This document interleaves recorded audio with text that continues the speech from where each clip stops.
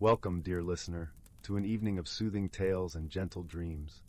As the stars twinkle softly in the night sky, let's set aside our worries and embrace the warmth of this moment. Relaxation is the key to sweet dreams, so allow your imagination to drift into whimsical worlds where anything is possible. Cozy up, get comfortable, and let the gentle narration carry you away to a place where peace and wonder await. Story 1. Once upon a star-swept night, beneath the vast canopy of cosmic wonders, two unlikely souls found themselves cast together across the endless expanse of the universe. The air was thick with the scent of ozone from distant nebulas, and the gentle hum of stardust whispered ancient secrets to those who dared to listen. Zylath was a Veniri, a gentle race of bioluminescent beings from the twin-sunned world of Venil. Her delicate tendrils shimmered with a soft blue incandescence, akin to the first light of dawn dancing on tranquil ocean waves as she drifted through the inky stillness aboard her crippled scout vessel. Born of radiant stardust, the Veniri navigated the celestial seas without need for the mechanized trappings of technology, guided only by their innate bond with the cosmos, a bond as old as the stars themselves. Across the starry divide soared Korpax, an arachnoid mechanic from the industrial planet Ekrazor 5. His lithe, multi-limbed form was a tapestry of interlocking alloy plates and whirring servo motors, glinting like polished steel under a distant sun. Unlike Zylath's ethereal kind, Korpax's species saw the universe as an intricate engine to be maintained and mastered through logic and calculation, each celestial body a cog in the grand machine of existence. When a freak plasma storm rippled across the cosmic stage, its vivid tendrils of energy clawed at their vessels. Zylath's mystical communion with the stars was no match for its disruptive ionic fury. Korpax's hyper-advanced ship also faltered, its systems overwhelmed by the storm's electromagnetic chaos, like a grand orchestra thrown into disarray. Zylath and Korpax found their crafts drawn inexorably into a nearby planet's gravity well, crash-landing mere star lengths apart on its desolate surface. A barren landscape that stretched endlessly under a sky painted with unfamiliar constellations. As Zylath's vessel split open like a scattered nebula, she tumbled from the wreckage in a dazed tangle of spectral tendrils. The air around her was laced with the acrid tang of scorched metal and the earthy musk of alien soil. She felt the weight of gravity acutely for the first time in her existence, a stark reminder of her newfound reality. Korpax emerged from his own twisted hulk, clacking mandibles, scanning his new environs like a mistrustful sensor array, his photoreceptors glinting with an unnerving precision as he surveyed the surrounding wasteland. Upon glimpsing Zylath, his primary photoreceptors narrowed in confusion at the translucent alien before him. A tremor of instinctual xenophobia rippled through his carapace as he regarded her strange, ethereal form, so unlike the cold, angular geometry of his mechanical world. Yet there was something in her eyes, a deep, abiding serenity, that made him pause. Zylath, too, felt a shiver of uncertainty as Korpax's multifaceted, inhuman visage met her bemused gaze. His sleek, angular geometries and cold, calculating presence were at stark odds with the Veniri's fluid, naturalistic ways. Despite their differences, however, hope blossomed within her infinite consciousness that perhaps this unlikely encounter concealed a greater purpose borne by the cosmic winds themselves. Though wary, the two survivors quickly realized the practical necessity of uniting their efforts if either was to have any hope of escaping this barren, unnamed world. The planet pulsed with an eerie silence, as if holding its breath in anticipation of their next move. Putting aside their misgivings, they began the arduous work of piecing together a makeshift communication code, their attempts punctuated by the distant rumble of tectonic shifts beneath their feet. Many cycles passed before they achieved even a rudimentary mutual understanding. But through earnest perseverance and growing empathy, they bridged the conceptual and linguistic chasms between their utterly divergent cultures. What had begun as an adversarial relationship between radically foreign beings slowly metamorphosed into the first fragile seedlings of comprehension and even kinship. In the quiet hours, under a sky ablaze with unfamiliar stars, they would share stories of their worlds, painting vivid pictures of bustling cities and serene landscapes with words and gestures. Despite their contrasts, Zylath and Corpax found unexpected commonalities in their shared dreams of exploration and their insatiable cosmic curiosity. The sleek mechanic's calculations and the mystic's intuitions also proved surprisingly complementary approaches to the increasingly complex challenges of repairing a hybrid craft from their battered wreckages. As they worked side by side, Zylath's tendrils danced with an ethereal glow, interweaving with the metallic sheen of Corpax's limbs in a dance of creation. They worked in concert, Corpax precision constructing a sturdy chassis and propulsion systems, while Zylath interwove her psychic energies through its crystalline power core, giving it a symbiotic, quasi-sentient existence. It was as if the very essence of their beings was being poured into this vessel, a testament to their resilience and newfound unity. Non-confrontational by nature, the gentle Veniri initially chafed at Corpax's brusque, no-nonsense manner, but she gradually came to appreciate the merit of his direct approach, keeping their shared efforts grounded in practicality. For his part, Corpax's inner world of pure calculation expanded, as Zylath introduced him to perspectives and spiritual dimensions his kind had long abandoned for the cold calculus of industry and empirical fact. Slowly, he learned to listen to the whispers of the universe, to see beyond the rigid confines of logic. One memorable night cycle, Zylath showed Corpax how to attune his mind to the cosmic music of the stars. As they lay on the cold, metallic surface of their half-repaired craft, the heavens above them alive with vibrant patterns of energy, Corpax experienced a sublime peace transcending the limits of mere logic and data streams. Two seemingly irreconcilable belief systems achieved inexplicable yet profound unity, weaving a tapestry of understanding that bound them closer than ever. Such deeply personal bonds only strengthened as the two endured one peril after another on the harsh planet, energy cyclones that threatened to rip their craft apart, acid rainstorms that pitted their very exoskeletons, treacherous geysers erupting like the breath of angry deities.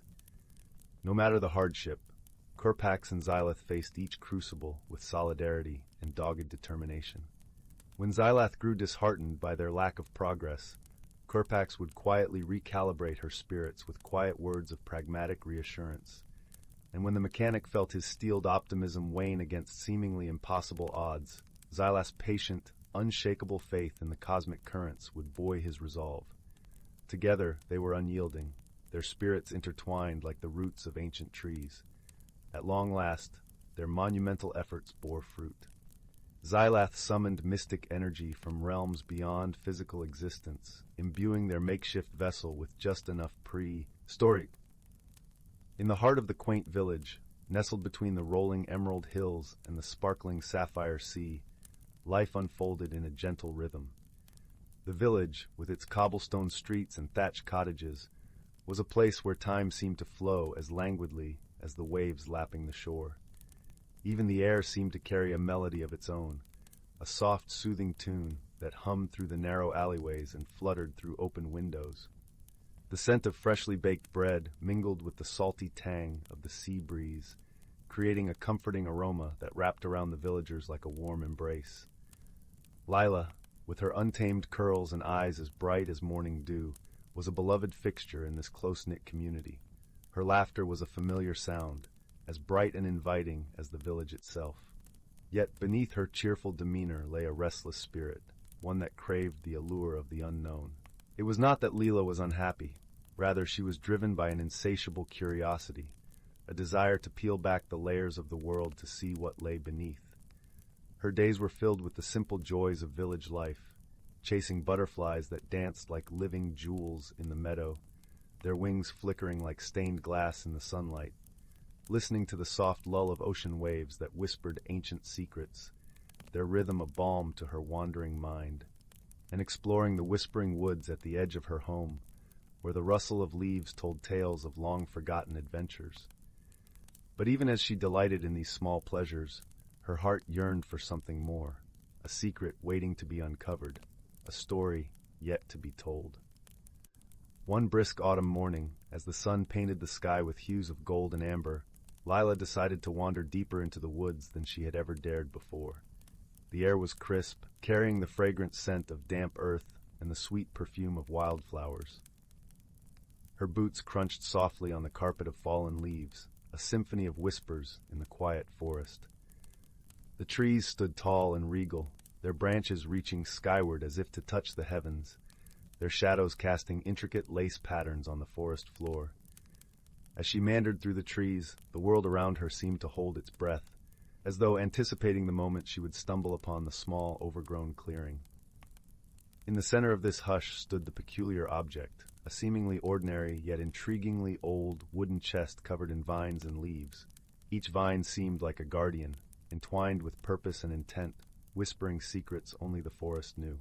Curiosity piqued, Lila brushed the foliage aside, her fingers trembling with anticipation, and gently opened the chest. Inside, she found a beautifully ornate mirror, its frame intricately carved with swirling patterns that seemed to dance in the dappled sunlight. The glass was so clear, it was as if she could see into another world. Carefully lifting it out, she felt a strange warmth emanating from it, as if it held a heartbeat of its own. As she gazed into the mirror, Lila noticed something extraordinary. The reflection was not of the clearing around her, but of a vast and vibrant garden filled with flowers she had never seen before. Flowers that shimmered like stars and sang the softest songs in the breeze. Entranced, she reached out to touch the glass, and as her fingertips brushed its surface, the garden seemed to bloom even more brilliantly, welcoming her with open arms. Stepping into this otherworldly realm, she found herself surrounded by the scents of jasmine and honeysuckle, their aromas weaving through the air like an intoxicating melody. The soil beneath her feet was soft and welcoming, and the colors around her were so vivid that they seemed to pulse with life. Lila felt as if she had stepped into a dream, a place where the boundaries of reality were blurred and anything was possible. Before she knew it, she was standing among the flowers, the air fragrant and alive with the sound of gentle laughter. Lila looked around and saw 3 figures emerging from the blossoms. The first was a tiny, wise old gnome with a beard as white as snow and eyes twinkling like the night sky. His name was Finn, and he greeted Lila with a nod of deep understanding. Beside him stood a graceful, ethereal fairy named Sylvie, her wings shimmering with all the colors of the rainbow. She flitted around Lila, leaving trails of sparkling light in her wake, her laughter as sweet as the wind chimes on a summer's eve. The third was a warm, gentle giant named Bram, with a heart as vast as the sea and a voice as soothing as a lullaby. "Welcome, dear Lila," Finn said in a voice that sounded like the rustling of leaves. "You have found the Mirror of Whispers, a gateway to our world, the Garden of Dreams. Here, each flower holds a secret, and each secret a story." Lila's eyes widened with wonder. "What am I to do here?" she asked, her voice a blend of excitement and awe. Sylvie fluttered closer, her wings casting playful shadows on the ground. "Every visitor to our garden has a quest, a journey of the heart. Yours is to find the flower of harmony, which blooms only once a century. It is said to hold the answer to a question you have yet to ask." Bram knelt beside her, his gentle eyes meeting hers. "But beware, dear Lila, for the garden is vast, and many paths lead to confusion. Yet, with kindness and wisdom, you shall find your way." And so, with Finn, Sylvie, and Bram by her side, Lila embarked on her quest. They wandered through fields of singing daisies, crossed streams that whispered tales of old, and climbed hills crowned with stardust. Along the way, they encountered friendly creatures, talking rabbits who offered riddles, and wise old owls who shared gentle advice. The garden revealed itself to be a place of wonder and introspection, each step bringing Lila closer to understanding herself. As she journeyed, Lila found herself sharing her own stories, tales of the village, the sea, and the woods. Her companions listened with rapt attention, their own stories weaving into the tapestry she was creating, each thread adding a new layer of depth to her understanding of the world. As the sun began to set, painting the garden in shades of twilight, Lila felt a tug at her heart. She realized the question she needed to ask was not about the garden's mysteries, but about her own heart's yearning. "Why do I feel this longing within me?" She whispered to her companions. Finn, with his wise smile, nodded knowingly. "The flower of harmony will bloom when you understand what you truly seek."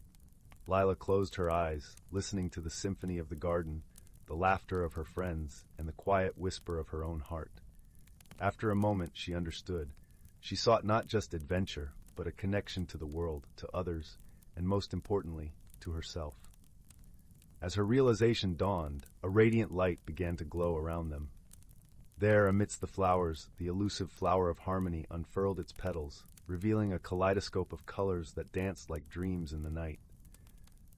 With a gentle touch, Lila caressed the flower, and a warmth spread through her, filling her with a sense of peace and belonging she had never known.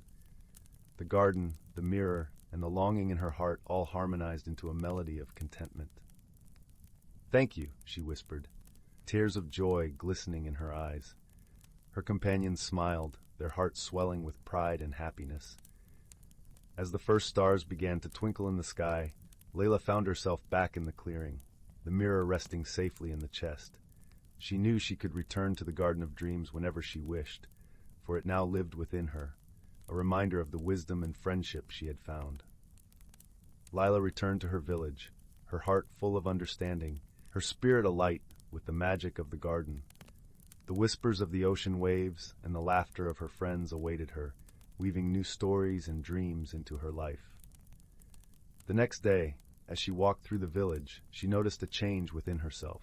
The longing that had once been a distant ache was now a gentle hum, a reminder of the connection she had found. She began to share her stories with the villagers, tales of the Garden of Dreams, of the wise gnome, the playful fairy, and the gentle giant. Her words wove a tapestry of wonder, enchanting all who listened. In time, the village itself seemed to transform, as if touched by the magic of Lila's tales. The villagers began to explore their own dreams and desires, emboldened by Lila's courage and the stories she shared. The cobblestone streets echoed with laughter, and the thatched cottages became havens of creativity and camaraderie. One day, as Lila sat on the village green, the children gathered around her, eager for another tale. "Tell us about the Garden of Dreams," they clamored, their eyes wide with anticipation. Lila smiled, her heart swelling with joy at their enthusiasm. She began her story once more, weaving her words into a tapestry of magic and possibility. As Lila drifted into a peaceful sleep one night, the mirror glowed softly by her bedside, a gentle promise that the wonders of the world, both seen and unseen, were always within reach, waiting to be discovered anew. And Leela knew that her journey was only just beginning, a continuous exploration of the heart and soul, a dance with the unknown that would forever enrich her life and the lives of those she touched. A few months later, during the annual Harvest Festival, the village was abuzz with excitement. Lila and her friends had organized a special event to celebrate the stories of each villager. As the sun dipped below the horizon, casting a golden glow over the fields, they gathered in the village square. Lanterns hung from the trees, casting a warm, inviting light over the scene. One by one, the villagers shared their tales, stories of bravery, love, and dreams. As Lila listened, she realized that each story, like a thread, wove into the fabric of their community, binding them together in a shared tapestry of life. Her heart swelled with gratitude and pride, knowing that the magic she had discovered in the Garden of Dreams had taken root in her village, blossoming into something truly beautiful and everlasting. But Lila's journey of discovery did not end there. As the festival continued, a mysterious traveler visited the village. His name was Elias, a storyteller from afar, who carried with him a satchel filled with scrolls and tales from distant lands. His presence stirred a familiar restlessness within Lila, a reminder of the vast world beyond her village. Elias, with his stories of far-off places and unknown wonders, captivated the villagers with his tales. Lila found herself drawn to him, eager to learn more about the places he had seen and the stories he had gathered. One evening, as the festival's festivities wound down and the stars began to twinkle in the evening sky, Lila approached him. "What brings you to our village, Elias?" she asked, her curiosity piqued by his tales. Elias smiled, his eyes reflecting the twinkling stars. "I wander from place to place, sharing stories and gathering new ones. Every village, every city has its own magic, its own tales waiting to be told. I came here because I heard whispers of a village where dreams and reality intertwine." Lila's heart skipped a beat. "The Garden of Dreams," she whispered, a smile playing on her lips. Elias nodded, recognizing the gleam in her eyes. "Yes, I've heard of it. A place where one finds not only adventure but also the truth of one's own soul." Together they sat under the starlit sky, sharing stories of their journeys and dreams. Lila realized that her heart's yearning was not only for adventure, but also for connection, for shared stories and woven dreams. In Elias, she found a kindred spirit, someone who understood the restless pull of the unknown, the thrill of discovery, and the warmth of shared tales. As the festival drew to a close, Elias gifted Lila a blank scroll, a symbol of the stories yet to be written, the adventures yet to be embarked upon. "May your journey be filled with tales of wonder and wisdom," he said, his voice a gentle echo of the night. With a heart full of gratitude and a spirit alight with possibility, Lila embraced the promise of new stories and adventures. The village, with its emerald hills and sapphire sea, remained her beloved home, but she knew that the world beyond held endless possibilities, just waiting to be discovered. And so, with the garden of dreams in her heart and the promise of new tales on the horizon, Lila's journey continued, a tapestry of dreams, stories, and endless wonder. Story 3. Once upon a time, in a village nestled at the foot of the misty mountains, where the air was always crisp and each breath felt like a sip of cool, clear water, there lived a young weaver named Marin. Her fingers danced with threads as if they were part of her own body, creating tapestries that seemed to tell stories of their own. Yet, despite her skill and the admiration of her neighbors, Marin felt a restlessness deep within her heart, as if the threads she wove were not just of fabric, but of her own unfulfilled dreams. The village was a place where the familiar was cherished and change came slowly, like the gentle flow of the river that wound its way through the valley. The shops in the village square echoed the same timeless rhythm, their wooden signs creaking softly in the wind, and the cobblestones worn smooth by generations of footsteps. The scent of freshly baked bread mingled with the earthy aroma of herbs drying in the sun, creating a comforting blend that filled the air. Marin loved her home, but found herself yearning for something she could not name. Her weavings, though beautiful, felt like echoes of something more profound she wished to express. One autumn evening, as the leaves blazed with shades of amber and gold, and the sun dipped behind the mountains, Marin sat by her loom, her mind tangled with thoughts. The room was warm with the scent of burning cedar, the fire casting flickering shadows that seemed to dance in time with her thoughts. The soft, rhythmic clatter of the loom was a familiar song, soothing and yet somehow unsatisfying. Suddenly a soft knock echoed from her door. Opening it, she found an old woman wrapped in a cloak the color of twilight. Her eyes sparkled like the stars just beginning to prick the evening sky. "I am Lyra." The woman introduced herself with a voice like the rustle of leaves. "I've traveled far and long, drawn by the song of your heart, Marin." Surprised, Marin invited her in, offering a seat by the fire that crackled warmly. The flames cast a golden glow upon Lyra's face, highlighting the wisdom etched into the lines of her skin. As they talked, Marin shared her feelings of being caught between contentment and a mysterious yearning for change. Lyra listened intently, her eyes never leaving Marin's face. "Sometimes," she said, "we must journey within to understand the changes we seek. Would you trust an old wanderer to guide you?" With a nod, Marin agreed, feeling a strange comfort in Lyra's presence. That night, Lyra wove a tale of a magical garden hidden deep within the forest, a place where one's true self could be revealed and where transformation awaited those who were brave enough to seek it. Intrigued and slightly apprehensive, Marin pressed for more details. Lyra spoke of the forest's depths, where ancient trees towered like silent sentinels, and the air was thick with the scent of moss and mystery. She described creatures of the woodland, elusive and wise, who would become Marin's silent companions on her journey. The next morning, wrapped in a cloak of her own and with a basket of provisions, Marin followed Lyra into the heart of the forest. Trees towered around them, their leaves whispering secrets in the gentle breeze. As they walked, the air grew fragrant with the scent of pine and earth, and shafts of sunlight danced through the canopy above, painting the ground with dappled light. The path was soft underfoot, a tapestry of fallen leaves crunching softly with each step. As they ventured deeper into the forest, Marin felt her apprehension give way to a sense of wonder.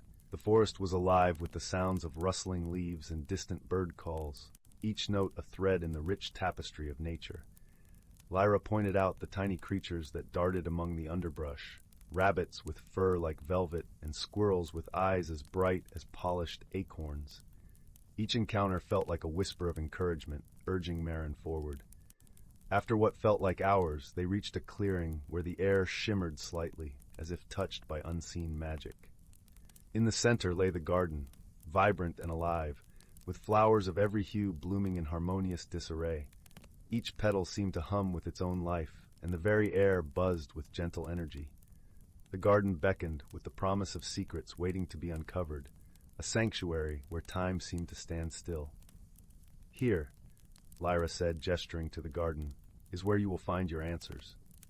Maren wandered through the garden, her senses awakening to its wonders. She knelt beside a cluster of iridescent bluebells, their sweet scent filling her with a sense of calm.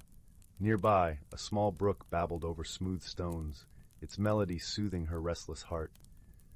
She listened to the symphony of birdsong, each note a reminder of life's simplicity and beauty. Days passed as Maren tended the garden, learning its rhythms and secrets.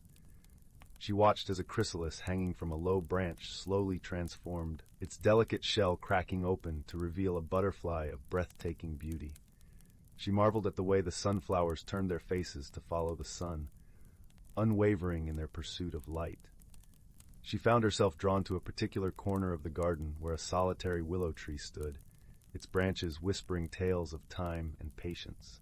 With each passing day, Maren felt a change within herself, a gentle unraveling of fear and uncertainty, replaced by a quiet strength and clarity. She realized that just as the garden thrived through cycles of change, so too could she embrace her own transformation. The garden's lessons were subtle yet profound, like the gentle lessons of a wise mentor. Lyra, ever watchful, guided Maren with wisdom born of experience. "The garden mirrors your journey," she explained one evening as they sat by a new fire. "It shows that change is not a force to be feared, but a song to be embraced."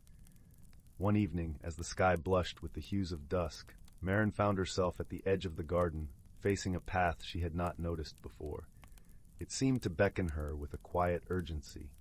Lyra watched her, a soft smile playing on her lips. "Sometimes the journey requires stepping beyond what is familiar," Lyra said, her voice a gentle nudge. With newfound understanding, Maren returned to her weaving, her fingers now guided by a deeper purpose. Her tapestries began to reflect the lessons of the garden, vibrant scenes of growth and transformation, each thread woven with intention and love. Her heart sang with the rhythm of the loom, and her soul danced with the colors that came to life beneath her fingers. When the time came for Maren to return to her village, she felt a sense of peace she had never known before. Lyra bid her farewell with a knowing smile, her work done, but her presence forever imprinted on Maren's heart. Maren knew their paths might cross again, as the forest was deep and its stories endless. Back in her village, Maren's tapestries told tales of her journey, inspiring others to look within and embrace the changes life offered. Her art became a bridge between the familiar and the new, a testament to the beauty of personal discovery. The villagers, once tentative, found themselves drawn into her stories, each tapestry a revelation of the world beyond and within. And so, in the quiet of her loom room, with the comforting hum of the spinning wheel and the warmth of the hearth, Maren wove not just with threads, but with the wisdom of the garden, a tapestry of life, ever-changing, ever-growing. Her work became a beacon of hope and transformation for her people, each piece a reminder of the magic that lay in the brave exploration of one's true self. As the village settled into slumber each night, the gentle glow from Maren's window reminded all who beheld it of the magic that lay in embracing one's true self. And in the stillness of those nights, the garden's magic lingered, a timeless whisper of transformation and inner peace. The village, once a place of unchanging routine, began to hum with the gentle promise of new beginnings, inspired by the quiet courage of a young weaver and the mysterious garden that had unlocked her heart. As she wove, Maren could feel the garden's presence, a constant reminder that life, like her tapestries, was a beautiful, evolving masterpiece. Story 4. In the quaint village nestled at the edge of a sprawling emerald forest, there lived a curious young girl named Lila. Each evening, as the sun dipped behind the distant hills and painted the sky in hues of lavender and rose, Lila would sit by her window and gaze longingly at the forest. Tales of its wonders whispered through the village like a soft breeze. Stories of glistening streams that sang and trees that whispered secrets to those who dared to listen. The village itself was a tapestry of cobbled streets and stone cottages, their chimneys puffing gentle wisps of smoke into the cool evening air. The scent of fresh bread and earthy herbs lingered, a comforting reminder of home. In the heart of this village, Lila's fascination with the forest was not just born of curiosity, but also a yearning for understanding. She often heard the villagers speak of the forest with a mixture of awe and caution. Her grandmother, wise and gentle, had once told her, "The forest holds many mysteries, my dear. It offers wisdom to those who seek it with a pure heart." These words echoed in Lila's mind, fueling her desire to discover the truths that lay hidden beneath the forest's verdant canopy. Lila's grandmother, a woman whose eyes held the knowledge of many lifetimes, had once been a traveler of the forest paths herself.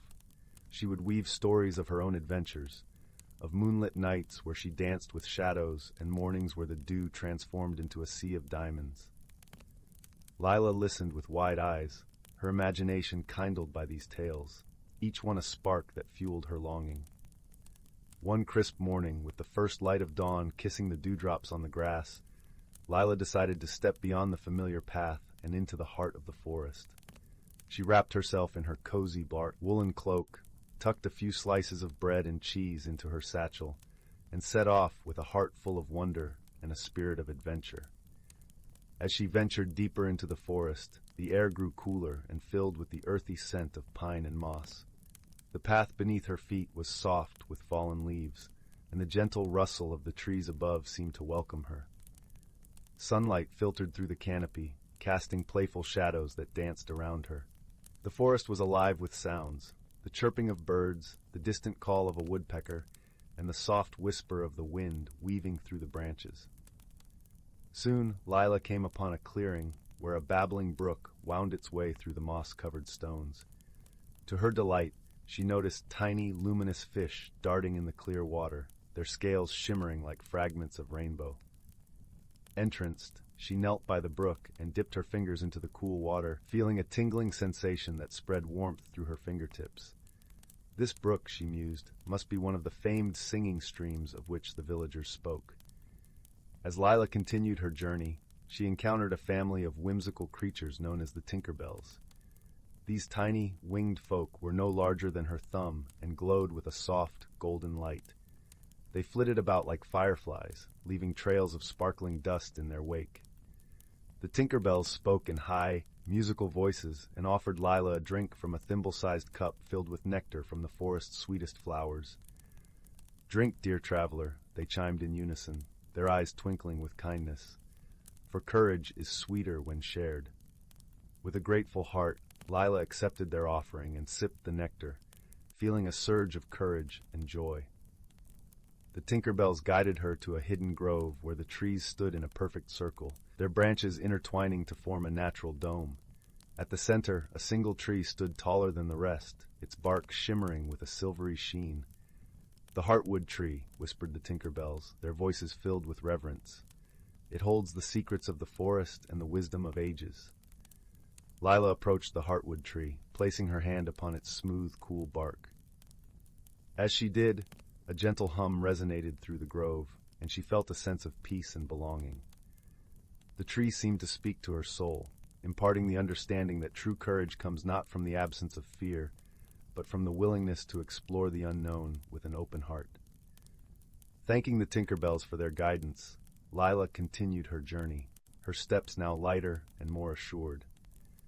Along the way, she encountered a playful fox with fur as soft as morning mist, who led her to a hidden meadow where wildflowers bloomed in a riot of colors. The fox, with eyes like amber jewels, taught her the names of the flowers and the secrets of their scents. In this meadow, Lila experienced a moment of profound connection with nature. She lay among the wildflowers, breathing in their sweet fragrance, and let her thoughts wander. She reflected on the bravery it took to step into the unknown, and how each step, while uncertain, led her to moments of beauty and revelation. This, she realized, was the essence of the forest's wisdom, the courage to embrace the mysteries of life. As she continued, Lila stumbled upon an ancient stone circle, partially hidden by thick vines. Intrigued, she paused to study the carved symbols, tracing them with her fingertips. The stones seemed to hum with a forgotten magic, a reminder of the deep-rooted history that intertwined with the forest's present.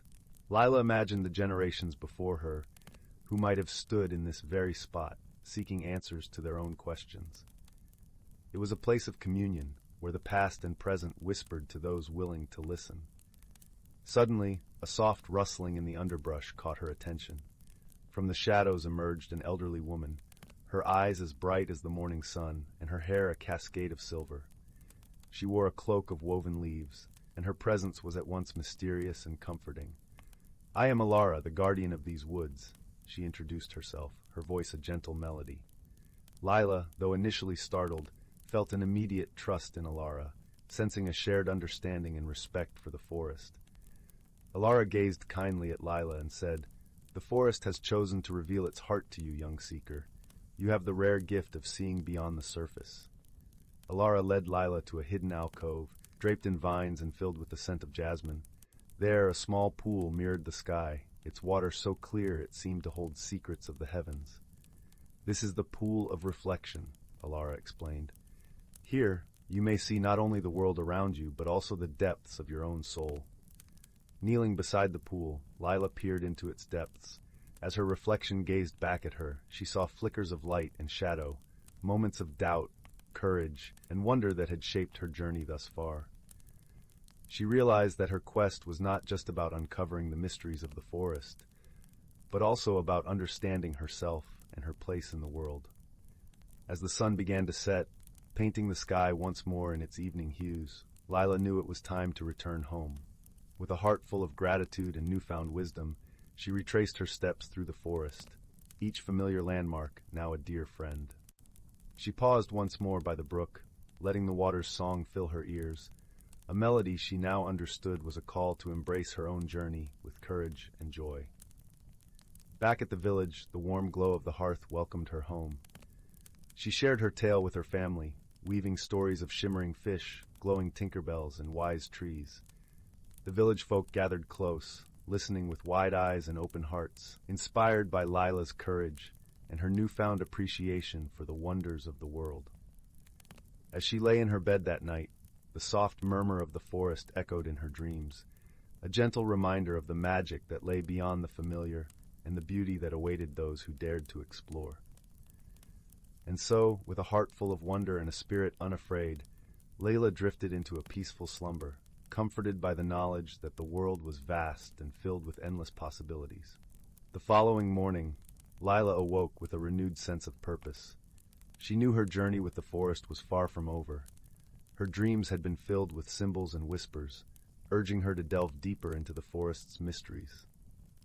There was a particular symbol, a spiral entwining with a star, that lingered in her mind. It was one she had seen etched into the stones of the ancient circle, and it pulsed within her like a heartbeat, calling her back to the forest. Determined, Lila sought out Alara. She found the guardian of the forest tending to a grove of young saplings, her gentle hands nurturing the fragile shoots. Lila approached, filled with questions about the symbol and its meaning. Alara smiled, her eyes twinkling with the light of ancient knowledge. "The spiral and the star," she mused, "are symbols of life's eternal journey and the guiding light within." Alara explained that the symbol represented a path of understanding, a journey not only through the forest but through one's own life. It was a reminder that within every heart lies a star, a beacon that guides through darkness and uncertainty. To truly understand the forest's wisdom, Lila needed to follow the symbol's path, tracing the spiral inward to discover her own light. With Alara's guidance, Lila embarked on this new quest, her heart filled with anticipation and wonder. She retraced her steps to the stone circle, where she began to notice subtle changes in the forest around her. The leaves seemed to whisper secrets in a language she was beginning to understand, and the forest creatures appeared as guides, each offering a piece of wisdom. In the days that followed, Lila's journey took her to places she had never imagined. She found herself standing before a waterfall that cascaded like liquid silver, its roar a symphony of nature's majesty. She met an ancient owl whose eyes mirrored the universe, and under its watchful gaze she learned to see beyond the immediate, to glimpse the threads of fate and possibility. With each step, Lila's understanding deepened. She realized that the forest was a mirror of her own soul, reflecting her fears, hopes, and dreams. It taught her that courage was not the absence of fear, but the embrace of it, and that true wisdom came from acknowledging one's own heart. One evening, as the sky blazed with the colors of a setting sun, Lila stood once more before the heartwood tree. She placed her hand on its bark, feeling its ancient pulse. The tree resonated with her own heartbeat, a rhythm that spoke of unity and connection. She understood then that the forest's secrets were not just hidden within its depths, but within herself. Returning to the village, Lila shared her revelations, her words imbued with the forest's magic. Her journey had transformed her, and her tales inspired others to seek their own paths, to explore the mysteries of their lives with courage and an open heart. Years passed, and Lila grew into a wise woman, her own eyes now reflecting the forest's wisdom. She became a storyteller, weaving tales of her adventures into the fabric of the village's lore. And though she often ventured into the forest, the spiral and the star remained within her, guiding her always. In the warm glow of the hearth, surrounded by those she loved, Lila knew that the forest's wisdom was not a destination but a journey, a never-ending spiral of discovery and growth. And so, with a heart full of wonder and a spirit unafraid, she continued to explore the endless possibilities of life, forever guided by the light of her own star. On a day when winter's chill began to retreat, Lila, now a grandmother herself, found herself telling stories to a new generation of curious children.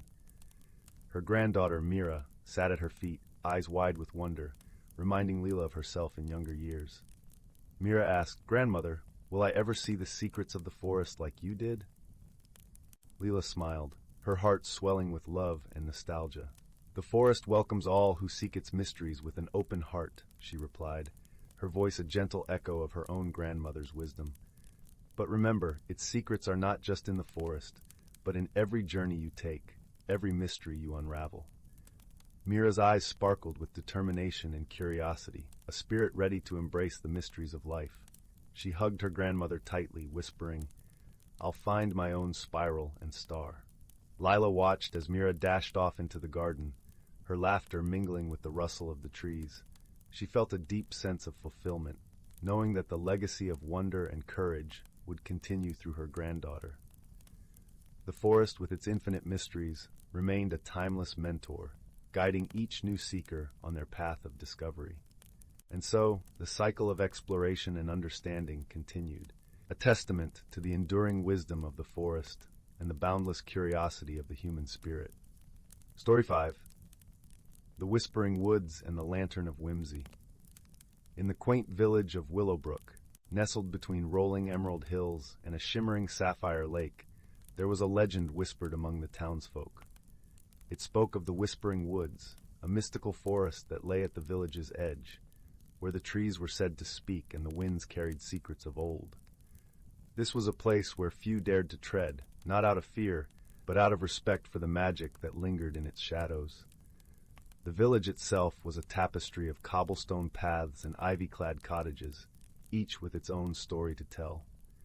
The air was perpetually scented with the aroma of fresh-baked bread and the crispness of the lake's breeze.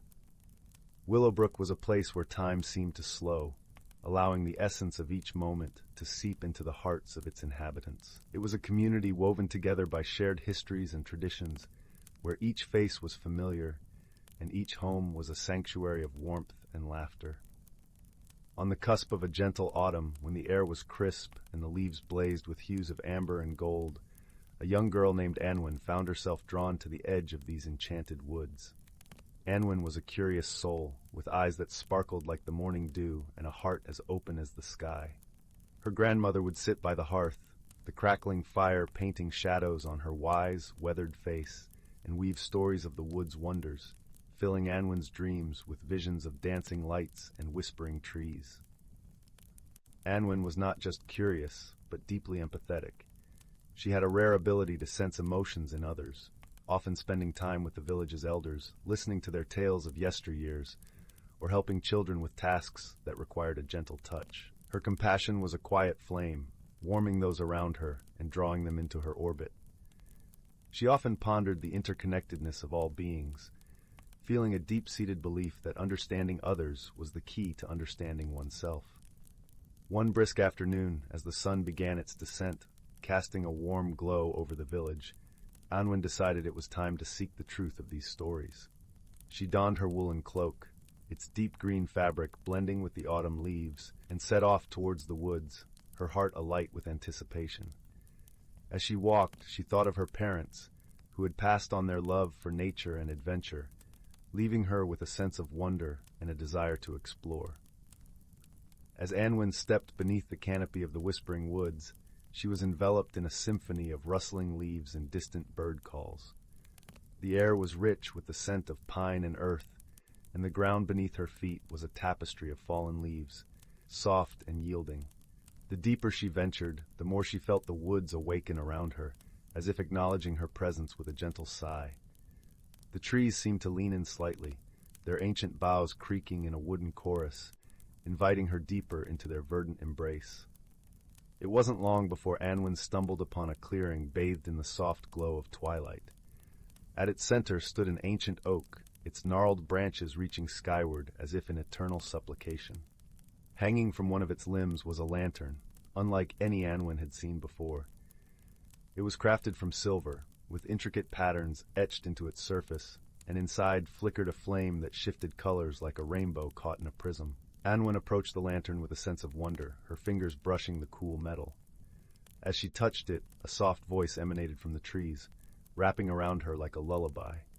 "Welcome, seeker of truth," it murmured. "You have found the Lantern of Whimsy, a beacon for those who seek to listen and learn." Startled, Anwen looked around, but saw no one. "Who speaks?" she asked, her voice barely a whisper. "We are the spirits of the woods," the voice replied, resonant and soothing. "We guard the secrets of this land and guide those who come with open hearts."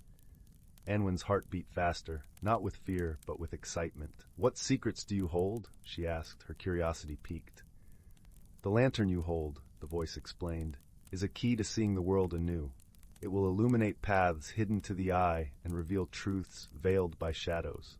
But it is only through kindness and understanding that its true magic can be unlocked." Determined to uncover the lantern's mysteries, Anwen nodded. "I wish to learn," she declared, her voice steady. "Then let your journey begin," the voice said, its words fading into the rustle of leaves. With the lantern in hand, Anwen set off deeper into the woods, its colorful light casting playful shadows that danced around her. As she walked, she noticed things she had never seen before: delicate mushrooms that glowed softly in the dark, streams that sang as they flowed over pebbles, and animals that watched her with wise, knowing eyes. Each discovery was a whisper of the world's hidden wonders, revealing a tapestry of life interwoven with magic. Days turned into nights, and nights into days, as Anwen traversed the forest.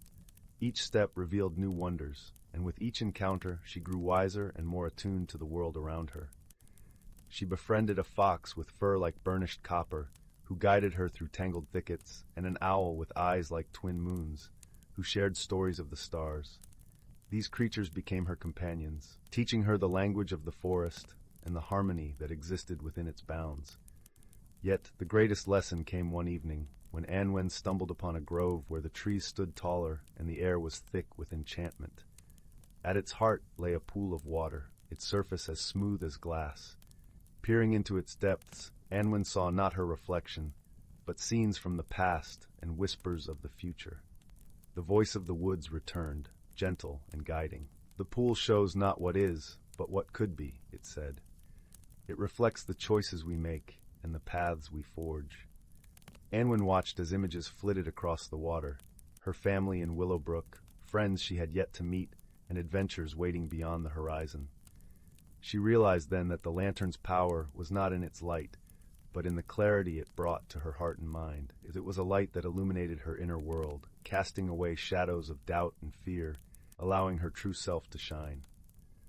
As Anwen continued to gaze into the pool, a sudden breeze rustled the leaves overhead, carrying with it a new scent, one of wildflowers and honey, reminiscent of her childhood summers. It was then she recalled a hidden nook by the lake, where she and her friends would gather to share stories and dreams. This memory unfurled in her mind like a cherished tapestry, reminding her of the bonds that had shaped her. The voice of the woods spoke once more, each word like a gentle embrace. Remember, Anwen, that the journey is as vital as the destination. Every step you take, every choice you make, forms the threads of your life's tapestry. Suddenly, a new scene flickered across the pool's surface, showing a younger Anwen with her grandmother, laughing and weaving wreaths of wildflowers under a summer sky. Her grandmother's voice echoed in her mind. Magic is not just in the woods, dear Anwen, but in the people we love and the dreams we dare to follow. The words resonated deeply within Anwen, reminding her of the love and wisdom that had shaped her journey. It was not just the lantern or the woods that held magic. It was the connections she made, the kindness she showed, and the courage to explore the unknown. She understood that her empathy and understanding were the true sources of her strength. "Thank you," Anwen whispered, her voice filled with gratitude. "I understand now. The true magic lies not in the lantern, but in the journey and the wisdom gained along the way." Resolved to share her newfound insights, Anwen lingered a little longer by the pool, contemplating the paths before her. As she sat, she felt the gentle presence of the woods enfolding her, a silent promise of guidance for the road ahead. On her way back, Anwen encountered an old traveler resting by a fallen log. His beard was silver like moonlight, and his eyes held the depth of countless journeys. He seemed weary but content, like a man who had seen much and understood even more. Anwen offered him water and shared some of her journey, her words flowing like the streams she had crossed. The traveler listened intently, a soft smile touching his lips. "The world is vast and full of wonders, young one," he said, "but the greatest of these lies within us. In every encounter, in every choice, we find a piece of our own story." His words lingered with Anwen as she returned to Willowbrook. Back in her village, she shared her adventures with her grandmother and friends, weaving tales of the whispering woods and the lessons she had learned. Her stories inspired others to seek their own paths, to listen with open hearts, and to embrace the magic of the world around them. As the years passed, Anwen grew into a wise and beloved figure in Willowbrook, her kindness and understanding touching the lives of all who knew her. The Lantern of Whimsy became a cherished memory, a symbol of her journey and the transformation it sparked within her. And so, the legend of the Whispering Woods and the Lantern of Whimsy lived on, a gentle reminder that the greatest adventures often lie not in distant lands, but within our own hearts, waiting to be discovered by those who dare to listen and learn. In the twilight of her years, Anwen often wandered back to the edge of the Whispering Woods, where the whispers of the trees seemed to echo the choruses of her life's journey. She would sit by the ancient oak, where the lantern once hung, and listen to the stories carried by the wind, a legacy of tales she had become a part of, and a tapestry of dreams yet to be woven. Her life had become a living testament to the magic she had found in the woods, a magic that transcended the physical realm and infused every moment of her existence with purpose and wonder. Anwen had learned that the lantern's glow was a reflection of her own inner light, a beacon that had guided her through the labyrinth of life, illuminating the beauty in every shadow. And so, under the watchful gaze of the moon, Anwen whispered her gratitude to the woods, knowing that even as her story neared its end, it would echo through the hearts of those she had touched, a never-ending melody of whimsy and wisdom. 6. In the heart of the Whispering Woods, where the trees swayed like dancers under the moonlight, there was a village known as Willowbrook. It was a quaint little place, cradled by gentle hills and murmuring streams, where the air was sweet with the scent of wildflowers and the sound of birdsong. The villagers lived in charming thatched cottages, their gardens brimming with colorful blooms and twinkling fireflies that danced in the dusk. Life in Willowbrook was usually peaceful and predictable, following the gentle rhythms of nature. Yet recently, something peculiar had started happening. Each morning, the villagers awoke to find their shoes mysteriously rearranged. Some pairs were tied together with ribbons, others were filled with fragrant pine cones, and a few were even found perched on the low branches of the nearby willow trees.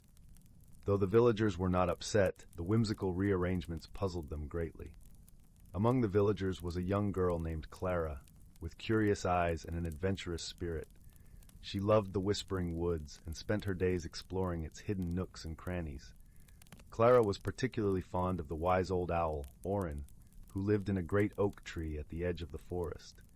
Orin had seen many seasons come and go, and his feathers were soft as moonlight. One sunny morning, Clara decided to seek Orin's counsel about the shoe mystery. She walked to the oak tree, her feet crunching on the path of fallen leaves, and called up to him. "Orin, wise friend, can you help us understand why our shoes are being rearranged each night?" Orin, who was just waking from his daytime slumber, blinked his large amber eyes and ruffled his feathers. "Ah, Clara," he hooted softly, "the forest has many secrets, and this one seems playful indeed. Let us observe and learn." With Orin's guidance, Clara decided to stay up one night to watch over the village. As the sun dipped below the horizon, painting the sky in hues of pink and gold, Clara settled in a cozy nook with a blanket around her shoulders. The night air was crisp, and the stars were like a sprinkle of diamonds across the inky sky. As the village grew quiet and the gentle lullaby of crickets filled the air, Clara watched intently.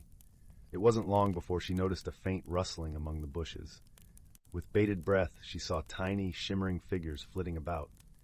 They were the woodland sprites, elusive and mischievous, known for their love of games and tricks. The sprites, with their delicate wings glowing like fireflies, were busy at work, moving the villagers' shoes with giggles and whispers. Clara couldn't help but smile at their playfulness. Understanding their nature, she knew they meant no harm. But how to communicate with them? The next morning, Clara shared her findings with Orin. The wise owl nodded thoughtfully and said, "Sprites are fond of stories and laughter. Perhaps if you share a tale with them, they'll be willing to listen." Inspired by Orin's advice, Clara spent the day crafting a story, one that would capture the sprite's imagination. That evening, she gathered her courage and, under the silver glow of the moon, she began to tell her tale, weaving words of adventure and friendship into the night air. The sprites, drawn by the melody of her voice, gathered around her, their eyes wide with wonder. Clara's story was filled with the sounds of the forest, the warmth of the sun, and the joy of companionship. When she finished, the sprites clapped their tiny hands, their faces alight with delight. "Kind sprites," Clara addressed them gently, "your games bring joy, but the villagers are puzzled. Could we perhaps find a way for your fun to continue without causing confusion?" The sprites chattered among themselves and, with a flurry of nods, agreed. They promised to leave behind little wooden tokens near the shoes they played with, as a sign of their friendly games. These tokens would reassure the villagers that the rearrangement was all in good spirit. True to their word, the next morning, the villagers found charming little tokens beside their shoes, tiny carvings of animals and leaves, each one unique. The mystery was solved, and the villagers were charmed by the sprite's creativity. From that day on, Clara often shared stories with the sprites, strengthening the bond between the villagers and the magical beings of the forest. The shoe arrangements continued, but now they were a welcome surprise, a reminder of the playful friendship that had blossomed between the humans and the sprites. And so, life in Willowbrook returned to its gentle rhythm, with a little extra magic in each step. The villagers went about their days with smiles, knowing that even the simplest of mysteries could be unraveled with kindness and understanding. As for Clara, she found joy in the stories she shared, her heart forever tethered to the enchanting world of the Whispering Woods. Story 7. In a quiet forest glade, where ancient trees stood tall and sunlight filtered through the canopy in dappled patterns, there lived a peculiar little creature called a woodland sprite. This particular sprite, whose name was Willow, was the keeper of a very special object, a glowing acorn that contained the essence of the forest itself. Willow was a mischievous sort, with twinkling eyes and a perpetual smile. She delighted in playing harmless pranks on the unsuspecting woodland creatures, like tying their tails together or hiding their favorite snacks. But her true purpose was far greater than merely causing merry mischief. You see, the glowing acorn was no ordinary acorn. It held the power to kindle new life in the forest, nourishing the plants and trees with its radiant energy. Whenever a part of the woodland fell into decay or grew sickly, Willow would cradle the acorn in her tiny hands, whispering ancient incantations that had been passed down through generations of sprites. The acorn would then release a burst of golden light, revitalizing the ailing flora with its rejuvenating magic. One crisp autumn morning, as Willow frolicked through the vibrant foliage, she noticed something amiss. A once mighty oak tree, whose branches had sheltered countless creatures over the centuries, was withering before her eyes. Its leaves had turned brittle and brown, and its bark was cracked and peeling. Willow knew she had to act fast. Clutching the glowing acorn to her chest, she scampered to the base of the oak and began her incantations. But to her dismay, the acorn's light flickered and dimmed, its power waning. Willow tried again and again, but the results were the same. The acorn could no longer fulfill its purpose. Distraught, Willow sought counsel from the wise old owl who lived in the hollowed trunk of a nearby tree. The owl listened intently as Willow recounted her plight, her large amber eyes filled with concern. "My dear Willow," the owl hooted solemnly, "the acorn's power is indeed fading, for it draws its strength from the very forest it protects. As the woodland grows weaker, so too does the acorn's magic." Willow's heart sank. "But what can we do? If the acorn loses its power, the forest will surely perish." The owl ruffled her feathers thoughtfully. "There is an ancient tale, passed down through generations of my kind, of a hidden realm deep within the heart of the forest. It is said that in this realm lies a sacred spring, whose waters possess unparalleled restorative properties. If you can find this spring and bathe the acorn in its waters, its power might be renewed." Willow's eyes widened with hope and determination. "Then I must embark on this quest at once. Please, wise one, tell me how to find this hidden realm." And so began Willow's extraordinary journey, guided by the owl's cryptic instructions and her own unwavering courage. She traversed winding paths overgrown with brambles, scaled towering cliffs, and navigated treacherous ravines, all the while clutching the dimming acorn close to her heart. Along the way, Willow encountered a menagerie of curious creatures, some friendly, others not so much. She befriended a kindly badger named Bramble, who aided her in navigating the perilous underground tunnels that led deeper into the forest's depths. Together they outsmarted a cunning fox who sought to steal the precious acorn and narrowly escaped the clutches of a territorial bear. As they delved deeper into the heart of the woodland, Willow and Bramble discovered a hidden world unlike anything they had ever imagined.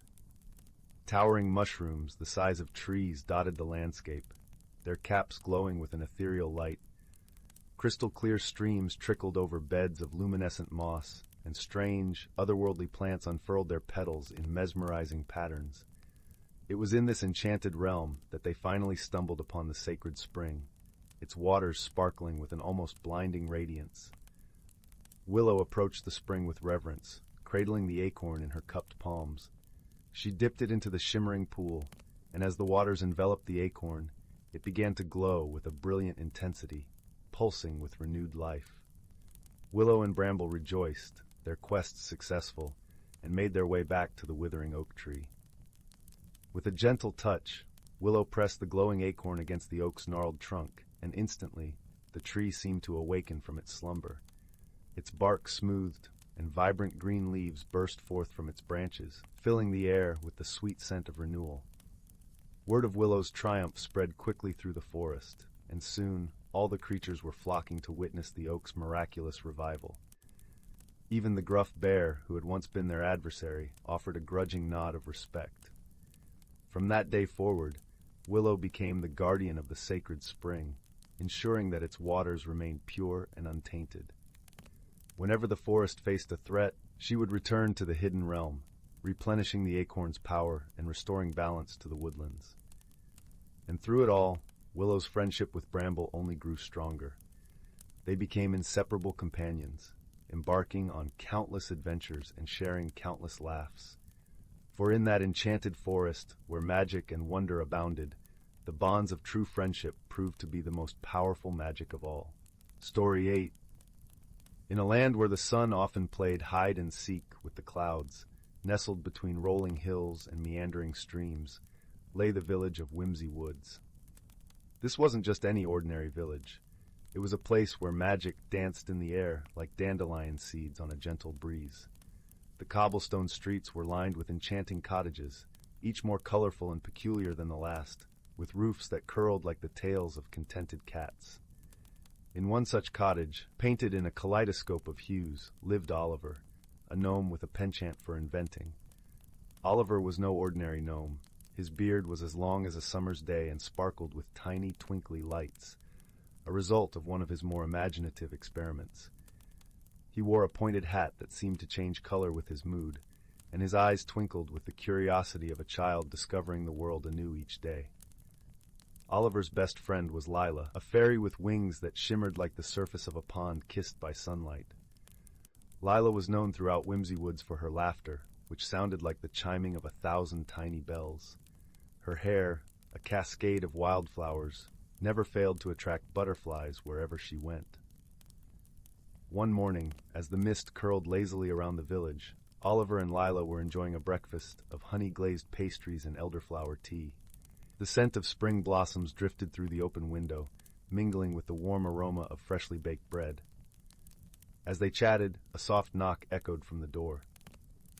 "It's probably Finnegan," Oliver mused, referring to the village's resident talking squirrel, known for his love of riddles and pine nuts. But when Lila opened the door, it wasn't Finnegan at all. Instead, a peculiar sight greeted them.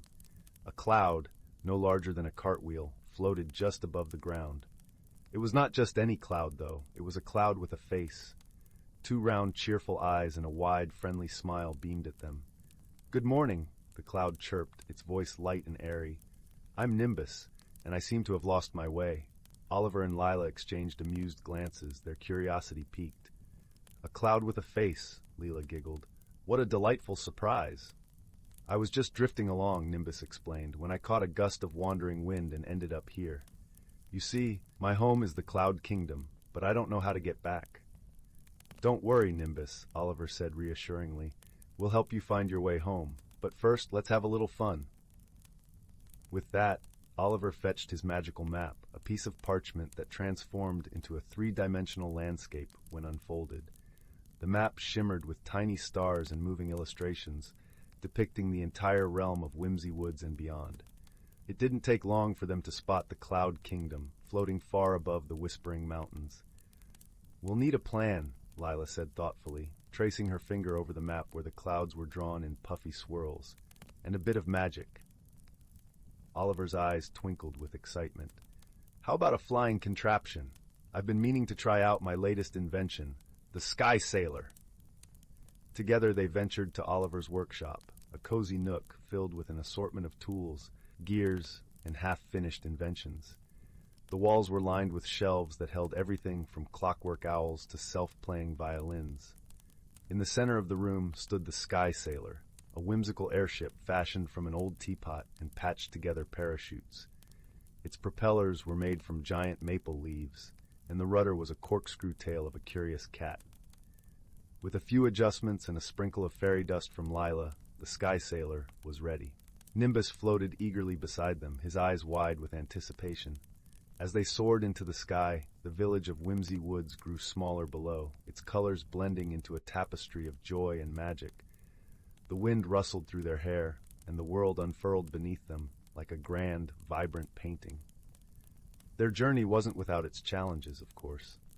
They encountered a mischievous gust of wind that tried to steer them off course, but Lila's quick thinking and a bit of fairy magic soon set them right. They sailed through a flock of giggling geese, who honked their encouragement as they passed. But the most unexpected moment came when they reached the edge of the Whispering Mountains. There, they discovered a rainbow bridge that led directly to the Cloud Kingdom, a bridge that only appeared when the sun and rain danced together in perfect harmony.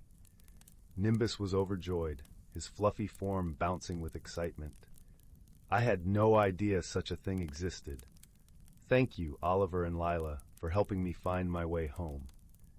As they crossed the Rainbow Bridge, they were greeted by the sight of the Cloud Kingdom, a wondrous realm where clouds shaped like castles floated majestically in the sky, their turrets draped in curtains of mist. The air was filled with the scent of fresh rain and the sound of gentle thunder murmuring like a lullaby.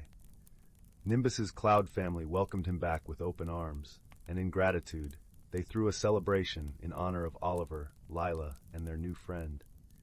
The clouds sang songs that echoed like the soft patter of raindrops, and they feasted on skyberries and cloud cream. Before long, it was time for Oliver and Lila to return to Whimsy Woods. Nimbus promised to visit them often, and as a token of friendship, he gifted them a small bottle of rainwater that always sparkled with rainbows. As the Sky Sailor glided back home, Oliver and Lila couldn't help but smile. They had set out to solve a magical problem and had embarked on an adventure filled with laughter, friendship, and unexpected discoveries. And so, in the village of Whimsy Woods, where the air was always tinged with magic and the days were bright with possibility, Oliver and Lila settled down for a peaceful evening.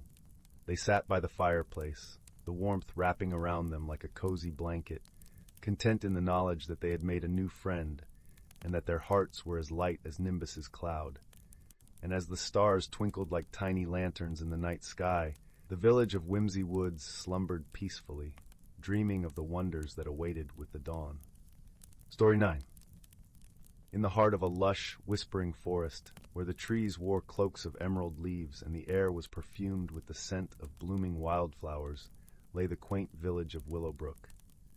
Willowbrook was a place where magic gently hummed in the background of everyday life, as comforting as the soft woolen blankets the villagers wove during the long, cozy evenings. The village nestled beside a serene lake that mirrored the sky, and at its edge, a grand oak tree stood sentinel, its branches stretching out like welcoming arms. In this tree, there lived a wise old owl named Oliver, whose feathers shimmered with hints of silver. Oliver was known for his deep knowledge of the forest and his knack for solving the small mysteries that occasionally puzzled the villagers. One crisp autumn evening, as the sun began to dip behind the velvet hills, casting a golden glow over the land, a peculiar thing happened. The villagers noticed that the sweet melody of the nightingale, which usually serenaded them at dusk, had gone silent. Instead, an unusual rustling and faint tinkling sounds echoed through the trees. The villagers felt a mild unease, like a missing piece in a familiar pattern. Curious and concerned, young Finn, a bright-eyed boy with a heart as big as his curiosity, decided to seek out Oliver the owl for guidance. Finn adored the forest and knew every twist and turn of its paths, but this mystery was beyond his understanding. With a determined stride, he made his way to the grand oak, its bark rough yet comforting under his touch as he climbed to Oliver's perch. "Good evening, Oliver," Finn greeted, his voice warm with friendship. "There's something strange afoot in Willowbrook.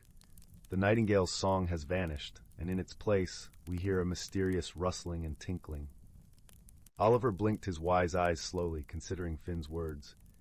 "Indeed, a curious occurrence," he hooted softly. "The forest seldom changes its tune without reason. Let us unravel this mystery together, shall we?" With Oliver perched on his shoulder, Finn descended the tree and set off through the twilight-kissed forest. The path was lined with moss that cushioned their steps, and the cool night air was alive with the scent of pine and earth. As they walked, the rustling grew clearer, mingling with the soft chiming sounds that seemed to come from all around them. Finn paused, closing his eyes to focus on the sounds. "It's as if the forest is trying to speak to us," he mused aloud. "Perhaps," Oliver replied, his voice a gentle rumble, "we must listen with more than just our ears." Finn opened his eyes, nodding thoughtfully. Together, they ventured deeper into the woods, where the canopy of leaves formed a starry tapestry above. There, in a small clearing bathed in moonlight, they discovered the source of the sounds. A gathering of tiny creatures, no taller than a blade of grass, was bustling about. These were the Glimmerfolk, known for their shimmering wings that caught the light like 1,000 tiny rainbows. They were busily arranging delicate silver bells on the branches of a small tree. The Glimmerfolk paused in their work, turning to Finn and Oliver with bright, curious eyes. The leader, a particularly radiant Glimmerfolk named Lys, fluttered forward. Welcome, travelers, Lys chimed, her voice as melodious as the bells. We mean no harm.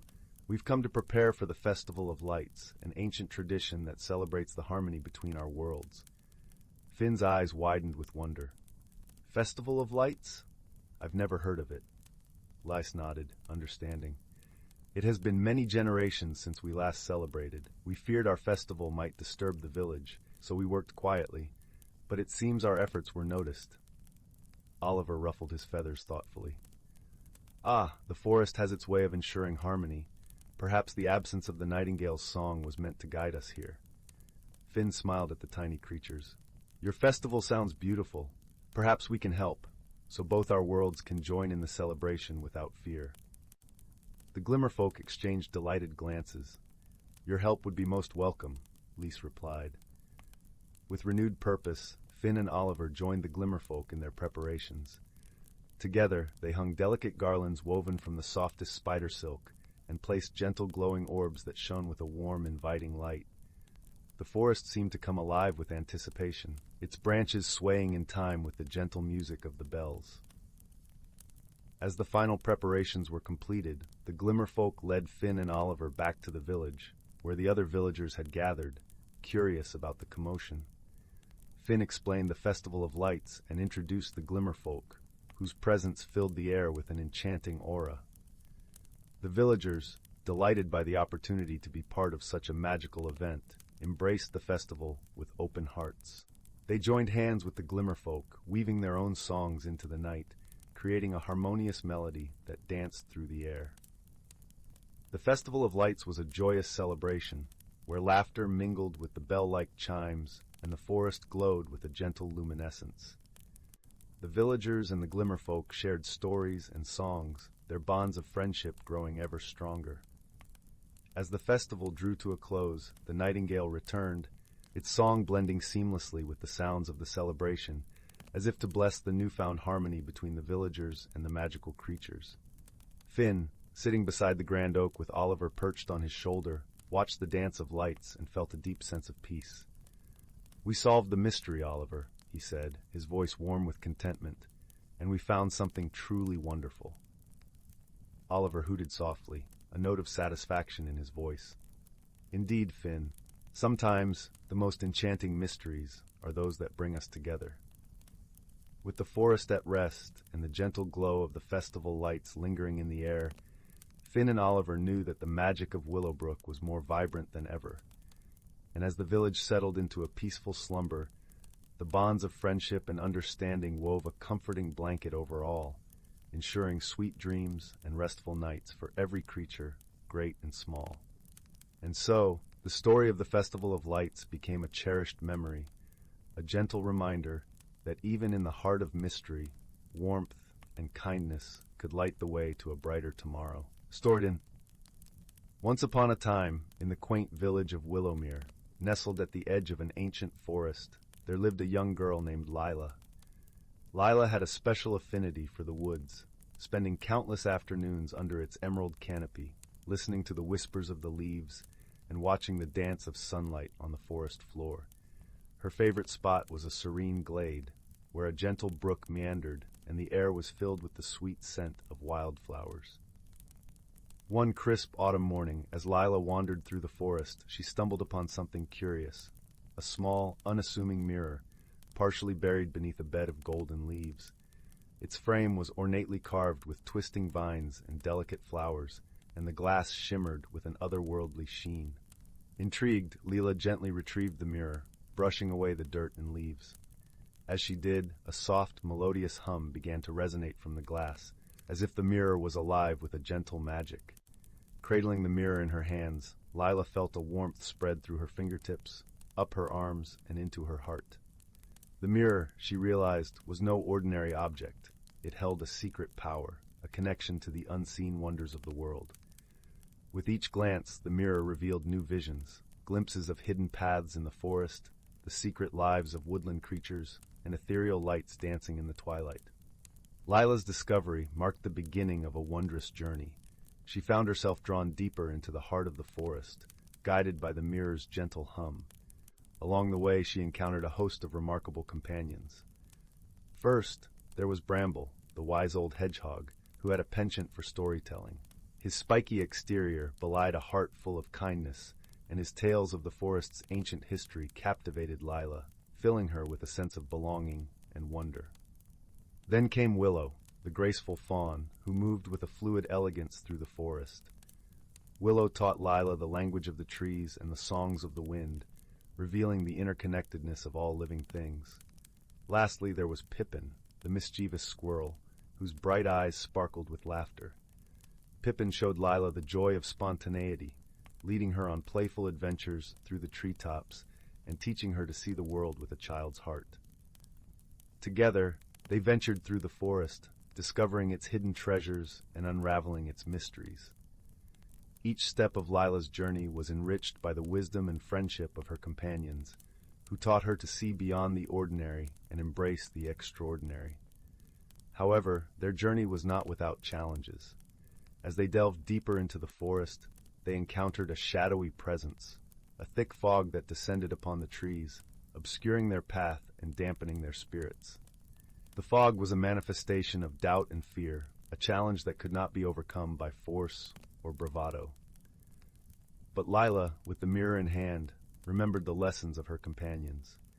She knew that the key to dispelling the fog lay not in fighting it, but in understanding it. As she gazed into the mirror, she saw reflections of her own fears and uncertainties, the doubts that clouded her heart. With a deep breath, Lila closed her eyes and listened to the hum of the mirror. She allowed herself to feel the warmth of its magic, the love and wisdom it had shared with her. Slowly, she opened her heart to the fog, acknowledging her fears and letting them drift away like leaves on the wind. As she did, the fog began to lift, revealing the forest in all its splendor. The sunlight poured through the canopy, casting shimmering patterns on the ground, and the air was filled with the sweet song of birds.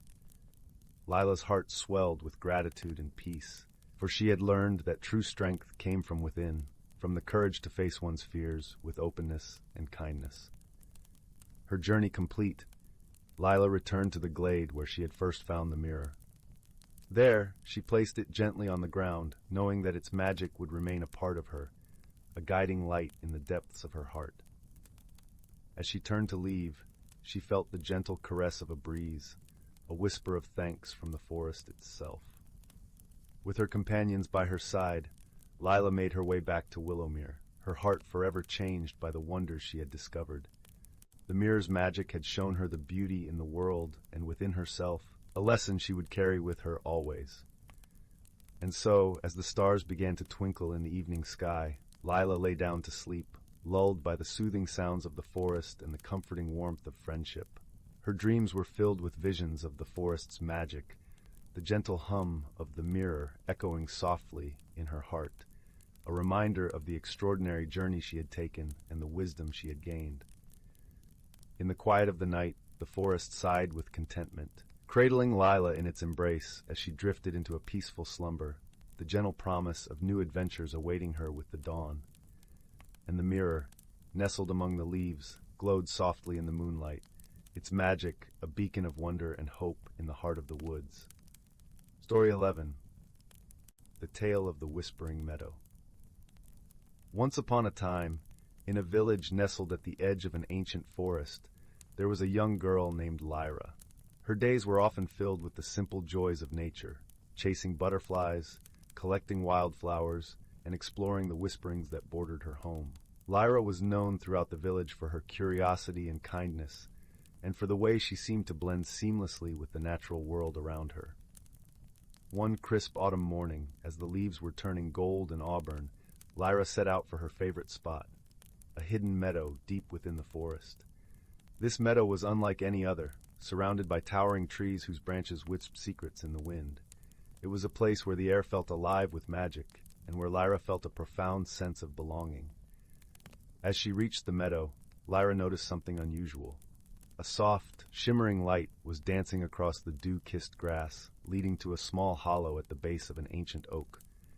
Intrigued, she approached the hollow and found a peculiar object, a pendant shaped like a teardrop, made of crystal that glimmered with an inner light.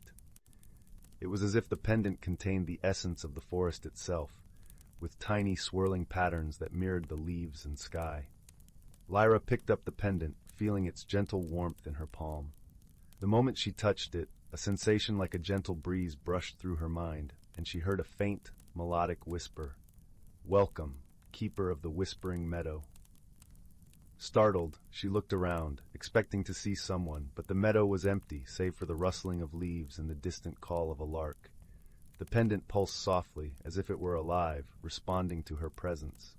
Lyra decided to wear it, feeling a deep connection to the delicate piece of jewelry. As the days turned into weeks, Lyra noticed changes in herself. Her senses became more acute. She could hear the whispers of the trees and feel the heartbeat of the earth beneath her feet. She realized that the pendant had granted her a unique ability to communicate with the hidden world of the forest.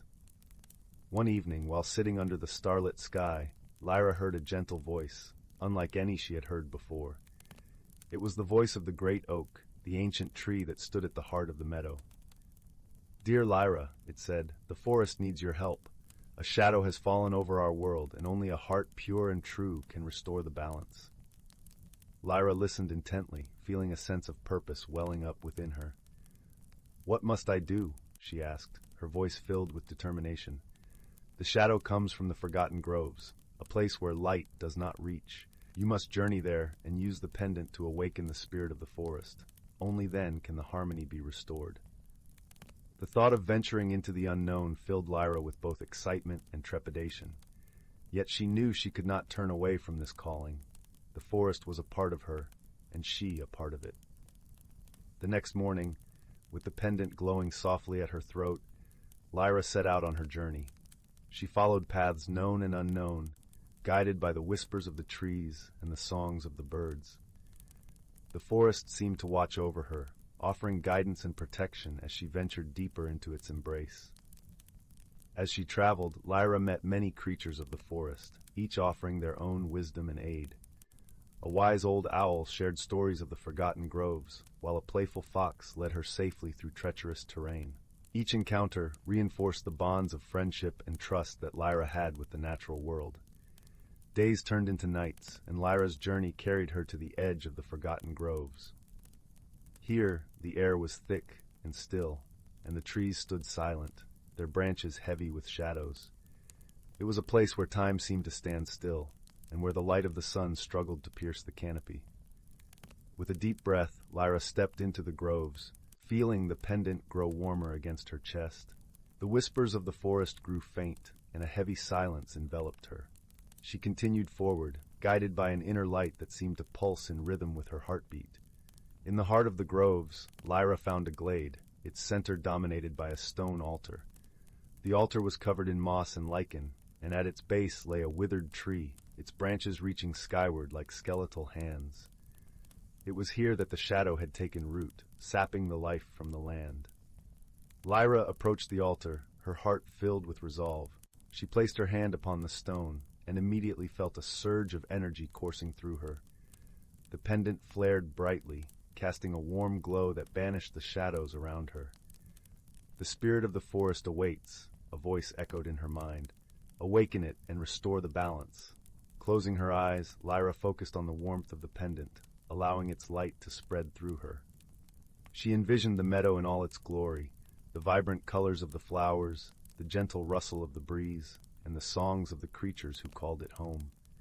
As her vision grew clearer, she felt the presence of the forest spirit, a being of immense wisdom and kindness. The spirit's voice was soft yet powerful, resonating in her very soul. "Thank you, dear Lyra, for your courage and your heart. Together, we shall restore what has been lost." With the spirit's guidance, Lyra channeled the pendant's light into the withered tree, filling it with warmth and life. Slowly, the branches began to bloom, vibrant leaves unfurling in a cascade of green. The shadows retreated, chased away by the light of the pendant and the renewed spirit of the forest. When Lyra opened her eyes, she found herself surrounded by a transformed grove. The trees stood tall and proud, their leaves shimmering in the dappled sunlight. The air was alive with the songs of birds and the gentle hum of insects. The balance had been restored, and the forest was whole once more. Exhausted but elated, Lyra returned to the meadow where the great oak awaited her. "You have done well, dear Lyra," it intoned, its voice filled with warmth and gratitude. "The forest shall thrive thanks to your courage and compassion." Lyra smiled, feeling a deep sense of fulfillment and connection to the world around her. The pendant still pulsed gently at her throat, a reminder of the bond she shared with the forest. As the sun dipped below the horizon, casting the meadow in a golden glow, Lyra lay beneath the great oak, listening to its whispered songs. Her journey had changed her, deepening her understanding of the world and her place within it. She had learned that true strength lay not in power, but in the kindness and wisdom of the heart. And so, Lyra's tale became a cherished story in the village, a reminder of the magic that lay hidden in the world and the power of friendship and courage to overcome even the darkest shadows. As the stars twinkled above, Lyra drifted into a peaceful slumber, cradled by the whispers of the meadow and the gentle embrace of the forest she had saved. Story 12. Once, in a quaint village, nestled between rolling hills and whispering woods, there was a small, unassuming shop known as Whimsical Wonders. The shop, with its creaky wooden sign swaying gently in the breeze, was filled with all manner of peculiar trinkets and treasures. The villagers often passed by, casting curious glances through its foggy windows, but only a few dared to venture inside. One misty morning, a young boy named Oliver found himself standing before the shop's bright red door. Oliver was a curious soul with eyes that always seemed to be searching for something just beyond the horizon. He had heard whispers of the shop's mysteries, and, driven by an unexplainable tug at his heart, he pushed open the door. A soft chime echoed as he entered, and a delightful aroma of lavender and aged parchment filled the air. The shop was dimly lit, with shelves towering high above, crowded with items that seemed to hum with secret stories. As Oliver wandered through the aisles, his fingers grazed over shimmering stones, peculiar clocks with backward-moving hands, and books whose pages turned themselves. It was amidst this enchanting chaos that Oliver's gaze fell upon a dusty old compass lying on a velvet cushion. Its brass casing was tarnished, and the glass face was slightly cracked, but something about it called out to him. He picked it up, feeling its cool weight in his palm. As he did, the needle spun wildly before coming to a sudden stop, pointing not north, but towards the back of the shop. Intrigued, Oliver decided to follow where it led. He weaved through the labyrinth of shelves until he reached a small, hidden door. Pushing it open, he found himself in a cozy, lantern-lit room where an elderly man sat behind a cluttered desk. His eyes twinkled like stars as he looked up from a leather-bound book. "Ah, young Oliver," the man greeted warmly, as if he had been expecting him. "I see you found the compass of whimsy." Oliver blinked in surprise. "But how do you know my name?" The old man chuckled softly. "Names are like echoes in this shop. They linger in the air. Now, what brings you to my little corner of the world?" With a gentle curiosity, Oliver explained how the compass had guided him. The old man listened intently, nodding along, his long white beard bobbing with each motion. "This compass," he said, "is no ordinary one. It doesn't point to places, but to possibilities, to paths unseen and adventures untold." Oliver's heart fluttered with excitement. "What kind of adventures?" The old man tapped the book before him. "That, my dear boy, is for you to discover. The compass will guide you, but remember, the journey is not about the destination. It's about the wisdom gained along the way." With that, Oliver tucked the compass into his pocket, thanked the old man, and stepped out into the crisp morning air, feeling a newfound sense of purpose. The compass's needle quivered, then pointed towards the edge of the village, where the forest stood like a silent sentinel. As Oliver made his way into the woods, he marveled at the vibrant tapestry of greens and browns, the sunlight filtering through the leaves like liquid gold. The forest was alive with the sounds of chirping birds and rustling leaves.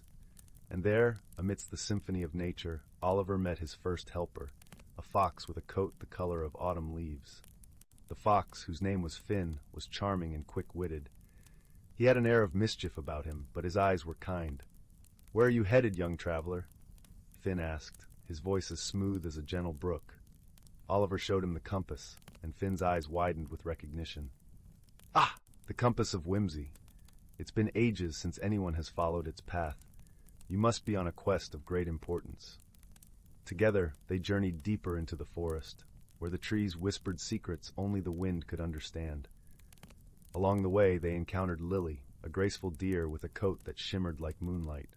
Lily was wise and gentle, her presence a balm to any weary soul. She listened to Oliver's story and offered her guidance, her voice as soft as a lullaby. With Finn's cunning and Lily's wisdom, Oliver felt emboldened. The compass led them to a clearing where an ancient oak stood, its gnarled branches reaching like arms towards the sky. At its base was a riddle carved into the bark, a challenge that could only be solved with keen insight. The riddle spoke of time and patience, of seeing not with the eyes but with the heart. Oliver pondered its meaning, feeling the weight of the task before him. He closed his eyes, letting the sounds of the forest envelop him, and in that moment of stillness, the answer came to him like a gentle breeze. Together they deciphered the riddle, and the oak revealed a hidden path that led to a glade bathed in soft, glowing light. In the center of the glade was a pool, its waters shimmering with colors that danced like rainbows. Oliver knelt by the pool, gazing into its depths. The compass, warm in his hand, pointed towards the water, and as he peered closer, he saw reflections not just of himself, but of dreams and hopes, of paths he had yet to walk. It was then that Oliver understood the true magic of the compass. It wasn't about finding a place, but about discovering the endless possibilities within himself. The journey had taught him to trust in friendship and the wisdom of those around him, to see the world not just with his eyes, but with his heart. With a heart full of gratitude, Oliver thanked Finn and Lily for their companionship. The fox bowed with a playful flourish, while Lily dipped her head in graceful acknowledgement. They knew their paths would part, but the bond they had forged would remain. As Oliver made his way back to the village, the compass nestled safely in his pocket. He felt a warmth spreading through him, a sense of belonging to a world brimming with wonder. The journey had changed him, not by leading him to a new place, but by revealing the magic that lay within. That night, as he lay in bed, the gentle croon of the forest still echoing in his ears, Oliver fell asleep with a smile on his lips. He dreamed not of destinations, but of endless journeys, of paths yet to be discovered, and the gentle wisdom whispered by the world around him. And so, in the quiet corners of whimsical wonders where stories linger like the scent of lavender, another tale was woven into the tapestry of time, a reminder that the true magic of life lies not in the places we go, but in the journey itself. Story 13.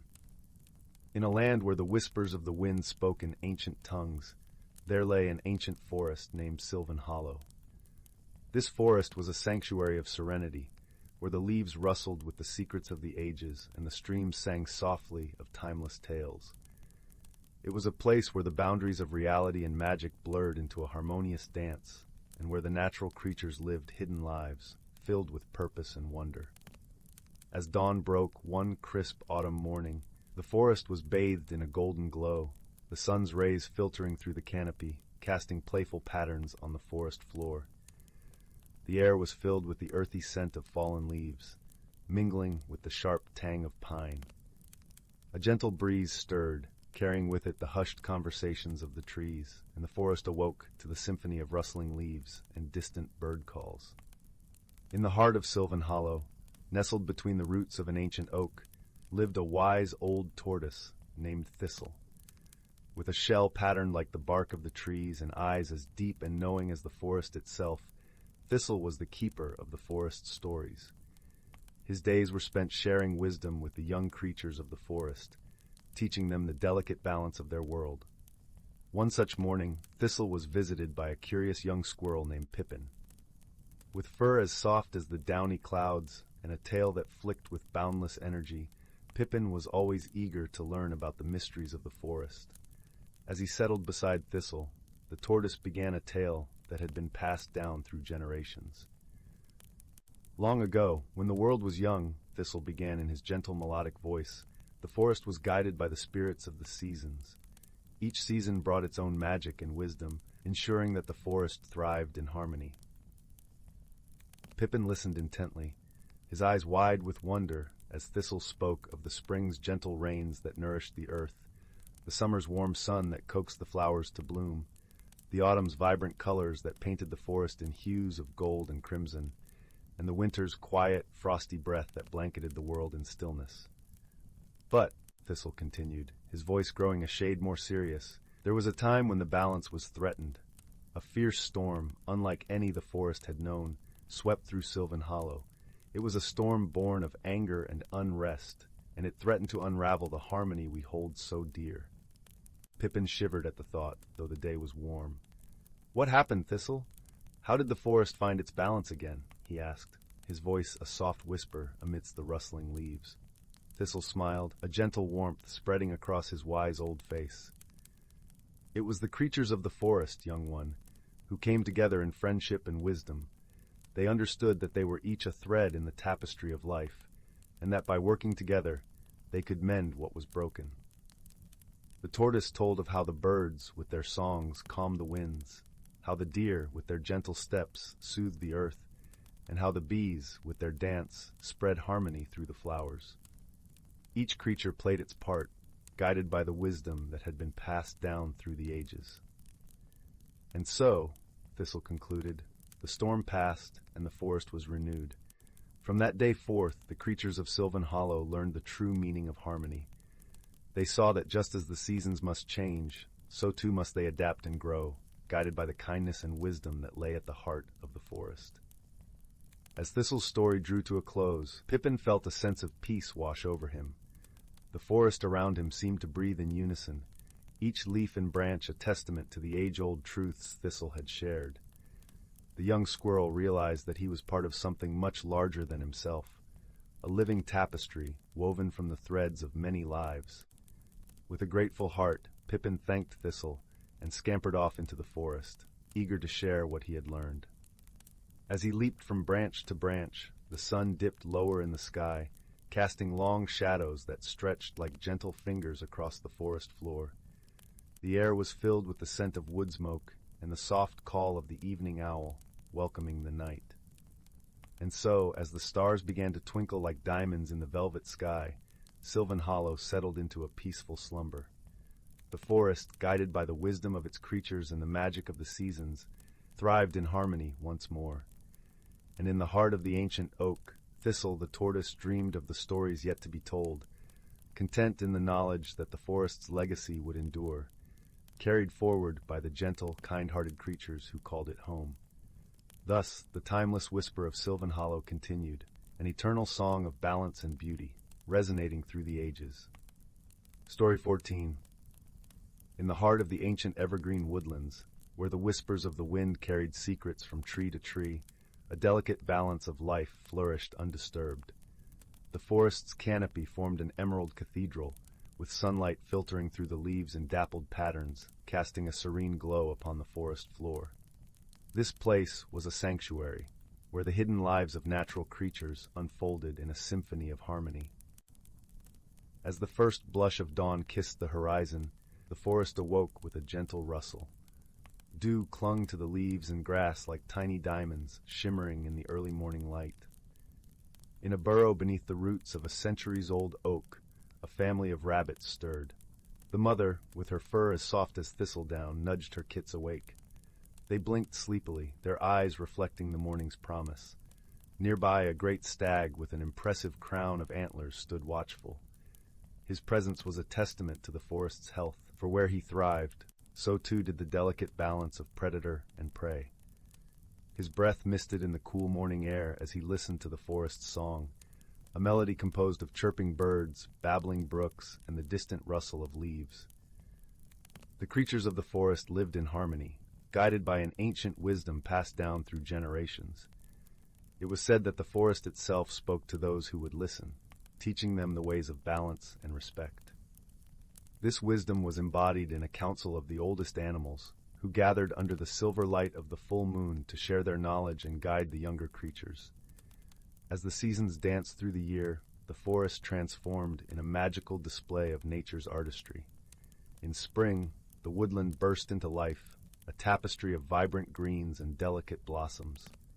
The air was filled with the sweet scent of new growth, and the gentle hum of bees. Summer followed, draping the forest in warmth and light, the leaves a deep, rich green that whispered secrets to the wind.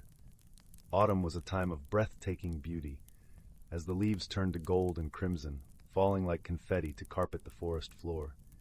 The air grew crisp, carrying the earthy fragrance of fallen leaves and ripe berries. It was a time for gathering, as creatures stored food and shared stories of the past to prepare for winter's embrace. Winter arrived with a quiet majesty, cloaking the forest in a blanket of snow. The world was hushed, the only sound the occasional crack of ice in the frozen streams.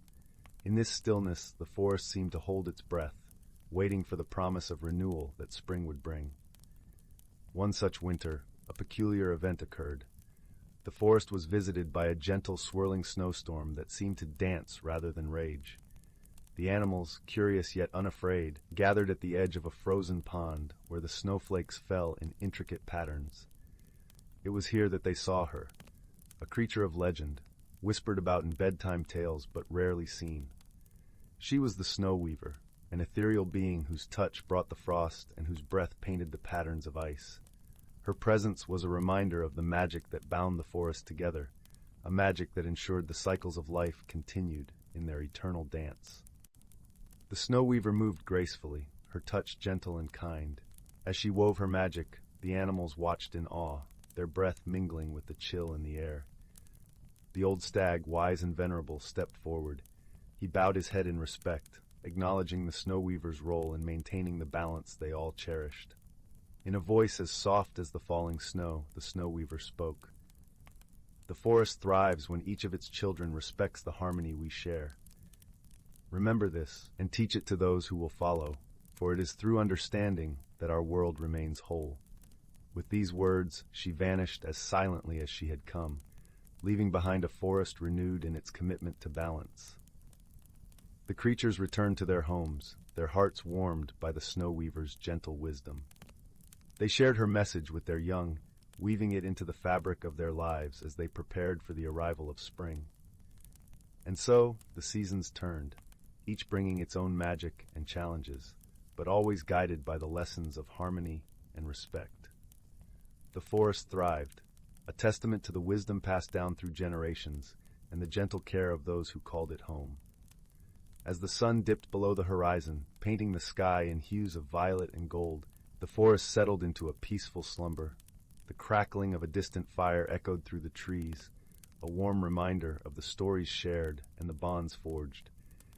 And in the heart of the forest, the Snow Weaver's legacy lived on, a comforting presence that whispered promises of balance and renewal to all who listened. Story 15. In a forest where the whisper of leaves spoke the language of the wind, and the gentle babble of brooks sang the songs of ages, lived creatures whose lives were entwined with the rhythm of the earth itself. This forest, vast and seemingly boundless, was known as the Everglade Woods, a place where time wove its web slowly, and every tree, stone, and stream had its story. Within the heart of this verdant expanse stood an ancient oak, its limbs wide and welcoming, its trunk thick with the lines of centuries past. Beneath its generous boughs lived a family of rabbits, their fur as soft as the downy moss that blanketed the forest floor. The eldest rabbit, called Bramble, had seen many seasons come and go. His eyes were as wise as the moonlit skies, and his heart beat with the gentle knowledge of the forest's secrets. Bramble gathered his family around him as the first hints of autumn began to paint the leaves in shades of amber and crimson. The air was crisp, carrying with it the scent of earth and the distant promise of winter. Sitting under the protective canopy of the oak, Bramble prepared to share with his family the stories handed down through generations, tales of harmony and balance that were the very essence of the Everglade Woods. "Listen closely," Bramble began, his voice as soothing as the rustling of leaves in a gentle breeze. "This forest is more than just our home. It is a living tapestry of life, woven with threads of magic and nature. Every creature here, great or small, has a role to play, and it is through understanding and respect that we live in harmony." As Bramble spoke, the young rabbits nestled closer, their eyes wide with wonder. The forest around them seemed to lean in, listening to the ancient tale. "Long ago," Bramble continued, When the world was still young, the seasons were in disarray. Spring would linger too long, and summer would arrive in a blaze of heat, leaving little time for the cool relief of autumn or the quiet rest of winter. The creatures of the forest were troubled, Bramble said, his voice a gentle murmur like distant thunder. Without balance, life struggled. It was then that the great spirits of the forest came together to restore harmony. The spirit of spring, with her cloak of blossoms, spoke first, pledging to bring life and renewal. The spirit of summer, with his golden crown, promised warmth and bounty. The spirit of autumn, draped in leaves of every hue, vowed to prepare the world for rest. And the spirit of winter, cloaked in snow, assured all of the peace and quiet needed to begin anew. The spirits agreed to share their gifts, each taking their turn, ensuring that every creature and plant had what it needed to thrive. And so, the cycle of seasons was born, a cycle that guides us even today. As Bramble's tale unfolded, the air seemed to shimmer with a magical glow, as if the very essence of the spirits was present in the world around them. The gentle rustle of leaves became a symphony of whispers, and the babbling brook sang a lullaby that soothed the soul. But remember, Bramble cautioned, harmony is not just about the seasons. It is about how we treat each other, how we respect the land we live on, and how we understand the roles we each play in this great dance of life. The young rabbits nodded, their hearts swelling with the wisdom of Bramble's words. They understood that their small lives were part of something much larger, a beautiful and intricate web of existence that connected them to every creature in the forest. As the sun dipped below the horizon, casting the world in a soft, golden light, Bramble concluded his tale with a gentle reminder. We are all caretakers of this forest. It is our duty to listen to its needs, to protect its beauty, and to ensure that its magic endures for generations to come. The rabbits settled down for the night, their dreams filled with images of spirits and seasons, of dancing leaves and gentle snows. And as they slept, the Everglade woods sang its ancient lullaby, a song of harmony and peace that echoed through the ages, a promise of balance that would forever bind the creatures of the forest to the land they loved so dearly. In this tranquil haven, where magic and nature intertwined with every breath, the hidden lives of the forest creatures continued, each day a testament to the enduring power of wisdom, friendship, and the eternal dance of the seasons. And so, the story of the Everglade woods lived on, whispered through the leaves, carried on the wind, and held in the hearts of all who called it home. Story 16. Once upon a dreamy twilight, when the forest was alive with the song of evening crickets, a young deer named Lila ventured deeper into the ancient woods than she had ever gone before. The world around her glowed with a soft, golden light, as if the setting sun had left traces of its warmth upon every leaf and twig. As Lila walked, her delicate hooves made barely a whisper against the plush carpet of moss and fallen leaves. She could smell the rich, earthy scent of decaying wood, mingled with the sweet fragrance of wildflowers swaying in a gentle breeze. High above, birds chirped their final melodies of the day before retreating to their nests for the night. Lila's large, inquisitive eyes darted this way and that, taking in the wondrous sights of this untamed realm. Towering oak and maple trees stretched their branches towards the dusky sky, their bark gnarled with age and wisdom. Scattered among them stood tall, slender birches with trunks as white as freshly fallen snow. In a small clearing, Lila caught a glimpse of movement that made her pause. A stream trickled over a bed of smooth river rocks, and perched upon one of them was a sleek river otter grooming its glossy fur. The otter looked up at Lila with bright, intelligent eyes before slipping back into the water with barely a ripple. Enchanted, Lila continued onwards until she reached the bank of a wide, mirror-like lake. Stars had begun to twinkle in the deepening sky above, their reflections dancing across the glassy surface of the water. As Lila bent her head to drink, a series of pale, glowing lights suddenly began to drift up from the depths of the lake. Lila's breath caught in her throat as the ethereal lights took the form of willowy sprites, spirits of the forest waters made visible only on the most magical of nights. They glided through the air in an intricate, wordless dance, their illuminated forms leaving trails of stardust in their wake. A deep, rumbling chuckle made Lila turn to see a massive brown bear emerge from the tree line.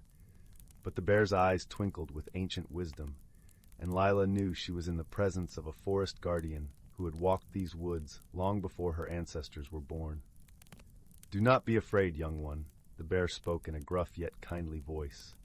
"The water sprites appear on the night of the first frost to remind us all of the delicate balance that exists between every living thing in this forest." As if on cue, a light dusting of frost began to form on the ground around them, glistening like diamonds in the starlight. The sprites' dance intensified, celebrating the arrival of the cold season in a breathtaking display of natural magic. "We all have our roles to play in maintaining the harmony of these sacred woods," the bear continued sagely. "The sprites welcome the winter and ensure the lake waters do not freeze solid, preserving life beneath the surface. The trees rest and conserve their energy to awaken again in the spring. And we animals must take only what we need to survive from the generous bounty of the forest." Lila understood then that she was part of something far greater than herself, an intricate web of life where each strand was vital and precious. As the first frost settled upon her velvety coat, she made a silent vow to forever honor the ancient balance through her own actions. When at last the ethereal sprites had completed their ritual and faded back into the lake, the great bear turned and melted once more into the shadows of the forest. Lila made her way home in peaceful reverence, the wise creature's words echoing like a treasured melody in her heart. From that night onwards, Lila saw the hidden magic woven through all of nature's designs. She watched in wonder as birds crafted intricately woven nests to shelter their fragile eggs in the spring. In summer, she marveled at the industrious labor of bees transferring pollen from blossom to blossom. The vivid colors of the autumn leaves were like a fiery celebration before the deep slumbers of winter. And on each inaugural night of frost, when the veil between the seen and unseen grew thin once more, Lila would return to the shores of the mystic lake. There she would bear witness to the sublime dance of the water sprites, reinforcing the timeless wisdom that all life is intrinsically connected in one great, ineffable cycle of renewal and rebirth. Story 17. In the heart of an ancient forest, where the whispering leaves spoke in languages older than time, there lay a hidden glen known only to those who called the wild their home. This glen, cradled by towering oaks and blanketed in a soft emerald moss, was a place where the natural world breathed in perfect harmony. Every morning, as the first light of dawn kissed the dewdrops that clung to the spiderwebs, a gentle breeze would stir through the trees, carrying with it the sweet scent of pine and the earthy aroma of damp soil. In this serene sanctuary, the creatures of the forest began their day, moving in rhythms as old as the cycles of the moon. Among these creatures were the wisest of them all, the great owl, whose eyes held the secrets of the ages. Perched high upon a gnarled branch, he surveyed his domain with a gaze that missed nothing. His plumage, a tapestry of earthy browns and grays, shimmered delicately in the dappled sunlight. He was the keeper of stories, a guardian of wisdom passed down through generations. As the sun rose higher, it warmed the backs of sunning turtles by the stream and coaxed the sleepy flowers to open their vibrant petals. The bees, busy with their noble task, hummed a song of diligence, darting from blossom to blossom, their tiny wings a blur of gold and black. Among the flowers, the foxgloves swayed gently, as if bowing in agreement to the bees' industrious tune. It was in this peaceful tableau that a young squirrel named Pippin found himself pondering the mysteries of his world. With a coat the color of autumn leaves and eyes as bright as polished chestnuts, Pippin was known for his curious nature. Today, his mind was full of questions about a curious phenomenon he had observed, the changing of the seasons. "Why does the air grow cooler and the days shorter?" he mused aloud, his voice a soft whisper against the rustling leaves.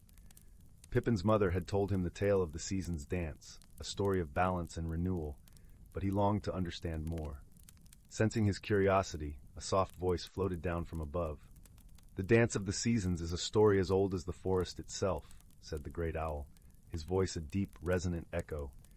"It is a tale of harmony, a balance that must be maintained." Pippin's ears perked up, and he scampered to the base of the tree, looking up at the wise owl. "Will you tell me the story, Great Owl?" he asked, his eyes wide with anticipation. With a gentle nod, the Great Owl began. Long ago, when the world was still young, the spirit of the forest wove a tapestry of time, a cycle of seasons, each with its own magic. Spring, with its breath of renewal, brought life to the sleeping earth. Summer's warmth nurtured growth and abundance. Autumn painted the world in gold and crimson, a reminder of the beauty and change. And winter, with its quietude, wrapped the forest in a blanket of rest and reflection. As the Great Owl spoke, Pippin could almost see the seasons unfolding before him, a vivid dance of colors and sensations. He felt the soft kiss of spring rain, smelled the sweet perfume of summer blooms, heard the rustle of autumn leaves, and shivered at the crisp bite of winter's breath. But as with all things, the Great Owl continued, balance is key. The creatures of the forest, like the seasons, must respect this balance to thrive. For when one takes too much or gives too little, the harmony is broken. Pippin nodded thoughtfully, understanding that he too was a part of this delicate balance. "And what of the magic, Great Owl?" he asked. "Where does it come from?" "The magic is in us all, young one," replied the Great Owl. "It flows through the roots of the trees, the currents of the streams, and the very air we breathe. It is the spirit of the forest, a gift from the earth that binds us together." Pippin felt a warmth spread through him, a connection to the world around him that he had never noticed before. He thanked the Great Owl for sharing his wisdom and scampered off to share his newfound understanding with his friends. As the days passed, Pippin began to notice the ways in which the creatures of the forest contributed to this balance. He watched as the beavers built their dams, creating serene pools that provided homes for fish and amphibians. He marveled at the way the birds spread seeds, ensuring the renewal of the forest each spring. Inspired by what he learned, Pippin decided to play his part in maintaining harmony. He gathered nuts and seeds, planting them in the rich soil, knowing they would one day grow into mighty trees. His small efforts were soon joined by those of his friends, each contributing in their own way to the well-being of their home. And so the forest thrived, a testament to the power of harmony and friendship. The seasons continued their dance, bringing with them the magic of change and renewal. And in the heart of the glen, the creatures of the forest lived in peace, guided by the wisdom of the Great Owl and the spirit of the forest that united them all. As the sun dipped below the horizon, casting the forest in a warm golden glow, the Great Owl watched over his beloved glen. He knew that the wisdom of the ages would continue to be passed down, a living thread that connected the past with the present and the future. And in that moment, as the stars began to twinkle in the velvet sky, the ancient forest breathed a sigh of contentment, wrapped in the gentle embrace of nature's enduring harmony. Story 18. In the heart of an ancient forest, where the tallest trees brushed the heavens and the roots whispered secrets of old, a gentle symphony of life thrummed beneath the canopy. The air was sweet with the scent of pine needles and earth, mingling with the fresh, crisp aroma of morning dew. This was a place where the natural world and magic danced together in a timeless ballet, nurtured by the whispers of the wind and the songs of the streams. Among the inhabitants of this enchanted forest was a small, wise fox named Fen. His fur was a soft russet, blending seamlessly with the autumn leaves that blanketed the forest floor. Fen had lived many seasons, and his heart was attuned to the rhythm of the woods. He was known among the creatures as a guardian of harmony, a role bestowed upon him by the ancient spirits of the forest. In this woodland realm, the creatures had long upheld a delicate balance, each playing their part in the grand tapestry of life. The deer pruned the undergrowth, allowing young saplings to stretch towards the sun. The bees, with their gentle hum, flitted from flower to flower, ensuring the forest was painted in the vibrant hues of blossoms. Even the mighty oak, with its gnarled branches, sheltered countless lives within its embrace. One crisp morning, as the first light of dawn painted the sky in hues of pink and gold, Fen set out on his usual patrol. The forest was waking, and the air was filled with the melodious chatter of birds. As he trotted along a well-worn path, Fen noticed something unusual, a patch of the forest that seemed to be wilting, its vibrant greens and golds muted and listless. Concern tugged at his heart. for Fen knew that such a change could ripple through the forest, upsetting the delicate balance. He paused, his keen eyes observing the drooping ferns and the soil, which lay dry and cracked. As he pondered the cause, a soft rustle announced the arrival of his dear friend, Ira the owl. Ira, with her feathers as white as freshly fallen snow, landed gracefully on a nearby branch. Her eyes, wide and wise, reflected the morning light as she surveyed the scene. "Something troubles you, old friend?" she hooted softly, her voice as soothing as a lullaby. Fen nodded, his gaze still fixed on the wilting plants. "The forest speaks of imbalance, Ira. We must find the root of this discord before it spreads further." Ira tilted her head, considering his words. Perhaps the answer lies with the ancient willow by the river. Her roots run deep, and she has witnessed many seasons. Together, they set off towards the river, the path winding through sun-dappled clearings and beneath towering firs. The forest around them buzzed with life, each creature carrying out its daily tasks, unaware of the silent plea for help echoing through the woods. They arrived at the riverbank, where the waters glistened under the sun's gentle caress. Here stood the willow, her branches trailing in the water like a veil. Her bark was etched with the wisdom of ages, and her leaves whispered secrets to the river's song. Fen and Era approached with reverence, bowing their heads in greeting. The willow's voice, soft and melodic, resonated from the rustling of her leaves. "Welcome, my dear ones," she murmured, her tone as timeless as the forest itself. "You seek answers." Fen stepped forward. "Great Willow, the forest is wilting in places, its harmony disturbed. We come to seek your wisdom." The willow swayed gently, her branches casting dancing shadows on the ground. "Ah, the seasons shift, and with them the balance of nature. This is the time when the earth sighs deeply, preparing for the slumber of winter. Yet, it seems the rains have not come as they should, held back by unseen forces." Era fluttered her wings, her eyes bright with understanding. Could the winds have grown lazy, or perhaps the clouds have forgotten their task? The willow chuckled softly, the sound like a brook tumbling over stones. "Indeed, there is magic in the air, a magic tied to the heart of the forest. The dance of the elements must be performed to awaken the winds and beckon the rains." Fen's ears perked up at this, curiosity twinkling in his eyes. "The dance of the elements? A ritual of old," the willow explained, "an offering of harmony, where each creature contributes to the symphony of the forest. It must be led by one who understands the heartbeats of all living things." Fen and Ira exchanged a glance, a silent conversation passing between them. They knew the task at hand and the leader it required. "We will gather the creatures and perform the dance," Fen declared, determination warming his voice. "The forest shall sing once more." With a nod of gratitude to the willow, Fen and Ira set off to rally the forest's inhabitants. As they moved through the woodlands, they spoke to the deer, the rabbits, the birds, and even the smallest insects. Each was given a role, a note to play in the symphony that would call the rains. As the sun dipped below the horizon, casting the world in a gentle twilight, the creatures gathered in a wide clearing. The air was filled with anticipation and a quiet resolve.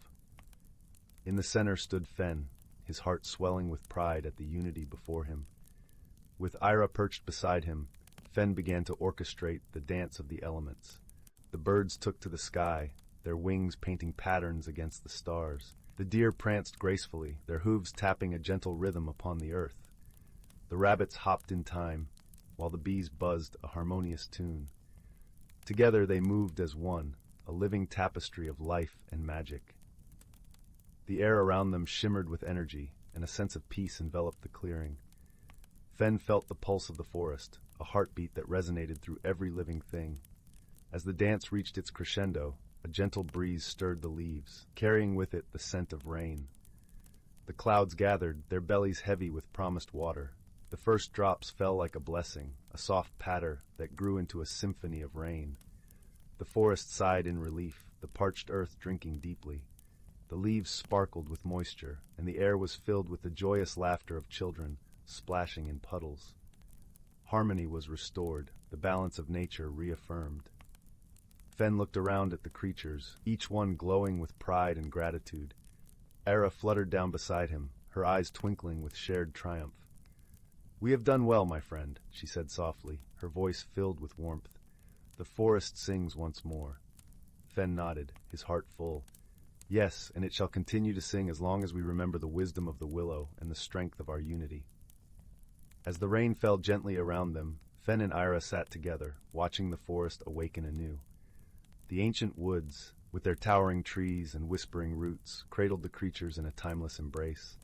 Here, in this enchanted realm, life danced in harmony, a testament to the magic of friendship and the enduring wisdom of nature. And so, as the stars twinkled above, the forest settled into a peaceful slumber, lulled by the soft patter of rain, a melody of balance, unity, and hope. Story 19. In the quaint village of Willowbrook, nestled between rolling hills and whispering woods, there was a peculiar occurrence that had the villagers scratching their heads in wonder. Every morning, as the sun peeked over the horizon, the townsfolk discovered their gardens transformed. Flowers had been rearranged into intricate patterns, vegetables had swapped places, and the fountains sang with a melody of tinkling water that no one had ever composed. The villagers were puzzled, yet delighted by these whimsical changes. Among them was a gentle-hearted girl named Amara, known for her keen eyes and curious mind. Amara lived in a snug cottage on the edge of the village, where her garden was a riot of colors and scents. She had a knack for understanding the language of plants and a special bond with the creatures of the forest. One crisp autumn morning, as the first golden leaves began to fall, Amara decided to uncover the mystery behind these nightly transformations. She brewed herself a warm cup of chamomile tea, wrapped in her fuzziest blanket, and sat by her window, watching the moon rise with anticipation. The night was serene, the air filled with the scent of pine and the gentle rustle of leaves. As the clock chimed midnight, a gentle, luminescent glow spread across the village. Amara's eyes widened as she saw tiny figures flitting between the gardens. She slipped outside quietly, her footsteps as soft as the falling leaves. In the moonlit garden, she saw them clearly for the first time, tiny beings with wings that shimmered like dew-kissed cobwebs under the starlight. They were garden sprites, known in folklore for their love of beauty and order. These sprites were responsible for the nightly magic, rearranging the gardens in delightful patterns. Amara watched, fascinated, as they worked with nimble fingers and joyous laughter. She noticed how they communicated with soft, musical notes, and how the plants responded by bending and swaying to their touch. Suddenly, one sprite, slightly larger than the others and with wings that glimmered with a soft golden hue, approached Amara. Its eyes were like specks of moonlight, filled with wisdom and warmth. It introduced itself as Lirael, the leader of the garden sprites. "We mean no harm, dear Amara." Lirael reassured her in a voice that was as soothing as a lullaby. "We come to share our love of beauty and to help the gardens thrive. But we sense your curiosity and your kind spirit, and so we reveal ourselves to you." Amara smiled, her heart brimming with gratitude and understanding. "Your work is beautiful, Lirael, but why choose our village?" Lirael fluttered closer, its wings leaving a trail of sparkling light. "Every place has its own magic, and your village sings with a melody that calls to us. But more than that, we were drawn by the harmony of your heart, Amara. Your love for nature matches ours, and we seek your friendship." Touched by their words, Amara nodded. "I would be honored to be your friend. Perhaps together we can enhance the gardens even more." For the next few nights, Amara joined the sprites in their nocturnal dances, learning from them the art of creating harmony in the garden. She discovered that each plant had its own preference for sunlight and soil, and the sprites taught her how to listen to their whispers. In return, Amara shared her knowledge of the seasons and the gentle care humans could provide. As days turned into weeks, the gardens of Willowbrook flourished like never before. The villagers noticed the change, not just in the plants, but in the air itself, which seemed to hum with a gentle, welcoming song. Amara's partnership with the sprites brought a new sense of unity to the village, a reminder that magic and nature, when nurtured together, could create wonders.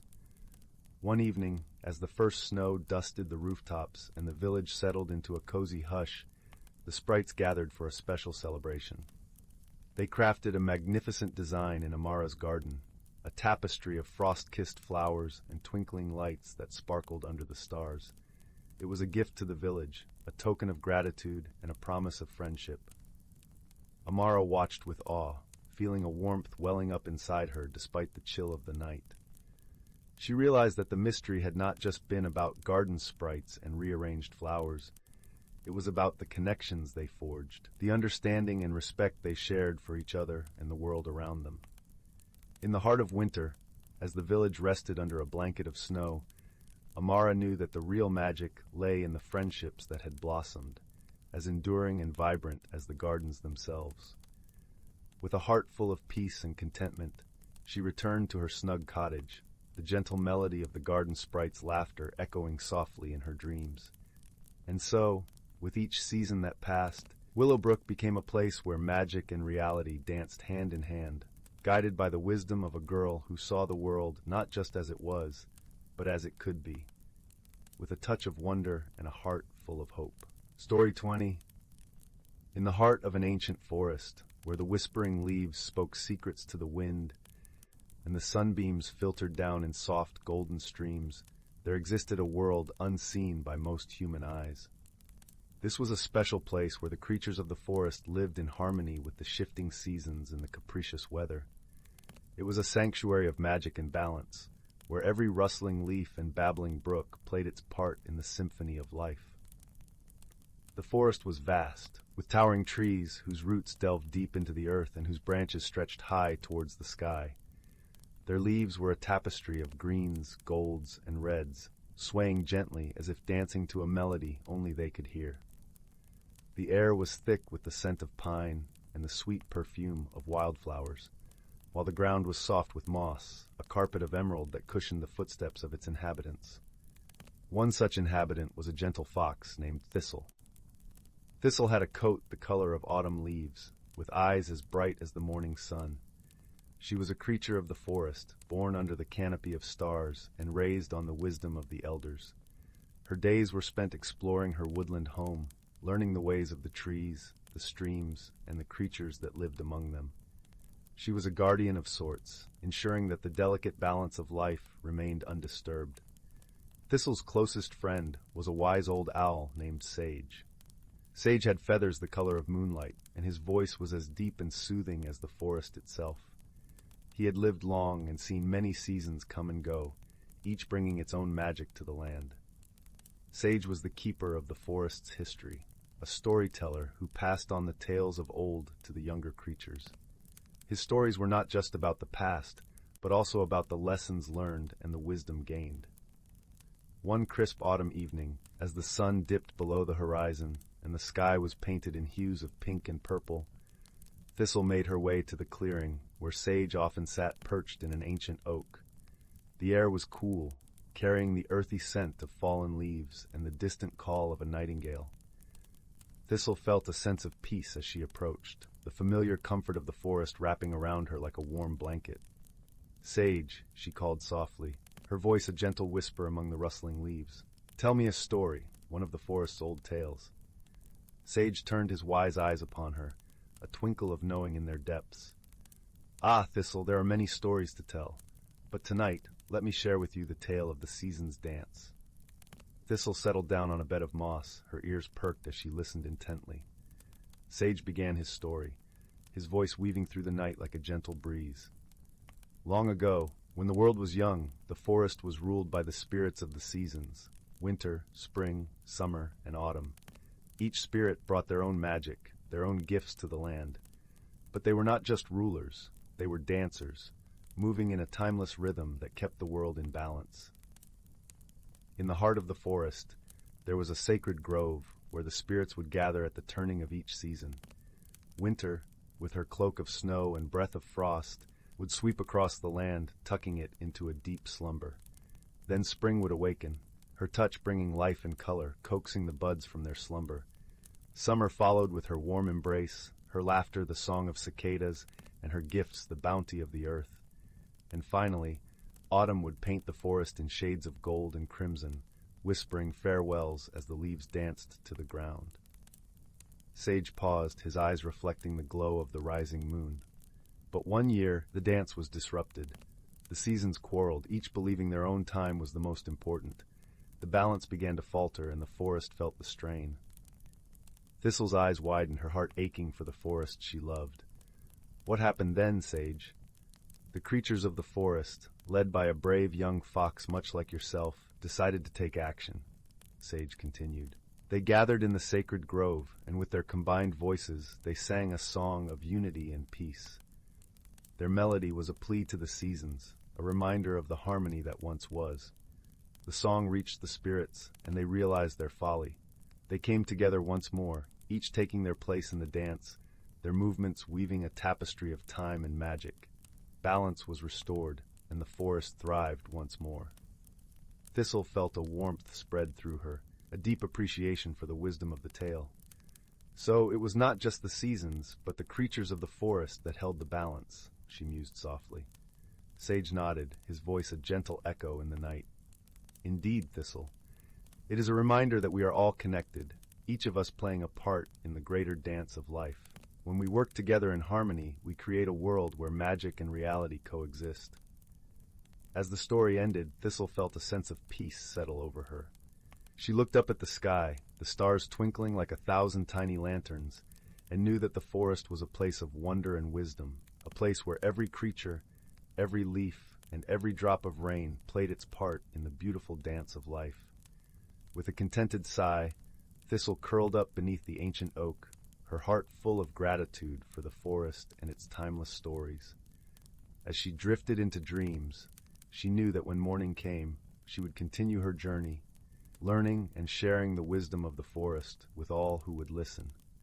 And so, in the heart of the ancient forest, the dance of the seasons continued, a testament to the power of harmony and the magic that lay hidden in the world around us. Story 21. In a quaint village nestled between gentle, rolling hills and whispering woods, there stood a little cottage with ivy crawling up its weathered stones. Inside, an inviting fire crackled in the hearth, casting a warm, flickering glow across the room. It was here that young Lila lived with her grandmother, a wise woman known for her gentle spirit and her tales of wonder. One chilly evening, as the wind softly howled outside, Lila sat by the fireside, wrapped in a patchwork quilt her grandmother had sewn. Her grandmother handed her an old, delicate teacup, its porcelain surface painted with tiny golden stars. "This teacup," her grandmother began, "is not as ordinary as it seems." Lila, always eager for a story, listened intently. Her grandmother explained that the teacup had been passed down through generations, each bearer discovering its unique secret. "It grants the holder a single, extraordinary ability," she whispered, her eyes twinkling with mystery.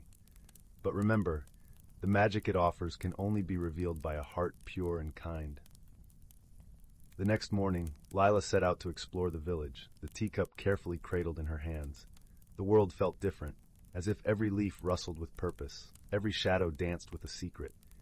As she wandered, she stumbled upon Oliver, the village's gentle inventor, tinkering with a peculiar contraption by the edge of the forest. "Hello, Lila," Oliver greeted, his voice as warm as the sun-dappled glade. "What brings you here today?" Lila shared the tale of the magical teacup, and Oliver, with his curious mind and kind heart, offered to accompany her on her journey of discovery. Together, they ventured into the heart of the forest, where the air was thick with the scent of pine and the ground cushioned by a carpet of fallen leaves. As they walked, they encountered a fox named Finn, whose fur shimmered with an ethereal glow. Finn, with his clever eyes and knowing smile, offered his guidance. "The magic you seek," he said, "will reveal itself in a moment of need. Trust in your heart and the wisdom of those around you." Their journey led them to a hidden glade, where a serene pond lay at its center, reflecting the sky's azure hues and the delicate dance of leaves above. Here they paused, feeling the tranquility of the place seep into their souls. Suddenly a soft whimper broke the silence. They turned to see a small bird, its wing caught in the thorny brambles nearby. Lila's heart ached with empathy, and without hesitation she rushed to its aid. As she gently freed the bird, the teacup in her hand began to glow, filling the glade with a soft, golden light. In that moment, Lila felt a surge of warmth and understanding. The teacup's magic had awakened within her the ability to understand the language of all creatures, a gift that connected her to the hearts and minds of the world around her. With gratitude in its eyes, the bird chirped a melody of thanks, and Lila felt its joy and relief as if it were her own. Finn nodded approvingly, and Oliver marveled at the wonder of it all. As they made their way back to the village, Lila's newfound ability brought them closer to every creature they encountered. She listened to the whispers of the trees, the songs of the rivers, and the stories of the stones. Each voice imparted wisdom, teaching her the importance of harmony and understanding. Back at the cottage, Lila's grandmother welcomed them with a knowing smile. "The journey has changed you," she said softly, "and the magic has found its rightful place." Lila knew that the true magic of the teacup was not just the ability it granted, but the lessons it had taught her about kindness, empathy, and the bonds that unite all living things. The village, with its vibrant tapestry of life, seemed even more beautiful, a place where every voice mattered and every heart was heard. As the fire crackled and the stars twinkled overhead, Lila drifted into a peaceful sleep, the teacup safely nestled beside her. She dreamed of new adventures, of the friends she would make, and the wisdom she would share. For in her heart she carried the gentle magic of understanding, a gift that would light her path for all the days to come. Story 22. Once upon a time, in a galaxy far, far away, there lived a young Signarian named Astra. With eyes that sparkled like stardust and a heart filled with wonder, she spent her days dreaming of the vast cosmos that lay beyond her desert home world. It was on one particularly clear night, as Astra gazed up at the twinkling celestial tapestry, that her destiny took an unexpected turn. A shooting star streaked across the inky sky, except it wasn't a star at all. It was a tiny spacecraft, tumbling towards the sandy dunes. Astra raced to the crash site, her curiosity burning brighter than her planet's twin suns. There, amid the smoldering wreckage, she found a peculiar creature, a small, gelatinous being with iridescent tentacles and a single unblinking eye. "Greetings, strange visitor," Astra said, extending her hand. "I am Astra of Signar. What brings you to our humble world?" The alien gurgled and wobbled, clearly disoriented. Astra soon realized it didn't understand her language. Still, she felt an inexplicable connection to this odd traveler. With gentle coaxing, Astra led the alien back to her humble abode, offering it shelter and sustenance. She called it Blorp, for its adorable, bloop-like sounds. And so began an unlikely friendship that would transcend the boundaries of species and culture. At first, there were many misunderstandings. Blorp's shape-shifting antics often left Astra bewildered, while the Signarian's quirky customs amused and perplexed the alien in equal measure. But through patience and an open heart, they slowly bridged the gap between their worlds. One fateful day, a sandstorm of unprecedented ferocity swept across Signar, threatening to bury Astra's village beneath towering dunes. Blorp, sensing her friend's distress, enacted a daring plan. Stretching its malleable form, it formed a protective dome over the settlement, shielding the inhabitants from the raging tempest. Astra watched in awe as Blorp selflessly endured the storm's fury, its translucent body rippling under the onslaught of wind and sand. In that moment, she understood the depth of their bond, a friendship that transcended mere words or appearances. When the storm finally passed, the villagers emerged to find Blorp exhausted but triumphant. Astra embraced her extraterrestrial companion, tears of gratitude streaming down her cheeks.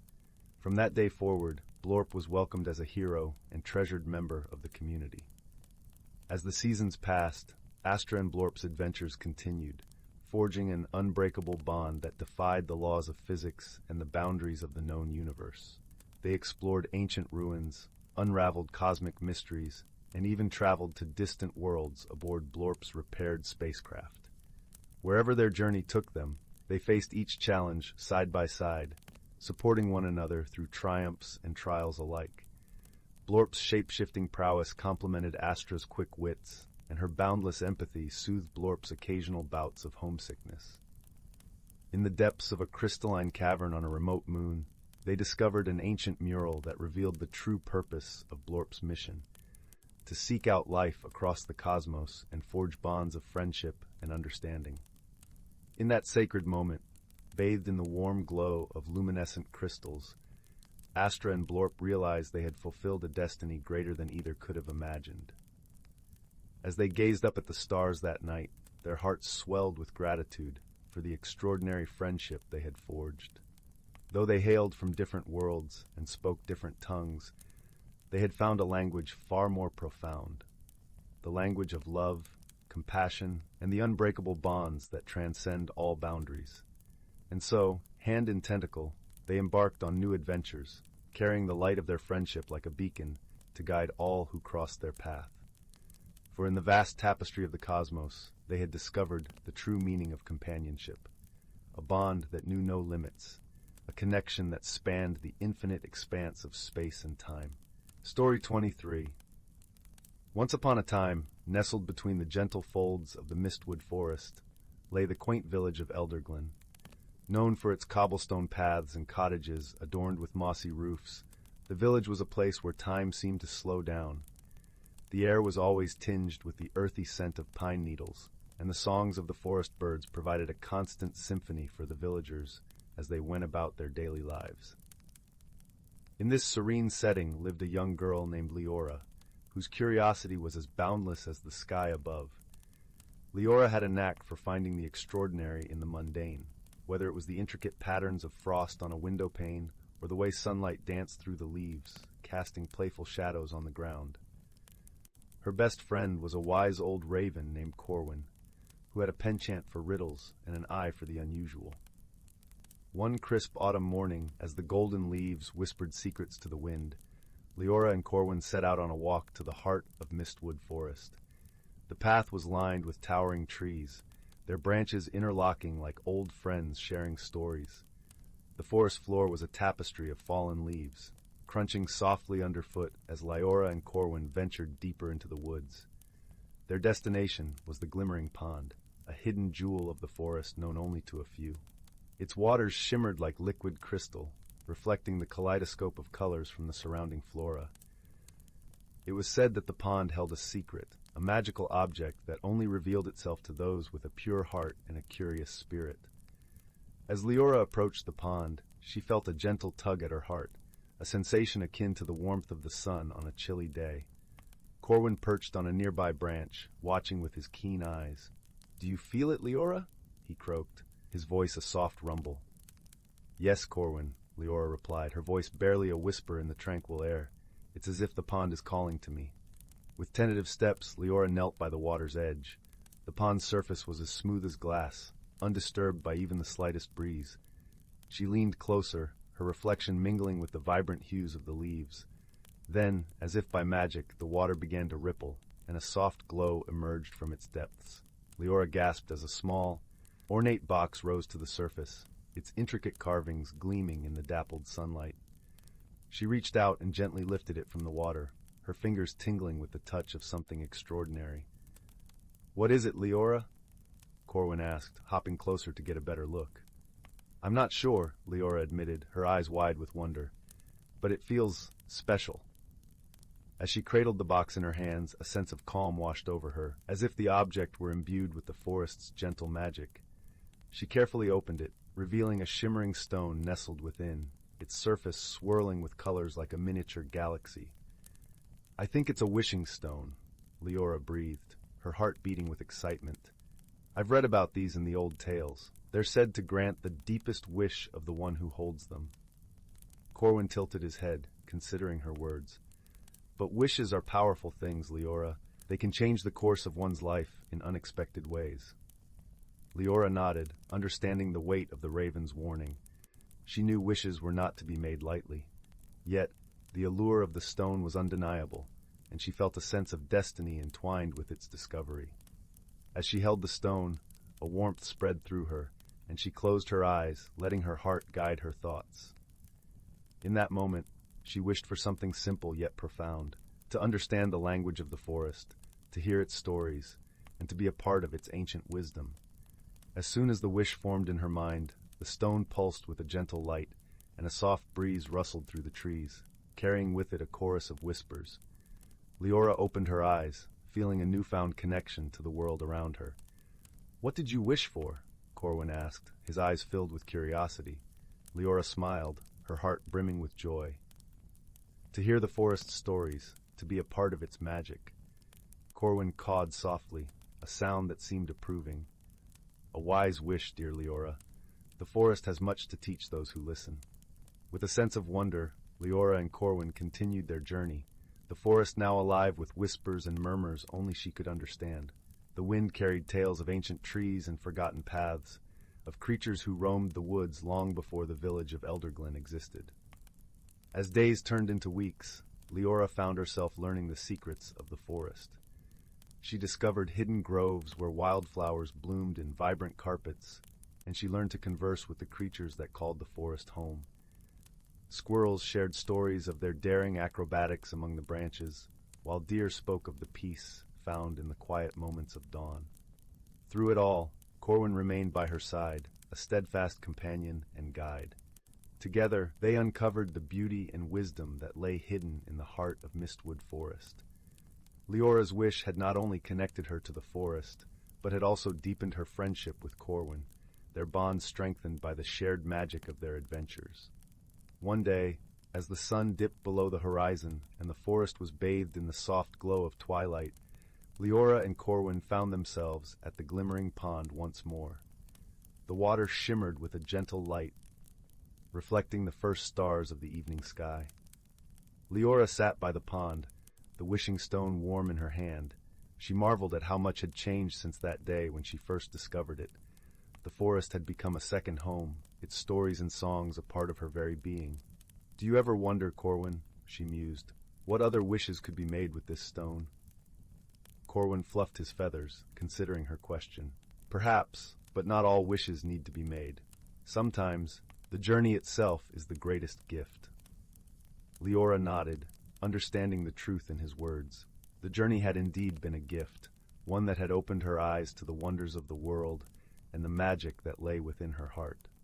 With a gentle sigh, she placed the stone back in the box and returned it to the pond, watching as it sank beneath the surface, its glow fading into the depths. She knew its magic would find another kind soul when the time was right. As the stars twinkled above, Leora and Corwin sat together, their hearts filled with the warmth of friendship and the wisdom of the forest. The night air was cool and gentle, a comforting embrace that promised sweet dreams and new adventures. And so, in the quiet of the night, Leora's wish continued to weave its magic, a reminder that the greatest treasures are found in the beauty of the world and the bonds we share with those we love. Story 24. Once upon a time, nestled between the folds of a vast and whispering forest, there was a quaint little village named Hearthsville. It was a place where the air perpetually smelled of freshly baked bread, and the gentle hum of bees could always be heard among the swaying lavender fields. As the sun dipped below the horizon each evening, the sky blushed in shades of pink and gold, casting a warm glow over cobblestone paths and timber-framed homes. In this serene village lived a young girl, Sophia, known for her gentle heart and a curious mind that often wandered beyond the boundaries of her imagination. Her eyes, the color of a deep forest pond, were always wide with wonder, perpetually searching for the magic she believed lay hidden just beyond the visible world. Sophia lived with her grandmother, an elderly woman with a cascade of silver hair and a laugh that sounded like the tinkling of wind chimes. Her grandmother had a vast collection of stories, each more wondrous than the last, and Sophia would listen to them by the hearth, wrapped in the warmth of her grandmother's shawl. One chilly autumn evening, as the fire crackled and shadows danced along the walls, Sophia's grandmother spun a tale about a mystical object hidden somewhere within the forest, a mirror, not made of glass, but of water. This enchanted mirror, she said, could reveal the truth of one's heart and the unseen paths of destiny. Intrigued by the story, Sophia's heart fluttered with a sense of adventure. That night, as she lay in bed, she decided that she would find the water mirror. She fell asleep with visions of shimmering reflections and secret pathways, her dreams filled with the soft rustling of leaves and the distant call of owls. The next morning, the forest was cloaked in a gentle mist, the kind that made every leaf and twig glisten with a dew-kissed promise. Sophia, bundled in a woolen cloak, set off toward the heart of the forest. The path was lined with tall, ancient trees that whispered secrets to one another, their leaves fluttering like pages of an old book. As she walked, Sophia marveled at the forest's beauty. Sunlight streamed through the canopy, painting the forest floor with dappled light. The air was crisp, and filled with the earthy scent of fallen leaves. Every step seemed to take her further into a world where time flowed differently, where moments stretched like the golden rays of the sun. After what felt like hours, Sophia reached a clearing bathed in sunlight, where a small brook babbled cheerfully. She knelt by the water's edge, watching the clear stream weave its way through the rocks. Her heart told her she was close. Just as she was about to rise, a soft voice called out to her. "What brings you to this part of the forest, young seeker?" Sophia turned to see a small fox, its fur the color of autumn leaves, sitting on a moss-covered stone, its eyes gleaming with intelligence. Sophia wasn't startled. She had always believed the forest was alive with creatures who could speak if only one knew how to listen. "I'm searching for the water mirror," she replied earnestly, her voice carrying her hope and determination. The fox tilted its head, considering her words. "Ah, the water mirror," it mused, its voice a soft purr. "It is not far from here, but beware, young Sophia, for the mirror does not show what one wishes to see, but what one needs to understand." Sophia nodded, her resolve unwavering. "I understand," she said, her voice as steady as the stream beside her. The fox smiled, a glint of mischief in its eyes. "Follow the stream, and it will lead you to where you need to go." With that, the fox bounded away, disappearing into the forest with a flick of its bushy tail. Sophia followed the brook as it wound its way deeper into the woods, and soon she found herself standing before a pool of water so still and clear that it seemed to be a window into another world. The surface shimmered in the dappled sunlight, reflecting the sky and the trees in a perfect, serene image. Kneeling beside the pool, Sophia leaned over and gazed into its depths. At first, she saw only her own reflection staring back at her, but then the image began to ripple and change. The forest around her faded, replaced by scenes she recognized from her past. Moments of joy and laughter with her grandmother, the warmth of shared stories and the comfort of home. But then, the mirror showed her something unexpected, a path she had never seen before, winding through a part of the forest that was unfamiliar and yet strangely inviting. It was a path that seemed to beckon her with a promise of adventure and discovery. As she watched, the reflection shifted again, revealing a vision of herself standing on that path, her face radiant with wonder and a newfound sense of purpose.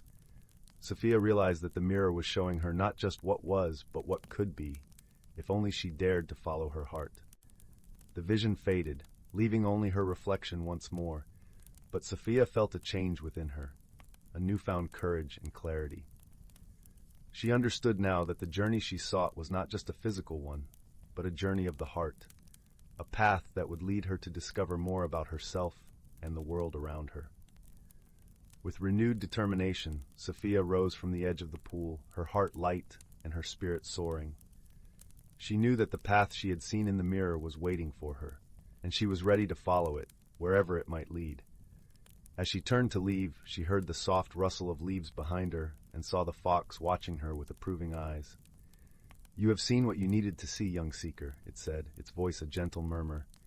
"May your journey be filled with wisdom and wonder." Sophia smiled, feeling a deep sense of gratitude. "Thank you," she said, her voice full of warmth, "for everything." With that, she made her way back through the forest, her heart brimming with anticipation for the adventures that lay ahead. The sun was setting as she reached the edge of the woods, painting the sky in hues of pink and gold once more. The village lay before her, bathed in the soft glow of evening, and as she walked the familiar cobblestone paths, she felt a sense of peace and belonging. From that day on, Sophia's life was filled with adventures, both within the village and beyond its borders. She explored new paths and discovered hidden wonders, all the while holding the memory of the water mirror close to her heart. And though the challenges she faced were many, she overcame them with the wisdom and kindness that had always been her greatest strengths. In time, Sophia became a storyteller in her own right, sharing tales of her adventures with all who would listen. Her stories were filled with the magic of the forest, the warmth of friendship, and the enduring power of a heart that dared to dream. And so, in the village of Hearthsville, where the air always smelled of freshly baked bread and the lavender fields swayed gently in the breeze, Sophia's tales became a part of the fabric of life, passed down through generations like the tender whispers of the forest itself. And as for the water mirror, it remained hidden in its secret glade, waiting patiently for the next seeker to find their way, to gaze into its depths and discover the truth of their own heart. Story 25. In a realm where the green canopy stretched endlessly overhead, and the forest floor was a tapestry of fallen leaves and soft moss, there was a world unseen by most. This forest was a haven for creatures that lived in harmony, where the symphony of rustling leaves, chirping crickets, and the gentle whisper of the wind through the trees composed a melody of tranquil life. As dawn crept across the horizon, painting the sky with hues of lavender and rose, the forest began its gentle stir. The air was crisp, carrying the earthy scent of rich soil and dew-kissed ferns. Birds greeted the new day with melodious tunes, their songs weaving through the branches like silken threads. It was in this serene setting that a community of creatures, both great and small, thrived, their lives interwoven like the roots of the ancient oaks that stood as guardians of the land. Among them was a wise old tortoise named Terran, whose shell was marked with the rings of countless seasons. Terran was known throughout the forest for his deep knowledge of the land and its cycles. His eyes, though aged, sparkled with the wisdom of the ages, and his voice carried the calm authority of someone who had seen and learned much. He was the keeper of tales, the one everyone turned to when in need of guidance or understanding. Beside the babbling brook, where the water cascaded over smooth stones with a musical lilt, Terran often held counsel. Here, the air was sweet with the scent of honeysuckle, and the sunlight filtered through the leaves, creating a dappled dance of light and shadow. Creatures gathered here, seeking both the soothing sounds of the stream and the sage advice of Terran. One crisp autumn morning, as the leaves turned to shades of amber and gold, a young squirrel named Amber approached Terran with a worried heart. Her fur was as soft as the downy underside of a leaf, and her eyes were wide with concern. "Terran," she began, her voice a gentle rustle in the quiet morning, "the acorns are fewer this year, and the winds speak of an early frost. What shall we do?" Terran listened patiently, his expression thoughtful. He had seen many seasons and understood the rhythms of nature better than most. "Fear not, dear Amber," he replied, his voice a soothing balm in the crisp air. "Nature has a way of balancing itself. Each challenge we face is but a ripple in the great river of life. We must learn to trust in the wisdom of the forest."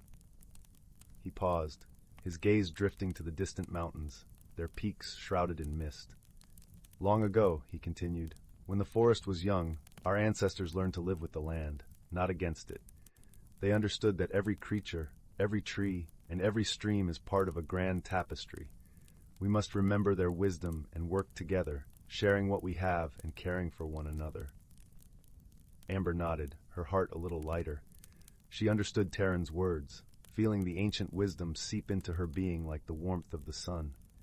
"Thank you, Terran," she said softly. "I will share your words with the others."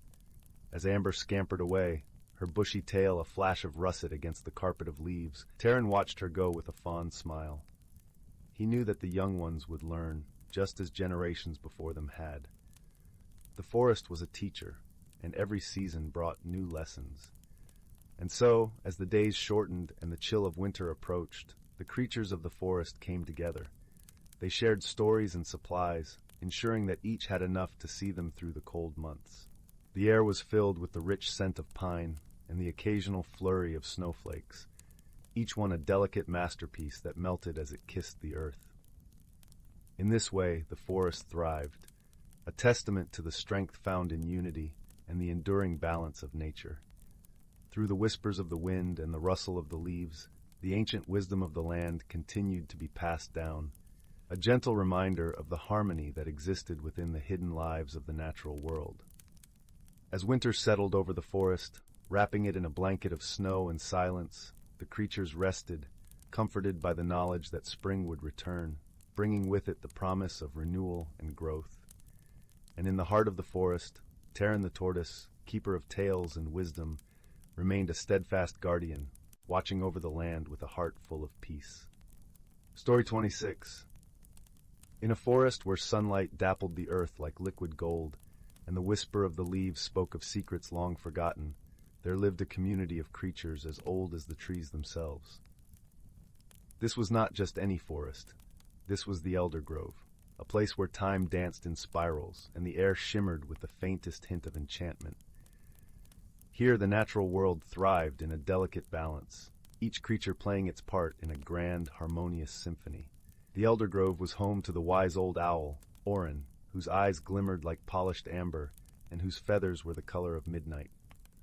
Orin was the keeper of stories, a sage whose hoots resonated with the wisdom of generations past.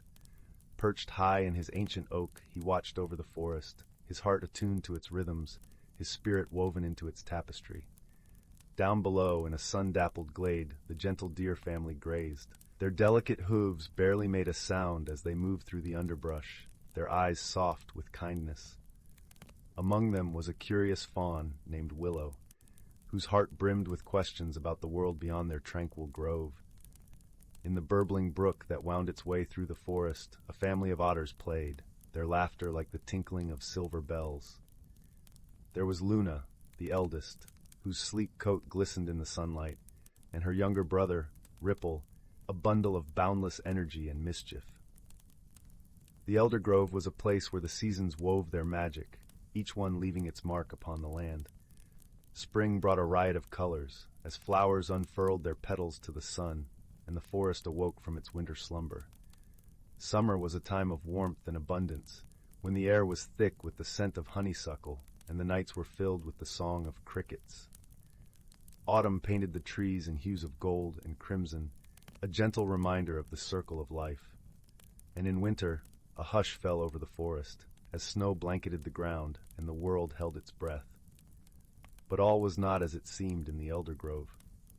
A shadow had fallen over the forest, a subtle imbalance that whispered of change. The rains that should have come with spring were late, and the brook that fed the glade was running low. The flowers struggled to bloom, and the leaves began to curl at the edges. It was Orin who first sensed the disturbance, his keen eyes noting the signs that others missed. He called a gathering of the forest creatures, his voice a gentle summons carried on the wind.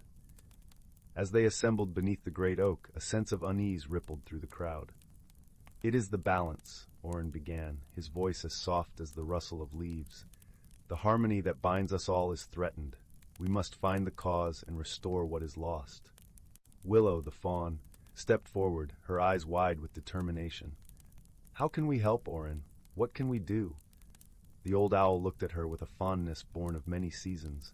"We must listen to the forest," he replied, "for within its breath lies the answer." And so a quest began, not of grand heroics or mighty deeds, but of quiet observation and gentle persistence. Willow, Luna, Ripple, and a few others set out to explore the forest, their hearts open to its whispers, their eyes attuned to its signs. As they wandered deeper into the Elder Grove, they marveled at the wonders around them. They saw the sunlight dance upon the leaves, heard the soft murmur of the brook, and felt the earth cool beneath their feet. Each sensation told a story, each moment a piece of the puzzle. It was Ripple who first noticed the change. Playing in the shallows of the brook, he saw a shimmer in the water, a flicker of light that danced and vanished. He called to the others, his voice bright with excitement. "Look," he cried, "the water speaks." They gathered by the brook, watching as the light flickered and faded, a message in the ripples. Orin, who had joined them on their journey, nodded thoughtfully. "The water remembers," he mused. "It holds the memory of rains yet to come." Willow stared into the brook, her mind racing. "Then we must find what has caused the rains to falter," she said softly. "If we can understand, perhaps we can restore the balance." Guided by the brook's gentle song, they ventured further, their path leading them to a hidden grove where the air was thick with the scent of pine and the ground was carpeted with soft moss. There they found an ancient stone, half buried in the earth, its surface etched with runes that glowed faintly in the dim light. Orin perched upon the stone, his eyes alight with recognition. "The Stone of Seasons," he breathed. "It is said to hold the power of the elements, a gift from the earth to guide us." The runes whispered secrets to Orin, their song a melody only he could hear. With gentle wisdom, he deciphered their tale, his voice weaving the story of the forest's past and the promise of its future. In times of imbalance, the stone speaks, Orin explained. It calls for unity, for harmony among all creatures. To restore the rains, we must rekindle the bond that ties us to the earth. The creatures listened, their hearts filled with understanding. They knew that the forest was more than just a home. It was a living, breathing entity, a tapestry woven from the lives of all who dwelled within it. To heal the elder grove, they must first heal themselves. In the days that followed, the creatures of the forest worked together, their efforts guided by the wisdom of the stone. They tended to the trees, nurturing their roots and singing them to life. They cleansed the brook, clearing away debris and allowing its waters to flow freely once more.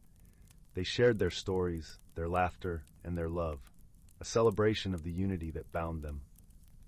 Slowly the balance began to return. The leaves unfurled, their green vibrant and alive. The flowers opened their petals, a riot of color against the forest floor. And at last, the rains came, a gentle shower that kissed the earth and filled the brook with life. The forest sighed in contentment, its harmony restored. The creatures gathered once more beneath the great oak, their hearts filled with gratitude and joy. Orin watched them with pride, his eyes warm with the knowledge that the elder grove would endure. As the sun set behind the trees, painting the sky with hues of amber and rose, willow, luna, and ripple lay in the glade, their spirits entwined with the magic of the forest. They knew that the journey had changed them, had taught them the value of friendship, of wisdom, and of the delicate balance that sustained them all. And as night fell and the stars began their dance across the sky, the forest sang a lullaby, a gentle promise of peace and harmony that would echo through the ages. For in the elder grove, where reality and magic entwined, the bond between earth and creature remained unbroken, a testament to the power of unity and the enduring beauty of the natural world. Story 27. In the vast tapestry of the cosmos, where stars shimmered like scattered diamonds upon velvet, there lay a quiet corner known as the Nebula of Harmony. It was here that the journey of two unlikely companions began, amidst the swirling colors of stardust and the gentle hum of distant galaxies. On the verdant planet of Melara, a place where the ground was carpeted with soft bioluminescent moss, lived a creature named Lyra. Lyra belonged to the Melarans, a gentle species known for their luminescent skin which glowed in harmony with their emotions. They communicated through melodic chimes that resonated in the air, an ethereal language as beautiful as the songs of the night sky. Lyra was a dreamer, often found gazing at the stars, wondering about the worlds beyond Melara's comforting embrace. Her curiosity was a river that flowed through her heart, whispering tales of distant lands and adventures untold. Meanwhile, on the rugged and mountainous planet of Kraglin, a race of creatures known as the Kragmites thrived. Among them was Torm, a young Kragmite with a hide as tough as the rocks he called home. Torm's people were known for their fortitude and practicality, often seen as gruff by outsiders, but beneath their stony exteriors lay hearts as warm as the sunlit earth. Torm was an explorer at heart, driven by an insatiable desire to see beyond the craggy peaks of his world. He had heard tales of Melara, a planet as soft as his own was hard, and his spirit yearned to understand the beauty that lay there.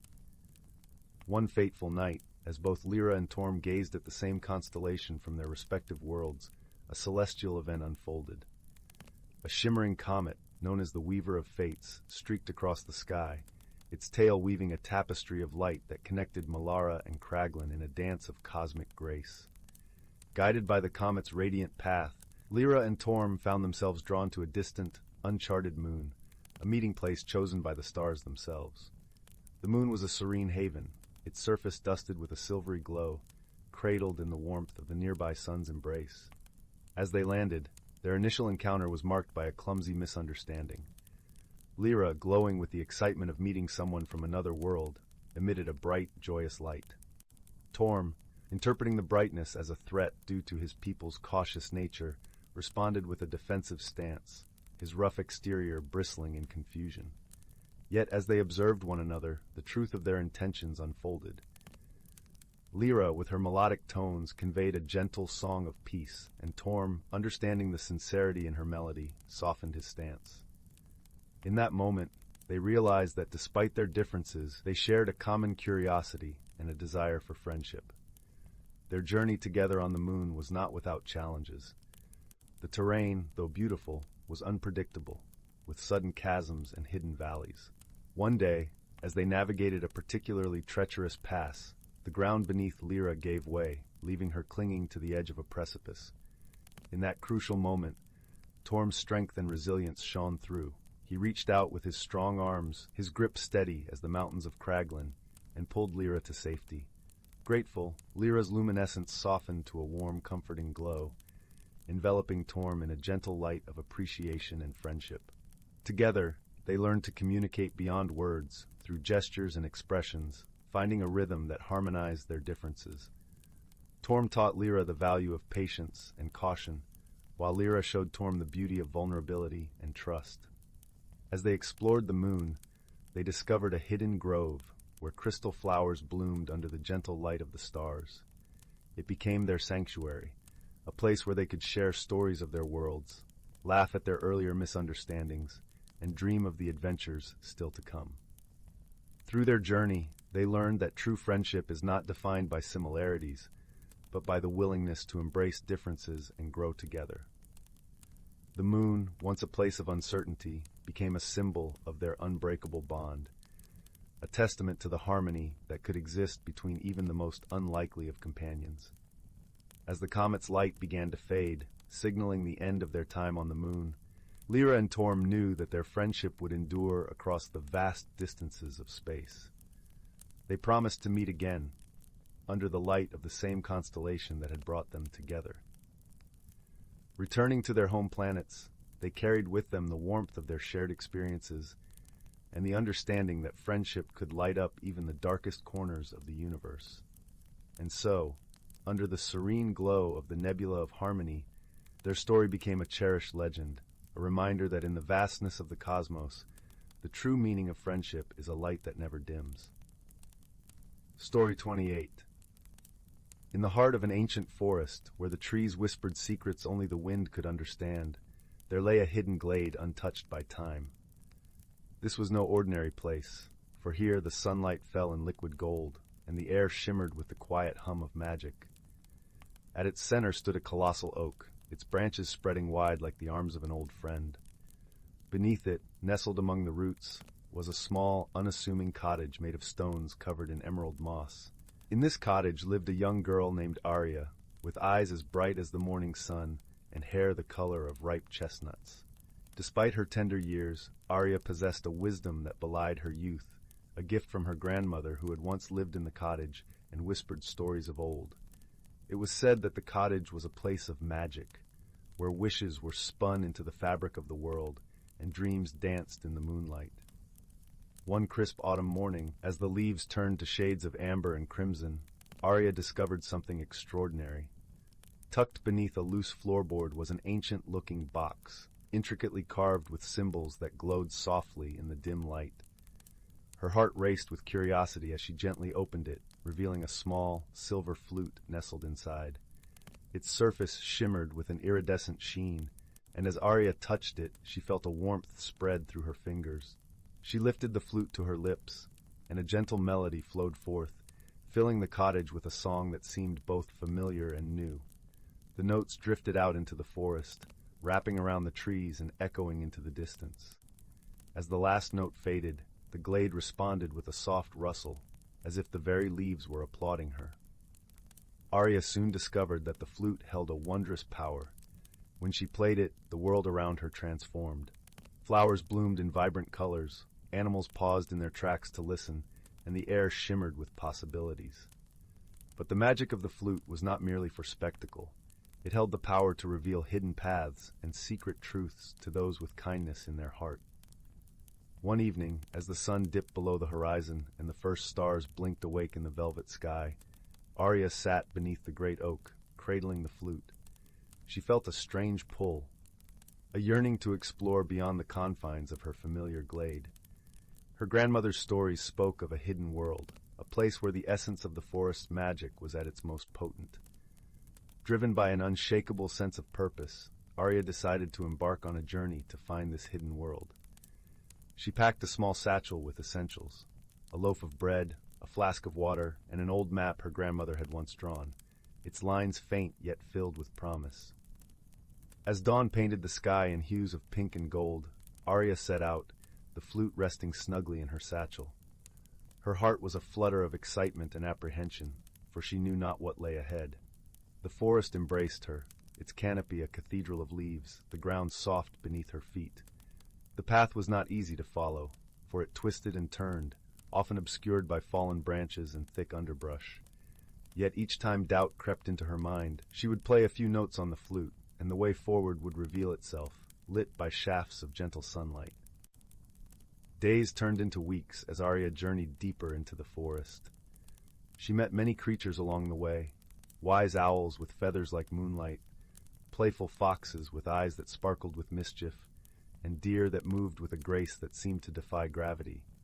Each encounter taught her something new, adding to her growing understanding of the world and her place within it.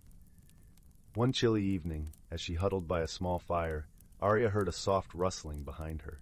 Turning, she found herself face to face with a peculiar creature. It was a rabbit, but unlike any she had seen before. Its fur was a deep midnight blue, dotted with specks that glimmered like stars. Its eyes were pools of liquid night, filled with intelligence and warmth. "Greetings, traveler," the rabbit spoke, its voice as smooth as silk. Arya blinked in surprise. She had never heard an animal speak before. "Hello," she replied, her voice a mix of awe and curiosity. "Who are you?" "I am called Lumen," the rabbit said, bowing its head slightly. "I have been waiting for you." "For me?" Arya asked, puzzled. "Yes," Lumen replied, a twinkle in its eye. "You seek the hidden world, do you not? It is a place few can find, a place that reveals itself only to those who are pure of heart and intent." Arya nodded, her determination renewed. "Can you help me find it?" Lumen nodded, its ears twitching with delight. "Indeed, I can. But first, there is something you must do." "What is it?" Arya asked, eager to learn. "Within the heart of this forest lies a great mystery," Lumen explained. "A tree, ancient and wise, holds the key to the hidden world, but it has grown weary and silent, its voice lost to the ages. You must awaken it with a melody from your flute, a song that speaks to the soul." Arya felt a thrill of anticipation. "I will do it," she declared, her eyes shining with resolve. The next morning, guided by Lumen, Arya set off towards the heart of the forest. The journey was fraught with challenges: a swift river to cross, tangled brambles that snagged her clothes, and steep hills that tested her endurance. Yet through it all she persevered, her spirit buoyed by the companionship of her new friend. Finally, they arrived at a clearing, and there stood the tree. It was magnificent, its trunk wide and gnarled, its branches stretching towards the heavens like the hands of a giant. Yet there was a sadness about it, a heaviness that hung like a shroud. Arya approached the tree, her heart filled with compassion. She could feel its ancient presence, a quiet strength that resonated deep within her. Taking the flute from her satchel, she closed her eyes and began to play. The melody that flowed from the flute was unlike any she had ever played before. It was a song of hope and renewal, of dreams and possibilities. The notes danced on the breeze, weaving through the branches and caressing the leaves. As the music filled the air, something miraculous happened. The tree shuddered, its bark shimmering with a soft glow. Slowly, its branches began to sway, and a deep, resonant voice echoed through the clearing. "Thank you, dear child," the tree's voice boomed, gentle and wise. "You have awakened my spirit, and for that I am grateful." Arya felt a warmth spread through her chest, a sense of connection that filled her with joy. "It was an honor," she replied, her voice steady. "You seek the hidden world," the tree continued, its voice a soothing melody. "It lies beyond the veil of what is seen, a realm of magic and wonder. To enter, you must believe in the impossible and trust in the journey." "I do," Arya said, her heart full of certainty. The tree's branches parted, revealing a shimmering portal, a gateway to the hidden world. It pulsed with a gentle light, inviting and mysterious. Arya turned to Lumen, who nodded encouragingly. "Go, Arya. The hidden world awaits you, and with it your destiny." Taking a deep breath, Arya stepped forward, her heart pounding with anticipation. As she crossed the threshold, she felt a sensation like a warm breeze washing over her, and the world around her shifted. She found herself in a place beyond imagination. The sky was a tapestry of colors, swirling and dancing like a living painting. The ground beneath her feet was soft and warm, a carpet of flowers that bloomed in hues she had never seen. Trees towered above, their leaves singing with the music of the stars. Creatures of all shapes and sizes roamed the land, each more fantastical than the last. There were birds with wings of flame, fish that swam through the air, and unicorns that galloped across the meadows, their manes trailing rainbows. Arya felt a sense of awe, a wonder that filled her with boundless joy. She knew she had found the hidden world, a place where magic was woven into the very fabric of existence. As she explored this wondrous realm, Arya learned many things. She discovered that the hidden world was sustained not only by magic but by the harmony of all living things. Each creature, each plant, was a thread in the tapestry of life, and together they created a symphony of existence. Arya also found that her journey had changed her. She had grown stronger, wiser, her heart open to the beauty and mystery of the world. She realized that the magic of the flute was not just in its ability to transform the world around her, but in its power to reveal the magic within herself. In time, Arya returned to her own world, her heart full of the hidden world's wonders. She carried with her the lessons she had learned, the friendships she had forged, and the knowledge that magic was not just in the flute, but in every kind act, every moment of wonder, and every dream waiting to be realized. And so, beneath the great oak in the glade where it all began, Arya lived, her life a testament to the magic of the world and the power of belief. She understood that the greatest journeys were those that led us to discover the beauty within ourselves and the world around us. As the years passed, Arya shared her stories with others, inspiring them to seek their own hidden worlds, to believe in the impossible, and to cherish the magic that lived in their hearts. And the forest, with its ancient secrets and timeless beauty, continued to watch over her, a guardian of dreams and a keeper of magic. And so, as the stars twinkled in the night sky and the forest whispered softly, Arya's story came to a gentle close, a tale of friendship and discovery, of magic and growth, of a journey that changed not only one girl's life but touched the hearts of all who heard it. Story 29. Once upon a time, in a verdant forest where the trees stood tall and proud, a world of enchantment unfolded beneath the canopy of leaves. This was a realm where the boundaries between the natural and the supernatural blurred, a place where the whispers of the wind carried secrets as old as the earth itself. Deep within the heart of this ancient woodland, a colony of rabbits made their home among the twisted roots and mossy undergrowth. These were no ordinary rabbits, for they possessed a connection to the rhythms of nature that few others could comprehend.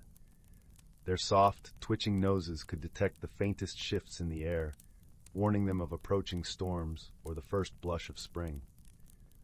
Among this warren of furry sages, there was one rabbit whose wisdom outshone them all, Sage Whiskers, an elder whose coat had faded to a silvery gray with the passing of countless seasons.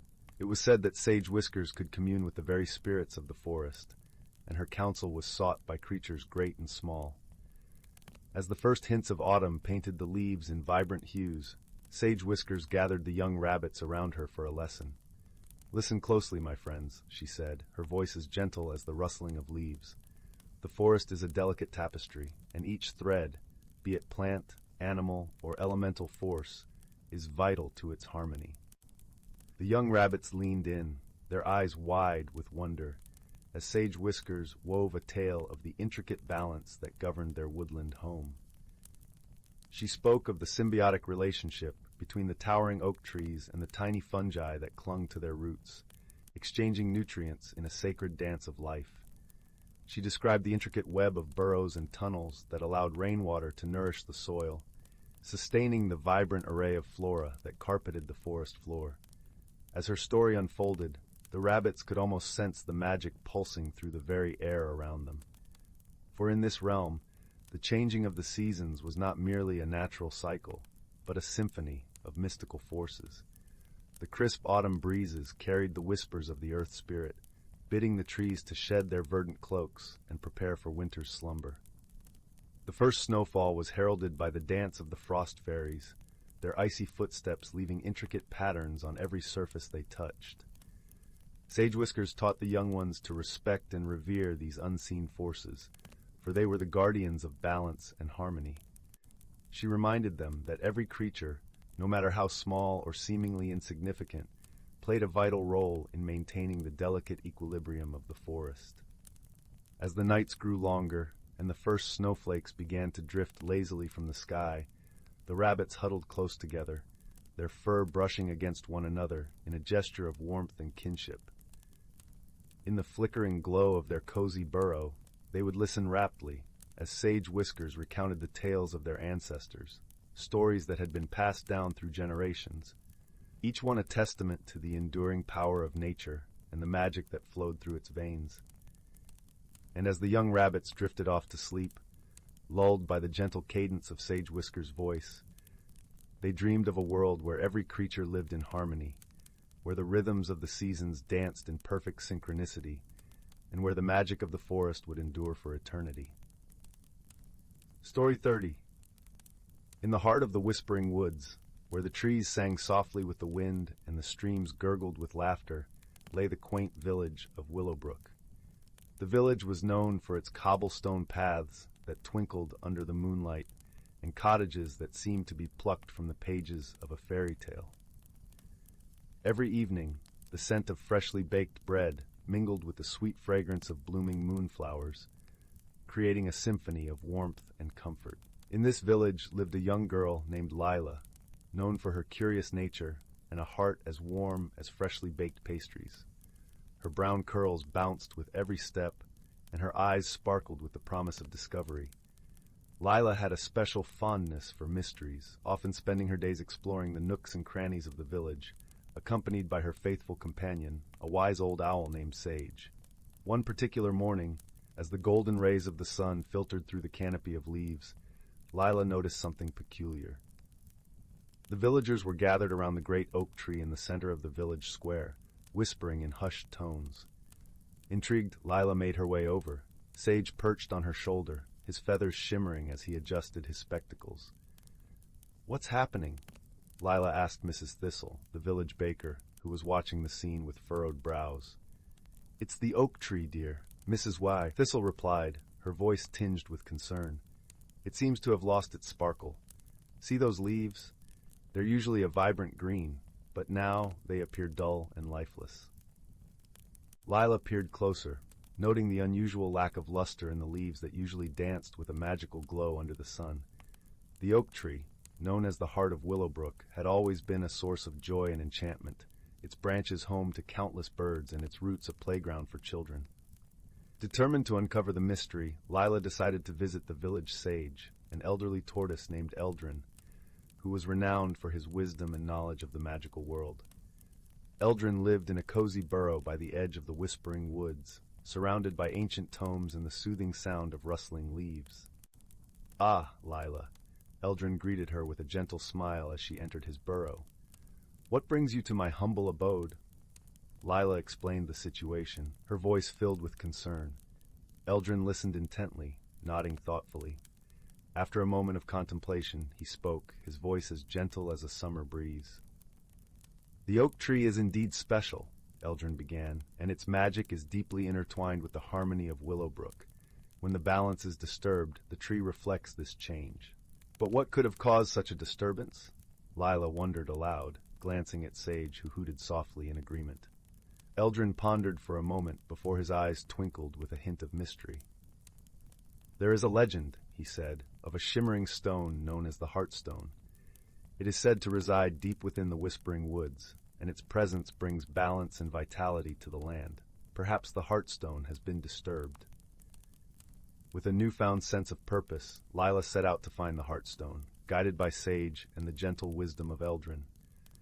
As they ventured deeper into the woods, the air grew cooler, filled with the scent of pine and earth, and the sounds of nature formed a melodic harmony that seemed to guide their way. In the heart of the forest, they encountered a family of gentle deer, their eyes wise and kind. The leader, an elegant stag with antlers that seemed to touch the sky, approached Lila with a nod of understanding.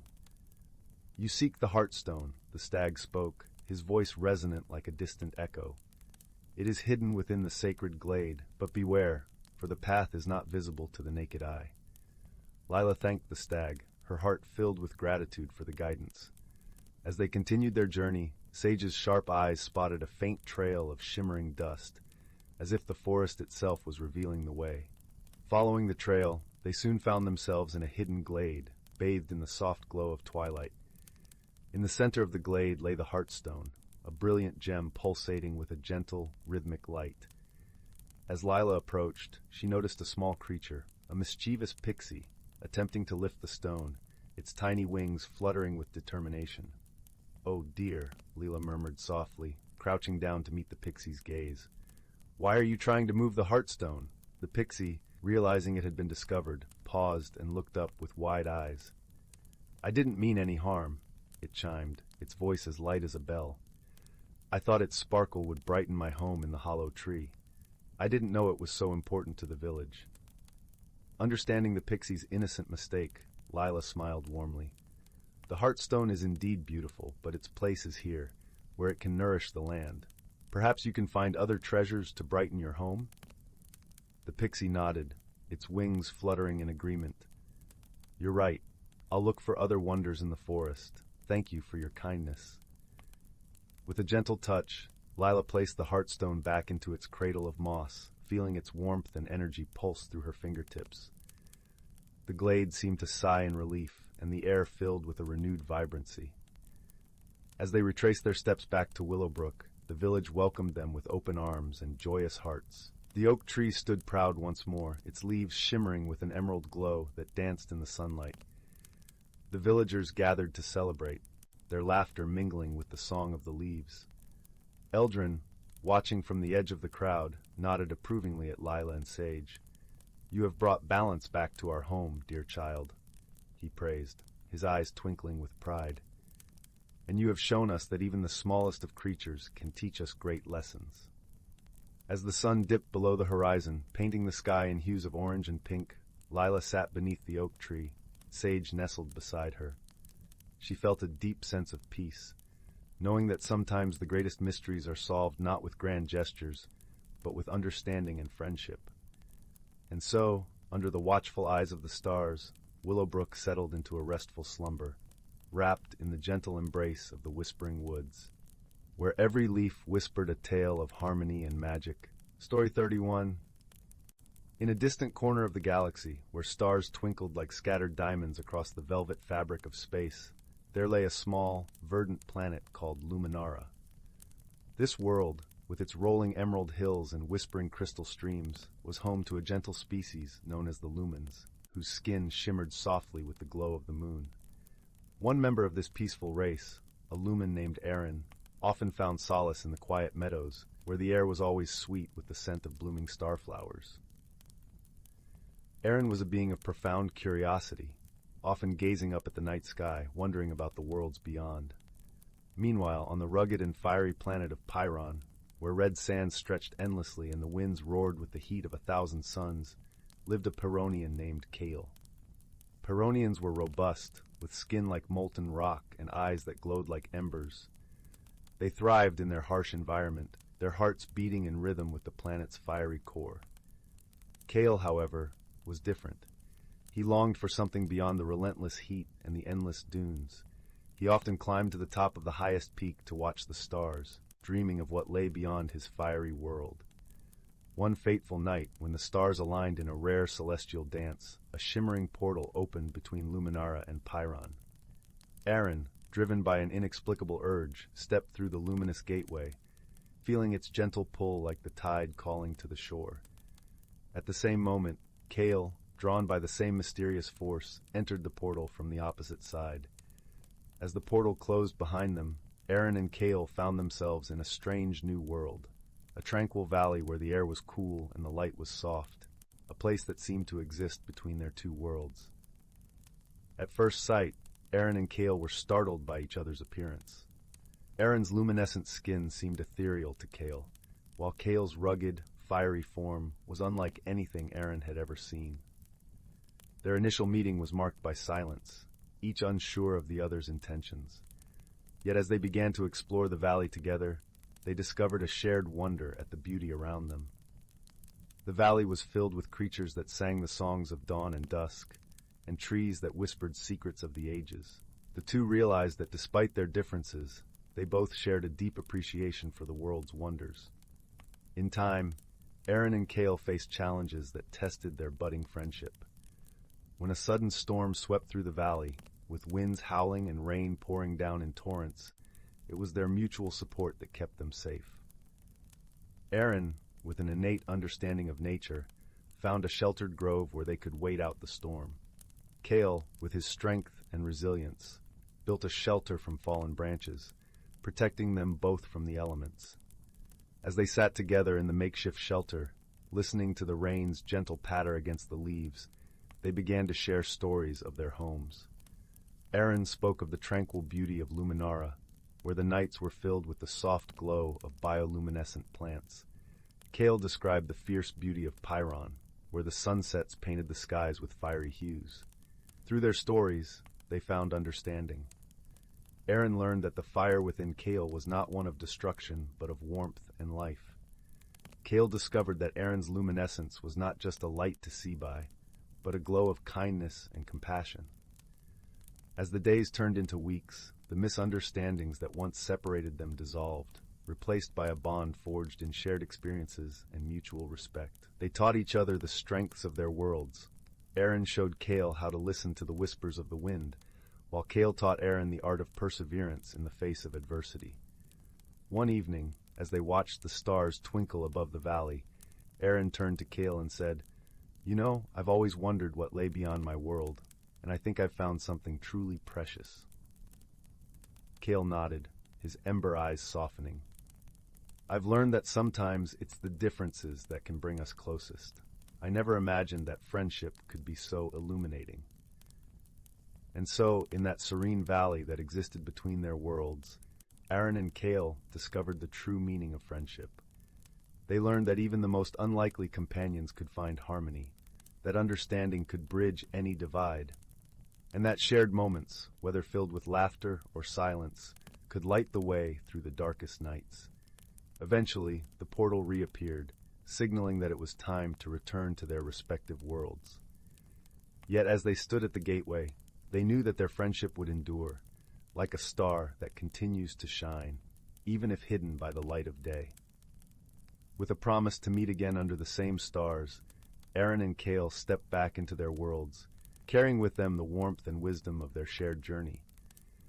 And in their hearts, they held the comforting truth that true friendship knows no bounds, not of distance nor of difference, but is a universal bond that can light even the darkest corners of the universe. Story 32. Title: The Whispering Willow. In the tranquil village of Elderglen, where cobblestone paths wound like lazy streams through gardens filled with fragrant blooms, a young girl named Leora lived with her grandmother in a quaint, ivy-clad cottage. Elderglen was a place where time seemed to slow, where the air was always sweet with the scent of lavender, and where the gentle susurrus of the wind through the trees formed a perpetual lullaby. The village, nestled at the edge of a vast ancient forest, held secrets that whispered through the leaves, waiting patiently to be discovered. Leora was a curious soul, her spirit as wild and free as the wind that tousled her dark curls. She had always been drawn to the forest, feeling a pull she couldn't quite explain. Her grandmother, wise and gentle, often spoke of the forest's magic, weaving tales of the creatures that dwelt within its shadowy depths and the ancient spirits that guarded its secrets. It was said that the forest was alive, listening, and that those who wandered its paths with open hearts and minds might find more than they ever imagined. One crisp morning, as the first light of dawn crept over the horizon, painting the sky in hues of pink and gold, Leora set off on a journey that would change her life. With a small satchel slung over her shoulder, filled with a few necessities and a well-loved book of tales, she stepped into the forest, her heart thumping with anticipation. The forest greeted her with a gentle sigh, the leaves rustling softly as if in welcome. As Leora wandered deeper into the woods, the world around her seemed to transform. The air grew cooler, the light softer, filtering through the canopy in dappled patterns that danced upon the forest floor. The scent of pine and earth enveloped her, grounding her in the present, yet inviting her to dream. She felt as though she was walking through a living tapestry, each thread a story waiting to be told. It wasn't long before she came upon a clearing, at the center of which stood a magnificent willow tree. Its branches cascaded like a waterfall of emerald leaves, swaying gently in the breeze. Leora felt an inexplicable draw to the tree, as if it were calling out to her in a language only her heart understood. She approached it with a sense of reverence, her footsteps soft upon the mossy ground. As she neared the willow, she noticed something peculiar. Nestled among the roots was a small, intricately carved wooden box. It was adorned with delicate engravings of stars and moons, and a faint glow emanated from within. Curiosity piqued, Leora knelt down and carefully opened the box. Inside lay a shimmering, iridescent feather, unlike any she had ever seen. It seemed to pulse with a gentle light, as though it held the essence of the forest itself. The moment Leora touched the feather, a warmth spread through her, filling her with a sense of peace and belonging. She could hear the whisper of the willow, a voice soft and melodic speaking directly to her heart. Guard this feather, dear one. It holds the power to reveal the hidden world, a realm of wonder and wisdom. Leora felt a thrill of excitement, tempered with a sense of responsibility. She tucked the feather safely into her satchel, feeling its comforting weight against her side. With a newfound sense of purpose, she continued her journey, eager to uncover the mysteries that awaited. As she ventured deeper into the forest, she began to notice changes. The colors around her seemed more vibrant, the scents more intense.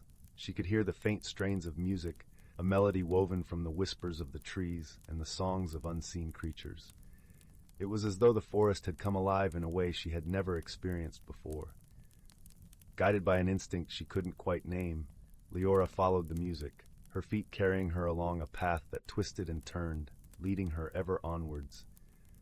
The forest seemed to embrace her, the branches forming archways above her head, the leaves brushing her cheeks in gentle caresses.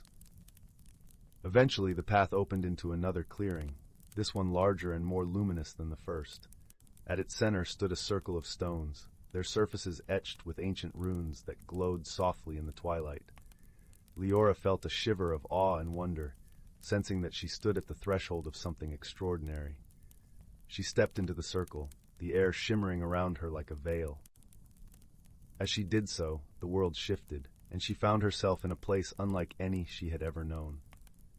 The sky was a deep indigo, scattered with stars that twinkled like diamonds. The air was filled with the scent of blooming night flowers, their petals unfurling to reveal colors of every hue.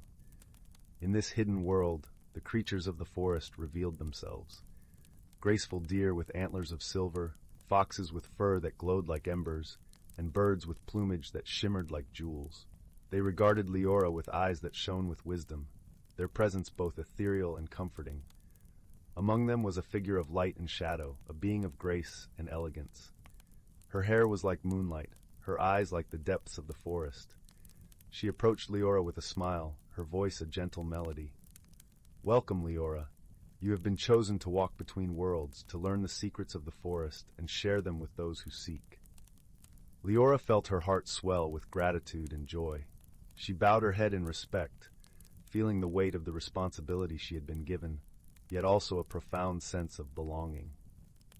She knew that this journey would change her, molding her into a guardian of the forest's wisdom. As the days turned to weeks, Leora immersed herself in the hidden world, learning from the creatures and spirits that dwelt within. She discovered the magic of the forest, the delicate balance that sustained it, and the stories woven into its very roots. She learned to listen to the whispers of the trees, to see beyond the veil of the ordinary, and to understand the interconnectedness of all things. Yet, as much as she loved the hidden world, Leora knew she could not stay forever. Her heart belonged to Elderglen, to the village that had nurtured her, and to the grandmother who had always believed in the magic of the forest. She carried the lessons she had learned in her heart, knowing they would guide her in the days to come. When the time came to return, the being of light and shadow appeared once more. "Remember, dear Leora, the feather is a bridge between worlds. Use it wisely, and it will guide you when you seek answers. Share the stories of the forest, for they hold truths that can heal and inspire. With a final embrace, Leora stepped back into the circle of stones, the hidden world fading into the twilight. She found herself once more in the familiar clearing, the willow tree standing sentinel as if no time had passed. The feather remained in her satchel, a reminder of the journey she had undertaken. As she made her way home, the forest seemed to hum with approval, the trees swaying gently in the breeze. Leora felt a deep sense of peace, knowing she had been entrusted with a precious gift. She had discovered a hidden world within the natural environment, a world that would forever change her perspective and guide her actions. Back in Elderglen, life continued at its gentle pace. The villagers went about their daily routines, unaware of the magic that lay just beyond the edge of the forest. Yet Leora saw everything with new eyes, her heart attuned to the subtleties of the world around her. She shared her stories with those who would listen, weaving tales of wonder and wisdom that sparked imaginations and kindled hope. Her grandmother, with eyes twinkling like stars, listened with delight, knowing that Leora had found her path. And so, with each tale she told and each heart she touched, Leora fulfilled her promise to the forest. She became a bridge between worlds, a guardian of stories and secrets, and a beacon of light in a world that sometimes forgot to dream. In the quiet moments, when the stars shone brightly and the world was at peace, Leora would sometimes feel the gentle weight of the feather within her satchel. It was a reminder of her journey, of the hidden world she had discovered, and of the magic that lay within her reach. As the years passed, Elderglen continued to flourish, its people living in harmony with the land and each other. Leora grew into a wise and compassionate woman, her spirit as vibrant as ever. She knew that the forest's secrets were hers to guard and share, and she embraced this responsibility with joy and gratitude. The whispering willow stood tall and proud, a testament to the magic that lay within the heart of the forest. It watched over the village, its branches swaying gently in the breeze, carrying the stories of the past, present, and future.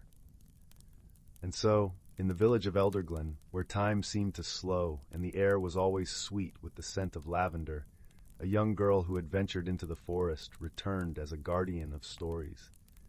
Her journey had changed her, revealing a hidden world that taught her the power of friendship, wisdom, and the beauty of the natural world.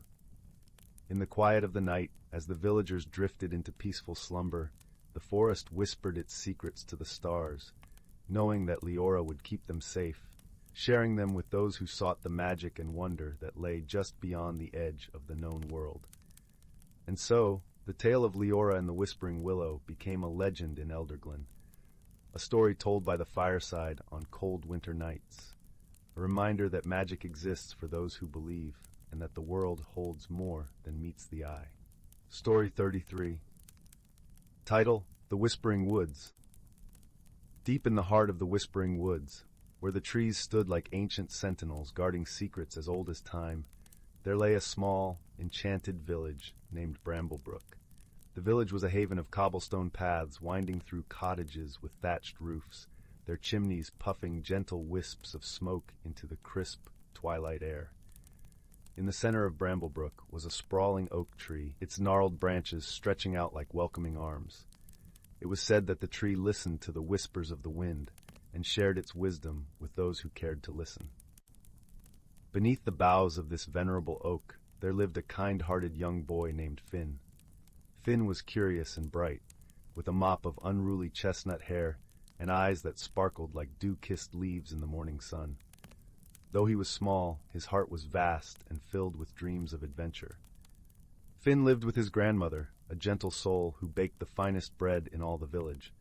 Each evening, as the sky blushed with the hues of dusk, Finn would sit by her side, listening to tales of the Whispering Woods and the magical creatures said to dwell within its depths. His favorite story was of the moonflower, a mystical bloom that only opened under the light of a full moon, and the legend that it possessed the power to grant a single heartfelt wish. One chilly autumn evening, as the wind carried the scent of fallen leaves and distant rain, Finn was helping his grandmother knead dough for the next day's bread. The old woman paused, wiping flour from her hands onto her apron, and looked at Finn with a twinkle in her eye. "Did I ever tell you about the moonflower's guardian?" she asked, her voice as soft as a lullaby. Finn shook his head, eager for a new tale. His grandmother continued, "The guardian of the moonflower is a wise old owl named Orin. He watches over the bloom and all who seek it. Many have tried to find the moonflower, but only those with pure intentions are ever guided to its secret grove." That night, as Finn lay in bed, he gazed out the window at the silver moon sailing high in the star-dusted sky. The thought of the moonflower filled his dreams, and an idea began to take root in his heart. He decided that he would set out to find the moonflower himself, hoping to make a wish for something truly special. The following morning, with a satchel packed with bread, cheese, and a flask of warm tea, Finn set off into the whispering woods. The forest was alive with the rustle of leaves and the songs of birds hidden in the canopy above. Sunlight filtered through the branches, casting dappled patterns on the forest floor, and the air was fresh and invigorating.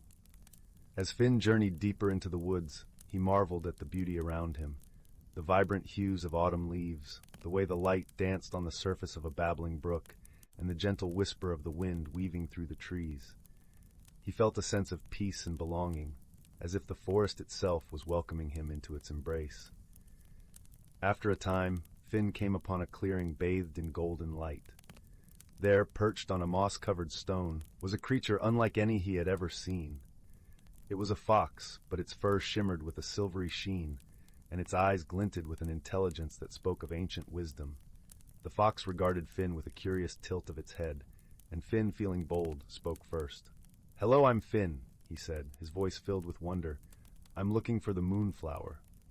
The fox blinked slowly, as if considering his words. "The moonflower?" it replied, its voice smooth and melodic.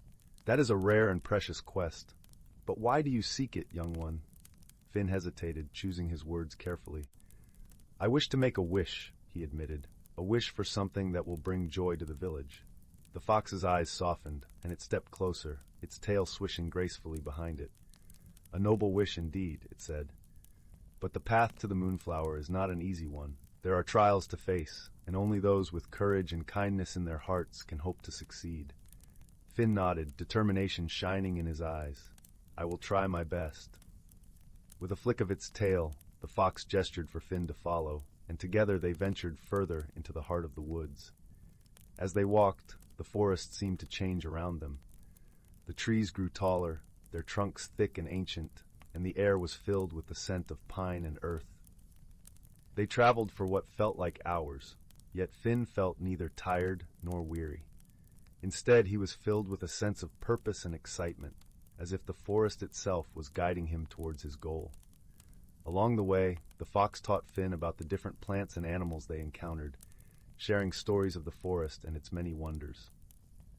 As the sun began to dip below the horizon, casting a warm glow across the landscape, they arrived at the edge of a shimmering lake. The water was as clear as glass, reflecting the colors of the sky in a breathtaking tapestry of light. On the far side of the lake, nestled amidst a grove of ancient willows, was a small island. From its center, a soft, ethereal glow illuminated the darkening sky, and Finn knew that he had found the moonflower. The fox turned to Finn, its eyes filled with warmth. "I cannot go with you, young one," it said. "The final steps of this journey are yours to take alone. Remember what you have learned and trust in yourself." Finn nodded, feeling a deep sense of gratitude towards his guide. "Thank you," he said sincerely. "I won't forget."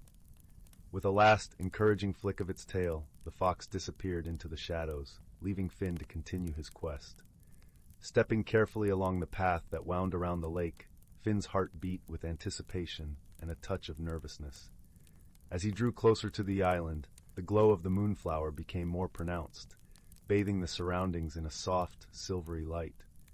The sound of the water lapping gently against the shore was soothing, and Finn felt a calm resolve settle over him. Reaching the edge of the lake, Finn found a small wooden boat tied to a post, its presence seeming both serendipitous and fated. With careful steps, he climbed aboard, using a sturdy branch as an oar to guide himself across the water. The journey was peaceful, the boat gliding smoothly over the still surface, and Finn allowed himself to breathe deeply, savoring the tranquility of the moment. Upon reaching the island, Finn disembarked and followed a winding path that led to the heart of the grove. There, nestled amidst the roots of a great willow tree, was the moonflower. Its petals were like delicate silver lace, glowing softly in the dim light, and its scent was sweet and intoxicating. Kneeling before the flower, Finn closed his eyes and focused on his wish. A wish to bring joy and unity to Bramblebrook, to create a place where laughter and kindness flourished, and where the villagers could find solace and happiness. As he made his wish, a gentle breeze stirred the air, rustling the leaves and carrying with it a sense of magic and possibility. Finn opened his eyes and watched in awe as the moonflower's petals shimmered with an ethereal light, as if acknowledging his wish and granting it with a blessing. Feeling a profound sense of fulfillment and peace, Finn made his way back to the boat and returned to the shore. The journey back through the forest was accompanied by the soft glow of fireflies, their tiny lights flickering like stars in the darkness. When Finn finally emerged from the woods and returned to Bramblebrook, he was greeted by the sight of his grandmother standing at the edge of the village, her eyes filled with love and pride. "Did you find what you were looking for?" she asked gently. Finn nodded, a serene smile on his lips. "I did, grandmother," he replied, "and I think it's going to make a difference." From that day forward, a change came over Bramblebrook. The villagers found themselves drawn together, inspired by a newfound sense of community and friendship. The village square became a place of laughter and shared stories, where people gathered to celebrate both life's joys and its challenges. And at the heart of it all was Finn, whose journey through the Whispering Woods had taught him the true power of kindness and the magic that lay within each of us to make the world a better place. As the seasons turned and the years passed, the legend of the Moonflower lived on in the hearts of the villagers, a reminder of the transformative power of dreams and the bonds of friendship that could bridge any distance. And so it was that in the cozy, enchanted village of Bramblebrook, nestled deep within the Whispering Woods, the spirit of the Moonflower continued to bloom, whispering its timeless secrets to those who dared to listen. As the story drew to a close, the crackling fireplace cast a warm glow across the room, wrapping the listener in a gentle embrace. The tale of Finn and his journey through the Whispering Woods lingered in the air, a comforting reminder of the magic that could be found in the most unexpected places. With a contented sigh, the listener drifted into a peaceful slumber, their dreams filled with the promise of adventure and the beauty of a world where kindness and courage could change everything. Story 34. Once upon a time, in the heart of an ancient forest where the trees whispered secrets of old, there lay a hidden world known only to those with eyes that could see beyond the ordinary. This enchanted realm was home to creatures and wonders that sparkled like dew in the morning sun, unseen by the hurried eyes of humankind. It was a place where time meandered like a gentle stream, where the air was always tinged with the sweet scent of wildflowers and the soft hum of bees. In this mystical forest, nestled under the canopy of a great oak, whose branches stretched to the sky like welcoming arms, lived a gentle creature named Thistle. Thistle was a small, furry being with eyes that twinkled like stars and a heart as warm as a summer's day. His fur was the color of autumn leaves, a mix of russet and gold, and he had a tail that curled like the tendrils of a climbing vine. Thistle's world was filled with wonders, but there was one object of immense curiosity and delight, a magical compass. This compass was unlike any other, for it did not point north or south, but led its bearer to where they most needed to be.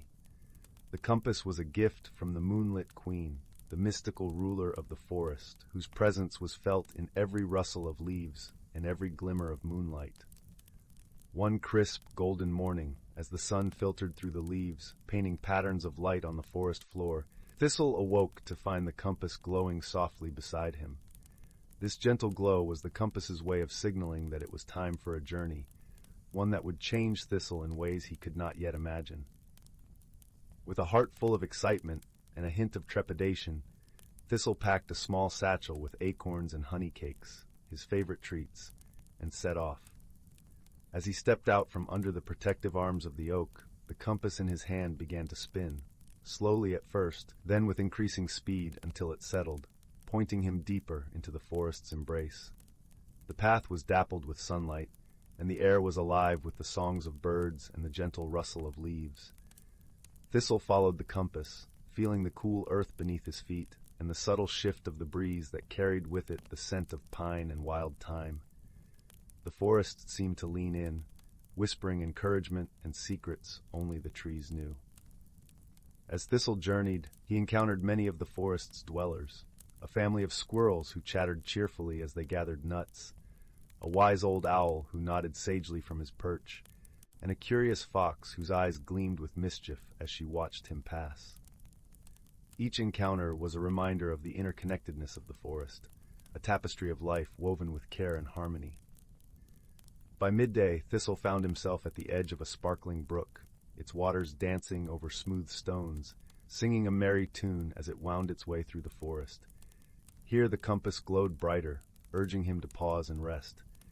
Thistle knelt by the brook, dipping his hands into the cool, clear water, and watched as the sunlight played on its surface, creating a kaleidoscope of colors. As he sat there, a gentle voice broke the tranquility. "Hello, traveler," it said, soft and melodious. Thistle turned to see a creature unlike any he had encountered before. It was a water sprite, her form shimmering like the brook itself, her hair a cascade of silver that seemed to flow like liquid moonlight. "Greetings," Thistle replied, his voice filled with wonder. "I am Thistle, and I am following this compass." He held up the magical object, its glow now steady and serene. The sprite smiled, a look of understanding lighting her eyes. "Ah, the compass of the moonlit queen," she mused. "It brings those who seek to where their hearts need to be." Thistle nodded, feeling the truth of her words deep within him. "But where is it leading me?" he asked, the question lingering like a note of music. The sprite laughed softly, the sound like the gentle tinkling of a bell. "Sometimes the journey is more important than the destination, dear Thistle. Trust in your heart and the magic of the forest." With these words, she vanished, her form dissolving into the brook's gentle flow. Thistle watched, a sense of peace settling over him. He knew that his journey was just beginning and that he must trust in the path laid before him. The afternoon sun cast long shadows as Thistle continued on his way, the compass guiding him deeper into the heart of the forest. The path became narrower, bordered by tall ferns and thick undergrowth, and soon he found himself in a grove unlike any other. The trees here were ancient, their trunks twisted and gnarled, their leaves a deep shade of emerald that seemed to hum with an energy all their own. In the center of this grove stood a tree larger and older than the rest, its branches intertwining to form a natural archway. As Thistle approached, he felt a gentle tug in his heart and a warmth suffuse his being. The compass, though silent, was leading him here. He stepped through the archway and into a clearing bathed in soft light, where the air was filled with the scent of jasmine and the gentle sound of wind chimes. In the center of this magical space stood a stone pedestal, upon which rested a small, ornate box. Thistle hesitated, feeling the weight of the moment. He knew instinctively that this box held something of great importance, something that would change him forever. Taking a deep breath, he approached the pedestal and gently lifted the lid. Inside, nestled in soft velvet, was a crystal vial filled with a shimmering liquid that seemed to capture the light of the stars. Thistle's heart swelled with awe as he realized what he held, a gift from the moonlit queen herself, a potion of transformation and growth. As he cradled the vial, the compass glowed warmly in his hand, a silent affirmation of his journey. Suddenly, the forest around him seemed to hold its breath, as if waiting for what was to come. Thistle knew what he must do. With a deep sense of reverence, he uncorked the vial and drank the potion. The liquid was cool and sweet, and as it flowed through him, he felt a gentle shift, like the unfolding of a new leaf. The transformation was subtle yet profound. Thistle felt a deep connection to the forest, an understanding of its rhythms and secrets. He realized that he had always been a part of this magical world, and now he could truly see it for what it was, a tapestry of life, woven with love and wisdom. With newfound clarity, Thistle turned to leave the grove, the compass now a comforting weight in his pocket. As he stepped back through the archway, he felt the forest welcoming him anew, embracing him as one of its own. The journey back to his home under the great oak was filled with a sense of peace and fulfillment. Thistle knew that he had changed, that he had grown in ways he had not thought possible. He understood now that the compass had led him not just to a place, but to a deeper understanding of himself and the world around him. As he settled back into his cozy nook, the stars beginning to twinkle in the night sky, Thistle felt the warmth of the forest enveloping him. He closed his eyes, the sound of the rustling leaves a lullaby, and drifted into a peaceful sleep, knowing that he was exactly where he needed to be. And so the forest, with all its wonders and mysteries, continued to weave its magic, welcoming those who dared to follow the path of the heart, led by the gentle glow of the moonlit queen's compass. Story 35. Once upon a time, in a cozy little cottage nestled deep in the heart of an ancient forest, there lived a young girl named Willow. Her days were filled with the simple joys of tending her garden, listening to the bird song, and exploring the winding trails that led to secret glades and babbling brooks. One crisp autumn morning, as Willow was gathering wildflowers to press into her treasured book, she stumbled upon a peculiar sight. Amidst the fallen leaves, a single acorn lay on the ground, glowing with a soft, golden light. Willow's curiosity was instantly piqued.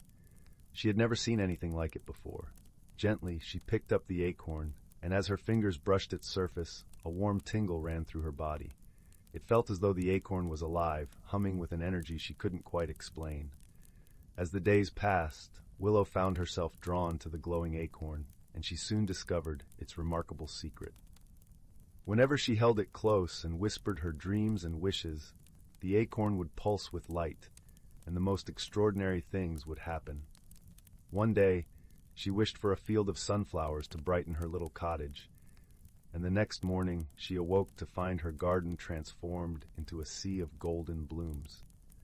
Another time, she longed for a companion to share her adventures with, and a playful squirrel appeared at her doorstep, quickly becoming her cherished friend. Word of Willow's magical acorn spread through the forest, and before long she was visited by two unexpected guests, a wise old owl named Sage and a mischievous raccoon called Rusty.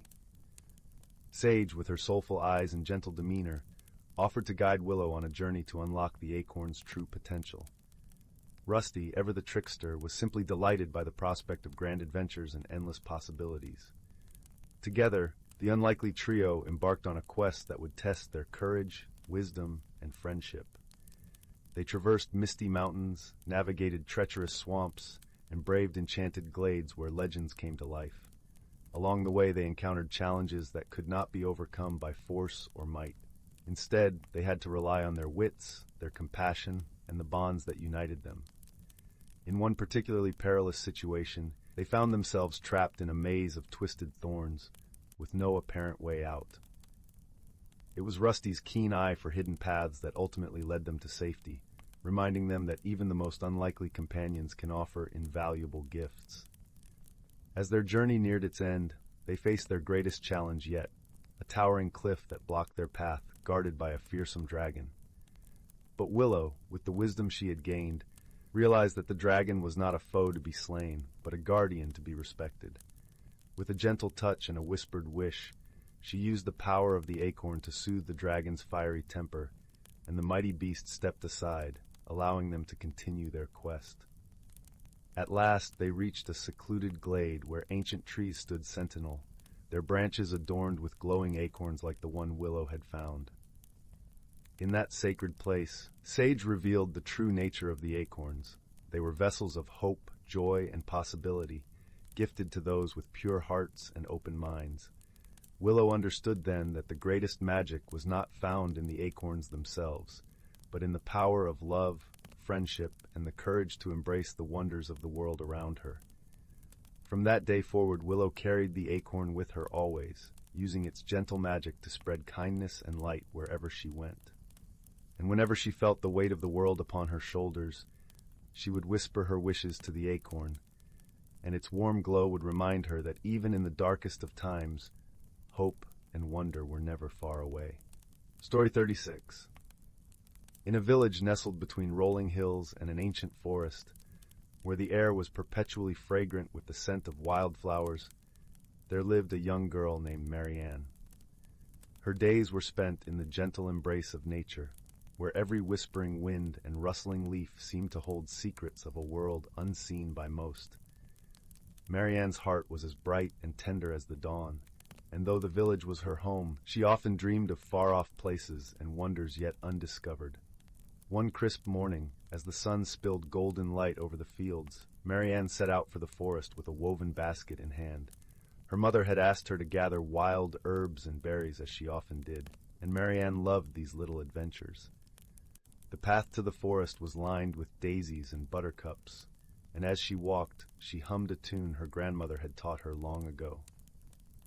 The forest was a cathedral of towering trees, their leaves a kaleidoscope of greens and browns, whispering secrets to the wind. Marianne felt the familiar thrill of stepping into this world of dappled light and shadow, where the air was cool and filled with the earthy scent of moss and bark. Her footsteps were soft on the forest floor, covered in a carpet of fallen leaves that crunched ever so slightly underfoot. As Marianne wandered deeper into the woods, she noticed something unusual.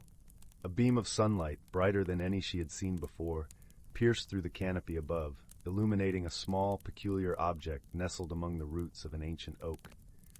Intrigued, Marianne knelt down, brushing aside leaves and twigs to reveal a small, intricately carved wooden box. The box was unlike anything she had ever seen.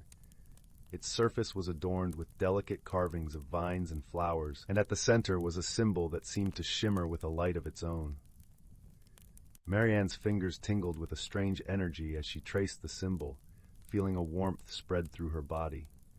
Carefully, she lifted the lid of the box, and inside she found a small, iridescent stone. It was smooth and cool to the touch, yet it seemed to pulse with an inner light that danced like 1,000 tiny rainbows. Marianne felt an inexplicable connection to the stone, as if it were whispering to her, inviting her to listen closely to its secrets. For a moment, she hesitated, unsure of what to do. But curiosity and a sense of wonder overcame her caution. She picked up the stone and slipped it into her pocket, feeling a rush of warmth and comfort spread through her. As Marianne continued her journey through the forest, she noticed that the world around her seemed more vibrant and alive than ever before. The songs of birds were clearer, the scent of pine and earth more intoxicating, and the colors of the forest more vivid. It was as if the stone had awakened something within her, opening her eyes to the hidden magic of the natural world. The day passed quickly, and as the sun began to dip below the horizon, casting the forest in soft, golden light, Marianne made her way home. Her basket was filled with herbs and berries, and her heart was full of wonder and excitement. That night, as the moon bathed the village in its silvery glow, Marianne lay in bed, clutching the stone to her chest. Her dreams were filled with visions of distant lands, enchanted forests, and ancient secrets waiting to be discovered. She awoke the next morning with a sense of purpose and determination, knowing that her life was about to change in ways she could never have imagined. Over the following days, Marianne began to notice subtle changes in her surroundings. The village, once a place of simple routines and familiar faces, seemed to shimmer with a newfound vibrancy. People she had known all her life appeared kinder, their smiles warmer, their laughter more genuine. It was as if the stone had not only opened her eyes to the magic of the world, but had also touched the hearts of those around her. One afternoon, as Marianne wandered through the village square, she encountered an elderly man named Cedric. Cedric was a recluse, known for his gruff demeanor and reluctance to engage with others. Yet, as Marianne approached, she noticed a softness in his eyes, a gentleness she had never seen before. "Good day, young Marianne," Cedric greeted her, his voice unexpectedly warm. "I hear you've been spending quite a bit of time in the forest." Marianne nodded, surprised by his sudden interest. "Yes, I love the forest. It's full of wonders and secrets." Cedric smiled, a twinkle in his eye. "Indeed it is. And sometimes it reveals those secrets to those with a kind heart and a curious spirit." Marianne felt a surge of warmth at his words, as if the stone in her pocket were resonating with his kindness. She and Cedric began to talk, sharing stories of their experiences and dreams. It was the beginning of an unlikely friendship, one that would change them both in remarkable ways. As the weeks passed, Marianne and Cedric spent more time together, exploring the forest and uncovering its hidden wonders. Cedric, who had once been withdrawn and lonely, found joy and companionship in Marianne's company. He shared his knowledge of the forest's history and its many mysteries, teaching Marianne to see the beauty and magic in the world around her. One day, as they sat beneath the shade of a great willow tree, Cedric spoke of a legend he had heard in his youth. It told of a hidden world, a realm woven into the fabric of the natural world, accessible only to those with pure hearts and open minds. Marianne listened, her heart racing with excitement as Cedric described the wonders of this hidden world, a place of shimmering lakes, enchanted creatures, and endless possibilities. "You see, Marianne," Cedric said, his voice filled with reverence, "the world is full of magic, but few are able to see it. Only those who truly believe can find the path to this hidden realm." Marianne's eyes shone with determination. She knew in her heart that she was meant to find this world, to discover its secrets and share its wonders with others. With Cedric by her side, she felt ready to embark on the greatest adventure of her life. Together they set out on a journey that would take them beyond the boundaries of the village and into the heart of the forest. As they walked, the stone in Marianne's pocket seemed to guide them, its light growing brighter with each step. They followed its glow through dense thickets and over babbling brooks, their path illuminated by the stone's ethereal light. The forest around them seemed to come alive with each step, the trees whispering in a language only Marianne and Cedric could understand. Birds sang melodies that spoke of ancient wisdom, and the wind carried the scent of blooming flowers and fresh rain. Finally, after what felt like hours of walking, they arrived at a clearing unlike any they had ever seen. The air was filled with a soft golden light, and the ground was carpeted with flowers of every color imaginable. At the center of the clearing stood a shimmering archway, its surface rippling like water. "This is it," Cedric whispered, his voice filled with awe, "the gateway to the hidden world." Marianne approached the archway, her heart pounding with excitement and anticipation. She felt the stone in her pocket grow warm, its light pulsing in time with her heartbeat. With a deep breath, she stepped through the archway, Cedric following close behind. As they passed through the shimmering barrier, Marianne felt a sensation of weightlessness, as if she were floating on a gentle breeze.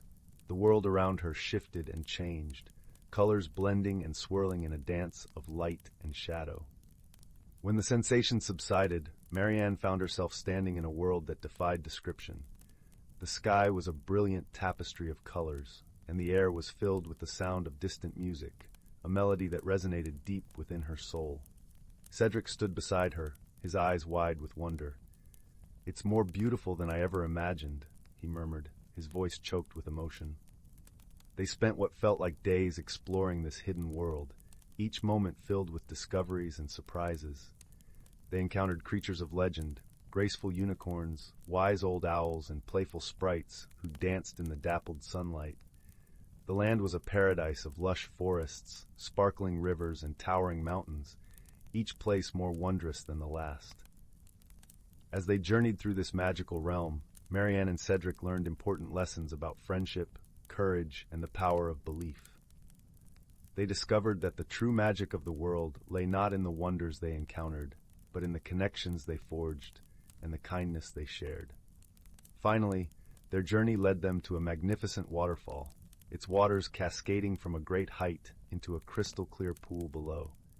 The air was filled with the scent of fresh water and blooming flowers, and the sound of the rushing water was a soothing symphony that filled their hearts with peace. As they stood by the pool's edge, Marianne felt a sense of fulfillment and contentment she had never known before. The stone in her pocket pulsed gently, its light a warm, comforting glow. Cedric turned to her, his eyes filled with gratitude. "Thank you, Marianne," he said softly. "I never would have imagined this journey, this world, without you." Marianne smiled, her heart swelling with joy. "Thank you, Cedric. You've taught me so much about the world and myself. I couldn't have done this without you." They embraced, their friendship stronger and deeper than ever before. It was a bond forged in the fires of adventure and discovery, a connection that would last a lifetime. As the sun began to set, casting a warm golden glow over the landscape, Marianne and Cedric knew it was time to return to their world. With a final, longing glance at the hidden realm, they stepped back through the shimmering archway, the promise of future adventures lingering in their hearts. Back in the familiar embrace of the forest, Marianne and Cedric felt a renewed sense of purpose and wonder. They had seen the magic of the world, and they knew that it existed not only in hidden realms but in the hearts of those who dared to dream and believe. In the days that followed, Marianne shared her experiences with the villagers, her stories filling their hearts with hope and inspiration. Cedric, once a solitary figure, became a beloved member of the community, his wisdom and kindness a guiding light for all. Together, Marianne and Cedric continued to explore the world around them, uncovering its mysteries and sharing its wonders with others. They knew that the true magic of life lay not in the destinations they reached, but in the journey itself and the bonds they formed along the way. And so, in a village nestled between rolling hills and an ancient forest, where the air was perpetually fragrant with the scent of wildflowers, Marianne and Cedric lived out their days, their hearts forever touched by the magic of friendship and the hidden wonders of the world. Story 37. In the heart of the whispering woods, where the leaves rustled like gentle whispers of old secrets, stood the quaint village of Mooncrest. This village was known for its cobblestone paths lined with vibrant wildflowers, and houses with thatched roofs that twinkled under the moonlight as if sprinkled with stardust. Every evening, the villagers would gather in the cozy town square, sharing tales of the day as the warm glow from lanterns danced in the cool night air. One crisp autumn evening, however, the usual tranquility was replaced by an air of mild curiosity. Mrs. Maplewood, the village's beloved baker, had discovered something peculiar. Each morning for a week, her famous honey cinnamon rolls, which she left to cool on the windowsill overnight, disappeared without a trace.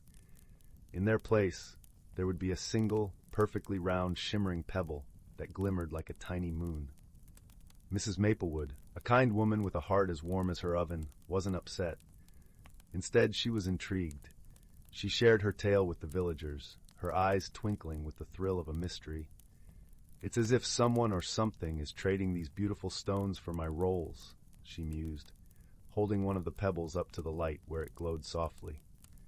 Among the listeners was a young lad named Finn, whose curiosity was as boundless as the sky. With his tousled brown hair and eyes that sparkled with mischief and wonder, Finn was known for his keen sense of observation. He decided to unravel the mystery of the vanishing rolls.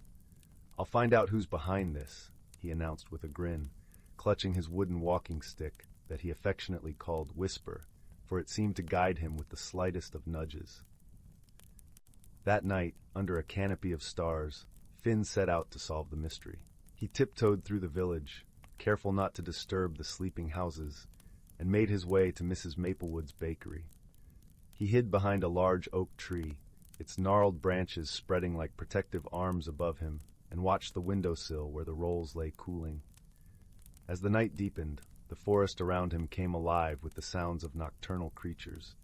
An owl hooted softly from its perch, and the gentle rustle of leaves played a soothing melody. Finn waited patiently, his eyes adjusting to the moonlit landscape.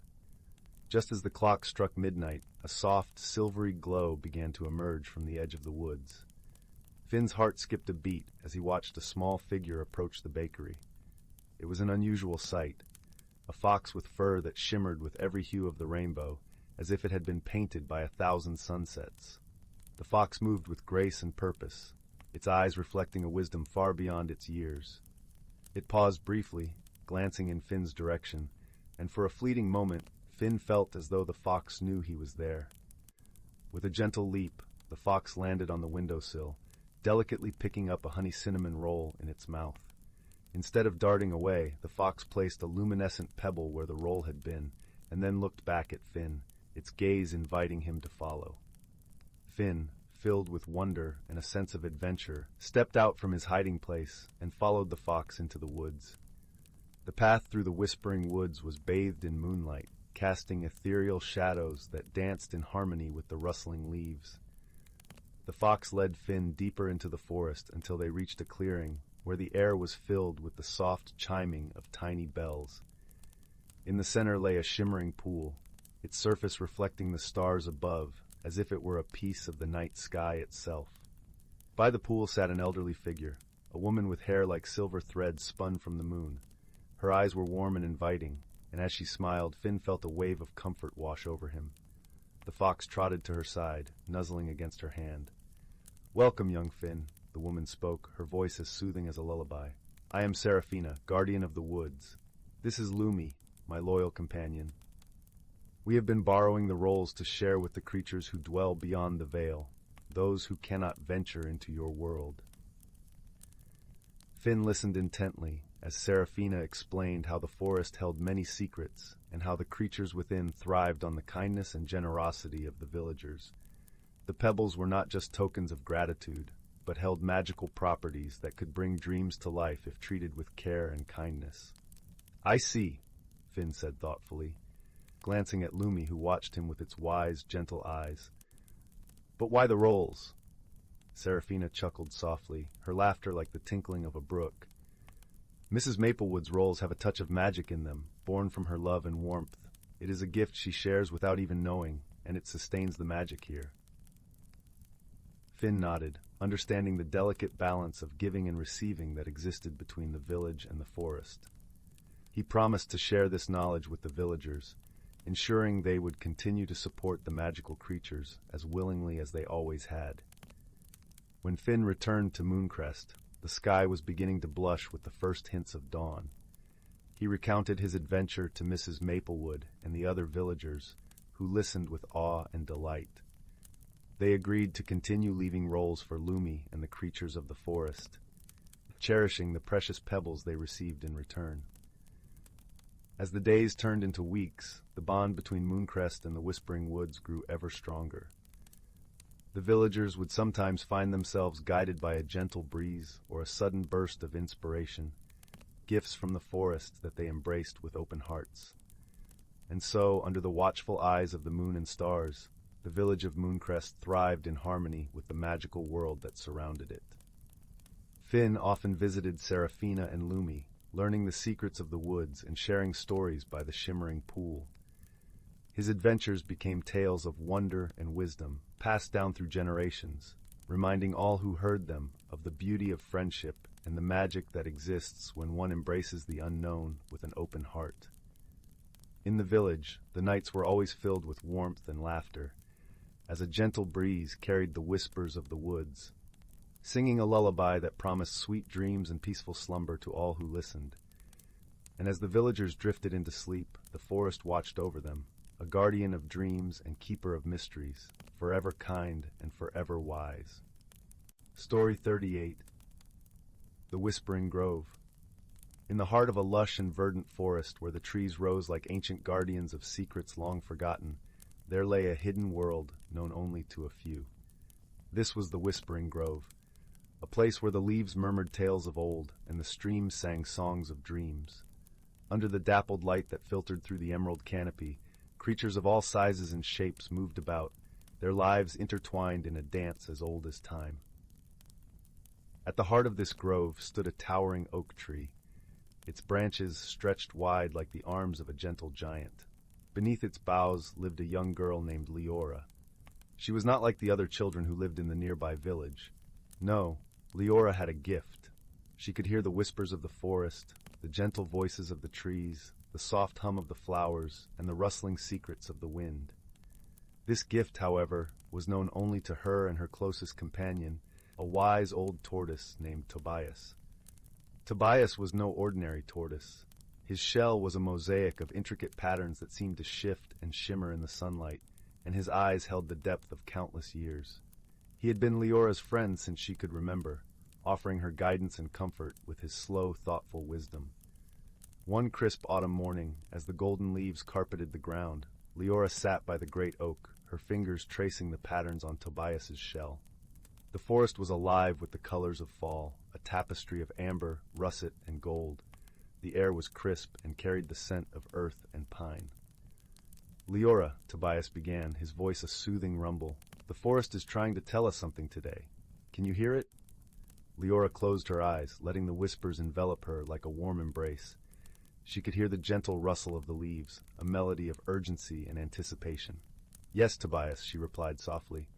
There is a change coming. The forest speaks of a journey, a path that I must take. Tobias nodded, the leaves crunching softly beneath him as he adjusted his weight. Every journey begins with a single step, my dear. Follow the whispers, and they will lead you to where you need to go.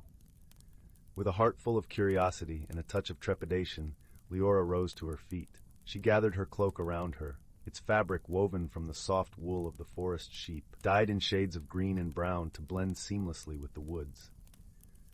Tobias, despite his age, moved with surprising swiftness, his little legs carrying him alongside her as they ventured deeper into the grove. The path they followed was not marked by any road or trail, but by the subtle signs that only those attuned to the forest could discern. The way the moss grew a little thicker on one side of the tree, the way the birds sang more sweetly in a particular direction, these were the signposts that guided Leora and Tobias on their way. As they walked, the forest seemed to grow quieter, the whispers turning into a soft hum. They passed through a glade where the sunlight danced upon a clear brook, its waters bubbling with laughter. Small creatures paused in their gathering, their eyes following the pair with a mix of curiosity and respect. It was in this glade that they met the first of their unexpected companions. A small, shy fox emerged from the underbrush, her fur a bright splash of orange against the muted tones of the forest floor. Her eyes were like liquid amber, filled with both wariness and a glimmer of hope. "Greetings, little fox," Leora said gently, kneeling down to meet the creature's gaze. "What brings you to us?" The fox hesitated, her nose twitching as if considering whether to trust these strangers. At last, she spoke, her voice a soft whisper carried on the breeze. "I have heard the whispers, too. They speak of a journey that will change the forest and those who walk within it." Tobias regarded the fox with a kindly eye. "Then perhaps you are meant to join us, for journeys are kinder when shared." With a nod of her fiery head, the fox fell into step beside them, her presence a warm and comforting addition to their small band. Together, they continued their journey, each step bringing a new sense of purpose and wonder. The deeper they ventured, the more the forest revealed its hidden wonders. They passed a grove of ancient yews, their twisted trunks forming natural archways that seemed to hum with a forgotten magic. Here, the air was cool and filled with the scent of earthy decay, a reminder of the cycle of life and renewal. It was beneath these solemn trees that they encountered the second of their companions, a squirrel with fur as gray as a stormy sky and eyes that sparkled with mischief. She chattered down at them from her perch, her tail twitching with excitement. "Hello, travelers," she called out, her voice bright and cheerful. "I've been watching you, and I must say, you seem like a rather interesting lot." Leora laughed, her heart lightened by the squirrel's playful energy. "And you seem like a rather interesting squirrel. Would you like to join us on our journey?" The squirrel scampered down the trunk with a series of nimble leaps, landing gracefully at their feet. "Oh, I'd love to. There's nothing like an adventure to make the day more exciting." And so, with their party now four, they pressed on, leaving the grove of yews behind. The path grew steeper, the terrain more rugged, but their spirits remained high. The forest was alive with color and sound, each moment a reminder of the beauty and wonder that surrounded them. As the sun began its descent, painting the sky in hues of rose and gold, they reached the edge of the forest where the whispering grove gave way to a vast meadow. The grass here was a sea of silver in the moonlight, and the air was filled with the sweet scent of wildflowers. In the center of the meadow stood a lone, ancient stone, weathered by time and covered in a soft blanket of moss. It was here that the whispers grew loudest, a chorus of gentle voices urging them forward. "This is the place," Leora said, her voice a soft echo of the forest's whispers. "This is where the journey leads us." The fox and the squirrel looked around, their eyes wide with wonder. Tobias settled himself beside the stone, his wise eyes reflecting the moon's soft light. "This stone," he mused, "holds the key to the change the whispers spoke of." Leora approached the stone, her fingers brushing against its cool surface. As she did, a warmth spread through her, a feeling of connection and understanding. The whispers grew clearer, weaving a tapestry of memories and dreams. In that moment, Leora understood the true nature of the whispers. They were not just a call to adventure, but a reminder of the bonds that connected all living things. The forest, the creatures, the people, all were part of a greater whole, each playing their part in the story of the world. With this understanding came a vision, a glimpse of a future where the forest thrived, its beauty and magic preserved for generations to come. A future where the whispers of the forest were heard and heeded by all. As the vision faded, Leora turned to her companions, her heart filled with gratitude and hope. "We are all part of this journey," she said, her voice carrying the warmth of a promise. "Together we can protect this place, this world, for all who come after us."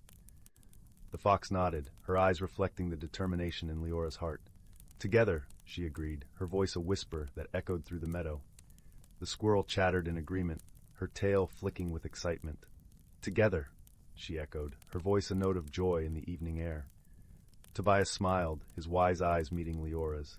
"Together," he said softly, his voice a gentle rumble of certainty.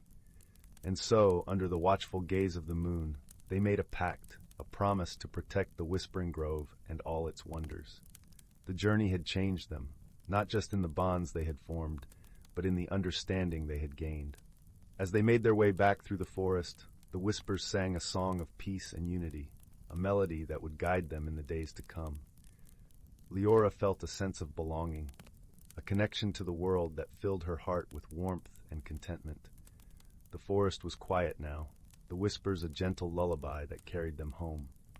As they reached the great oak, Leora paused, taking in the sight of the woods she loved so dearly. The leaves rustled softly, a promise of more adventures to come. Tobias settled into his familiar spot, his eyes closing in contentment. The fox curled up beside him, her fur a warm glow in the moonlight. The squirrel scampered up the oak, finding a cozy nook to rest. Leora sat beside Tobias, her fingers tracing the patterns on his shell.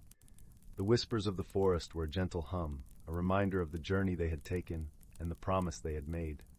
As sleep began to claim her, Leora whispered a quiet prayer of thanks to the forest, to her friends, and to the journey that had brought them together. She knew that whatever the future held, they would face it together, guided by the whispers of the grove.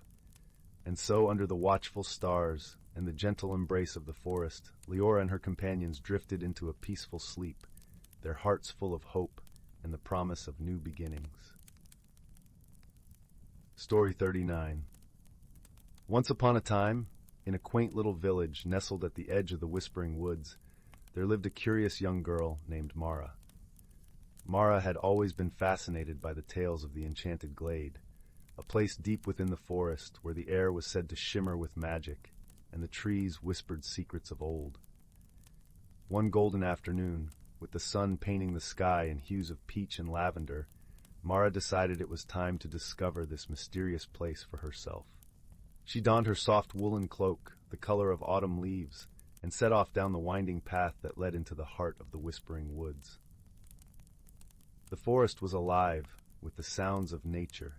A gentle breeze rustled the emerald leaves, and birds sang melodies that danced through the air.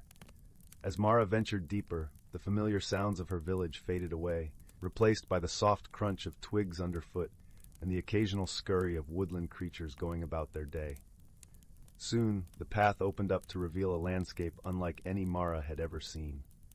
The enchanted glade stretched out before her, a tapestry of wonder that seemed almost too magical to be real. The grass was a vivid green, dotted with wildflowers that glowed with an inner light, as if tiny stars had fallen to earth. In the center of the glade, a crystal-clear pond mirrored the sky, its surface rippling with the gentle caress of the breeze. Mara stepped forward, her eyes wide with awe. She felt a sense of peace and excitement all at once, as if the very air was filled with possibilities. As she explored, she noticed a peculiar sight, a group of luminescent butterflies flitting around a nearby tree. Their wings sparkled like jewels in the dappled sunlight, and they moved with a grace that seemed almost otherworldly. "Hello," Mara whispered, waving her hand gently. To her surprise, one of the butterflies peeled away from the group and fluttered toward her, landing delicately on her outstretched finger. Mara giggled, feeling the light tickle of its wings, and in that moment, she felt a connection to this magical place. As the sun dipped lower in the sky, casting long shadows across the glade, Mara encountered more wonders. She came across a family of miniature foxes with fur as soft as clouds and eyes that twinkled with mischief. They led her to a hidden grove where the trees were adorned with lantern-like flowers that glowed warmly, illuminating the grove with a gentle, golden light. Mara sat beneath one of these trees, feeling the warmth of the glowing flowers seep into her skin. It was here that she met a wise old tortoise named Tully, whose shell was etched with intricate patterns that seemed to tell stories of the past. "Welcome, young traveler," Tully greeted with a slow, kind voice. "Not many venture this far. Tell me, what brings you to the enchanted glade?" "I'm here to see the wonders of the forest," Mara replied, her voice filled with excitement. "I've heard so many stories, but seeing it for myself is even more magical." Tully nodded sagely, his eyes twinkling with understanding. "The forest holds many secrets, and each visit teaches us something new.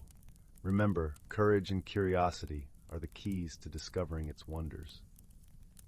Mara felt a warmth in her heart at Tully's words, a reassurance that her journey was just beginning. As the stars began to twinkle in the evening sky, she realized it was time to head back home.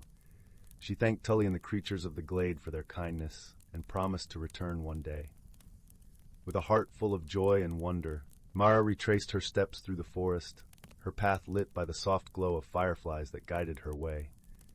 As she emerged from the woods, she glanced back at the whispering woods, knowing she had found a place of magic and friendship she would cherish forever. Back in her cozy village, Mara shared her adventure with anyone who would listen, her stories inspiring others to embrace their own courage and curiosity. And though she longed to return to the enchanted glade, Mara knew the spirit of the forest was always with her, a reminder that the world was filled with endless possibilities for those willing to explore. And so, with her heart light and her dreams filled with wonder, Mara drifted off to sleep, the gentle song of the forest echoing in her dreams, promising new adventures to come. Story 40. Once upon a time, in a world hidden from mortal eyes, there lived a young girl named Luna. She possessed a remarkable gift, the ability to weave dreams into reality with her words. Luna's bedroom was a sanctuary filled with trinkets and treasures from the countless dreamscapes she had visited. One night, as Luna drifted off to sleep, a shimmering thread of moonlight slipped through her window. It danced across her face, beckoning her to follow. Entranced, Luna found herself whisked away to a realm beyond her wildest imaginings. She landed in a forest unlike any she had seen before. The trees stretched impossibly high, their branches adorned with glittering leaves that twinkled like stars. A luminous mist swirled around her feet, carrying the sweet scent of wildflowers. As Luna ventured deeper into the enchanted woodland, she stumbled upon a peculiar sight, a tiny creature with gossamer wings perched on a toadstool. "Welcome, dreamer," the creature chirped.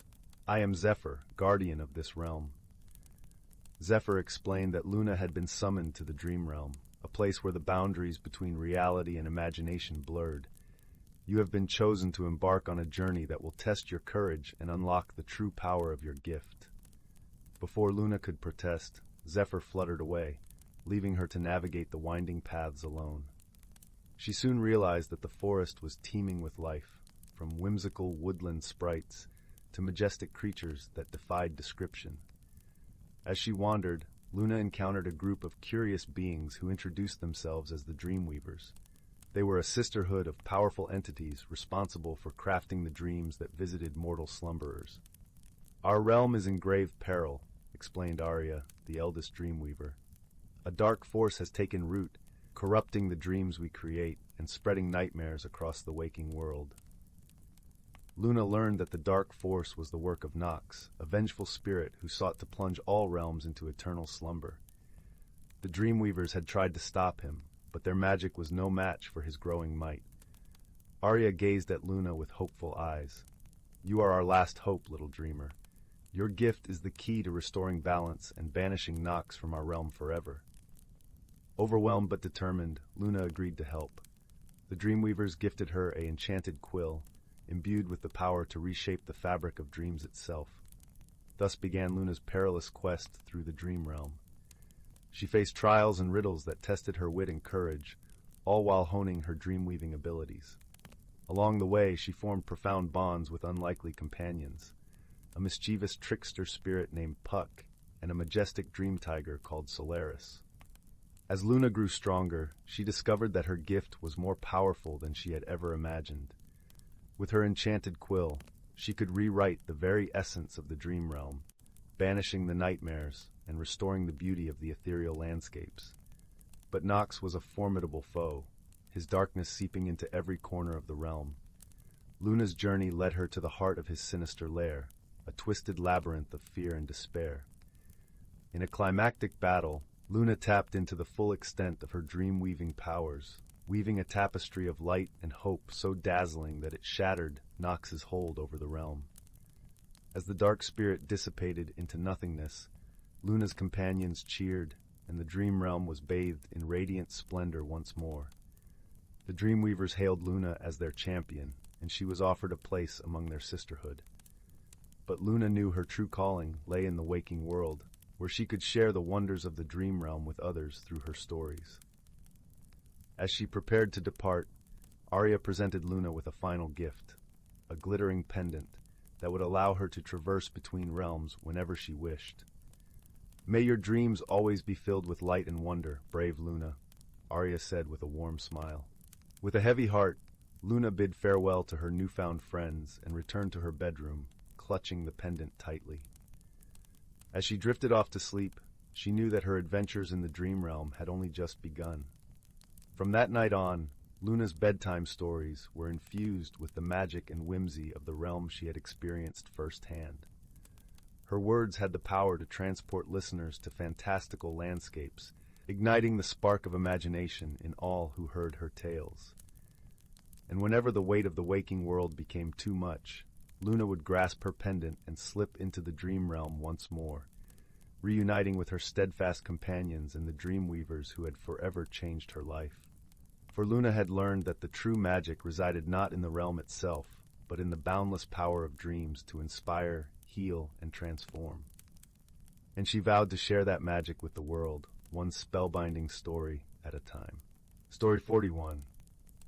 In the heart of a lush, ancient forest where the sunlight danced through emerald leaves and painted golden patterns on the soft earth, there lay a quaint little village known as Pumpernickel Hollow. The village was nestled by the banks of a tinkling stream that sang a merry tune as it wound its way through the forest. Pumpernickel Hollow was a place where the air was perpetually sweet with the scent of blooming honeysuckle, and where laughter flowed as freely as the stream. The villagers of Pumpernickel Hollow were known for their gentle hearts and their fondness for stories and song. Every evening, as the sun dipped below the horizon, casting the sky into a canvas of oranges and purples, the villagers would gather around a crackling bonfire at the heart of the village. There, they would share tales and sip on warm mugs of spiced apple cider, their voices mingling with the chorus of crickets and the soft rustling of leaves.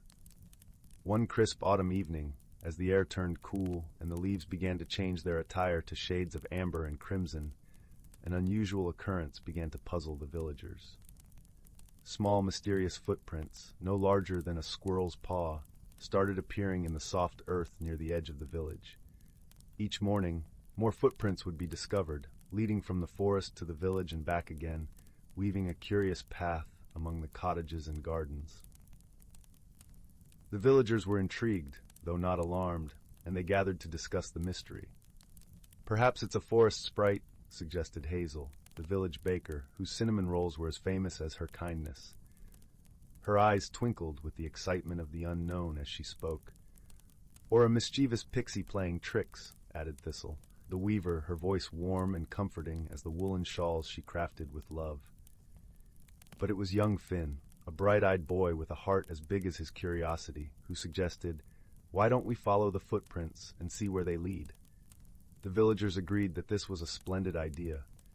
So with the first light of dawn, Finn set out, accompanied by his dear friend Luna, a wise old cat with fur as silvery as moonlight.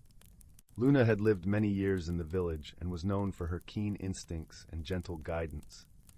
As they followed the trail, the forest came alive around them. The morning sun filtered through the canopy, casting dappled shadows on the forest floor and filling the air with the earthy scent of fallen leaves and damp moss. Birds chirped cheerful greetings, and the soft rustle of small creatures scurrying through the underbrush accompanied their journey. The footprints led them deeper into the forest, to a place where the trees grew taller and their branches intertwined like old friends sharing secrets. Here the air was still and serene, and the world seemed to hold its breath in anticipation. It was there that Finn and Luna stumbled upon a most peculiar sight. In a small clearing, surrounded by a ring of ancient oaks, stood a tiny wooden door set into the base of a tree. It was adorned with delicate carvings of twisting vines and blossoms, and a soft, golden light spilled from its edges, casting a warm glow on the forest floor. Finn approached the door with Luna by his side, her whiskers twitching with curiosity. As they drew closer, the door creaked open, and standing before them was a small round creature with eyes as bright as stars and a smile as warm as a summer breeze. "Hello, young Finn and wise Luna," the creature greeted, its voice like the gentle rustle of leaves. "I am Pippin, a guardian of the forest." Finn's eyes widened with wonder, and he felt a thrill of excitement tingling in his chest. "We've been following the footprints," he exclaimed. "Are they yours?" Pippin chuckled, a sound like the bubbling of a brook. "Indeed they are. I have been visiting your village each night, drawn by the laughter and warmth that fills your gatherings. I meant no harm, only to feel the joy of your company from afar." Luna purred softly, her eyes full of understanding.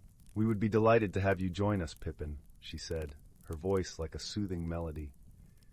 "There's no need to watch from the shadows when you are welcome among us." Pippin's eyes sparkled with gratitude, and a feeling of happiness blossomed in the clearing, as bright and warm as the rising sun. "Thank you, dear friends," he said, his voice filled with emotion. And so that evening, Pippin joined the villagers around their bonfire. As the flames danced and flickered, casting a golden glow on the gathering, Pippin shared tales of the forest and taught the villagers the secret songs of the trees.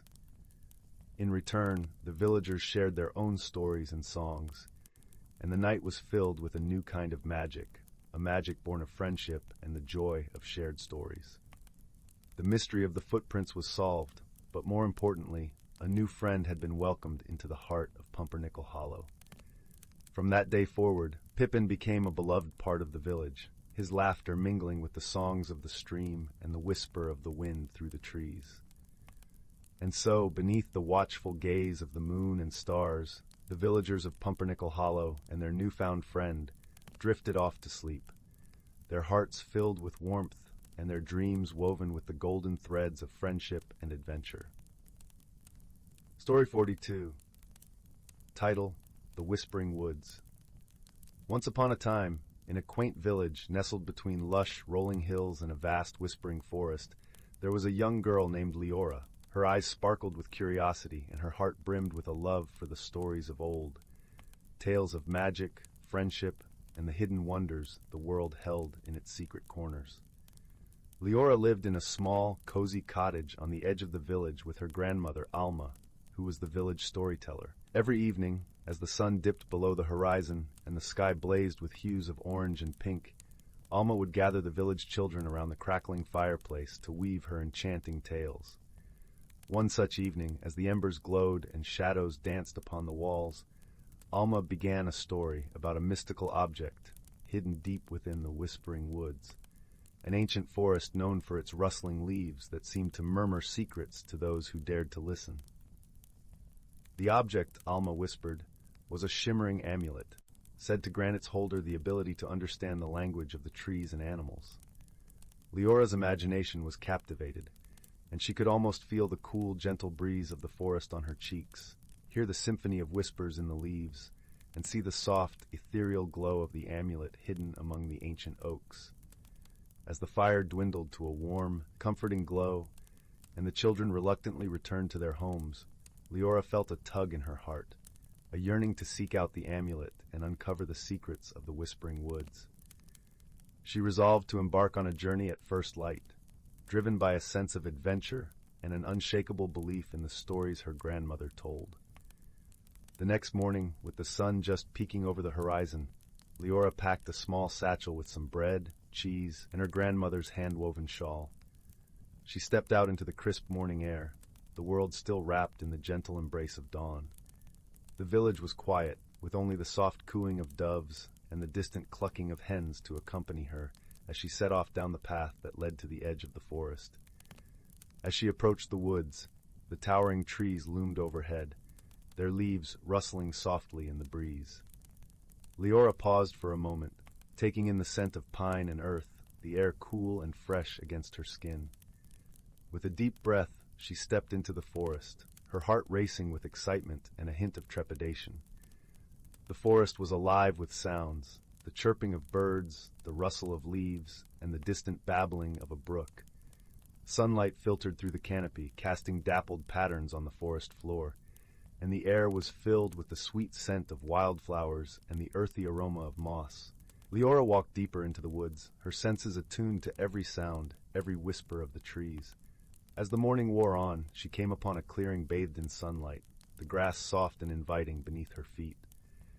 In the center of the clearing stood a grand, ancient oak, its branches stretching wide, leaves shimmering with a silvery hue. Drawn by an inexplicable pull, Leora approached the oak, her eyes widening in wonder. There, nestled among the roots, was a small, intricately carved box. Her heart skipped a beat as she knelt down, her fingers tracing the delicate patterns etched into the wood. With a gentle lift, she opened the lid to reveal the amulet, its surface gleaming with a soft, iridescent light. As she held the amulet in her hands, a warm, tingling sensation spread through her body, and the forest around her seemed to come alive in a new way. The whispers of the trees grew clearer, their voices like a gentle melody carried on the wind.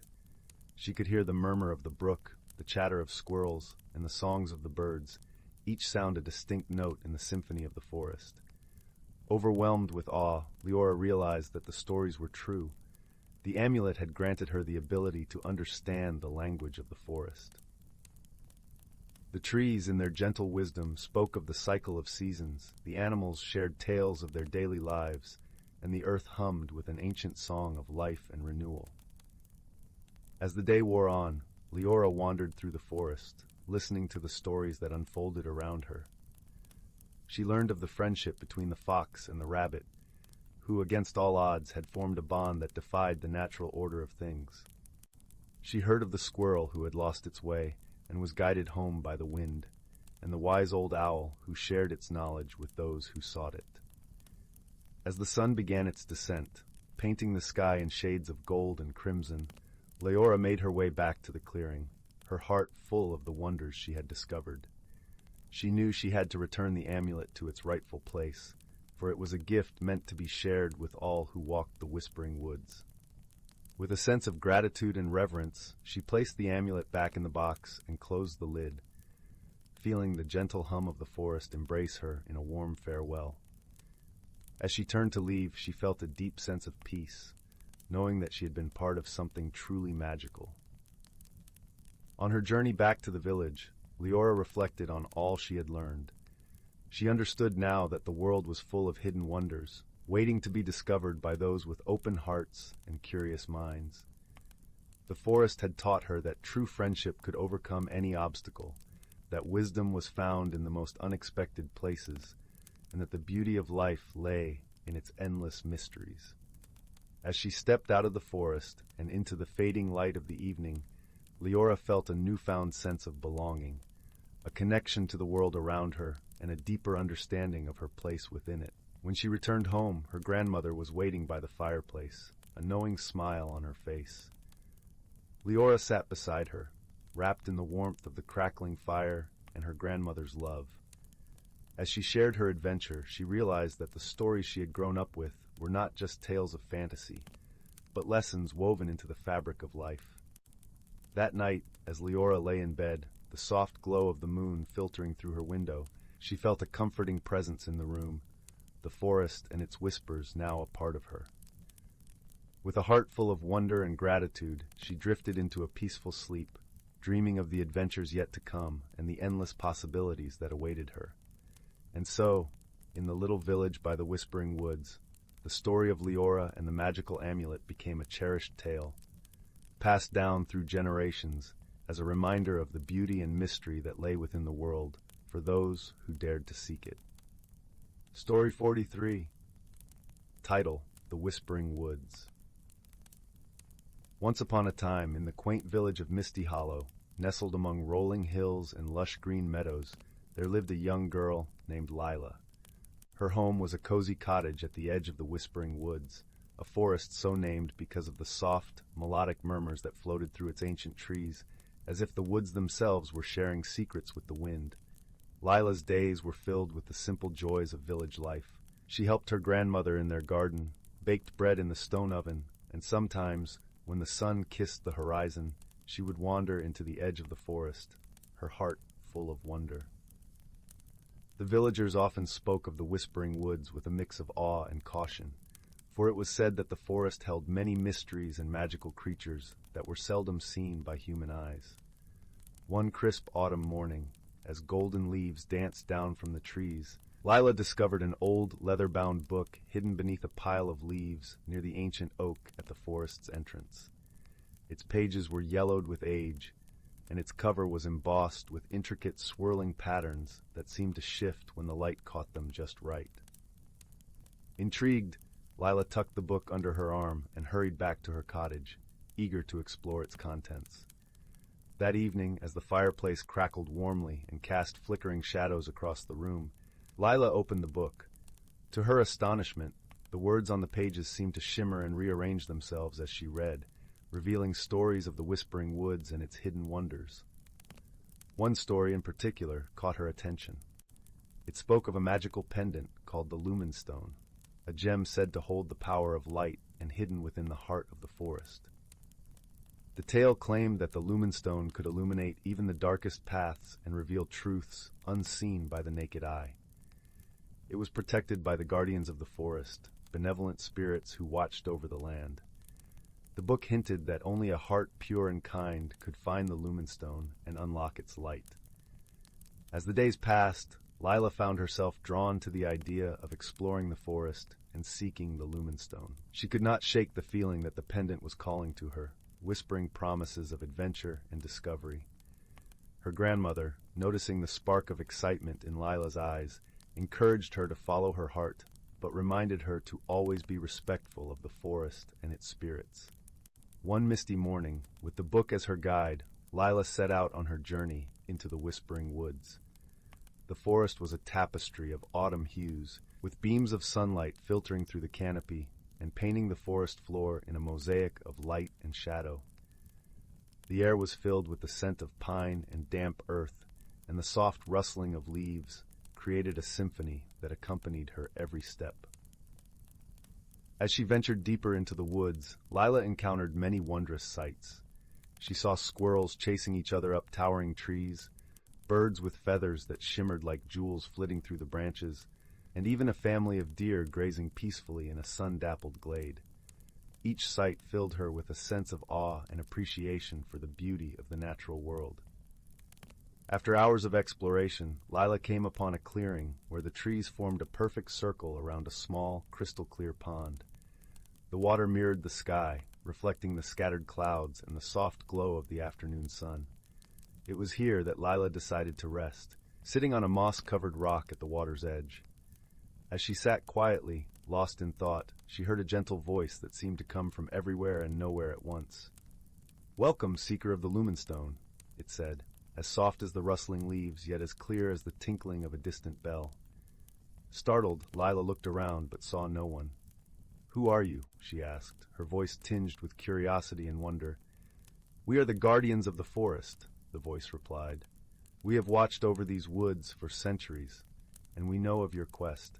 Lila felt a warm, comforting presence envelop her, as if the forest itself was embracing her. "I wish to find the Lumen Stone," she confessed.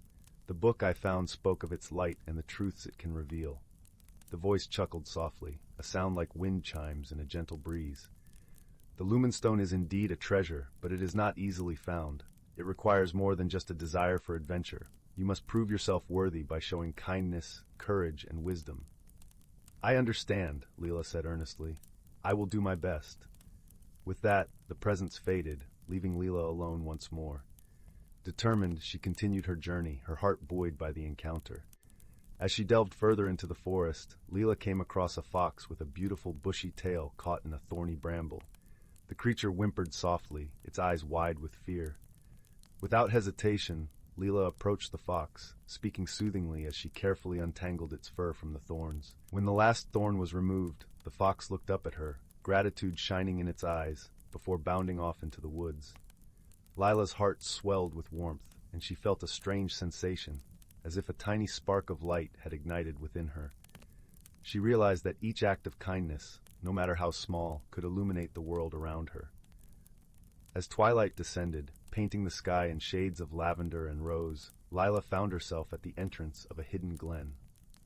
The air was filled with the sweet fragrance of wildflowers, and fireflies danced like tiny stars in the growing dusk. In the center of the glen stood an ancient willow tree, its branches trailing like a curtain over a small stone altar. Approaching the altar, Lila noticed a faint glow emanating from beneath the willow's roots. Her heart leapt with hope as she knelt to look closer. There, nestled among the roots, was the lumen stone, its radiant light casting a gentle golden glow. As she reached for the pendant, a feeling of profound peace washed over her. The lumen stone was warm to the touch, and as she held it, she felt a connection to the forest and its guardians. It was as if the pendant had always been a part of her, waiting patiently for her to discover it. With the lumen stone around her neck, Lila began her journey back home, the path before her illuminated by the pendant's gentle light. Along the way, she marveled at the transformation within herself. She had come to the Whispering Woods seeking adventure and mystery, but she had found something far more valuable, a deeper understanding of herself and the world around her. When she returned to the village, Lila shared her story with her grandmother, who listened with a knowing smile. The true power of the lumen stone, her grandmother said, lies in the light it kindles within your heart, allowing you to see the world with clarity and compassion. From that day on, Lila continued to explore the Whispering Woods, her bond with the forest and its creatures growing ever stronger. She learned to listen to the whispers of the trees, to appreciate the delicate balance of nature, and to cherish the connections she formed along the way. And so, in the heart of Misty Hollow, beneath the watchful gaze of the Whispering Woods, Lila's story became a cherished tale passed down through generations, a reminder of the magic that exists within each of us and the light we can bring to the world. As the years went by, Lila grew into a wise and gentle woman, known throughout the village for her kindness and understanding. She often spoke to the children of Misty Hollow about the wonders of the forest, encouraging them to explore with open hearts and minds. And though she never revealed the exact location of the lumen stone, she taught them that true magic was not in the finding of treasures, but in the journey and the bonds forged along the way. One day, as Lila wandered through the village, she encountered a young boy named Oliver, who was known for his boundless curiosity and imagination. Oliver approached her with wide eyes and a notebook clutched tightly in his hands. "Miss Lila," he began timidly, "is it true that the Whispering Woods are filled with magic?" Lila knelt down to his level, her eyes twinkling with warmth. "The forest is indeed a place of magic, Oliver. But remember, the greatest magic often lies in the simplest things, a kind word, a helping hand, or a moment of quiet reflection." "Can you tell me more about the lumen stone?" Oliver asked eagerly, his notebook open and ready for notes. Lila smiled gently, her gaze drifting toward the forest. "The lumen stone is a special pendant that helps those who seek it to see the world in a new light. But to find it, one must show kindness, courage, and wisdom. It's more about the journey than the destination." Oliver nodded thoughtfully, scribbling in his notebook. "I want to go on an adventure like you did. Can you give me any advice?" "Of course," Lila replied. "Always listen to your heart, treat others with kindness, and be open to the lessons the world has to offer. The forest will guide you if you are willing to listen." With newfound determination, Oliver thanked Lila and dashed off, his mind filled with dreams of exploration and discovery. Lila watched him go with a fond smile, knowing that the spirit of adventure and the light of the Lumenstone would continue to inspire future generations. As the seasons changed, so too did the village and its people. Yet the Whispering Woods remained a constant presence, its trees standing tall and eternal. Lila often visited the forest, finding peace in its embrace and comfort in its whispers. She understood now that the forest was not just a place of magic, but a living, breathing entity that connected all who entered its realm. On one such visit, as she walked beneath the canopy of leaves, Lila encountered the fox she had helped all those years ago. Its eyes still held that same grateful shimmer, and it approached her with a familiar trust. Lila knelt down, her hand extended in greeting, and the fox nuzzled her palm in a gesture of friendship. At that moment, Lila felt a profound sense of belonging, a connection to the forest and all its inhabitants. She realized that the magic of the Whispering Woods was not just in its mysteries or its treasures, but in the way it brought people and creatures together, weaving a tapestry of life and love. And so, the story of Lila and the Whispering Woods became a cherished legend, reminding all who heard it of the beauty and wonder that lay within their own hearts and the world around them. It taught them that true magic was not in the grand gestures or the hidden treasures, but in the simple, everyday acts of kindness and the light they could bring to others. As Lila sat beneath the ancient oak one last time, her heart full of gratitude and peace, she knew that her journey had come full circle. She had found the Lumenstone, but more importantly, she had found herself. And in doing so, she had illuminated the path for others to follow, leaving a legacy of love and light that would endure for generations to come. With a contented sigh, Lila rose and began her walk back to the village, the whispers of the forest bidding her farewell. The sun dipped below the horizon, casting a golden glow over the land, and as the stars began to twinkle in the night sky, Lila felt the gentle warmth of the Lumenstone against her heart, a reminder of the light she carried within. And so, the story of Lila and the Whispering Woods became a timeless tale, a beacon of hope and inspiration for all who dared to dream and seek the magic within. For in the end, it is not the treasures we find, but the journey we take and the kindness we share that truly make life magical. Story 44. Once upon a time, in a small village nestled at the foot of verdant, rolling hills, there lived a gentle soul named Amara. The village was a place where time seemed to slow, where the rustling leaves whispered stories of old, and where the air was often filled with the comforting aroma of freshly baked bread and blooming wildflowers. Amara had always felt a deep connection to the land, as though the very soil held secrets meant only for her. Her grandmother, wise and full of tales, often spoke of their ancestors who had lived in harmony with the earth, calling upon its magic with reverence and gratitude. Yet despite these stories, Amara had never fully understood the depth of her heritage. It was a mystery wrapped in the gentle embrace of the landscape around her. One quiet afternoon, as the sun dipped low in the sky, painting the world in hues of gold and amber, Amara ventured into the attic of her family's old stone cottage.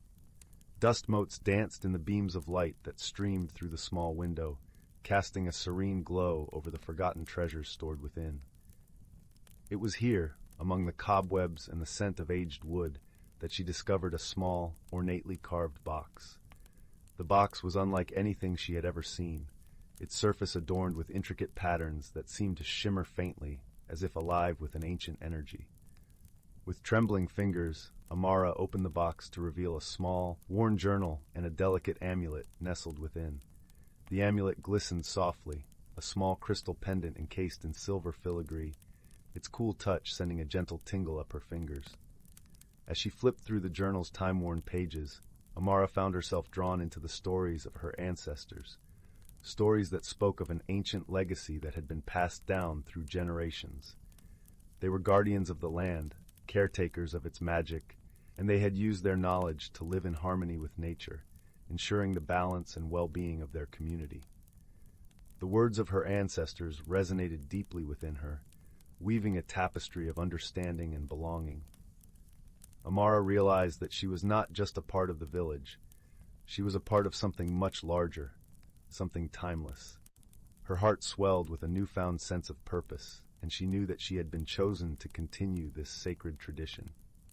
Determined to embrace her heritage, Amara set out to learn more. She spent her days exploring the lush forests and meadows, listening to the songs of the birds and the whispers of the wind. She gathered herbs and flowers, learning their secrets and healing properties, just as her ancestors had done. Her nights were filled with the soft glow of candlelight as she studied the journal, the amulet always close by, a symbol of her connection to the past. Through her journey, Amara discovered the true power of the amulet. It was not just a trinket of beauty, but a conduit of the earth's energy, capable of channeling the magic that flowed through all living things. With it, she could sense the subtle shifts in nature, the ebb and flow of life that pulsed beneath the surface of the world. As the seasons passed, Amara grew into her role as a guardian of the land. She shared her knowledge with the villagers, teaching them to live in harmony with nature, to respect its gifts, and to honor its cycles. The village thrived under her guidance, its fields lush and bountiful, its people healthy and content. In her heart, Amara knew that she had found her place in the world. The legacy of her ancestors was not just a part of her past. It was a living, breathing force that connected her to the present and guided her toward the future. She had uncovered the magic of her heritage, and in doing so, she had discovered the magic within herself. And so, as the sun set behind the hills and stars began to twinkle in the night sky, Amara sat by the edge of a gentle stream, the amulet resting softly against her heart. She felt the earth's pulse beneath her, a steady, soothing rhythm that spoke of unity and peace. In that moment, she knew that she was exactly where she was meant to be, surrounded by the warmth of her ancestors' love and the gentle embrace of the world she cherished. And as the village settled into the quiet embrace of night, Amara's heart was filled with a deep, abiding sense of tranquility, knowing that the legacy she carried would continue to shine brightly for generations to come. Story 45. In a quaint village nestled between emerald hills and the whispering songs of the forest, there lived a young woman named Leora. Her home was a charming cottage, its thatched roof wrapped in tendrils of ivy, and its wooden beams warm with the glow of countless sunsets. Leora loved her cottage, for it had been her grandmother's, and the walls seemed to hum with stories of yore, tales of laughter, and the quiet wisdom of generations. Leora was a creature of habit, finding comfort in the rhythm of her days. Each morning, she would rise with the sun, its golden rays spilling over her windowsill, painting her room in soft hues of amber. She would tend to her garden, where the scent of lavender mingled with the fresh earth, a symphony of peace that set the tone for her day. The villagers often said Leora's garden was a touch of magic, for flowers bloomed there in vibrant colors, even in the chill of winter. Yet beneath her serene exterior, Leora harbored a quiet fear of change. The world beyond her garden gate seemed vast and unpredictable, and she worried that any deviation from her routine might unravel the delicate fabric of her life. Her heart longed for adventure, a whisper as soft as the evening breeze, but her feet remained rooted in familiar soil. One crisp autumn day, as the leaves painted the village with shades of gold and crimson, a peculiar thing happened. While gathering herbs in the forest, Leora discovered an ancient, gnarled tree she had never noticed before. Its bark was silvered with age, and at its base lay a small, iridescent stone, shimmering with all the colors of the dawn. Drawn to its beauty, Leora picked it up, feeling a gentle warmth spread through her fingers. As she held the stone, a soft voice seemed to echo from within, a voice as gentle as a lullaby. "Dear heart," it whispered, "in change lies the seed of your greatest growth." Startled, Leora looked around, but the forest was quiet, the only sound the rustling leaves. She slipped the stone into her pocket, unsure of what to make of it, and returned home, the words echoing softly in her mind. That night, as she lay beneath a blanket of stars, the stone began to glow with a soft, comforting light. Leora held it close, and a warmth spread through her, as if a gentle hand had wrapped around her heart. She slept deeply, her dreams filled with visions of paths winding through enchanted forests and skies painted with the colors of sunrise. In the days that followed, Leora noticed subtle changes. Her garden, always vibrant, seemed to pulse with a new life. The flowers swayed in time with a melody only they could hear, and the air was filled with the scent of possibility. Leora's heart began to echo with the rhythm of the world beyond her gate. And the stone's warmth seemed to infuse her with a quiet courage. One afternoon, as she sat by the hearth with her dearest friend, a wise old woman named Mirren, Leora shared her discovery. Mirren listened with a twinkle in her eye, her fingers deftly weaving a basket from willow branches. "Change can be a gentle teacher," Mirren said, her voice as soothing as the crackling fire. "Like the seasons, it brings new colors to our lives. Embrace it, and you may find paths you never dreamed existed." Encouraged by Mirren's words, Leora began to venture beyond the familiar. She wandered along the forest paths, discovering hidden nooks and crannies where sunlight danced and shadows whispered secrets. She met travelers who shared tales of distant lands and learned songs that carried the spirit of adventure. Each encounter was a thread woven into the tapestry of her life, adding depth and color to its design. With each step, Leora felt the stone's magic grow within her, a gentle reminder of her own inner strength. She learned to dance with change, welcoming it like an old friend who brought stories of faraway places and forgotten dreams. One evening, as the sky blazed with the colors of sunset, Leora found herself at the edge of a shimmering lake. The water mirrored the heavens above, creating a world where earth and sky met in perfect harmony. As she gazed into the lake, she saw her reflection, not as it was, but as it could be, a woman graceful and strong, eyes alight with the fire of discovery. In that moment, Leora understood the stone's true gift. It was not the stone itself that held magic, but the journey it had inspired. The changes she had feared were not storms to be weathered, but gentle breezes that guided her sails toward new horizons. Returning to her village, Leora carried with her a newfound joy, a light that shone in her eyes and warmed her heart. She shared her stories with others, weaving tales of transformation and growth that inspired her friends to embrace their own journeys. The village flourished, a community bound by the shared experience of change, strengthened by friendship and the wisdom of the earth. And in her garden, where the flowers still bloomed in vibrant splendor, Leora found a peace she had never known, a melody that sang of home and the promise of tomorrow. As the seasons turned, Leora's story became legend, a tale told by the fireside on chilly nights, reminding all who listened of the beauty of personal discovery and the gentle power of a heart open to change. And somewhere in a quiet corner of her garden, the stone rested beneath the earth, its magic woven into the very fabric of the world, whispering softly to those who would listen, "In change lies the seed of your greatest growth." Story 46. Once upon a time, in a clearing deep within the ancient Everwood forest, there lived a community of woodland creatures who had been there for generations. They were the guardians of this mystical realm, keepers of the delicate balance between nature and magic. As the first rays of dawn kissed the dewy ferns, a family of rabbits would emerge from their burrow, their noses twitching as they took in the rich, earthy scents. The mother rabbit, Willow, had a pelt the color of autumn leaves and eyes that sparkled with ancient wisdom.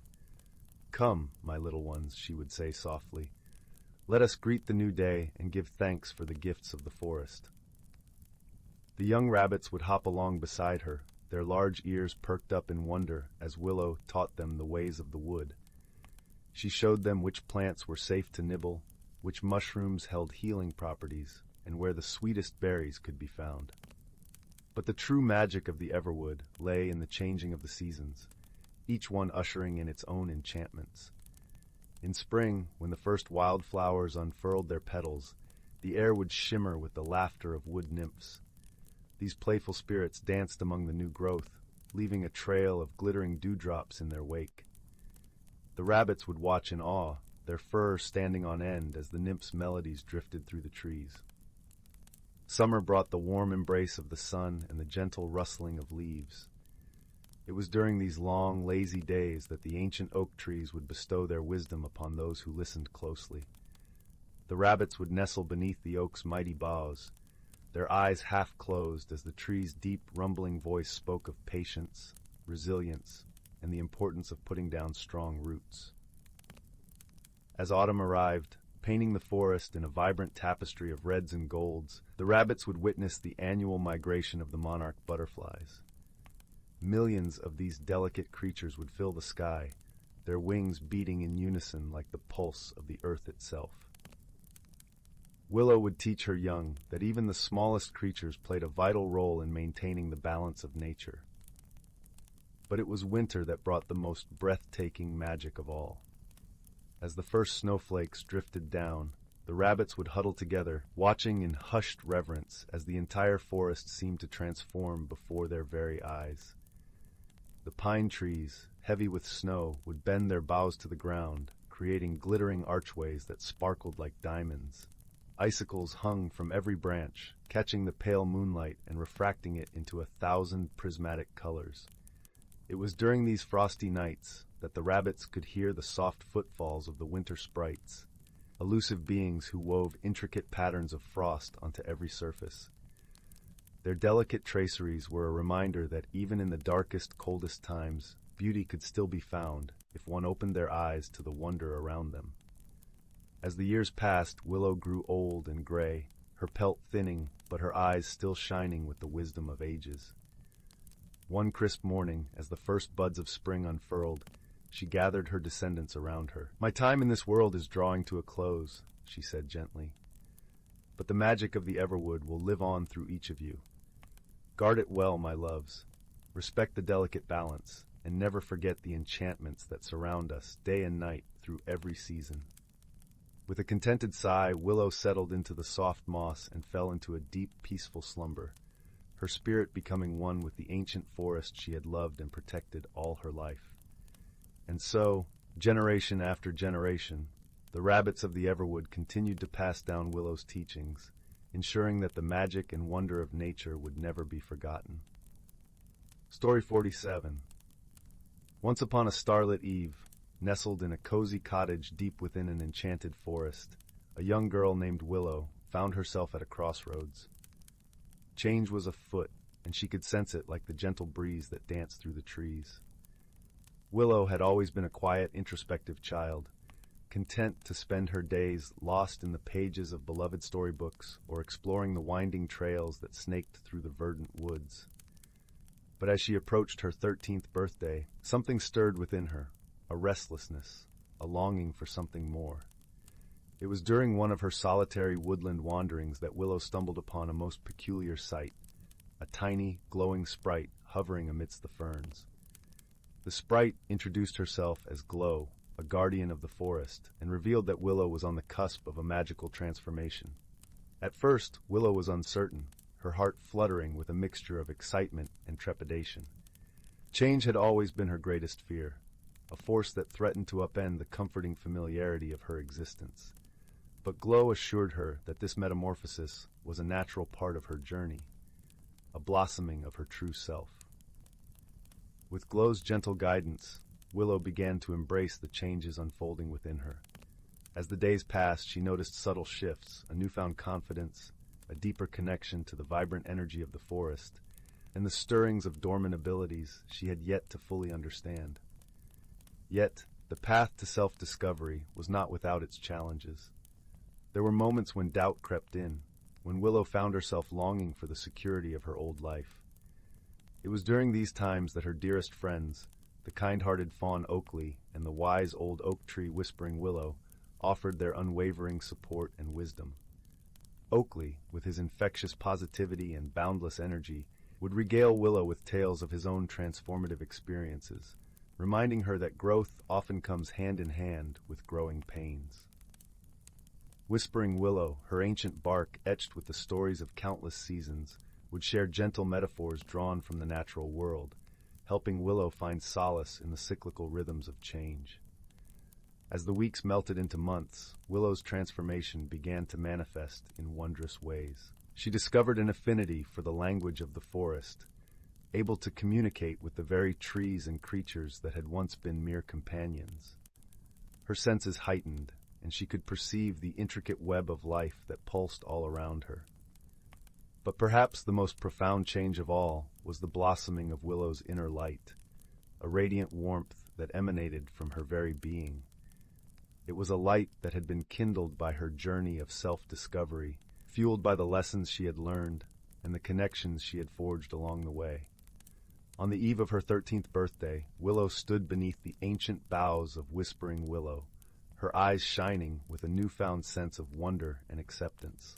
Glow, Oakley, and the countless denizens of the forest gathered to celebrate her transformation, their voices raised in a joyous chorus of welcome. In that moment, Willow understood that change was not something to be feared, but rather an opportunity for growth, a chance to shed the confines of her old self and embrace the boundless potential that lay within. And as she looked out upon the shimmering expanse of the enchanted forest, she knew that her journey had only just begun. Story 48. In a quaint village nestled between rolling hills and whispering woods, there lived a curious young lad named Finn. Known for his bright eyes and an unquenchable thirst for adventure, Finn was often found wandering through the familiar paths of his home, dreaming of the mysteries that lay beyond the horizon. One crisp autumn morning, as the golden leaves danced in the gentle breeze, Finn decided it was time to explore the forest that bordered his village, a forest that was said to be enchanted. With a satchel packed with a loaf of bread, a flask of warm tea, and his trusty compass, Finn set off towards the edge of the village. The sun cast a warm glow on his path, and the air was alive with the scent of earth and pine. As he stepped into the forest, a sense of wonder enveloped him. The trees stood tall and majestic, their leaves shimmering with hues of amber and emerald. It was as if the forest was a living tapestry, woven with colors and sounds that beckoned Finn deeper into its embrace. As Finn ventured further, he discovered a narrow, winding path that seemed to be bathed in a mysterious silver light. The path led him to a clearing where a babbling brook meandered through a carpet of moss and wildflowers. The water sang a melodious tune, and as Finn knelt to take a sip, he noticed something extraordinary. Tiny, luminescent fish darted through the water, leaving trails of sparkling light in their wake. It was a sight so mesmerizing that Finn couldn't help but laugh with delight. Just then, he heard a gentle rustling in the bushes nearby. Out stepped a whimsical creature, no taller than a rabbit, with fur as soft and shimmering as the morning dew. Its eyes were large and curious, and its long ears twitched with interest. "Hello there," the creature chirped in a voice that sounded like wind chimes on a breezy day. "I am Pippin, guardian of this enchanted forest. What brings you here?" Finn, with a heart full of awe and excitement, introduced himself and shared his desire to explore and learn about the wonders of the forest. Pippin nodded approvingly. "Then you shall see the hidden gems of this realm. But remember, true discovery lies not just in seeing, but in understanding and respecting the world around you." With Pippin as his guide, Finn was led to places he had never imagined. They wandered through groves where trees hummed gentle tunes, and meadows where flowers whispered secrets to the wind. As the day wore on, Finn came upon a gentle challenge. They reached a bridge made of vines and twinkling lights, arching over a deep ravine. The bridge seemed fragile, swaying with the slightest breeze. Finn hesitated, feeling a flutter of doubt. "Trust in yourself and the path you choose," Pippin encouraged, standing by his side. Taking a deep breath, Finn stepped onto the bridge. With each step, he felt a growing confidence, a warmth spreading through him like the sun rising in the morning sky. He realized it wasn't just physical balance he needed, but balance of the mind and heart, a lesson he would carry with him beyond this journey. On the other side of the ravine, the forest opened up into a hidden valley. Here the air was infused with the sweet scent of blooming jasmine, and the sky was painted with shades of twilight. In this serene haven, Finn saw creatures gathering, foxes with iridescent tails, birds with songs that echoed like lullabies, and deer with antlers adorned with flowers. In the center of the valley stood an ancient tree, its branches reaching skyward, cradling nests of glowing orbs. The orbs pulsed gently, casting a warm, inviting glow.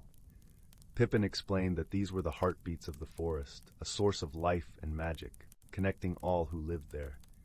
As the sun dipped below the horizon and stars began to twinkle, Finn felt a profound sense of peace and belonging. He knew he had found something far greater than he had ever hoped, a connection to a world filled with wonder, courage, and harmony. With a heart full of gratitude, Finn bid farewell to Pippin and the enchanting forest. As he walked back to his village under the canopy of stars, he carried with him the lessons learned and the memories of a place where dreams danced like fireflies in the night. And so, Finn returned home, his spirit aglow with the magic of his adventure. He shared his tales with the villagers, inspiring them to look beyond the familiar and embrace the wonders that lay in the great unknown. He had discovered that with courage in his heart and a willingness to explore, the world was a treasure trove of enchantments waiting to be discovered. As he drifted off to sleep that night, Finn knew he would carry the spirit of the forest and the wisdom of his journey with him, wherever his path might lead. And in the comforting embrace of his dreams, the gentle whispers of the forest sang him to sleep, promising more adventures to come. Story 49. In the gentle folds of the whispering woods, where the trees hummed with secrets older than time itself, there lived a kind-hearted squirrel named Minella. Minella was not like the other squirrels who flitted about with their bushy tails and mischievous chatter. She was known for her curiosity and a deep-seated love for the stories the forest whispered. The Whispering Woods, with its towering trees and sun-dappled paths, was a place of wonder and mystery, and Minella found joy in discovering the hidden tales that lay beneath its leafy canopy. Each morning, as the golden sun peeked through the emerald leaves, Minella would scurry along the forest floor, her tiny paws crunching the crisp leaves beneath her. Her ears perked up to catch the soft murmurs of the trees, the rustle of the wind, and the quiet songs of the forest creatures. Minella believed that every rustle held a story, and every shadow a secret waiting to be revealed. One fine morning, as the dew still clung to the grass like tiny diamonds, Minella stumbled upon something peculiar. Nestled between the roots of an ancient oak tree was a delicate feather, unlike any she had ever seen. It shimmered with colors that shifted like the twilight sky, an iridescent hue that seemed to pulse with its own light. Entranced, Minella picked it up, feeling a gentle warmth spread through her paw. As she held the feather, a soft voice echoed in her mind, a voice that spoke with the wisdom of 1,000 winds. "Minella," it whispered, "you have found the feather of whimsy, a magical object that grants the bearer the ability to see the hidden world within our own." Minella's heart skipped a beat. The hidden world. Tales of this mystical realm had been passed down through generations of forest dwellers, a place where magic wove through every fiber of existence, unseen by most. The feather, it seemed, was a key to this enchanted domain. Eager to explore, Minella tucked the feather into the fur behind her ear, feeling a gentle tingling sensation. Suddenly, the forest around her seemed to shift and shimmer, revealing glimmers of light and color that danced in the corners of her vision. The trees, once silent sentinels, now buzzed with energy, their leaves whispering in an ancient tongue. With newfound perception, Minella ventured deeper into the woods, her eyes wide with wonder. She saw flowers blooming in a riot of colors, their petals singing gentle melodies. A brook babbled merrily, its waters weaving intricate patterns in the air, as if painting a picture of serenity. Animals that had once been shy now revealed themselves, creatures of myth and legend who frolicked in the shadows. As Minella wandered, she came upon a clearing bathed in soft, golden light. In the center stood a majestic stag, its antlers adorned with twinkling lights like stars caught in a web. The stag's eyes, deep and knowing, met Minella's, and she felt an immediate kinship. "Welcome, little one," the stag spoke, its voice a melodic rumble that resonated with the earth itself. "I am Eldrin, guardian of the hidden world. You have been chosen to embark on a journey, one that will test your heart and spirit." Minella felt a flutter of excitement mixed with trepidation. "What journey?" she asked, her voice barely a whisper. Eldrin smiled gently, lowering his head so that their eyes were level. "The feather of whimsy has chosen you to restore balance to our world. A shadow looms, threatening the harmony of both seen and unseen realms. Only through wisdom and friendship can this darkness be dispelled." Minella listened intently, her heart swelling with determination. She had always longed for adventure, and now it lay before her, a path woven with destiny and dreams. "What must I do?" she inquired, ready to embrace her newfound purpose. Eldrin nodded approvingly. "You must seek the 3 guardians of balance. Each holds a piece of the puzzle, a truth that will guide you on your quest. Listen well to their teachings, for they will help you understand the essence of harmony. With a gentle nudge, Eldrin pointed Manella towards a path that wound through the forest, its entrance marked by a cascade of golden leaves. Go now, Manella. Trust in yourself and in the bonds you forge along the way. With a grateful heart, Manella set off, the feather of whimsy glimmering softly in her fur. Her journey had begun, and with each step she felt the forest embrace her, a living tapestry of magic and mystery. The first guardian of balance dwelled by the Crystal Falls, a place where water cascaded from great heights, singing a song of purity and grace. As Manella approached, she felt the cool mist on her fur and heard the laughter of the waters as they danced over the rocks. By the water's edge stood a graceful heron named Seraphina, her feathers a mosaic of blues and whites, shimmering like the water itself. Seraphina turned her wise eyes towards Manella, a gentle smile playing on her beak. "Greetings, young traveler," Seraphina spoke, her voice a soothing lullaby that calmed Manella's racing heart. "You seek wisdom, do you not?" Manella nodded, captivated by the heron's presence. "Yes, I seek to restore balance to our world." Seraphina dipped her head in acknowledgement. Balance is like the flow of water, ever-changing yet constant. Sometimes to find our way, we must let go of what weighs us down and embrace the current. As Manella pondered these words, Seraphina extended a delicate wing, gesturing towards the falls. "Watch and listen, for the water speaks in ways the heart can understand." Manella sat by the water's edge, allowing herself to be enveloped by the symphony of the falls. She observed how the water flowed effortlessly, adapting to the rocks and bends, yet never losing its essence. In its dance, she saw the beauty of surrender, the grace of letting go. After a time, Seraphina spoke again, her voice a gentle caress. "Remember, Manella, true strength lies not in holding on, but in knowing when to release. Carry this lesson with you, and it will guide you on your journey." With a grateful heart, Manella thanked Seraphina and continued on her path, the heron's wisdom echoing in her mind. As she ventured deeper into the forest, she felt a lightness in her step, a newfound clarity that urged her forward. The second guardian of balance awaited at the enchanted glade, a place where light and shadow wove together in a dance of harmony. Here, the air was filled with the sweet scent of honeysuckle and the gentle hum of bees attending to their flowers. In the heart of the glade stood a wise old tortoise named Galen, his shell adorned with intricate patterns that seemed to shift and change with the light. Galen's eyes, deep and knowing, met Manella's as she approached. "Ah, the seeker of balance," Galen greeted, his voice a rumbling echo of the earth's wisdom. "You come seeking truth, do you not?" Manella nodded, respectful of the ancient creature before her. "Yes, I seek to understand the balance that sustains our world." Galen chuckled softly, a sound like distant thunder.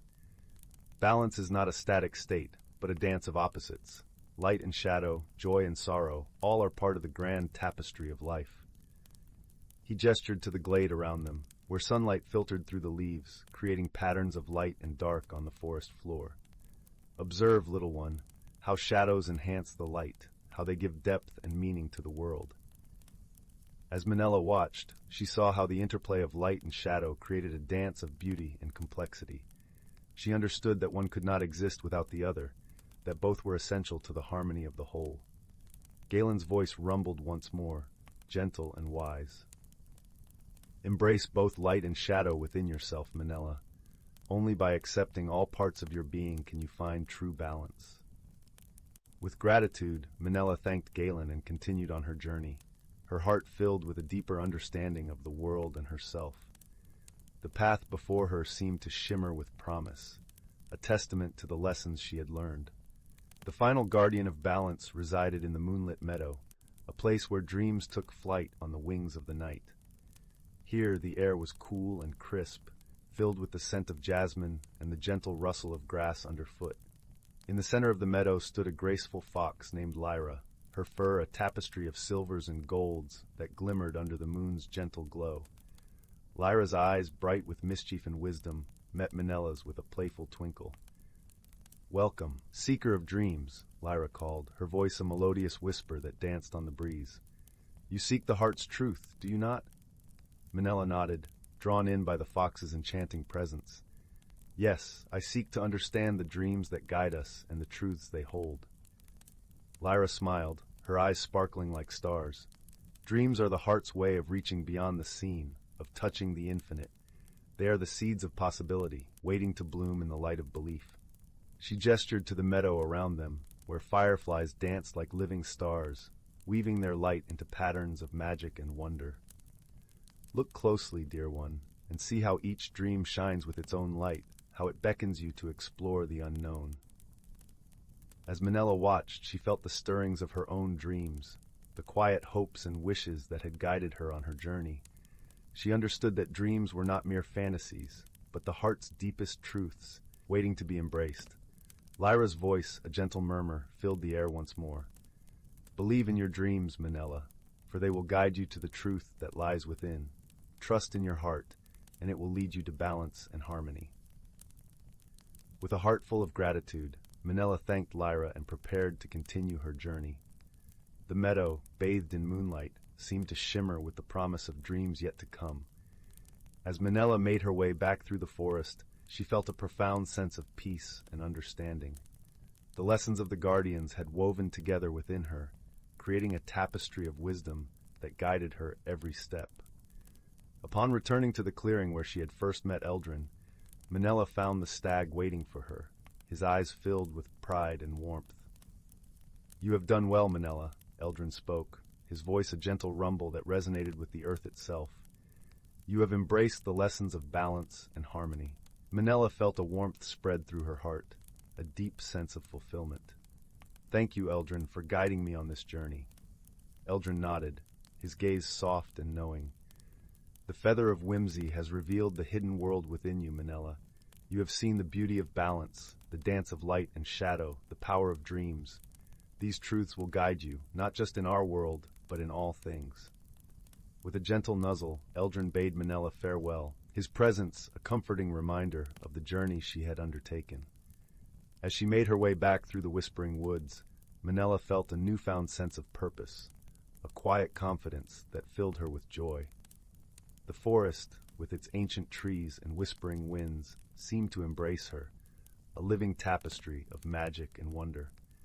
Minella knew that she would always carry the lessons of balance and harmony within her, a guiding light that would illuminate her path. As the sun set, painting the sky in hues of gold and crimson, Minella returned to her cozy nest, her heart full of gratitude and peace. The feather of whimsy, its purpose fulfilled, rested gently beside her, a reminder of the journey she had undertaken and the truths she had discovered. With a contented sigh, Minella curled up in her nest, the soft rustle of leaves lulling her to sleep. In her dreams, she saw the hidden world, a place of light and shadow, dreams and reality, woven together in a dance of harmony and balance. And so in the heart of the whispering woods, where the trees hummed with secrets and the wind sang of ancient tales, Minella found her place, a guardian of balance and harmony, a seeker of dreams and truths. As the stars twinkled above, the forest embraced her, a living testament to the magic of friendship, wisdom, and the gentle strength that lay within. And in that cozy, enchanted world, Minella slept, her heart a song of peace and joy. Story 50. Once upon a time, nestled in a serene valley, surrounded by towering, whispering pines and gentle, rolling hills, there was a quaint village named Willowbrook. The village was known for its enchanting beauty. Morning dew sparkled on the leaves like tiny diamonds, and the air was filled with the sweet scent of blooming jasmine. In this village lived a young woman named Lila, who had hair the color of autumn leaves and eyes as bright as a summer sky. Lila was a kind soul, beloved by everyone in Willowbrook for her generous heart and gentle spirit. However, she struggled with change. It was as if the very idea of stepping out of her familiar routine turned her heart into a fluttering bird trapped in a cage. She loved the predictability of her days, waking up to the song of the lark, tending to her garden, and spending her afternoons weaving baskets by the warm, crackling fireplace. But deep down, Lila yearned for something more, something she couldn't quite place. Her dreams were haunted by visions of distant lands and magical wonders, calling her to leave the confines of her comfortable life. One crisp autumn morning, as the leaves danced down from the trees, a mysterious traveler arrived in Willowbrook. The traveler, a woman clad in a cloak of shimmering emerald leaves, radiated an aura of ancient wisdom.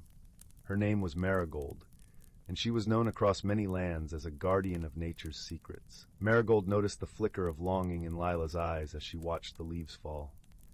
"Change is the nature of life, dear one," Marigold spoke softly, her voice as soothing as a gentle breeze.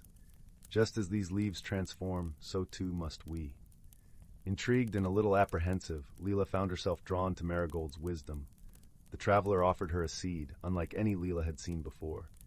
It shimmered with a soft, golden light and pulsed gently in her palm. "Plant this in your garden," Marigold instructed, "and it will guide you on a journey of growth and discovery." With a mix of excitement and trepidation, Lila planted the magical seed in the center of her garden.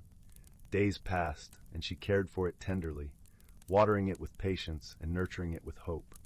As the moon waxed and waned, the seed sprouted into a magnificent tree, its branches reaching towards the sky, adorned with leaves that glowed silver in the moonlight. Each leaf seemed to whisper secrets of the universe, and at the tree's base, a door appeared, carved intricately with symbols of nature's cycles. One evening, as twilight painted the sky in hues of lavender and gold, Lila felt an irresistible pull towards the tree. She opened the door, stepping into a world that was both familiar and fantastical. The air was filled with the gentle hum of magic, and the ground beneath her feet sparkled like stardust. In this enchanted realm, Lila met creatures of wonder, talking foxes with eyes full of wisdom, and luminous butterflies that spoke in melodies. Among them was a wise old owl named Oliver, whose feathers shimmered like moonlit snow. Oliver became Lila's guide, offering insights into the mysteries of change and transformation. "To grow," Oliver hooted softly, "is to embrace the unknown. Trust in the journey and the lessons it brings." As Lila traveled through this magical world, she faced challenges that mirrored her inner struggles. She encountered a labyrinth of mirrors, each reflecting a different version of herself, some frightened, others brave.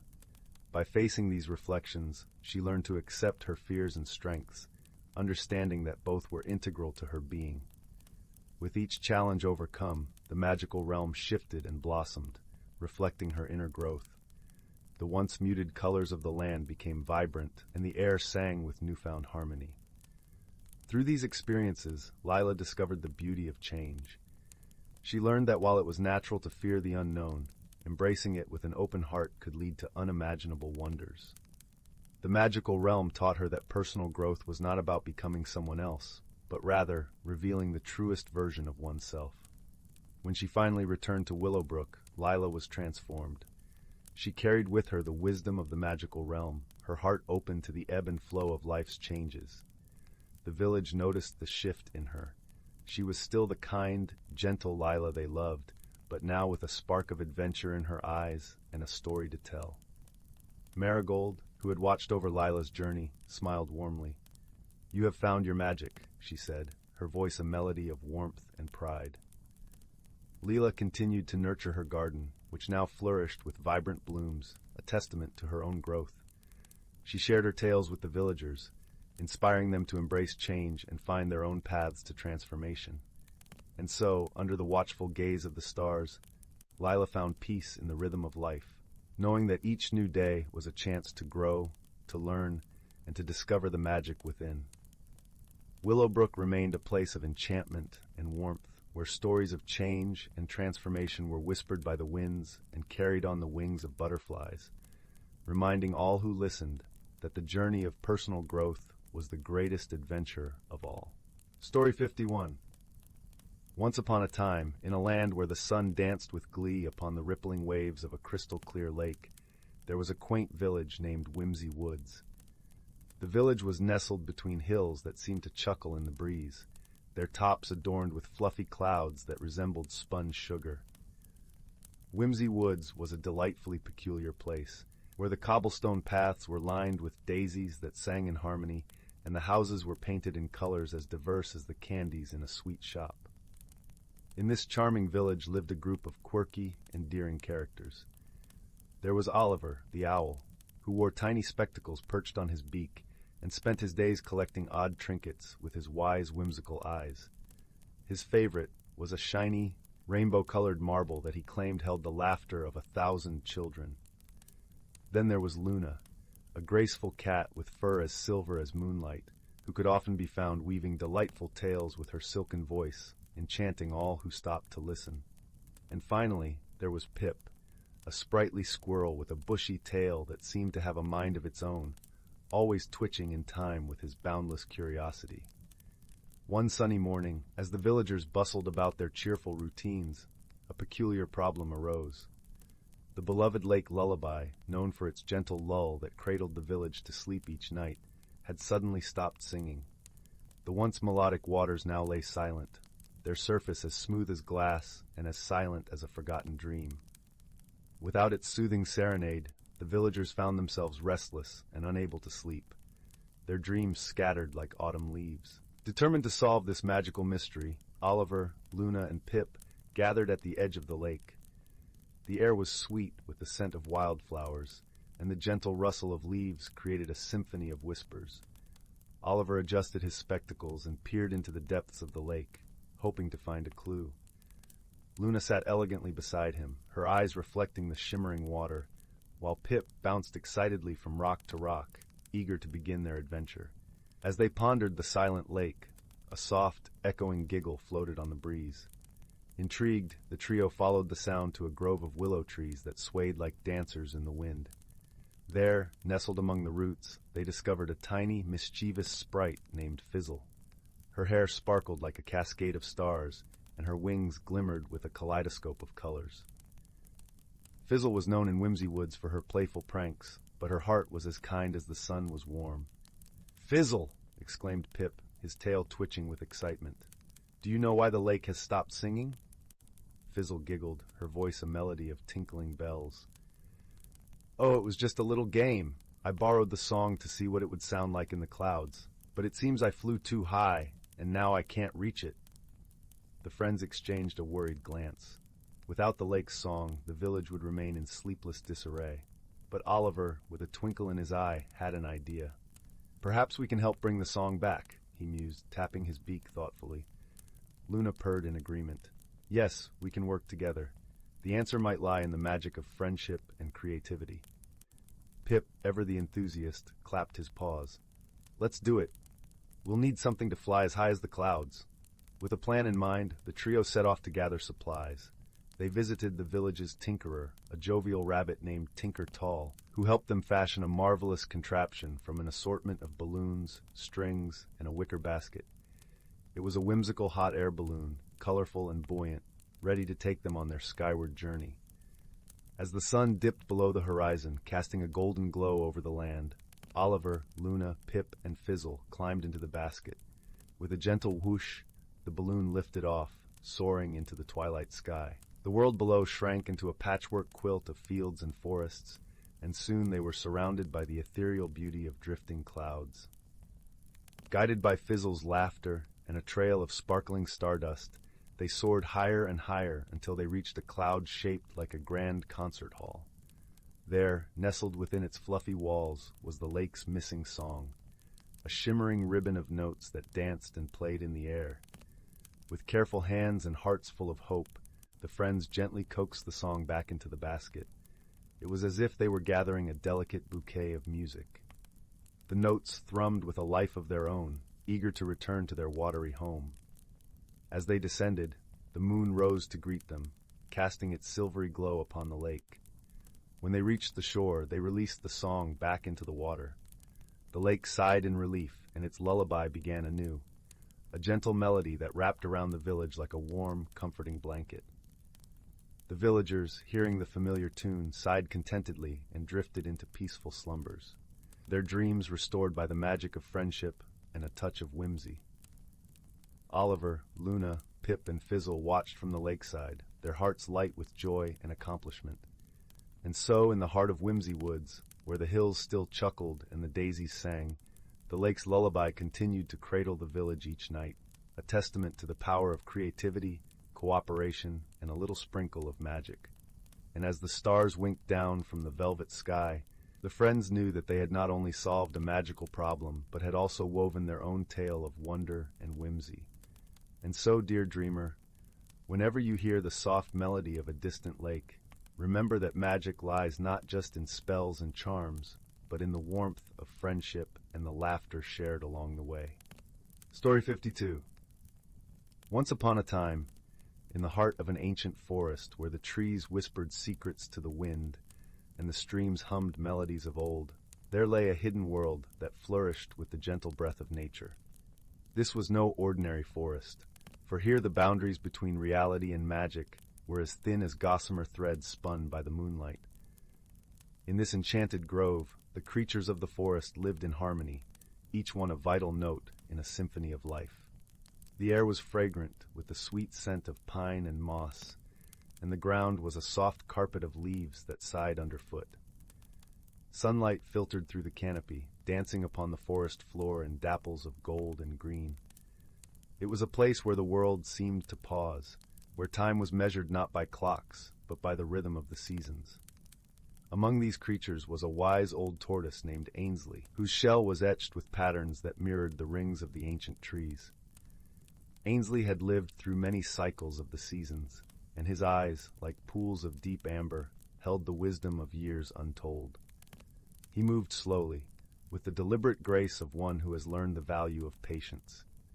One crisp autumn morning, as the leaves turned fiery shades of orange and red, Ainsley gathered the forest inhabitants for a meeting. The air was cool, and the sky a vast expanse of cerulean, dotted with clouds like tufts of cotton.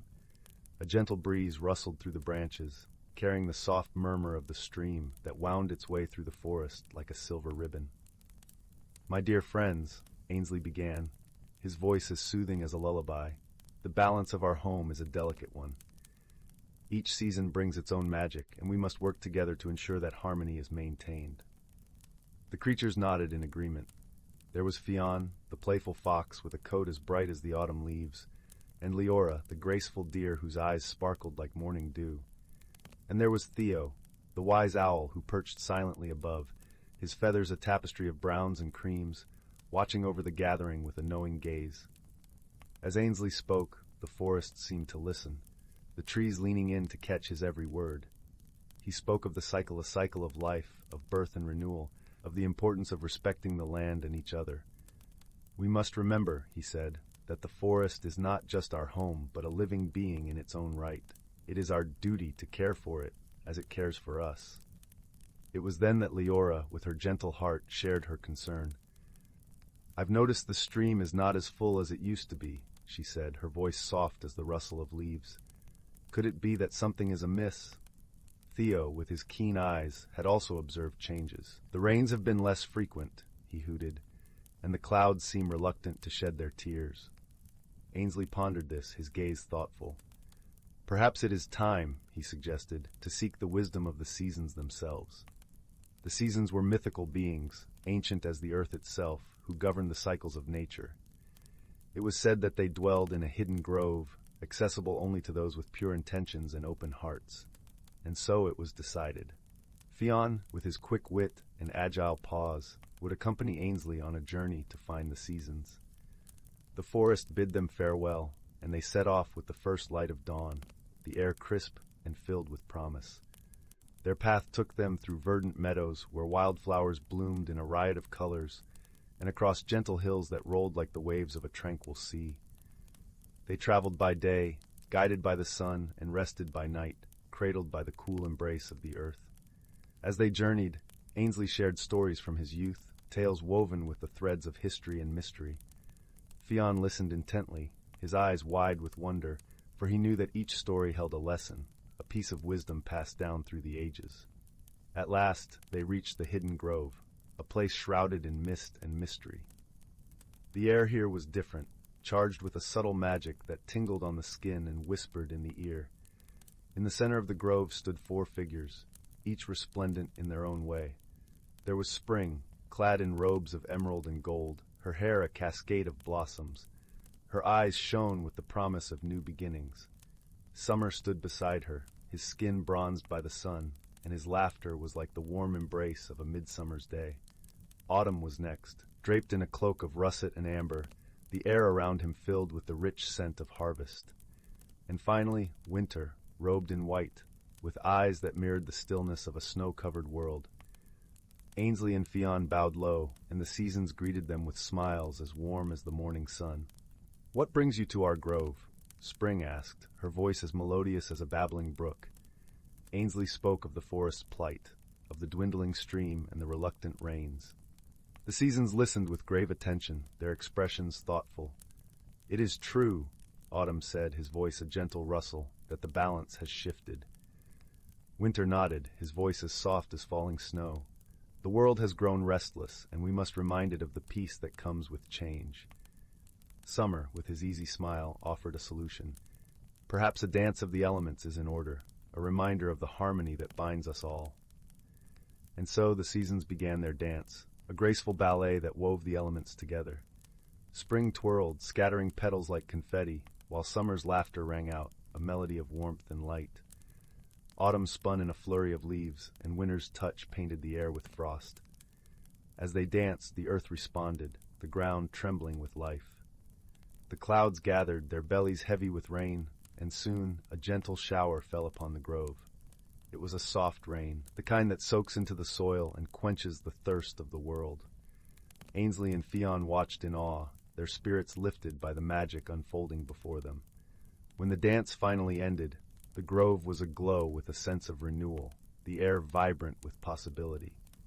"Thank you," Ainsley said, his voice filled with gratitude. "We will carry this lesson back to our home and share it with all who dwell there." The seasons smiled, their forms shimmering in the fading light. "Remember," Winter said, "that wisdom is a gift to be shared, not hoarded." With their hearts full and their mission complete, Ainsley and Fionn began their journey back. The path home seemed shorter, their steps lighter, as if the very air had been infused with the magic of the seasons. When they returned to the forest, they were greeted with joy and relief.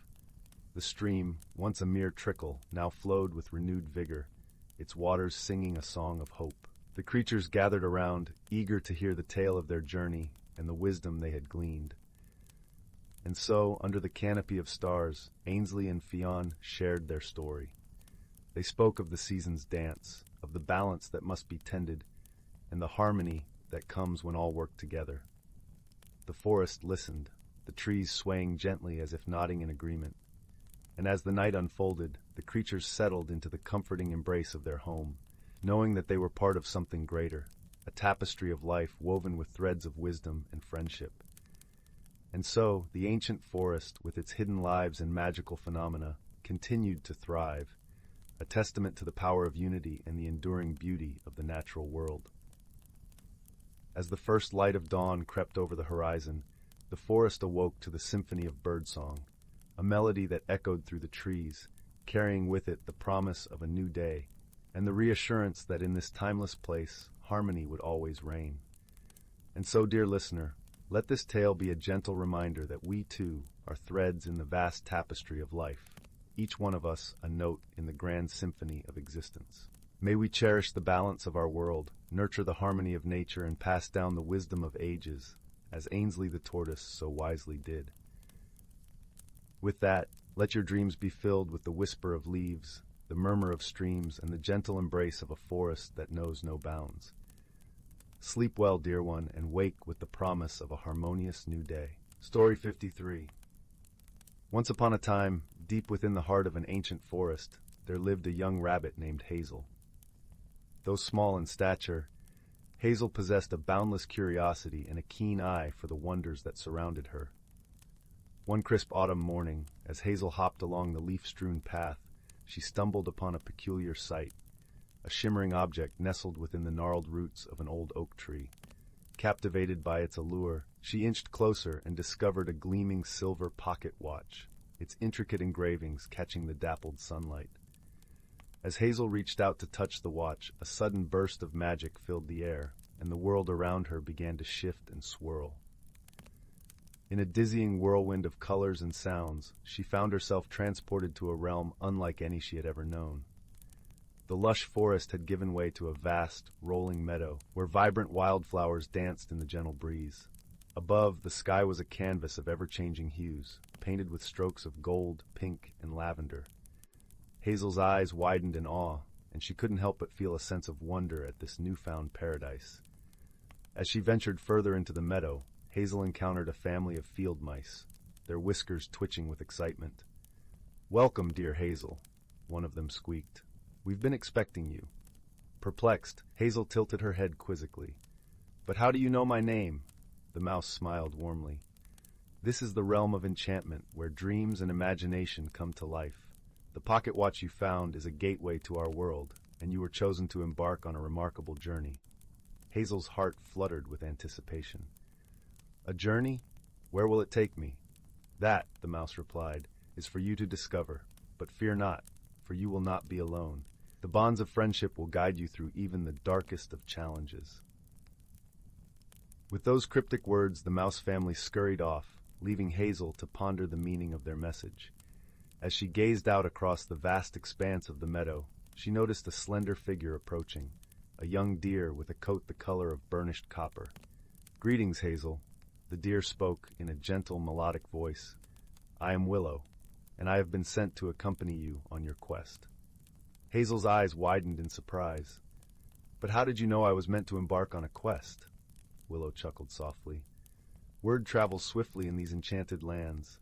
The pocket watch you found holds the key to unlocking a great mystery, one that has remained hidden for centuries." Hazel's curiosity was piqued. "What sort of mystery?" "Long ago," Willow began, "there lived a powerful sorcerer who believed that true wisdom could only be attained through personal growth and transformation.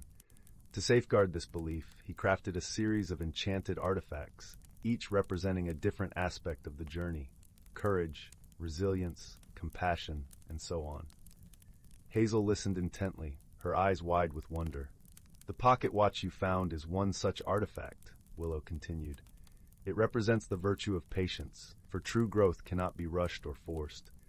Our quest is to locate the remaining artifacts and unravel the sorcerer's hidden legacy." Hazel felt a rush of excitement course through her veins. "Then what are we waiting for? Let's begin our adventure." With Willow by her side, Hazel set off across the meadow, her heart filled with a sense of purpose. As they traveled, they encountered countless wonders: towering crystalline spires that seemed to touch the sky, shimmering pools that reflected the ever-changing hues of the heavens, and enchanted glades where the very air seemed to hum with magic. Yet, their journey was not without its challenges. They faced treacherous ravines, where gusts of wind threatened to sweep them off their path, and dense thickets of thorns that seemed to reach out with gnarled claws. Through it all, Hazel and Willow relied on each other's unwavering friendship and support. When Hazel grew weary, Willow would offer words of encouragement, reminding her of the importance of their quest. And when Willow faltered, Hazel's boundless optimism and determination would reignite her friend's spirit. As they ventured deeper into the realm of enchantment, they encountered other companions who joined their quest: a wise old owl named Cedric, whose piercing gaze seemed to see into the very depths of one's soul, and a mischievous fox named Rusty, whose quick wit and nimble paws proved invaluable in navigating the realm's many mysteries. Together, this unlikely band of friends braved treacherous terrain, solved cryptic riddles, and overcame seemingly insurmountable obstacles. With each challenge they conquered, they grew stronger, their bonds of friendship deepening with every shared triumph and trial. At last, after what seemed like an eternity of wandering, they arrived at the heart of the realm of enchantment, a towering citadel of gleaming spires and arching bridges, where the very air shimmered with ancient magic. As they approached the citadel's imposing gates, a figure emerged from the shadows, a wizened old badger with eyes that shone with wisdom and understanding. "Well met, travelers," the badger spoke, his voice rich and resonant. "You have journeyed far and faced countless trials to reach this place. Now, the final challenge awaits." Hazel stepped forward, her eyes shining with determination. "We are ready," she declared, her voice steady and unwavering. The badger nodded approvingly. "Very well. Within these walls lies the sorcerer's greatest treasure, a trove of knowledge that holds the secrets to true growth and transformation. But to claim this prize, you must first prove your worth." With a wave of his paw, the badger conjured a series of intricate puzzles and riddles, each more challenging than the last. Hazel, Willow, Cedric, and Rusty pooled their collective wisdom and worked tirelessly, their friendship and camaraderie fueling their efforts. At long last, after countless hours of toil and perseverance, they solved the final riddle, and the great doors to the citadel swung open with a resounding groan. Inside, they found a vast chamber filled with glittering artifacts, the very ones they had spent so long seeking. But at the center of the room stood a towering pedestal, upon which rested a glowing tome bound in ornate leather. As Hazel approached the tome, its pages began to flutter open, revealing intricate illustrations and ancient runes that seemed to dance before her eyes. "This is the sorcerer's greatest legacy," the Badger's voice echoed through the chamber. "Within these pages lie the secrets to true wisdom and enlightenment, but they can only be unlocked by those who have undertaken the journey of personal growth and transformation." Hazel felt a sense of awe wash over her as she gazed upon the tome's pages. She had faced countless challenges, overcome seemingly insurmountable obstacles, and forged bonds of friendship that defied all expectations. In that moment, she realized that the true treasure lay not in the artifacts they had collected, but in the lessons they had learned and the growth they had experienced along the way. As she turned to her companions, Willow, Cedric, and Rusty, she saw the same realization dawning in their eyes. They had embarked on this quest as strangers, but now they were bound by an unbreakable bond, tempered by the trials they had faced together. With a grateful heart, Hazel opened the tome and began to study its ancient wisdom, her mind and spirit embracing the sorcerer's teachings. And as she delved deeper into its pages, she felt a profound transformation take root within her. A newfound understanding of the true nature of growth, resilience, and the power of friendship to overcome even the greatest of challenges. From that day forth, Hazel and her companions became guardians of the realm of enchantment, sharing the sorcerer's wisdom with all who sought it. And whenever the world felt overwhelming or the path ahead seemed too daunting, they would remind each other of the lessons they had learned on their incredible journey. That true growth comes from within, that friendship is a treasure beyond measure, and that the greatest adventures often begin with a single, courageous step into the unknown. Story 54. Once upon a time, in a quaint little village nestled at the foot of a range of mist-kissed mountains, there lived a young girl named Anwen. Anwen had a heart as curious as a kitten's and eyes that sparkled with the wonder of countless stars.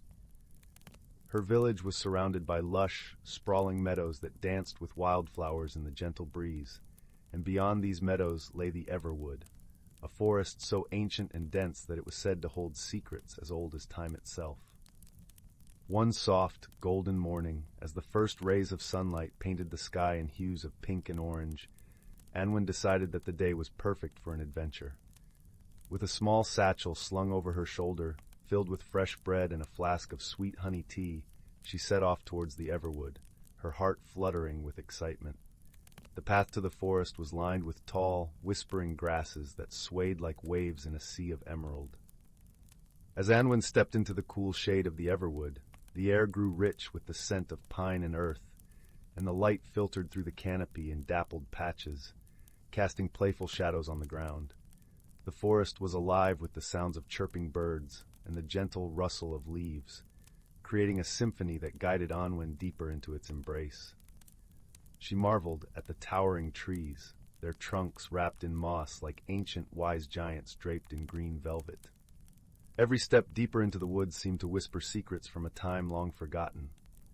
Soon, Anwen stumbled upon a clearing bathed in sunlight, where a small stream gurgled joyfully over smooth stones. The water was crystal clear, and as she knelt to take a sip, a flicker of movement caught her eye. On the opposite bank stood a creature like none she had ever seen, a fox, but unlike any ordinary fox.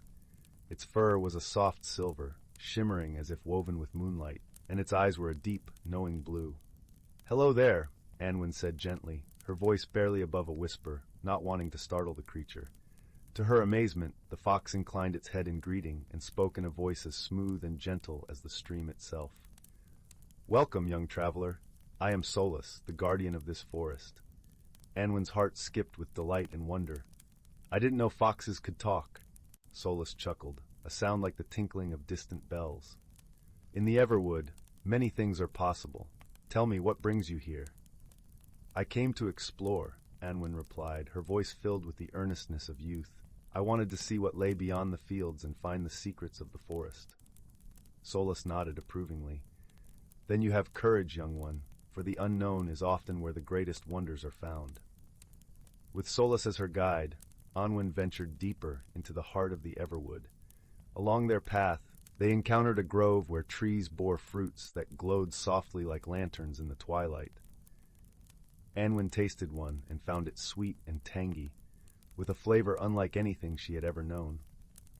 Further on, they crossed a meadow where the grass was a brilliant shade of turquoise, and butterflies with wings translucent and shimmering like stained glass flitted about, painting the air with colors as they danced. Each new discovery filled Anwen with awe and joy, but as the sun began its descent towards the horizon, painting the sky in strokes of lavender and gold, she felt a pang of yearning for home. Solus, noticing her wistful gaze, spoke kindly. Even the bravest adventurers must return to where they are loved. But remember, Anwen, the courage you found here today is a part of you now, and it will guide you wherever you may go. As they made their way back through the forest, Solus stopped at the edge of the Everwood. This is where I must leave you, but should you ever return, you will always have a friend in the Everwood. Anwen knelt and embraced the fox, feeling the softness of his ethereal fur against her cheek. Thank you, Solus, for showing me the wonders of the forest. With a final nod and a swish of his silvery tail, Solus disappeared into the shadows of the trees, leaving Anwen with a heart full of gratitude and memories that would light her dreams for many nights to come. As she walked the familiar path back to her village, the evening air was cool and comforting, and the stars began to twinkle in the deepening sky. Anwen felt a warmth spread through her, a sense of belonging both to her home and to the vast, magical world beyond. That night, as she snuggled under her soft, patchwork quilt, Anwen closed her eyes and whispered a promise to herself, to always seek out the unknown with open eyes and a brave heart. And as she drifted into the peaceful realms of sleep, she dreamed of the Everwood and the adventures that awaited her in the days to come, her spirit buoyed by the gentle lessons learned in the enchanting forest. And so, dear listener, may you too find the courage to explore the wonders of the world around you, knowing that with each step into the unknown, you carry with you the wisdom and friendship of those you meet along the way. Sleep well, and when you dream, may your dreams be as wondrous and bright as Anwen's. Story 55. Once upon a time, in a cozy realm where magic danced on the evening breeze, there lived a curious little girl named Willow. Her home was a quaint cottage nestled deep within an enchanted forest, where towering trees kept secrets and friendly woodland creatures roamed freely. One crisp autumn night, as Willow snuggled under her patchwork quilt, she noticed something peculiar. The shadows seemed to flicker and sway, almost as if they had a life of their own.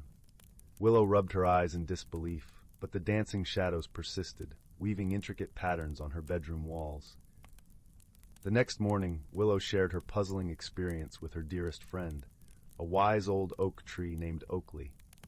Oakley's branches creaked thoughtfully as he pondered the strange occurrence. "Ah, my dear Willow," he said, his voice as deep and rich as the earth itself. "It seems the mischievous shadow sprites have taken a liking to your cottage. They are playful beings made of pure darkness, and their antics can sometimes cause confusion." Willow's eyes widened with curiosity. "Shadow sprites?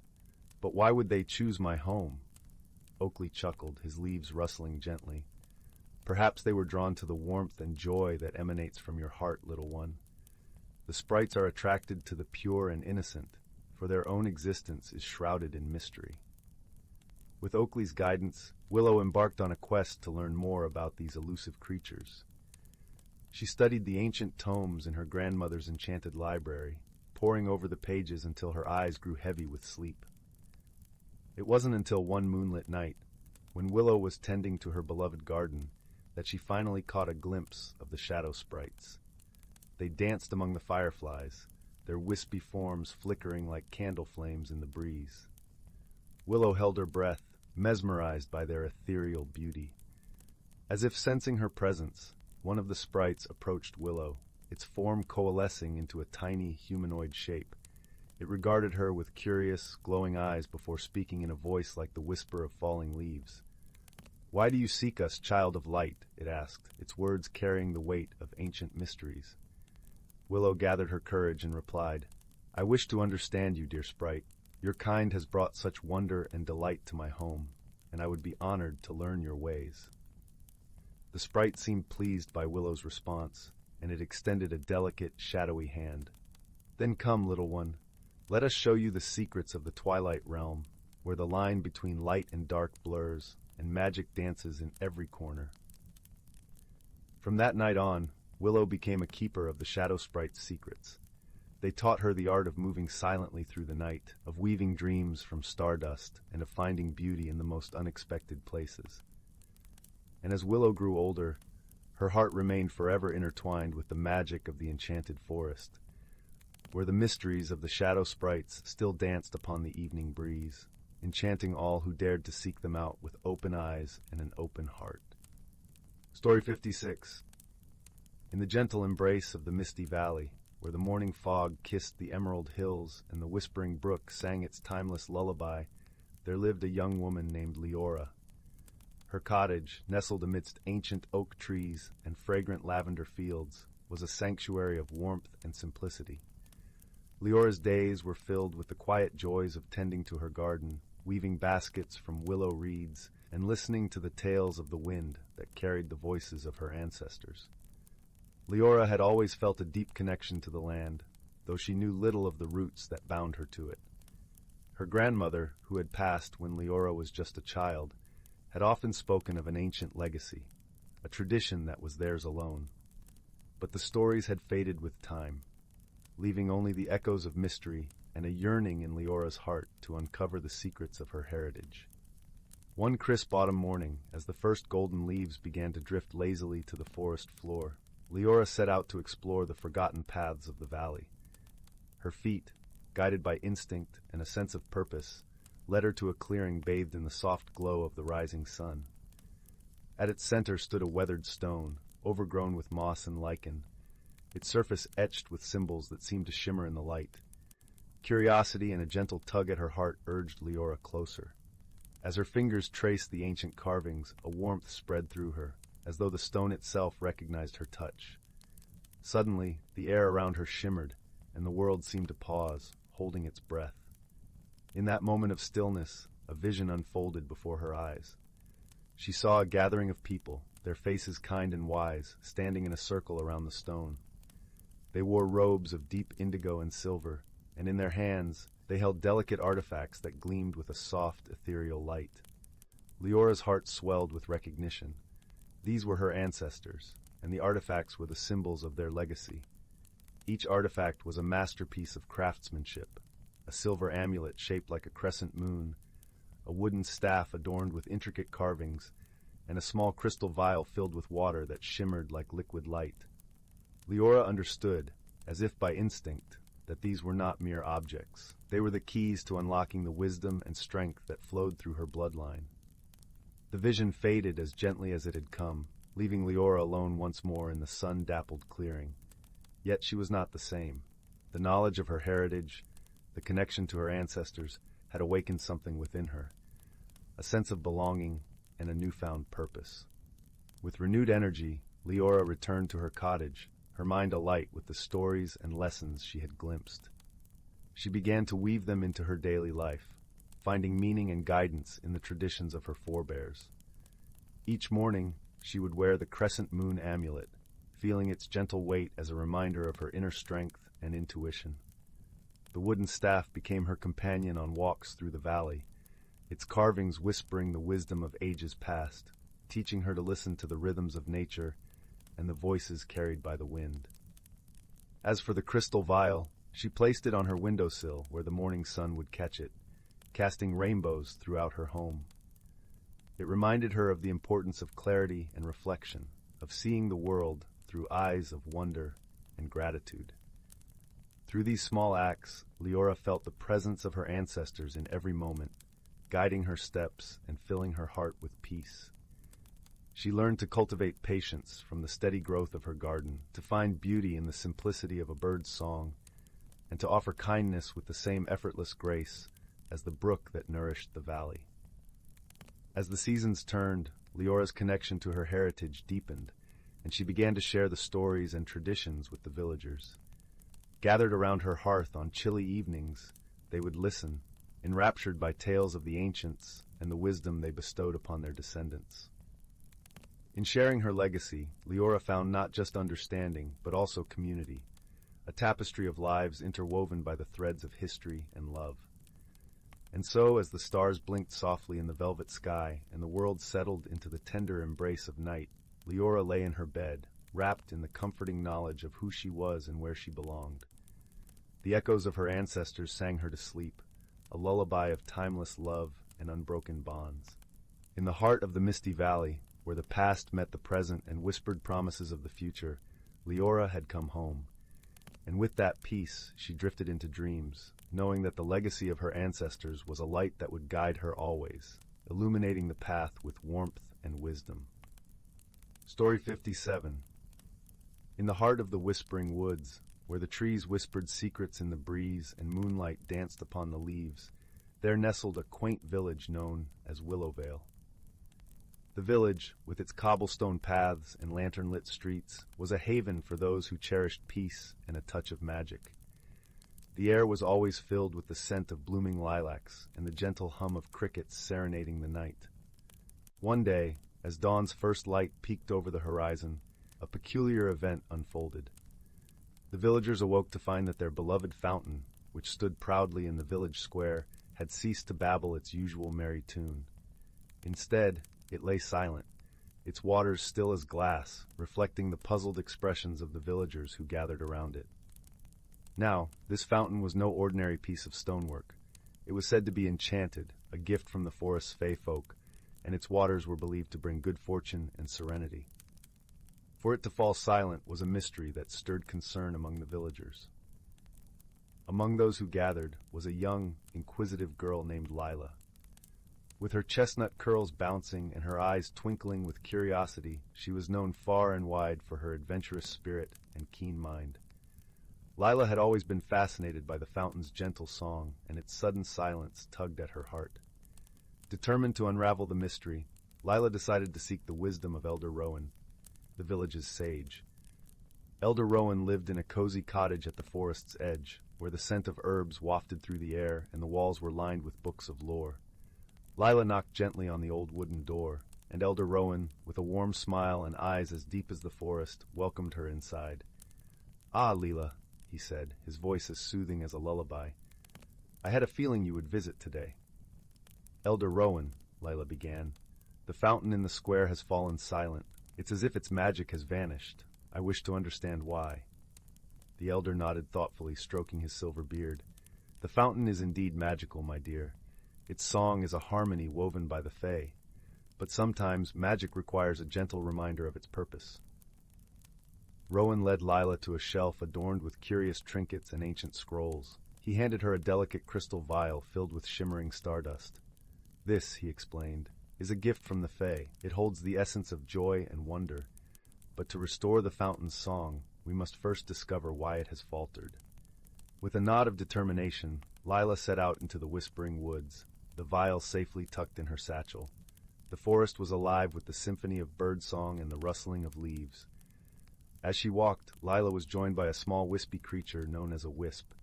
The wisp glowed softly, its presence a comforting companion. "Hello, Lila," the wisp chimed, its voice a gentle whisper in the wind. "I heard of the fountain's plight. Perhaps I can be of assistance."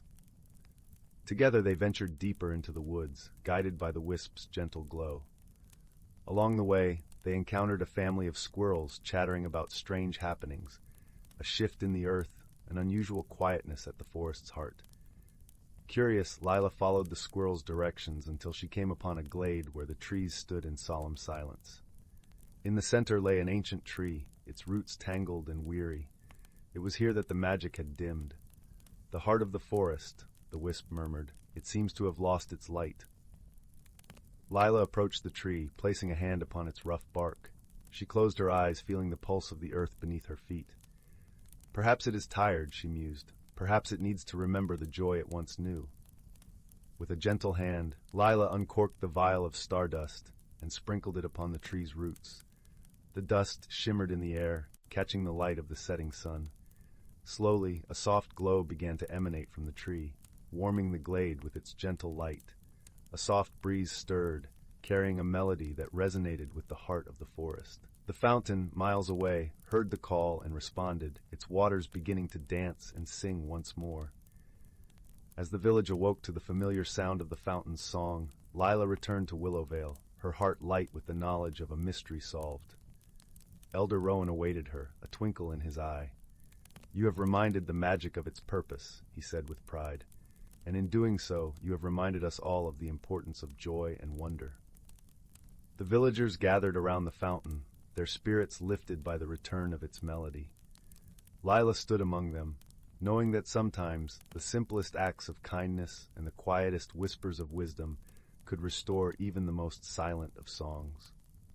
And so, with the fountain singing once more and the stars twinkling above, Willowvale settled into a peaceful slumber, the mystery resolved, and the village wrapped in the gentle embrace of magic and friendship. Story 58. In the heart of the ancient forest known as Everbloom, where the whispers of the trees carried stories older than time itself, there lived a collection of creatures whose lives were woven into the very fabric of nature. The air in Everbloom was perpetually sweet, with the scent of pine and earth, and the sunlight filtered through the dense canopy in golden shafts, creating a dappled tapestry on the forest floor. Here, the seasons painted the forest with their own unique hues and moods, each bringing with it a touch of magic. Among the denizens of Everbloom was Fern, a wise old turtle with a shell as textured as the bark of the ancient oak trees. Fern had lived in the forest for many, many years, and was revered for her vast knowledge of the forest's secrets and her gentle, calming presence. Her eyes, deep and thoughtful, reflected the wisdom of generations, and she moved with the deliberate grace of one who understood the rhythm of the earth. Fern was particularly fond of the forest's most mysterious phenomenon, the dance of the seasons. Each transition from one season to another was marked by a magical event that only those truly connected to the forest could witness. It was said that during these dances, the spirits of the seasons would converge, their ethereal forms weaving through the trees, their laughter a soft melody that floated on the breeze. One crisp autumn evening, as the leaves rustled in a symphony of amber and gold, Fern sat by a tranquil stream. The water babbled gently over smooth stones, its melody mingling with the rustling leaves and the distant call of an owl. Fern had gathered her friends, a group of creatures who each played their part in maintaining the forest's delicate balance. There was Willow, a lively squirrel with fur the color of cinnamon and eyes that sparkled with curiosity. Willow was always darting through the trees, collecting acorns and spreading seeds, her movements a vital dance that ensured the forest's renewal. Beside her sat Thistle, a quiet and observant deer whose antlers were like the branches of the trees she loved to graze beneath. Thistle had an uncanny ability to sense changes in the air and was often the first to notice when the seasons began their dance. Finally, there was Windle, a wise old owl whose feathers were the color of storm clouds. Windle was the keeper of stories, passing down the legends and lessons of Everbloom to the younger creatures, ensuring that the wisdom of the forest lived on. As the sun dipped below the horizon, painting the sky in shades of pink and violet, Fern spoke, her voice a soft murmur that blended with the sounds of the forest. Tonight, we gather to witness the dance of the seasons. It is a time to reflect on the harmony that binds us all together and the balance that we must strive to maintain. Willow, perched on a low branch, twitched her nose with anticipation. "I love the dance," she chirped. "It's like watching the stars twinkle in the sky, but on the ground." Thistle nodded, her breath visible in the cool evening air. "It's a reminder of how everything is connected," she mused, "how each leaf and breeze plays its part." Windle hooted softly, his eyes gleaming in the growing darkness.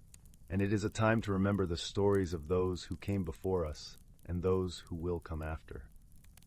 As the last light of the day faded, a gentle breeze began to stir, carrying with it the scent of wood smoke and the promise of change. The creatures fell silent, their eyes fixed on the clearing where the dance of the seasons would soon begin.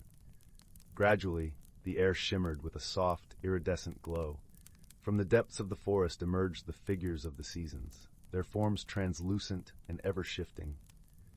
Spring arrived first, a figure adorned with blossoms and new leaves, her laughter like the tinkling of rain on fresh grass. She was followed by summer, whose golden rays warmed the earth, and whose presence was marked by the sound of buzzing bees and rustling wheat. Autumn came next, her cloak a cascade of falling leaves, and with each step she painted the forest in hues of rust and gold. Finally, winter glided forward, her touch crystallizing the air with snowflakes that sparkled like diamonds in the moonlight.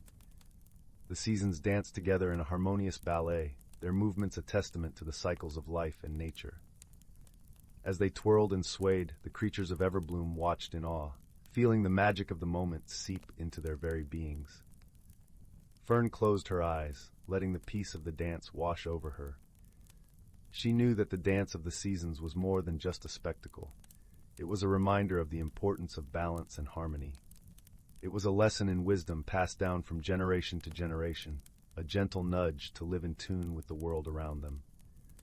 As the dance drew to a close, the seasons bid farewell, their forms gradually fading like morning mist.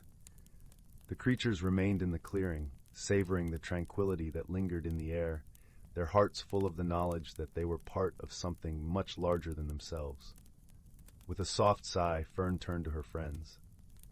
"Remember this night," she said quietly, "and carry its lessons with you. For in our unity and understanding lies the strength to face any challenge." The friends nodded, feeling the warmth of the connection that bound them together. As they made their way back to their homes, the forest seemed to embrace them, its ancient wisdom whispering in the rustle of leaves and the murmur of the stream. And so, in the heart of Everbloom, the creatures lived in harmony, their lives a dance of their own, guided by the lessons of the seasons and the timeless wisdom of the forest. And as the stars twinkled above, the forest settled into a peaceful slumber, cradling its secrets and stories in the gentle arms of the night. Story 59? The Whispering Trees of Willow Glen. Once upon a time, in the tranquil village of Willow Glen, nestled amidst rolling hills and meandering streams, there existed a secret that only the oldest of the villagers whispered about.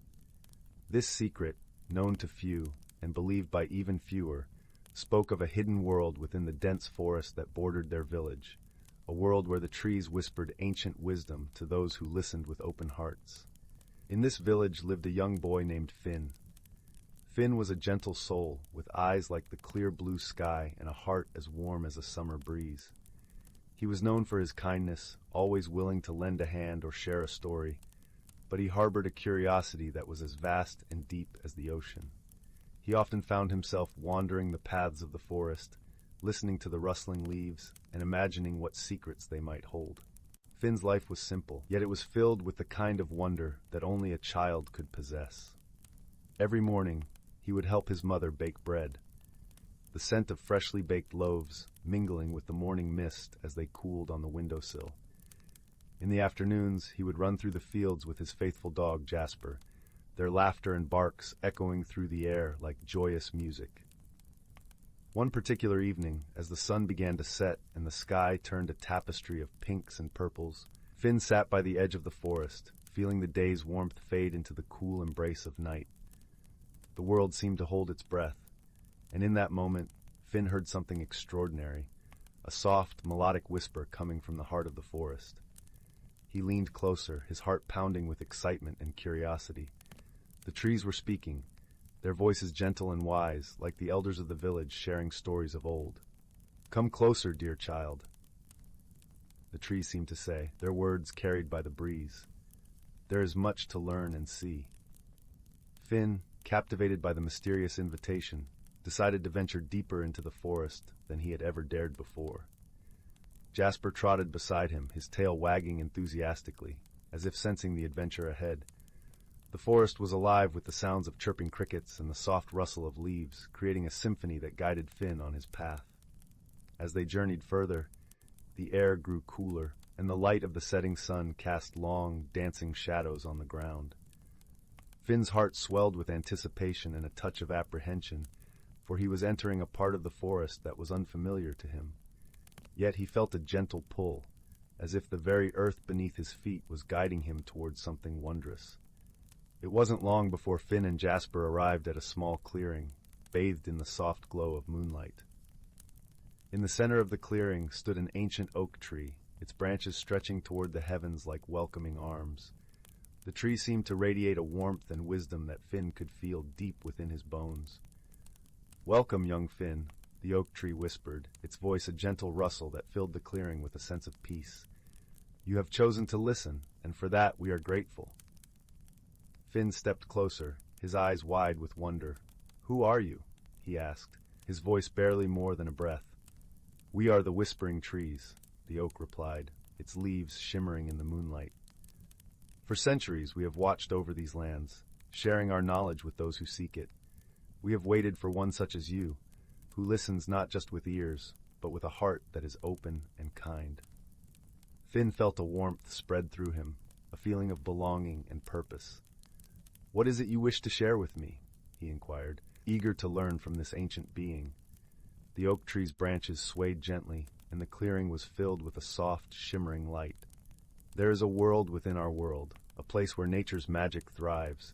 It is a world that many have forgotten, yet it holds the power to heal and unite." Finn listened intently, his mind racing with possibilities. "How can I find this hidden world?" he asked, the flicker of adventure sparking in his eyes. "You've already begun your journey," the oak tree replied, its voice filled with gentle encouragement. "It is not a place you can see with your eyes alone. It is a realm of the heart, where kindness and courage open the way. Trust in your instincts and let your heart guide you." With those words, a soft breeze swept through the clearing, carrying the scent of wildflowers and the promise of something magical.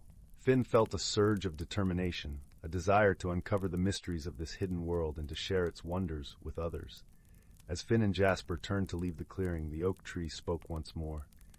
"Remember, dear child, that the greatest magic lies within you. It is the magic of friendship, of love, and of a heart that dares to dream."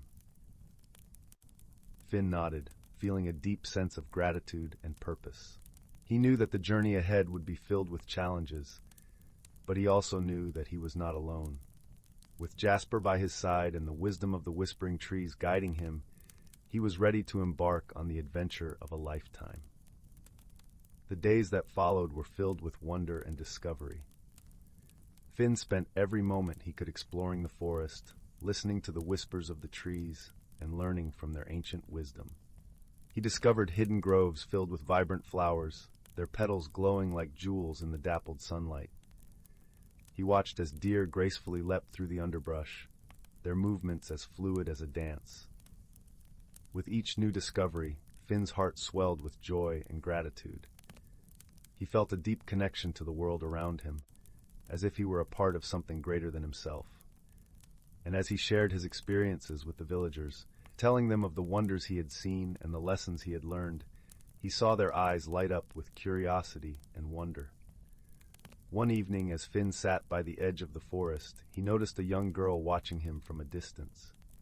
Her name was Lila, and she was known in the village for her quiet demeanor and her love of books. Finn had seen her before, always with a book in hand, her nose buried in stories of far-off lands and grand adventures. Intrigued by her presence, Finn waved her over, a friendly smile on his face. Lila approached hesitantly, her eyes filled with both curiosity and shyness. "Hello, Lila," Finn greeted warmly. "Would you like to join me?" Lila nodded, her cheeks flushed with a touch of pink. "I've heard about your adventures in the forest," she admitted, her voice soft but eager. "I'd love to hear more about them." Finn's smile widened and he began to share his tales, describing the beauty and magic he had discovered within the forest. As he spoke, he noticed that Lila's eyes sparkled with a light he hadn't seen before. She listened intently, her imagination painting vivid pictures of the wonders Finn described. As the sun dipped below the horizon, casting a golden glow over the village, Finn and Lila's newfound friendship blossomed like a flower in spring. They spent hours talking and dreaming, their conversation flowing as effortlessly as a gentle stream. And as the stars began to twinkle in the night sky, they made a pact, a promise to explore the hidden world of the whispering trees together.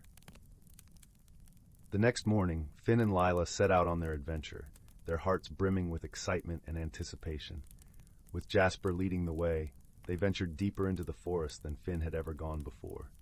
The air was crisp and cool, carrying with it the scent of pine and earth, and the forest seemed to hum with life, as if welcoming them into its embrace. As they walked, Finn and Lila shared stories and laughter, their voices mingling with the songs of birds and the rustle of leaves. They discovered hidden paths that wound through the trees like secret corridors, leading them to places of breathtaking beauty. They found a glimmering stream, its waters as clear as crystal, where they paused to rest and dip their toes in the refreshing current. It was during one of these moments of quiet reflection that Lila spoke up, her voice thoughtful and sincere. "Finn, do you ever wonder why the trees chose to speak to you? Why they revealed their secrets to you?" Finn considered her question, his gaze fixed on the dancing light of the stream. "I think it's because I listened." He replied slowly, a hint of wonder in his voice. "I didn't just hear the whispers, I truly listened, with my heart and my soul. And maybe, just maybe, they sensed that I would share their secrets with others, that I would help people see the magic in the world around them." Lila nodded, her eyes shining with understanding. "I think you're right," she said softly, "and I'm grateful you shared your secrets with me." Finn smiled, his heart full of warmth and gratitude. He knew that the journey they were on was not just about discovering a hidden world. It was also about discovering themselves and the strength of their friendship. As the sun climbed higher in the sky, casting dappled patterns of light and shadow on the forest floor, Finn and Lila continued their exploration. They stumbled upon a grove filled with towering ferns, their fronds unfurling like delicate green lace. The air was alive with the gentle hum of bees, busy collecting nectar from the vibrant wildflowers that dotted the grove. In the center of this enchanting place stood another ancient tree, its gnarled branches stretching upward like a guardian of the forest. Finn and Lila approached the tree with reverence, sensing its age and wisdom. "Welcome, children of the forest," the tree whispered, its voice a gentle caress that resonated in their hearts. "You have journeyed far, and your hearts are open and true. What is it you seek?" Finn and Lila exchanged a glance, their minds filled with questions yet unspoken. It was Lila who found her voice first, her words thoughtful and earnest. "We seek to understand the magic of this world and to share it with others," she said. "We wish to learn and to grow, to become better versions of ourselves." The tree's leaves rustled softly, as if nodding in approval. "Your intentions are pure, and your hearts are kind," it replied. "You have already discovered the greatest magic of all, the magic of friendship and love. It is this magic that has the power to transform lives and to heal the world." Finn and Lila listened, the truth of the tree's words settling like a soothing balm in their hearts. They realized that the hidden world they sought was not just a place within the forest, but a place within themselves, a realm where compassion and understanding reigned, where the bonds of friendship could overcome any obstacle. As they sat beneath the tree, a sense of calm and clarity washed over them. They understood that their journey was not just about uncovering the mysteries of the forest, but about discovering the magic within themselves and in each other. With newfound resolve, Finn and Lila rose to their feet, their hearts filled with gratitude and purpose. They knew that their journey was far from over, but they also knew that they were not alone. Together, they would face whatever challenges lay ahead, their friendship a guiding light that would lead them through even the darkest of times. As they made their way back to the village, the sun began to set, casting a warm golden glow over the land. The forest whispered its farewell, the trees swaying gently in the evening breeze, their voices a melodic chorus that sang of hope and promise. Finn and Lila returned home, their spirits lifted and their hearts full. They shared their stories with the villagers, spreading the magic of the whispering trees and the lessons they had learned. And as the village listened, a sense of wonder and unity blossomed, like a field of wildflowers unfurling in the spring sunshine. In the days that followed, the village of Willow Glen was transformed. People began to see the world with new eyes, their hearts opened to the magic and beauty that surrounded them. They worked together to care for the land and each other, their bonds of friendship and community growing ever stronger. And as for Finn and Lila, they continued their adventures, exploring the wonders of the forest and the hidden world within. Their friendship, forged in the heart of the whispering trees, became a beacon of hope and inspiration for all who knew them. In time, the village prospered, its people united by the magic of friendship and the wisdom of the forest. And as the years passed, the legacy of Finn and Lila's journey lived on, a testament to the power of love, kindness, and the courage to dream. And so, beneath the watchful gaze of the whispering trees, the village of Willow Glen thrived, a place where the magic of the forest and the magic of the heart would forever be entwined, creating a world of endless wonder and possibility. In the quiet moments of dusk, when the sky was painted with hues of twilight and the world seemed to hold its breath, the villagers would gather by the edge of the forest, listening to the gentle whispers that spoke of dreams yet to come. And in those whispers, they found comfort, wisdom, and the promise of a bright tomorrow. For in Willow Glen, they had learned that the greatest magic of all was the magic found within, a magic that could change lives, mend hearts, and create a tapestry of love and friendship that would endure through the ages. And with that magic, they would continue to dream, to hope, and to journey together, ever onward into the boundless realm of possibility. Story 60. Once upon a time, nestled in a tranquil village surrounded by rolling green hills and whispering forests, there was a little cottage with ivy-clad walls and a garden full of wildflowers swaying in the gentle breeze. Inside this cozy abode lived a young girl named Lily, whose heart was as warm and inviting as the hearth that glowed softly in her mother's kitchen. Lily was a curious soul, always eager to explore the world with her bright eyes and open mind. One crisp, golden afternoon, as the leaves danced from the trees, Lily's mother asked her to fetch a loaf of bread from old Mr. Whitaker's bakery at the edge of the village. With a basket swinging from her arm and a song in her heart, Lily set off down the cobblestone path, her footsteps echoing like a gentle drumbeat. The village was alive with the scent of freshly baked goods and the sound of distant laughter. As she passed the old bookshop, a peculiar glimmer caught her eye from the window display, drawing her closer. There, amidst the dusty tomes and faded manuscripts, lay an unassuming brass key that shimmered with an unusual light. It was as if the key was whispering a secret only she could hear. Entranced, Lily entered the shop, where the kindly old bookseller, Mrs. Mims, greeted her with a knowing smile. "Ah, you found it," Mrs. Mims said in her soft, melodious voice. "That key has been waiting for the right person, and I believe it has chosen you." "But what does it unlock?" Lily asked, her voice a mixture of wonder and curiosity. Mrs. Mims chuckled gently. "Sometimes, the most magical journeys begin with a question, my dear. Why don't you take it and see where it leads you?" With the key nestled safely in her basket, Lily continued her way to the bakery, her mind swirling with possibilities. Little did she know, the key was about to unlock more than just a door. As she made her way back home, the sun dipped low, painting the sky in hues of lavender and rose. The air grew cooler, and a soft mist began to weave its way through the village, giving everything a dreamlike quality. Lily felt an irresistible pull toward the forest on the outskirts of her village, a place she had always found enchanting, yet mysterious. With each step she took into the woods, the world seemed to change subtly around her. The trees whispered secrets, and the path beneath her feet felt like a welcoming friend. The key grew warm in her hand, guiding her deeper into the heart of the forest until she reached a clearing, bathed in moonlight. In the center of the clearing stood an ancient oak tree, its branches sprawling like a wise old guardian. At its base, hidden beneath a carpet of fallen leaves, was a small, weathered door just the right size for the brass key. Heart pounding with anticipation, Lily inserted the key into the lock. With a soft click, the door swung open to reveal a staircase spiraling down into the earth. She hesitated only for a moment before her curiosity won out, and she descended into the unknown. The staircase led her to a hidden chamber, aglow with a soft, ethereal light. The walls were lined with bookshelves filled with volumes of stories and knowledge. In the center of the room sat a round table, upon which rested an ornate hourglass with shimmering sand that seemed to float weightlessly. Lily approached the table cautiously, her eyes wide with wonder.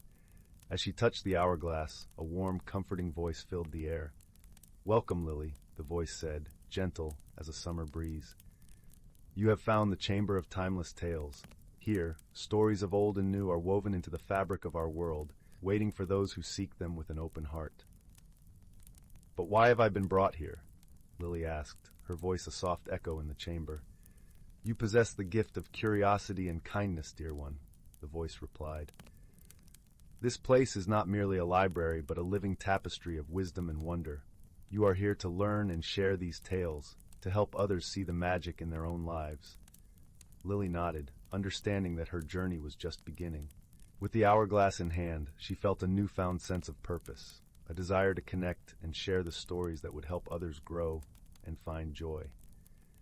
As she made her way back up the staircase and through the forest, Lily felt different. The world outside seemed more vibrant, as if every leaf and blade of grass held a story waiting to be told. She knew that she had been given a precious gift, one that would guide her through the challenges of life with wisdom and compassion. When she returned home, her mother was waiting by the fire with a cup of warm cocoa and a tender smile. As Lily settled into the comforting embrace of her family's love, the key and the hourglass tucked safely in her pocket, she knew that she had found something truly magical. And so, from that day forward, Lily became the village's storyteller, sharing tales from the Chamber of Timeless Tales. Each story she told was a thread in the tapestry of her life, woven with the love and wisdom of those who came before her. And with every tale, she reminded her friends and neighbors that the most extraordinary secrets are often hidden within the most ordinary of things. Thus, the village, nestled in its serene landscape, became a place where magic lived in the hearts of its people, a place where stories flourished like the wildflowers in Lily's garden, forever swaying in the gentle breeze. And in the cozy glow of the hearth, surrounded by laughter and love, Lily knew that she had found her true home. And so, dear listener, as you drift into the world of dreams, remember that every day holds its own magic, waiting to be discovered by those who dare to look beyond the ordinary. Sleep well, with dreams full of wonder and possibilities. Story 61. In the heart of an ancient forest where time seemed to linger with the whispers of the wind, there was a secret world known only to those who truly listened. The forest was an emerald tapestry, woven with towering trees whose branches brushed the sky and whose roots delved deep into the earth, binding the world above to the mysteries below. As the first rays of dawn spilled over the horizon, painting the leaves with hues of gold and emerald, a gentle symphony of life began to stir. The forest creatures awoke with the sun, each playing their role in a delicate harmony. Birds flitted through the canopy, their songs a cascade of sweet notes mingling with the rustle of leaves. Squirrels darted playfully among the branches, their fluffy tails flickering like brushstrokes of paint against the green. In a secluded glen where the sunlight pooled like liquid gold, there lived a wise old tortoise named Bramble.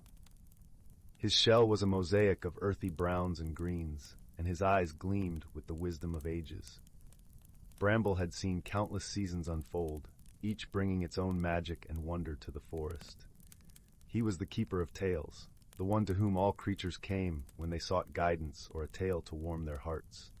On this particular morning, Bramble was approached by a young doe named Fawn.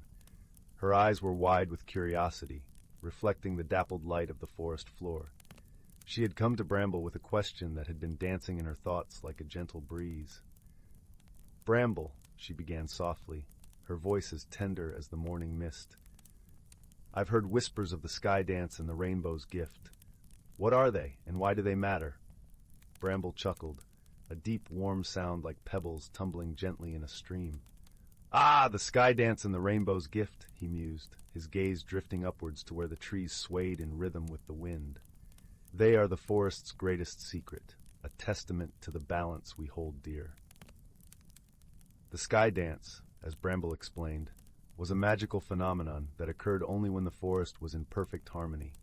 It was said that when the creatures of the forest worked together, respecting the land and each other, the sky would come alive with colors and lights, a dazzling display that painted the heavens with hues unseen by mortal eyes.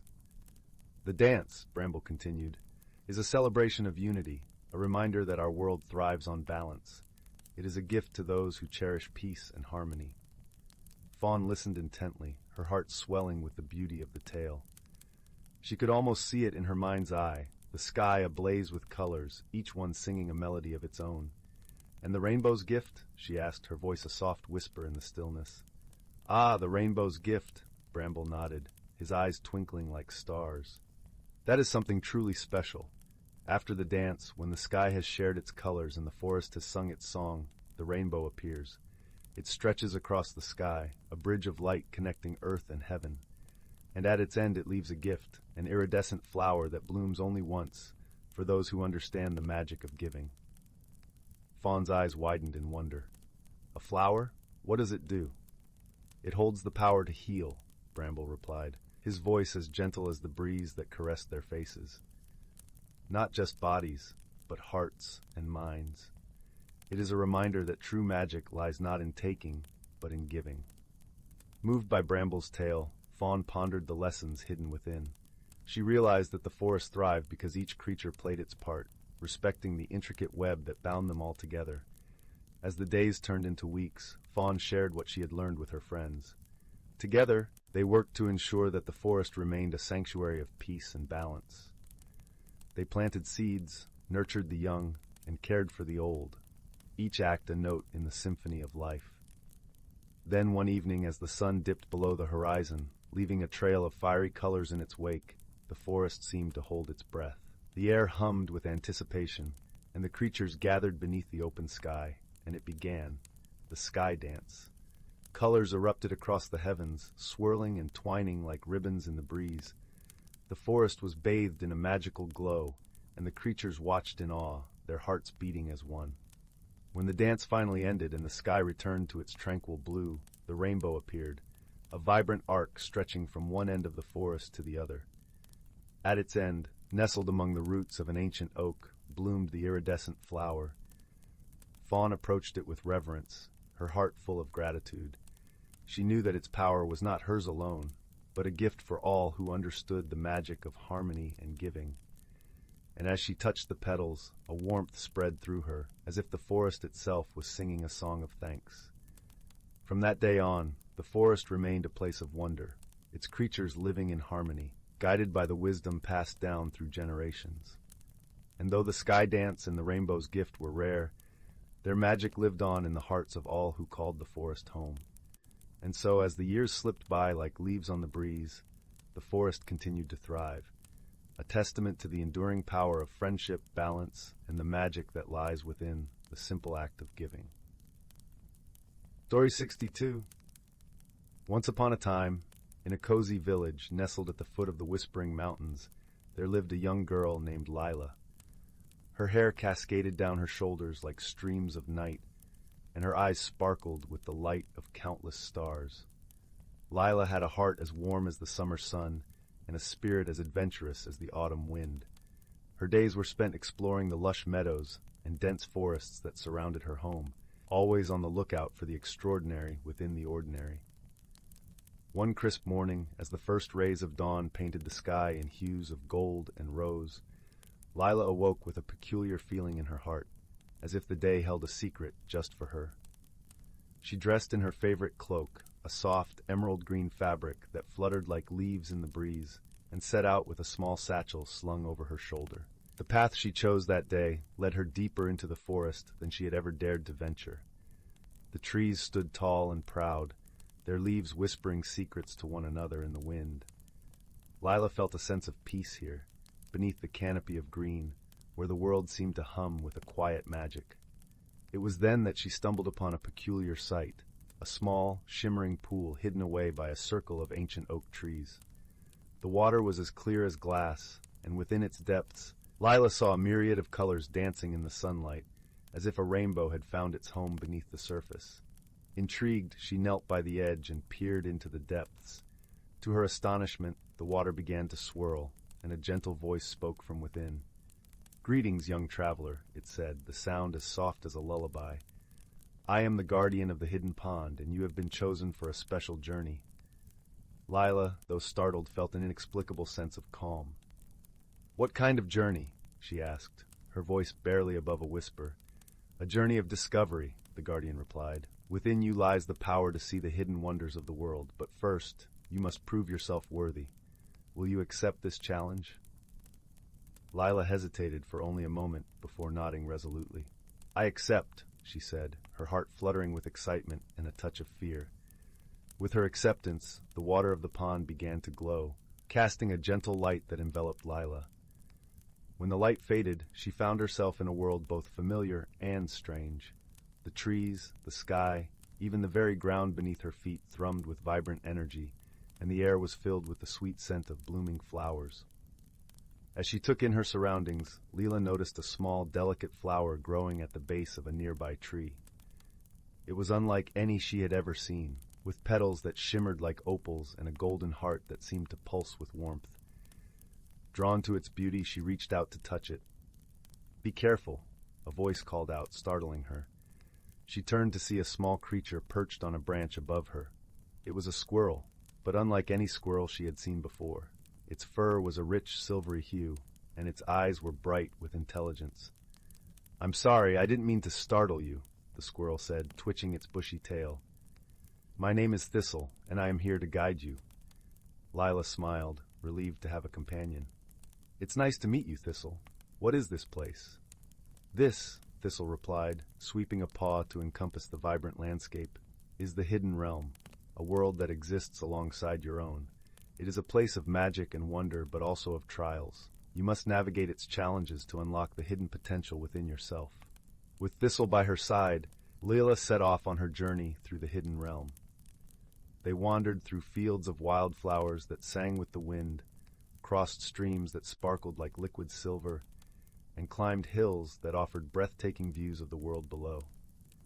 As they traveled, Leela encountered many creatures, each with their own stories and wisdom to share. There was Bramble, the wise old turtle who taught her to listen to the whispers of the earth. Willow, the elegant deer who showed her the beauty of grace and patience. And Starling, the mischievous fox who reminded her of the power of laughter and joy.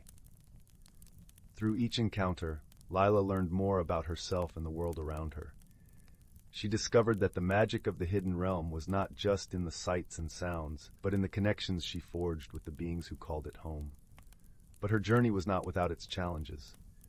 One night, as the moon hung low in the sky like a silver lantern, Lila and Thistle found themselves lost in a dense, fog-laden forest. The air was thick with an eerie silence, and shadows danced at the edges of her vision. "Stay close," Thistle whispered, his voice a soft reassurance in the darkness. "This is the Vale of Shadows, a place where doubts and fears take form. To pass through, you must confront them."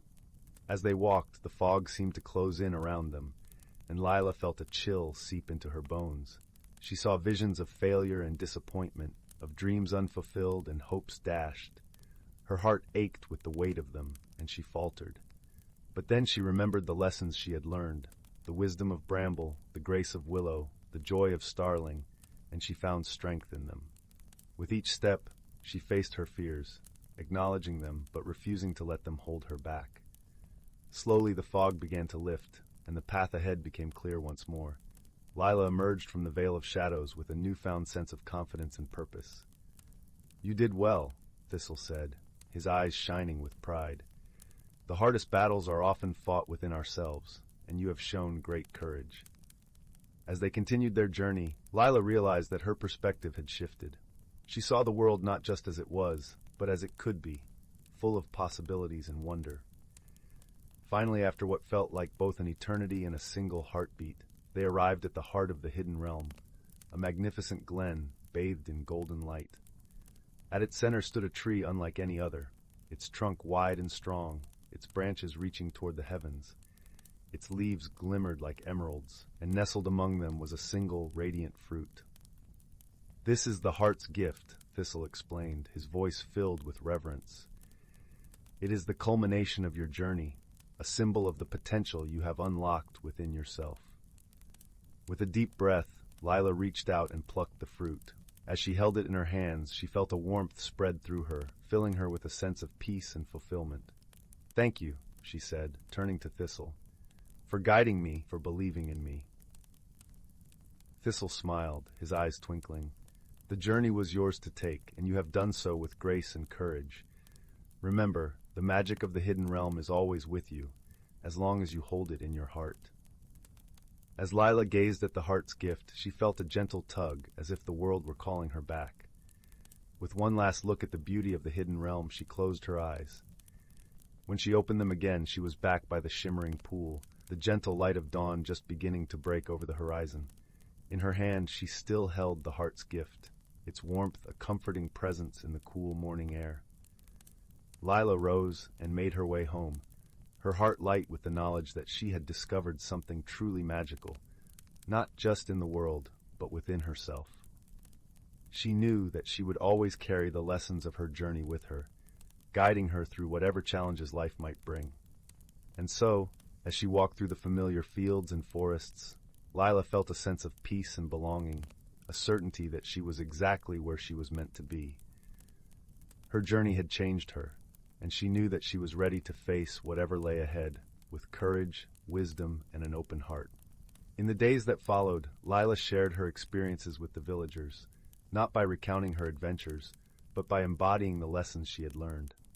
Her kindness inspired others to be kind. Her courage encouraged others to be brave. She became a beacon of light and hope, a reminder that magic was not confined to hidden realms, but lived within each of them. One evening, as the sun dipped below the horizon and the sky turned a deep indigo, Lila sat by the edge of the hidden pond once more. She watched as the stars began to twinkle above, their reflections shimmering in the water like scattered jewels. Thistle appeared beside her, his presence as comforting as ever. "You've done well, Lila," he said softly. Lila smiled, her heart full of gratitude. "I couldn't have done it without you, Thistle. Thank you for being my guide and my friend." The squirrel nodded, his eyes warm with affection. "Remember, the journey never truly ends. There are always new paths to explore, new wonders to discover. Keep your heart open, and the world will continue to reveal its magic to you." With those words, Thistle scampered back into the forest, leaving Lila alone with her thoughts. She stayed by the pond a while longer, listening to the gentle rustle of the leaves and the soft murmur of the water. As she rose to leave, she took one last look at the hidden pond, feeling a connection to this special place that had changed her life. She knew that she could return whenever she needed guidance or a reminder of the magic within her. With a heart full of hope and a spirit ready for new adventures, Lila made her way home, the heart's gift still nestled safely in her satchel. She knew that whatever the future held, she was prepared to meet it with kindness, courage, and an unwavering belief in the magic of the world. And so, under the starlit sky, Lila walked into the future, leaving behind a legacy of wonder and warmth that would inspire generations to come. Her story was one of growth and transformation, of friendship and discovery, a reminder that the true journey was not just through the hidden realm, but within the heart itself. As the village settled into the gentle embrace of night, the story of Lila and her journey through the hidden realm became a cherished tale, told by the fireside to children and adults alike, a beacon of light in a world that sometimes felt dark. The villagers often gathered to share their own tales of wonder and magic, each inspired by Lila's courage and the lessons she had learned. They spoke of the hidden pond, of the creatures she had met, and of the journey she had bravely undertaken. Through these stories, the spirit of adventure and discovery lived on, encouraging all who heard them to seek out the magic within themselves and the world around them. And so the legacy of Lila's journey continued to touch the hearts of those who listened, reminding them that with openness, courage, and kindness, they too could find the hidden wonders of the world and the magic that lay within their own hearts. The village thrived as a place where dreams were nurtured and possibilities were endless, where every starry night was an invitation to look beyond the ordinary and find the extraordinary. The tale of Lila and the Hidden Realm became a symbol of hope and inspiration, a gentle reminder that the world was full of mysteries waiting to be discovered. As Lila grew older, she remained a beloved figure in the village, her wisdom and kindness guiding those around her. She often visited the hidden pond, finding solace and strength in its serene beauty, always remembering the journey that had shaped her life. Though years passed and the village changed, the story of Lila and her journey through the Hidden Realm endured, passed down from generation to generation. It became a timeless tale, one that continued to inspire young and old to seek out the magic within themselves and the world, to embrace the journey of discovery with an open heart. And so, the story of Lila, the girl with starry eyes and a heart full of wonder, lived on, a testament to the power of friendship, courage, and the endless possibilities that await those who dare to dream. In the quiet moments of the night, when the stars shone brightly above and the world was wrapped in a blanket of peace, the villagers would remember Lila's journey and find comfort in the knowledge that magic was always within reach, as long as they believed in the power of their own hearts. And as the gentle glow of dawn began to light the horizon, the village would awaken to a new day, ready to embrace the wonders and challenges that lay ahead, with the spirit of Lila's journey guiding them ever onward. Story 63. In the heart of the Andromeda Nebula, where stars shimmered like scattered jewels against the velvet expanse of space, lay the tranquil planet of Lumora. Known for its luminous flora that glowed gently through the night, Lumora was a haven of peace and tranquility.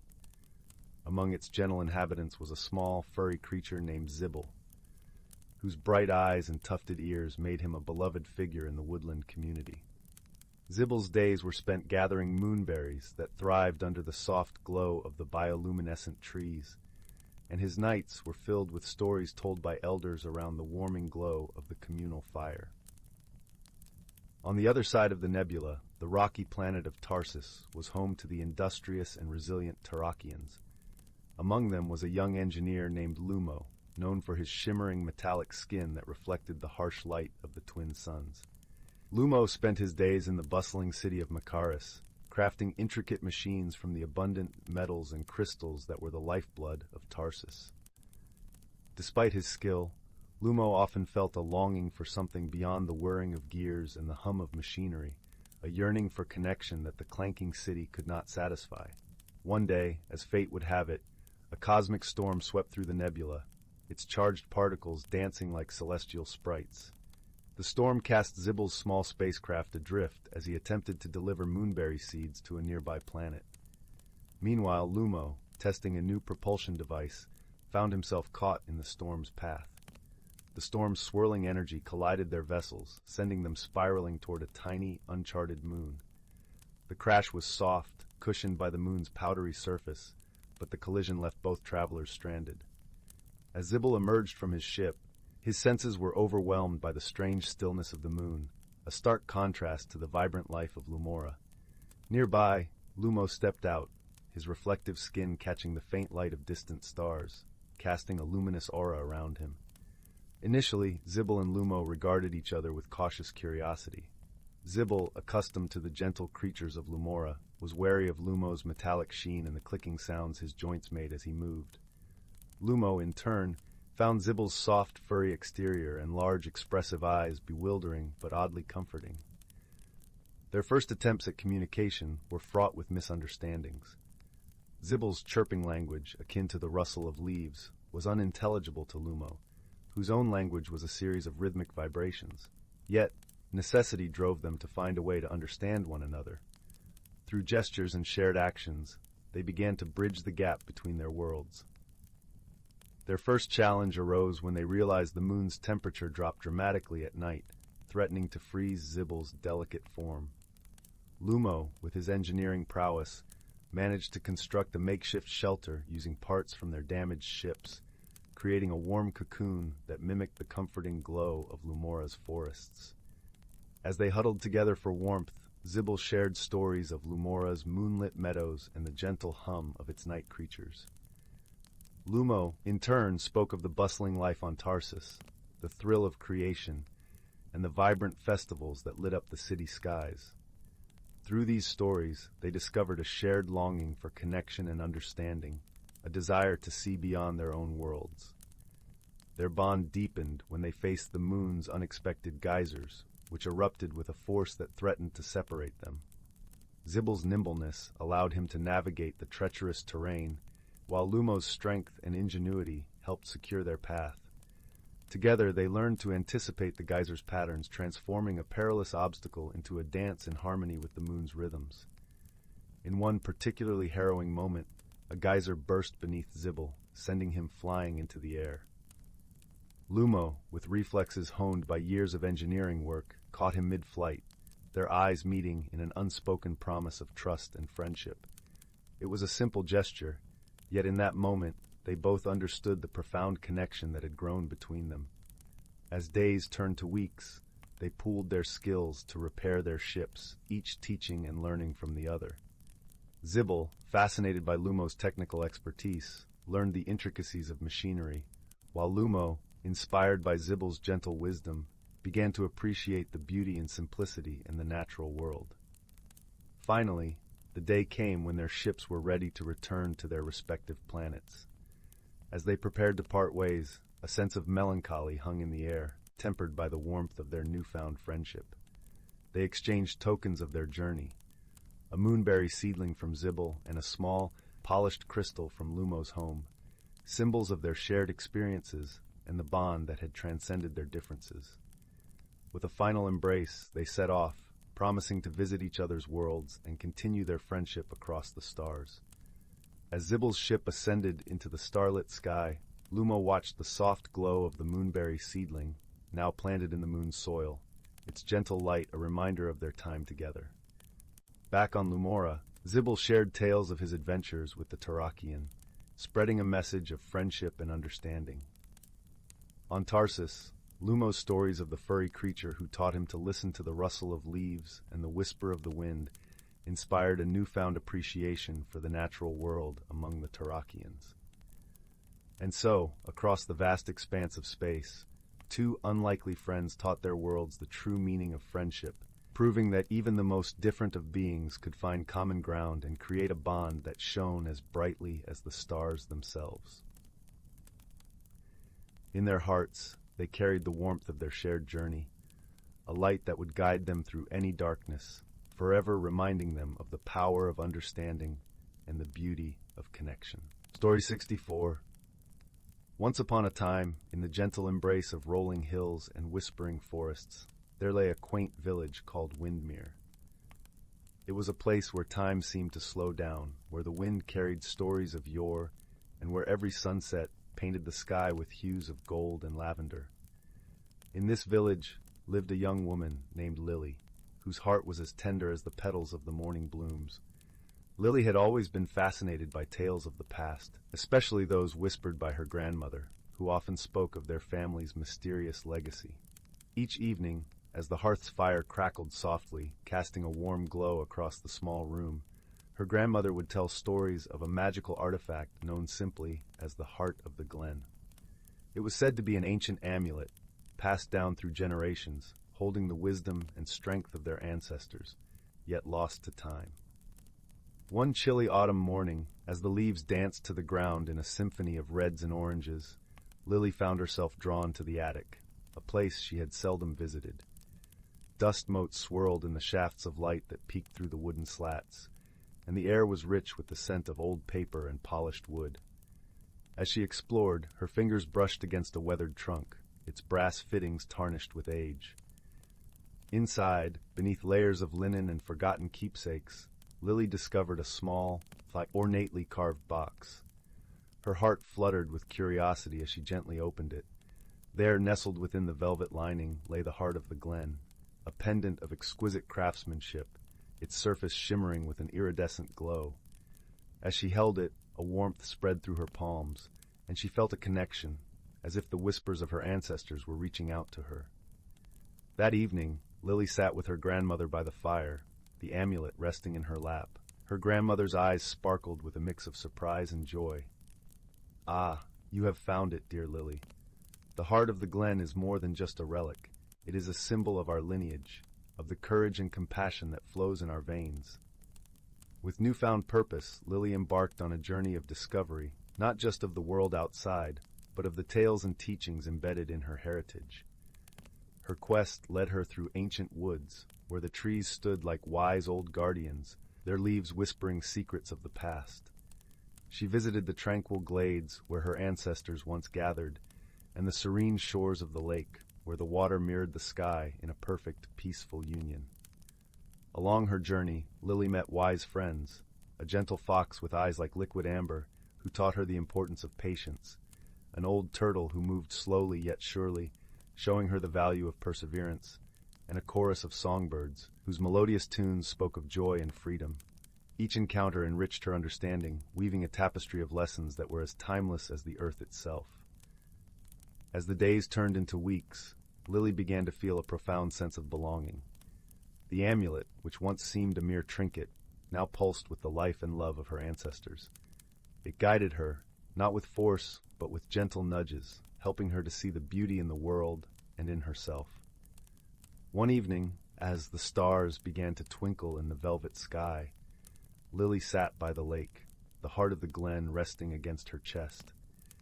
She closed her eyes and listened to the soft lapping of the water, the rustle of the leaves, and the distant song of the nightingale.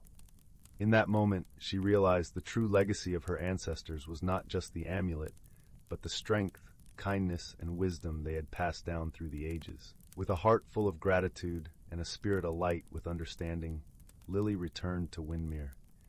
She shared her journey with her grandmother, who listened with pride shining in her eyes. Together they celebrated their heritage, not just as a memory, but as a living, breathing part of who they were. And so, as the fire crackled gently and the night wrapped the village in its comforting embrace, Lily knew she had found her place in the world. The heart of the glen was with her always, a beacon of love and light, reminding her that she was never truly alone. Thus, in the quiet corners of Windermere, where the past and present danced in harmony, Lily discovered that the greatest legacy was the enduring bond of family, the wisdom of ages, and the gentle whisper of the heart. And in this knowledge she found peace, a peace as eternal as the stars above. Story 65. In the heart of an emerald forest, where towering trees stretched their branches towards the heavens, a world hummed with the melodies of nature's whispers. Here the veil between the physical and the mystical grew thin, allowing the hidden lives of the forest's creatures to unfurl in all their enchanting glory. As the first rays of dawn kissed the dewy leaves, a family of rabbits emerged from their burrow, their noses twitching with the scents of wildflowers and damp earth. Nearby, a majestic stag raised his antlered head, his eyes reflecting the wisdom of countless seasons. He was a guardian of these ancient woods, tasked with maintaining the delicate balance that allowed all living things to thrive in harmony. Within the dense canopy, a kaleidoscope of feathered friends flitted from branch to branch, their songs weaving intricate patterns of joy and celebration. Among them, a wise old owl perched regally, her piercing gaze seeming to peer into the very fabric of existence.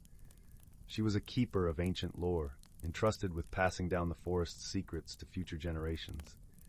As the seasons ebbed and flowed, the forest transformed in a dazzling display of natural magic. In the spring, vibrant wildflowers carpeted the forest floor, their petals unfurling to welcome the warm caress of the sun's rays. Summer brought the rich, verdant hues of lush foliage, and the air hummed with the buzzing of industrious bees and the melodic trills of songbirds. Autumn painted the trees in a tapestry of fiery reds, burnished oranges, and golden yellows, as the forest prepared for the long slumber of winter. It was during this time of transition that the forest's magic truly came alive. Wisps of fog danced between the trunks, carrying the whispers of ancient spirits, while the crisp night air sparked with the ethereal glow of will-o'-the-wisps, leading curious wanderers on enchanting adventures. As winter's chill descended, the forest donned a crystalline cloak of snow, each branch and twig transformed into a sparkling work of art. It was a time of quiet contemplation, when the creatures huddled close, sharing stories and wisdom passed down through generations. The stag, ever the protector, would gather his herd and recount the tales of those who came before, reminding them of the sacred balance that sustained their vibrant world. One such tale spoke of the great willow tree, whose roots delved deep into the earth, drinking from the very lifeblood of the forest itself. It was said that during the first snowfall of winter, the willow's branches would shimmer with a soft, ethereal light, casting a warm glow over the slumbering woodland. Those fortunate enough to witness this phenomenon would feel a sense of peace and belonging wash over them, as if the forest itself was whispering a lullaby of reassurance. As the seasons cycled and the years melted away, the forest remained a sanctuary of harmony and wonder, where the natural and the magical intertwined in an eternal dance. The creatures, guided by the stag's wisdom and the owl's ancient lore, understood that they were mere threads in the intricate tapestry of life, each playing a vital role in maintaining the delicate balance that sustained their enchanted realm. And so, generation after generation, the forest's whispers echoed through the ages, reminding all who would listen of the beauty that blossoms when harmony reigns supreme, and the magic that flourishes when the bonds of nature are cherished and protected. Story 66. Once upon a time, in a cozy cottage nestled deep in an enchanted forest, there lived a family of gnomes with the most delightfully quirky personalities. There was Papa Gnome, whose bright red hat seemed to wiggle with excitement whenever he told one of his fanciful tales.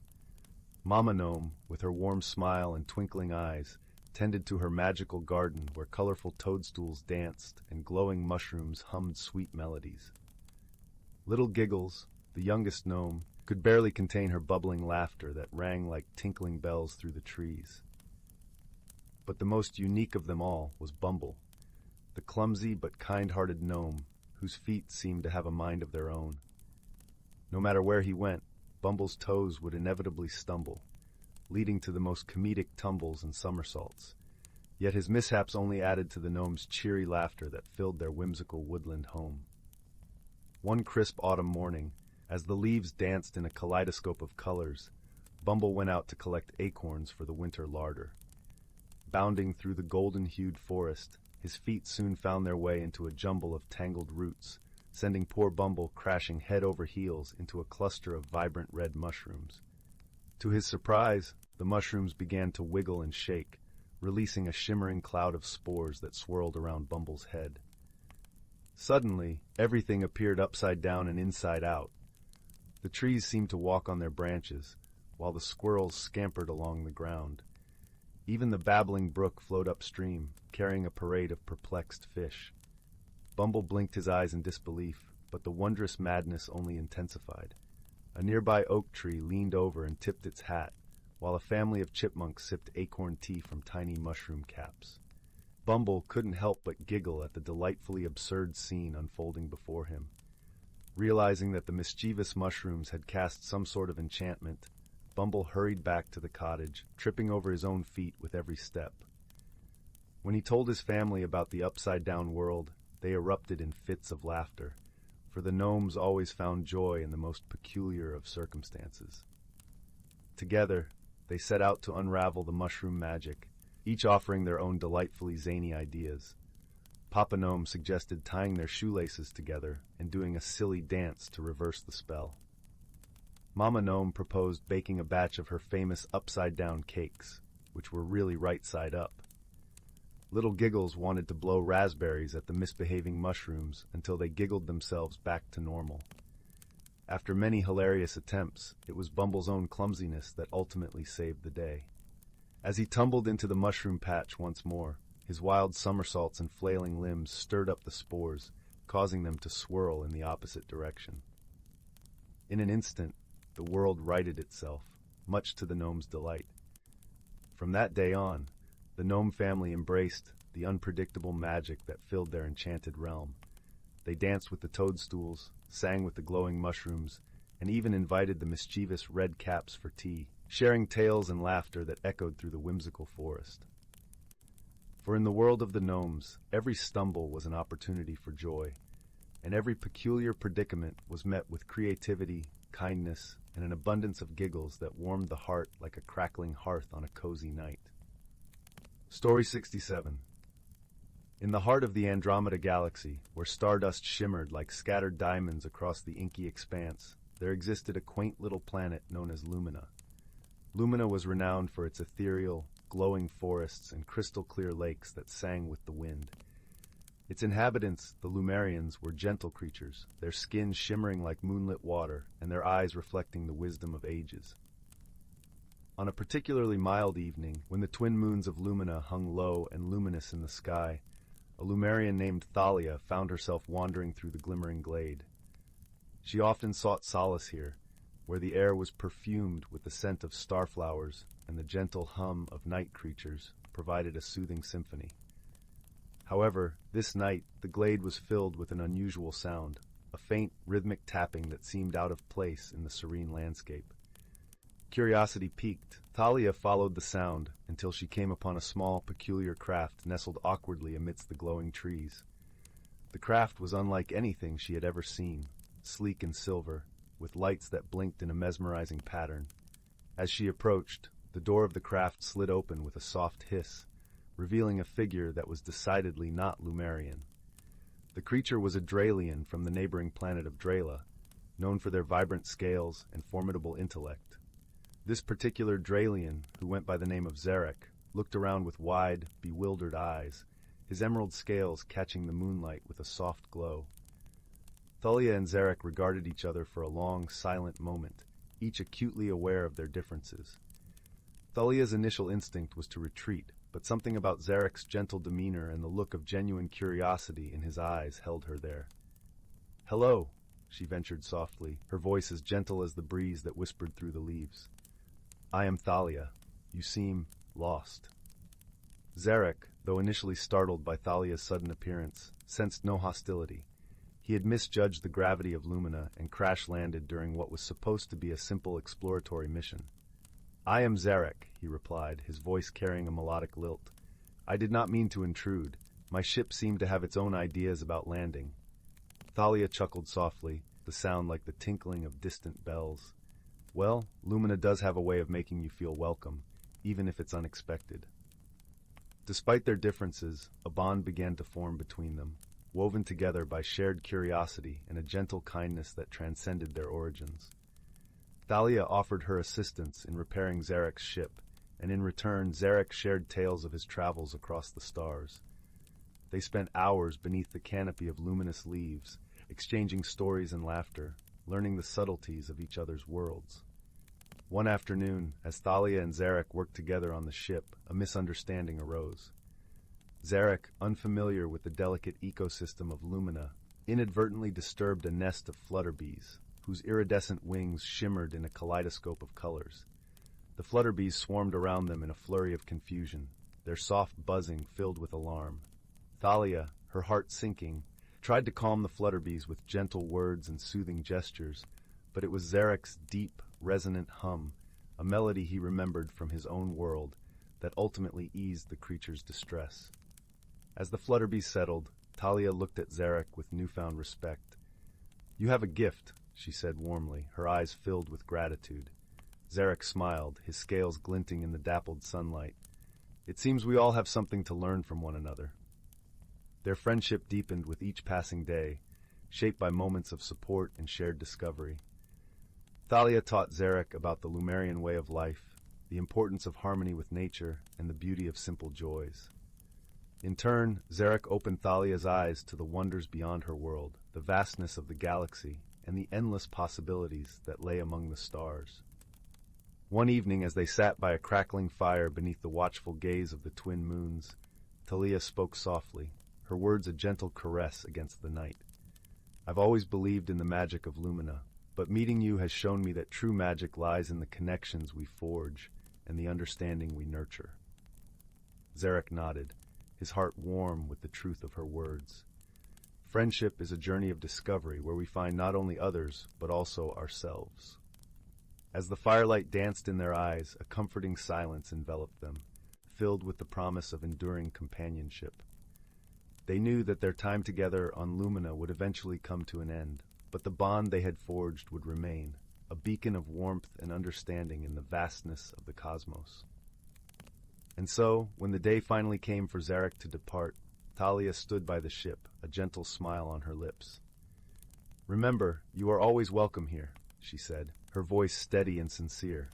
Zarek touched a hand to his heart, a gesture of gratitude and friendship.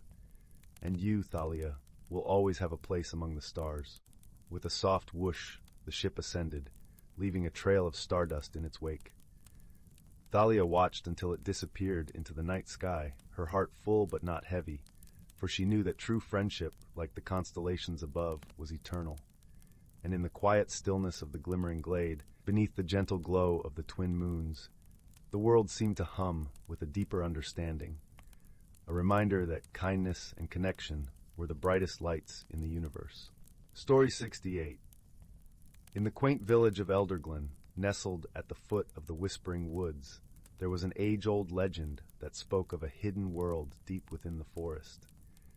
This world, it was said, could only be reached by those with the purest of intentions and the kindest of hearts.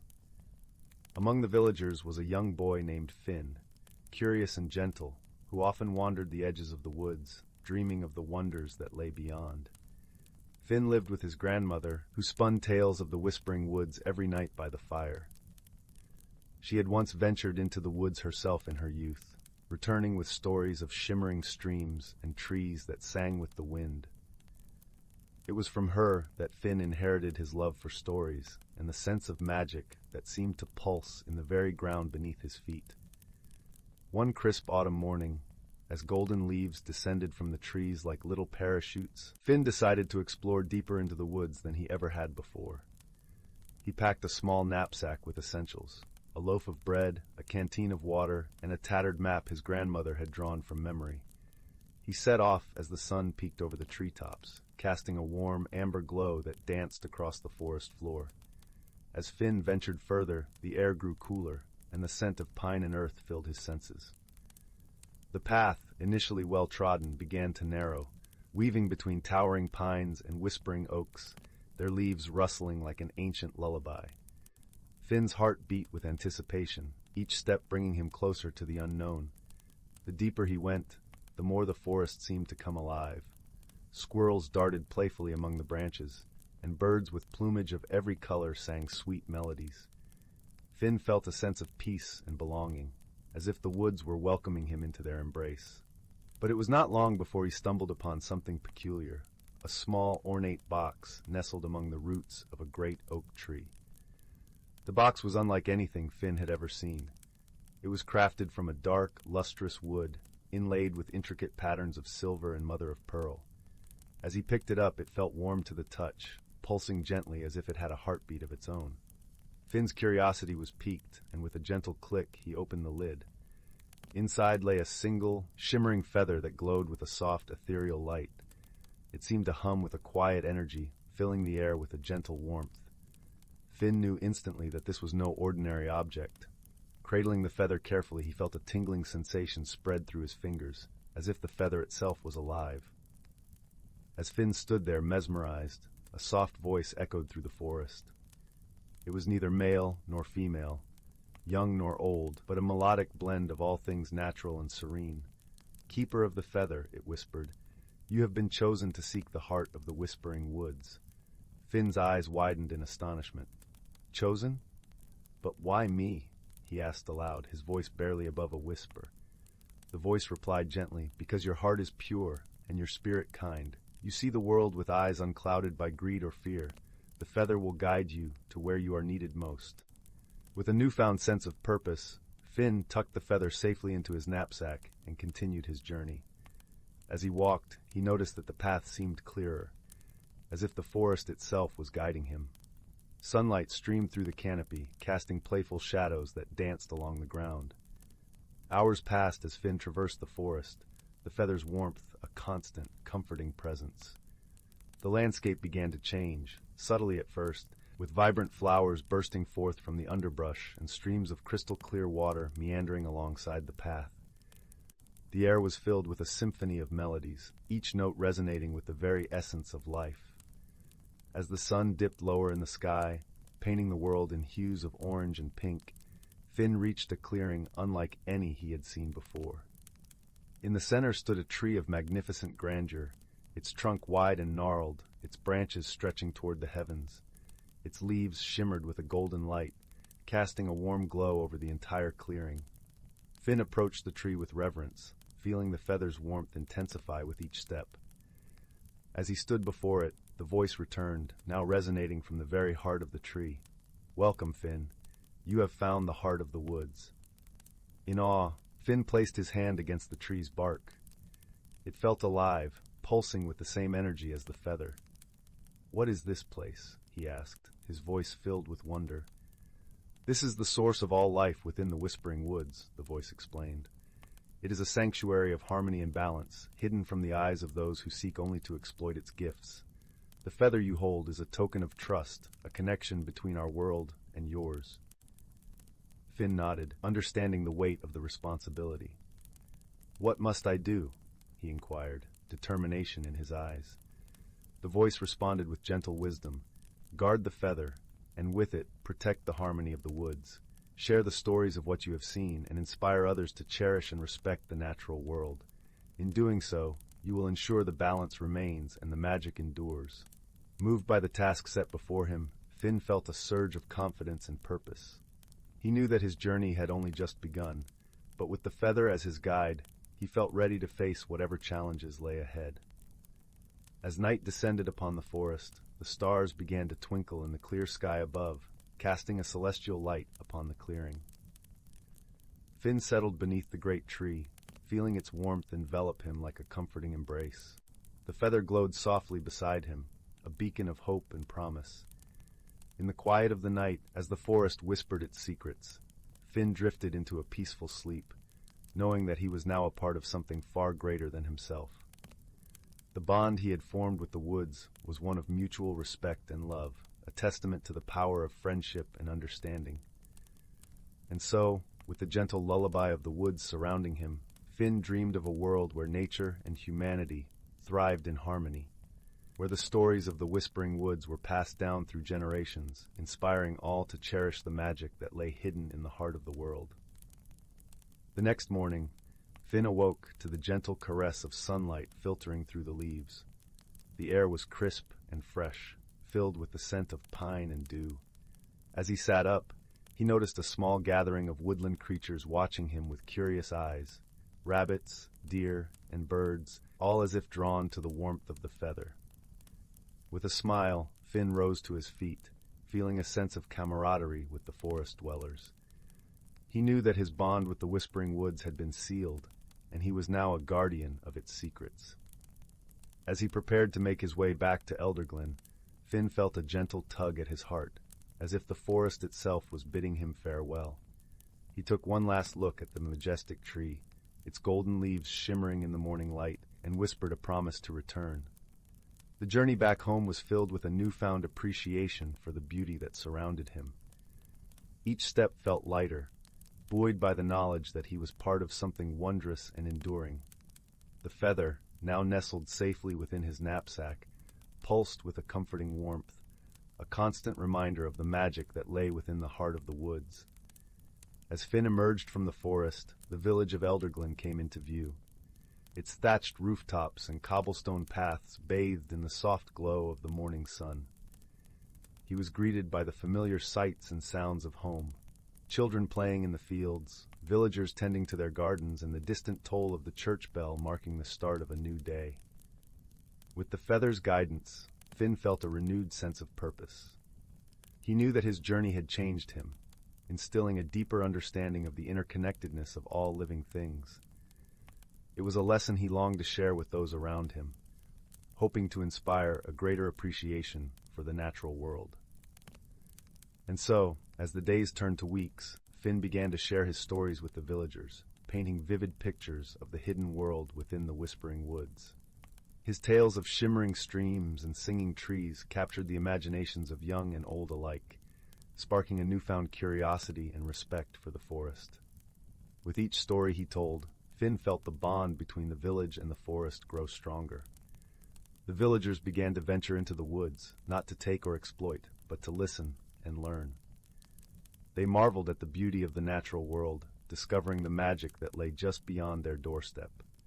The feather, now a cherished symbol of hope and unity, became a beacon for those who sought to protect and preserve the harmony of the woods.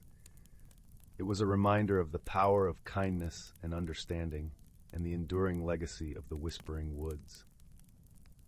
Through his stories, Finn had fulfilled the promise he made to the great tree, ensuring that the magic of the forest would endure for generations to come. It was a testament to the transformative power of friendship and the unbreakable bond between humanity and nature. And so, as the seasons changed and the years passed, the village of Elderglen thrived in harmony with the forest. The stories of the Whispering Woods became woven into the fabric of the village, inspiring all who heard them to cherish the magic that lay within the heart of the world. Finn, now a wise and revered storyteller, continued to share his tales by the warmth of the fire, his voice a soothing balm that lulled children and adults alike into a peaceful slumber. His legacy was one of love and respect for the natural world, a reminder that even in the smallest of actions, there was the potential to create profound change. And in the quiet of the night, as the stars twinkled above and the forest whispered its secrets, the village of Elderglen slept soundly, cradled in the gentle embrace of the Whispering Woods, where the magic of the world lay hidden, waiting to be discovered by those with the purest of hearts. Story 69. In the heart of an ancient forest, where the whispers of the wind carried secrets older than time itself, lay a world both hidden and alive with magic. The forest was a tapestry of towering trees, their branches intertwined like the fingers of old friends, casting dappled shadows on the mossy ground below. Here, the air was thick with the scent of pine and earth, a tranquil symphony punctuated by the rustling leaves and the distant call of a nightingale. As the first light of dawn peeked through the canopy, painting the world in hues of gold and green, the creatures of this enchanted realm stirred from their slumber. Among them was a gentle deer named Leora, whose eyes mirrored the deep wisdom of the forest. Her coat was a rich shade of chestnut, speckled with white like fallen stars. Leora was known throughout the woods for her kindness and her uncanny ability to listen to the whispers of the trees. Leora's closest companion was a sprightly squirrel named Tavi, whose fur was as red as autumn leaves. Tavi was a creature of boundless energy and unquenchable curiosity, always scampering through the trees with a playful spirit. Despite their differences, Leora and Tavi shared a bond as deep as the roots of the forest itself. One crisp morning, as a gentle mist rose from the forest floor, Leora and Tavi gathered at their favorite meeting spot, a secluded glade encircled by ancient oaks. The glade was a place of peace, where sunlight danced through the leaves and the soft murmur of a nearby stream provided a melodious backdrop. It was here that they often discussed the goings-on of their world, sharing stories and dreams beneath the watchful eyes of the trees. Tavi, his bright eyes gleaming with excitement, announced, "I've heard from the woodpecker that the great oak is preparing to speak. It's said that whenever the seasons change, he shares his wisdom with those who wish to listen." Leora nodded, her gaze thoughtful. "The great oak has seen many seasons come and go. His words guide us in keeping the balance of our forest. We should heed his call." As the day wore on, creatures from all corners of the forest began to gather beneath the sprawling branches of the great oak. The air was filled with the gentle hum of anticipation, as birds perched among the branches and rabbits nestled in the underbrush, all waiting to hear the oak's wisdom. The great oak stood majestic and timeless, its bark etched with lines like the pages of an ancient book. As the sun dipped below the horizon, casting a warm glow, a deep, resonant voice emerged from its core, echoing through the forest. "Dear friends of the forest," the great oak began, "the cycle of seasons is upon us once more. With it comes the dance of change, a reminder of the balance we must maintain between ourselves and the world we inhabit." The creatures listened intently, their hearts open to the ancient teachings. The oak continued, "Each season brings its own gifts and challenges. It is our duty to honor these changes, to adapt and to thrive within them. As the leaves fall, they nourish the earth. As the snows come, they blanket the seeds of tomorrow." Leora and Tavi exchanged a glance, feeling the weight and beauty of the oak's words. They understood that the forest thrived on the harmony of its inhabitants, each playing a role in the intricate web of life. The oak's voice softened as it imparted its final lesson. Remember, dear ones, that wisdom is not in knowing all the answers, but in understanding the questions. Seek harmony within yourselves, and the forest will flourish with you. As the great oak fell silent, a gentle breeze rustled through the leaves, as if the forest itself was nodding in agreement. The creatures slowly dispersed, carrying with them the timeless wisdom of the oak, a gift to be shared with future generations. As the stars twinkled above, Leora and Tavi remained in the glade, reflecting on the day's events. The night wrapped around them like a comforting blanket, the air cool and fragrant with the scent of blooming night flowers. "We must do our part, Tavi," Leora said softly. "Let's ensure our actions keep the forest in balance, for ourselves and those who will come after us." Tavi nodded, his heart full of resolve and understanding. "Together, we can make a difference, one small step at a time." And so, under the watchful gaze of the heavens and the gentle rustle of the leaves, Leora and Tavi pledged to honor the wisdom of the great oak. In doing so, they continued the age-old tradition of nurturing the delicate harmony that bound their world together, ensuring that the magic of the forest would endure for all time. Story 70. Once upon a time, in the quaint village of Willowbrook, nestled between rolling hills and whispering woods, there lived a young girl named Lila. Her hair was like spun gold, catching the sun's first light, and her eyes sparkled with curiosity. Willowbrook was a place where time seemed to stand still. Cobblestone paths wound through fields of wildflowers, and the air was always sweet with the scent of honeysuckle and pine. Lila was known throughout the village for her vivid imagination and her love of exploring. She would spend hours wandering the meadows, listening to the stories the wind seemed to weave between the leaves. Her favorite place to visit was the enchanted forest, a lush, green expanse that bordered the village. Though many in Willowbrook spoke of the forest with a hushed reverence, few dared to venture into its depths. One crisp autumn morning, as the sun cast golden threads across the landscape, Lila set out on a journey with her trusty satchel and a heart full of wonder. The forest, with its towering trees and hidden glens, beckoned her. Today she felt a pull stronger than ever, as if the forest itself was whispering her name. As she ventured deeper into the enchanted forest, the world around her seemed to come alive. The rustling leaves sounded like soft whispers in an ancient tongue. Sunlight filtered through the canopy, casting dappled patterns on the forest floor. Birds flitted from branch to branch, singing melodies that harmonized with the gentle murmurs of a nearby brook. Lila's footsteps were light on the moss-covered ground, and she felt as though the forest was welcoming her with every step. She stopped by a brook to drink from the crystal-clear waters, and as she knelt, she noticed something glimmering beneath the surface. A peculiar stone, smooth and round, with a warm golden glow. It was unlike anything she had ever seen. Carefully, she plucked the stone from the water. It fit perfectly in her palm, pulsing gently with a warmth that seemed to reach into her very soul. As she held it, a sense of calm washed over her, and she felt a connection to the forest as if it were speaking directly to her heart. "What a curious thing," she mused aloud, and as if in response, the wind picked up, swirling the leaves in a playful dance around her feet. Intrigued, Lila tucked the stone into her satchel and continued her journey, her mind abuzz with questions. As the day wore on, Lila wandered deeper into the forest, guided by an unseen force. The path she followed seemed to be made just for her, winding through thickets of ferns and under arches of flowering vines. She soon found herself in a clearing she had never seen before. It was a place of breathtaking beauty, with a small pond at its center, ringed by ancient willow trees whose branches dipped gracefully into the water. In the center of the pond stood a magnificent white stag, its antlers crowned with glistening dew. The stag regarded Lila with eyes that seemed to hold the wisdom of the ages. She felt no fear, only awe, as she approached the water's edge.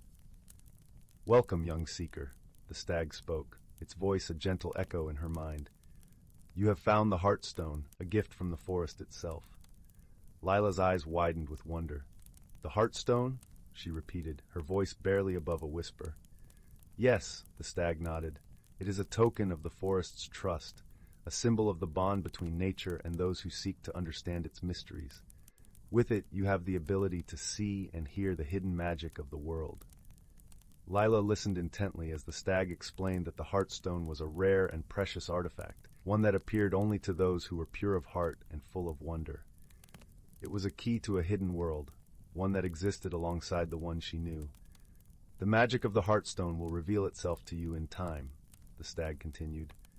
But remember, with great power comes great responsibility. Use it wisely, and let it guide you on your journey. With that, the stag turned and vanished into the forest, leaving Lila with a sense of purpose she had never known before. She looked at the Heartstone, feeling its gentle warmth, and knew her life would never be the same.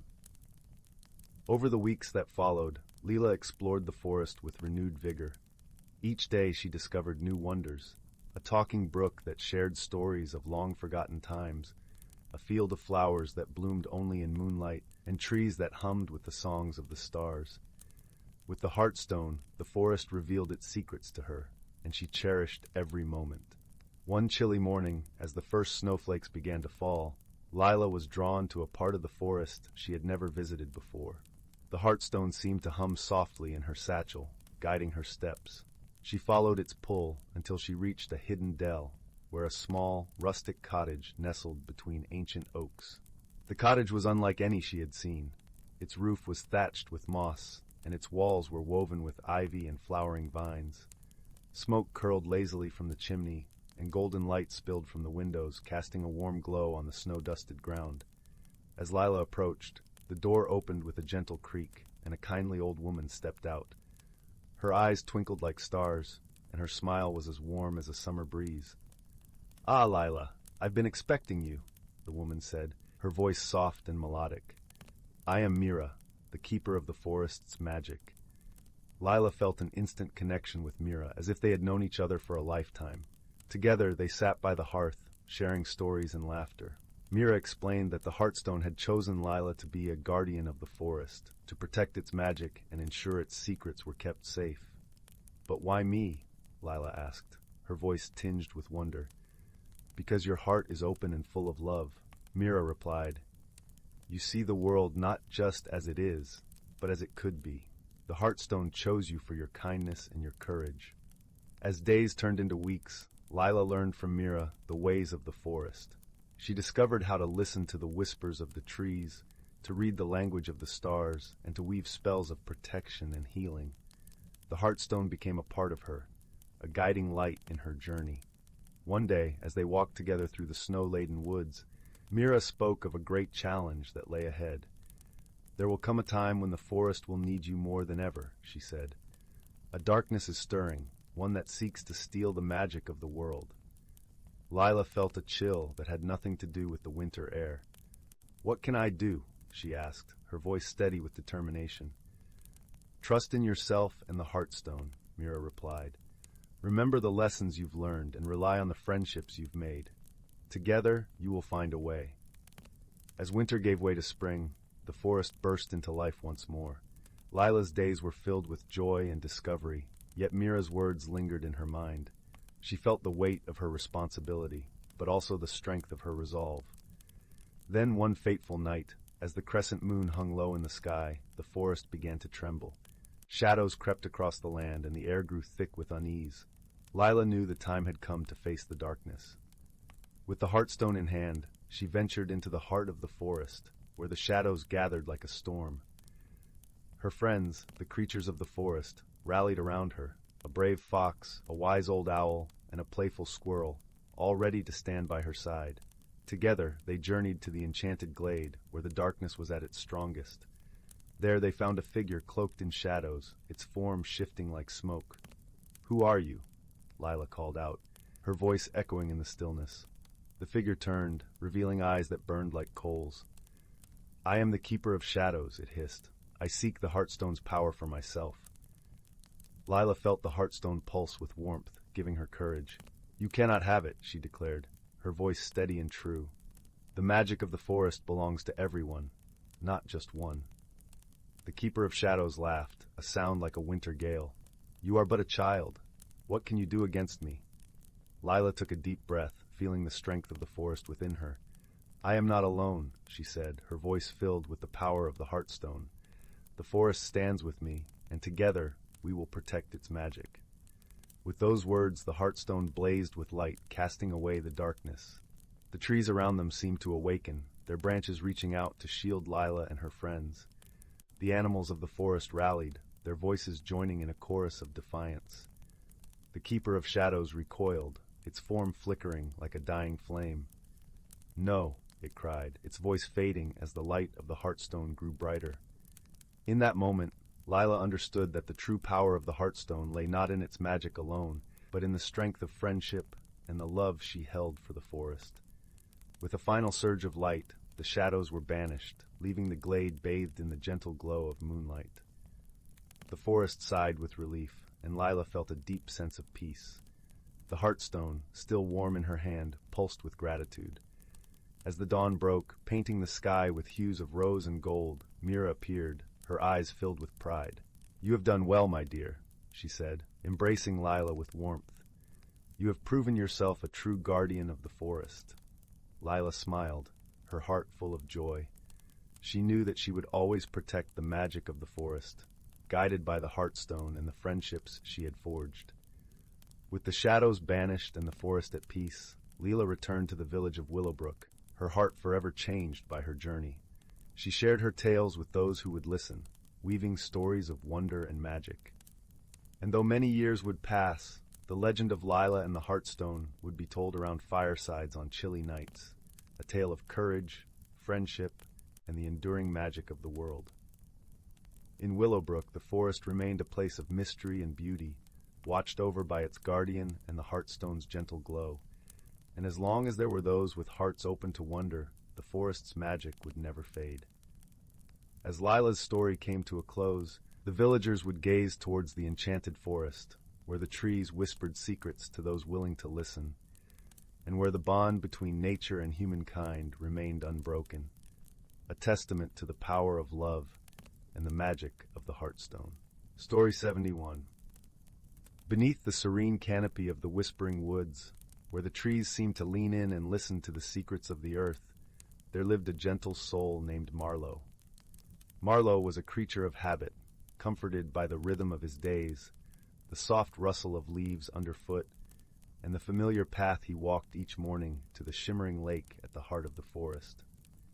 Marlowe, with his kind eyes the color of twilight and a heart as tender as the first bloom of spring, often found solace in the simple joys of life.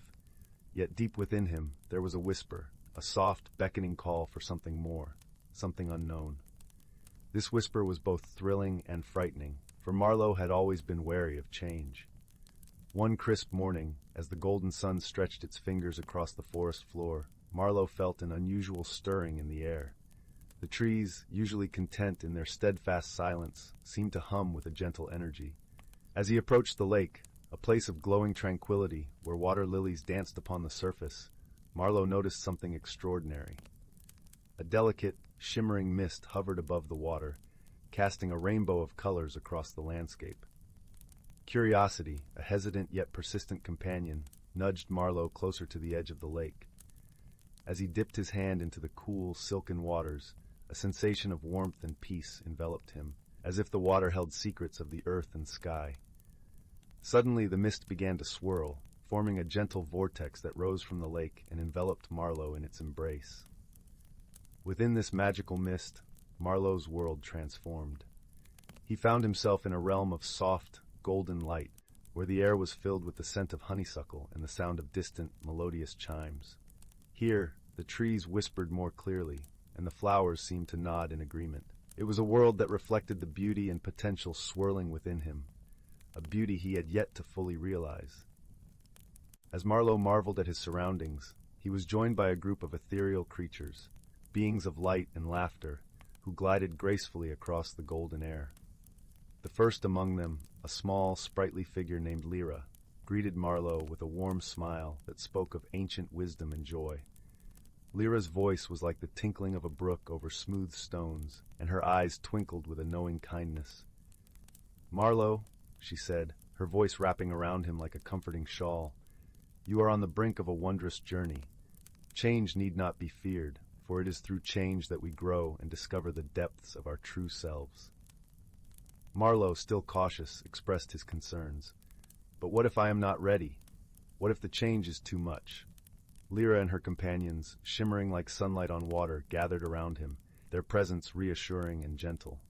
Dear Marlowe, Lyra replied, you are never alone on this journey. We are here to guide you, and the forest itself will lend you its strength. With a newfound sense of courage, Marlowe began to explore this enchanted realm.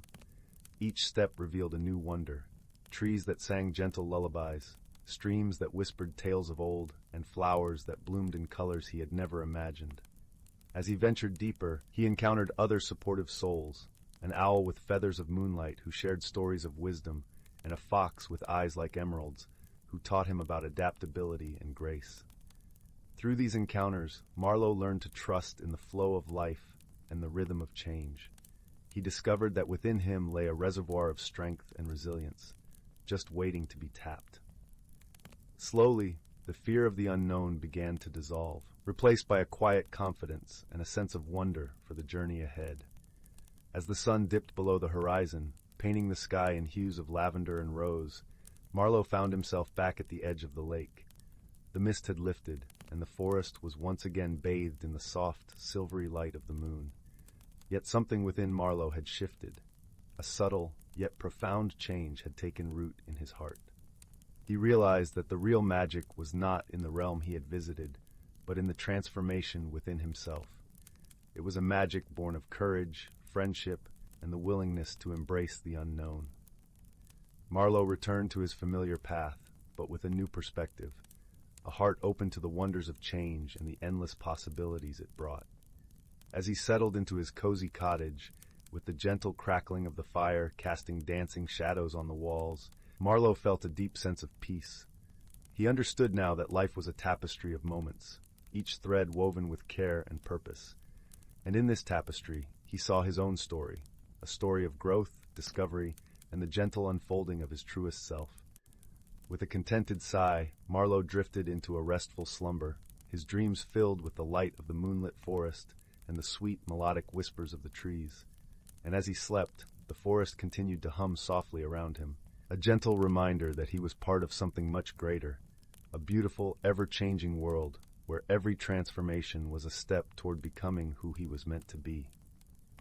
Story 72. Once upon a time, in a quaint village nestled between rolling hills, there lived a young girl named Arya. She was a dreamer at heart, her mind constantly wandering through whimsical realms of imagination. However, change was something Arya struggled with, clinging tightly to the comforts of her familiar routines. One crisp autumn morning, Arya's world was turned upside down when a curious sight greeted her outside her window. A small sapling had sprouted overnight, its slender branches reaching towards the sun. Arya couldn't help but feel drawn to this new addition to her garden, a sense of intrigue brewing within her. As the days passed, Arya tended to the sapling with care, watering it diligently and whispering gentle encouragements. To her amazement, the sapling seemed to respond, growing taller and stronger with each passing day. But something even more extraordinary was happening. The sapling's leaves were transforming, taking on a shimmering, iridescent hue that danced in the sunlight. Arya's closest friend, a wise old oak tree named Oakley, noticed the magical transformation unfolding. "Arya, my dear," Oakley said in his deep, soothing voice, "this sapling is no ordinary plant. It is a reflection of your own journey, mirroring the growth and changes within you." At first, Arya was hesitant, unsure of how to embrace the changes she saw in herself and the sapling. But Oakley's steadfast presence and gentle wisdom helped guide her through her fears. "Change is a natural part of life," he explained. "Like the seasons that come and go, it is a cycle that breathes new life into our world." As the sapling continued to grow, its iridescent leaves shimmering brighter with each passing day, Arya began to notice subtle shifts within herself. Her fears and doubts seemed to melt away, replaced by a newfound sense of wonder and curiosity. She found herself more open to trying new things, savoring the excitement of exploration. One day, as Arya tended to the sapling, she noticed a small bud forming amidst its shimmering leaves.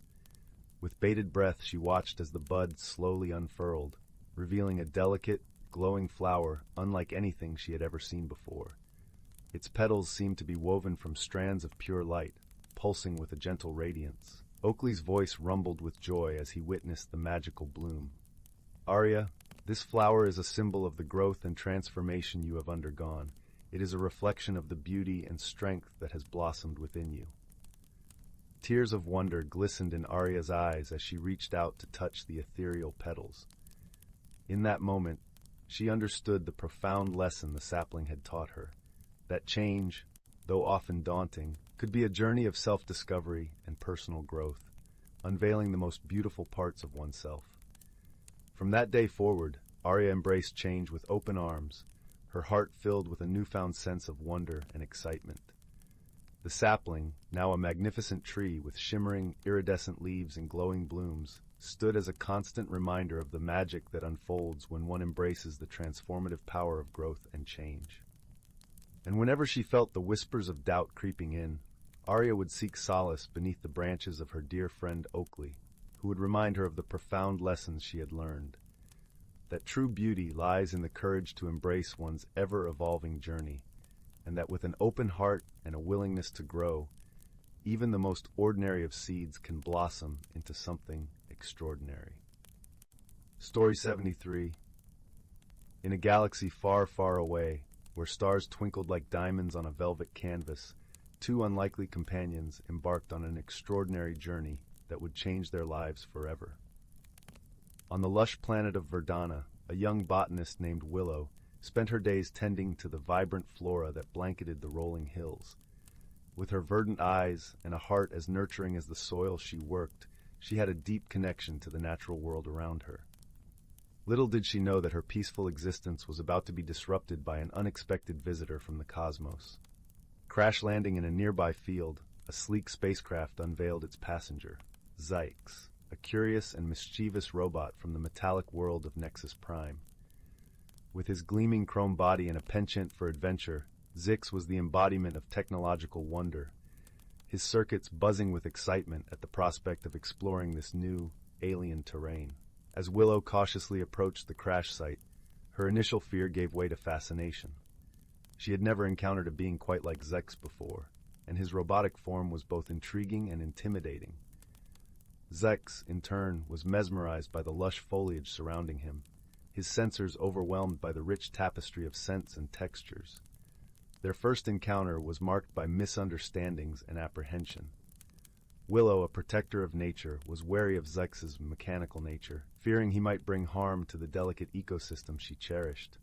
Zylath, on the other hand, struggled to comprehend the intricacies of organic life, his programming geared more towards logic and efficiency.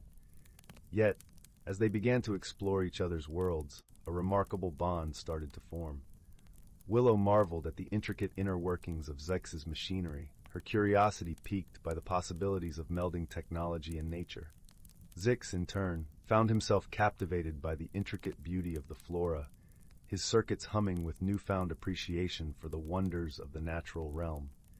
Their shared challenges brought them closer than either could have imagined. When a raging storm threatened to decimate Verdana's fragile ecosystem, Willow and Zylath worked together, combining their strengths and ingenuity to protect the planet's precious resources. Willow's deep understanding of the land guided their efforts, while Zylath's advanced technology provided innovative solutions. In moments of adversity, they offered each other unwavering support and understanding. Willow patiently taught Zylath the importance of respecting the delicate balance of nature, while the robot's analytical mind helped her see the world through a different lens, one that blended science and wonder. As their friendship blossomed, boundaries between organic and inorganic, natural and artificial, began to blur. They realized that true connection transcended physical form, and that the essence of friendship lay in the shared experiences, the laughter, and the empathy they had cultivated. Together, they embarked on extraordinary adventures, exploring uncharted regions of the galaxy and encountering wondrous beings and civilizations. Through it all, their bond only grew stronger, a testament to the power of open-mindedness, compassion, and the willingness to embrace the unknown. In the end, Willow and Zylath discovered that the true meaning of friendship was not found in their differences, but in the way they celebrated and embraced them. Their journey had taught them that true understanding and connection could bloom in the most unexpected of places, and that the universe was vast enough to hold countless forms of beauty, wisdom, and love. As they bid farewell, their hearts heavy with the bittersweet ache of parting, they knew that their paths would forever be intertwined, bound by the unbreakable threads of friendship that had transcended the boundaries of their worlds.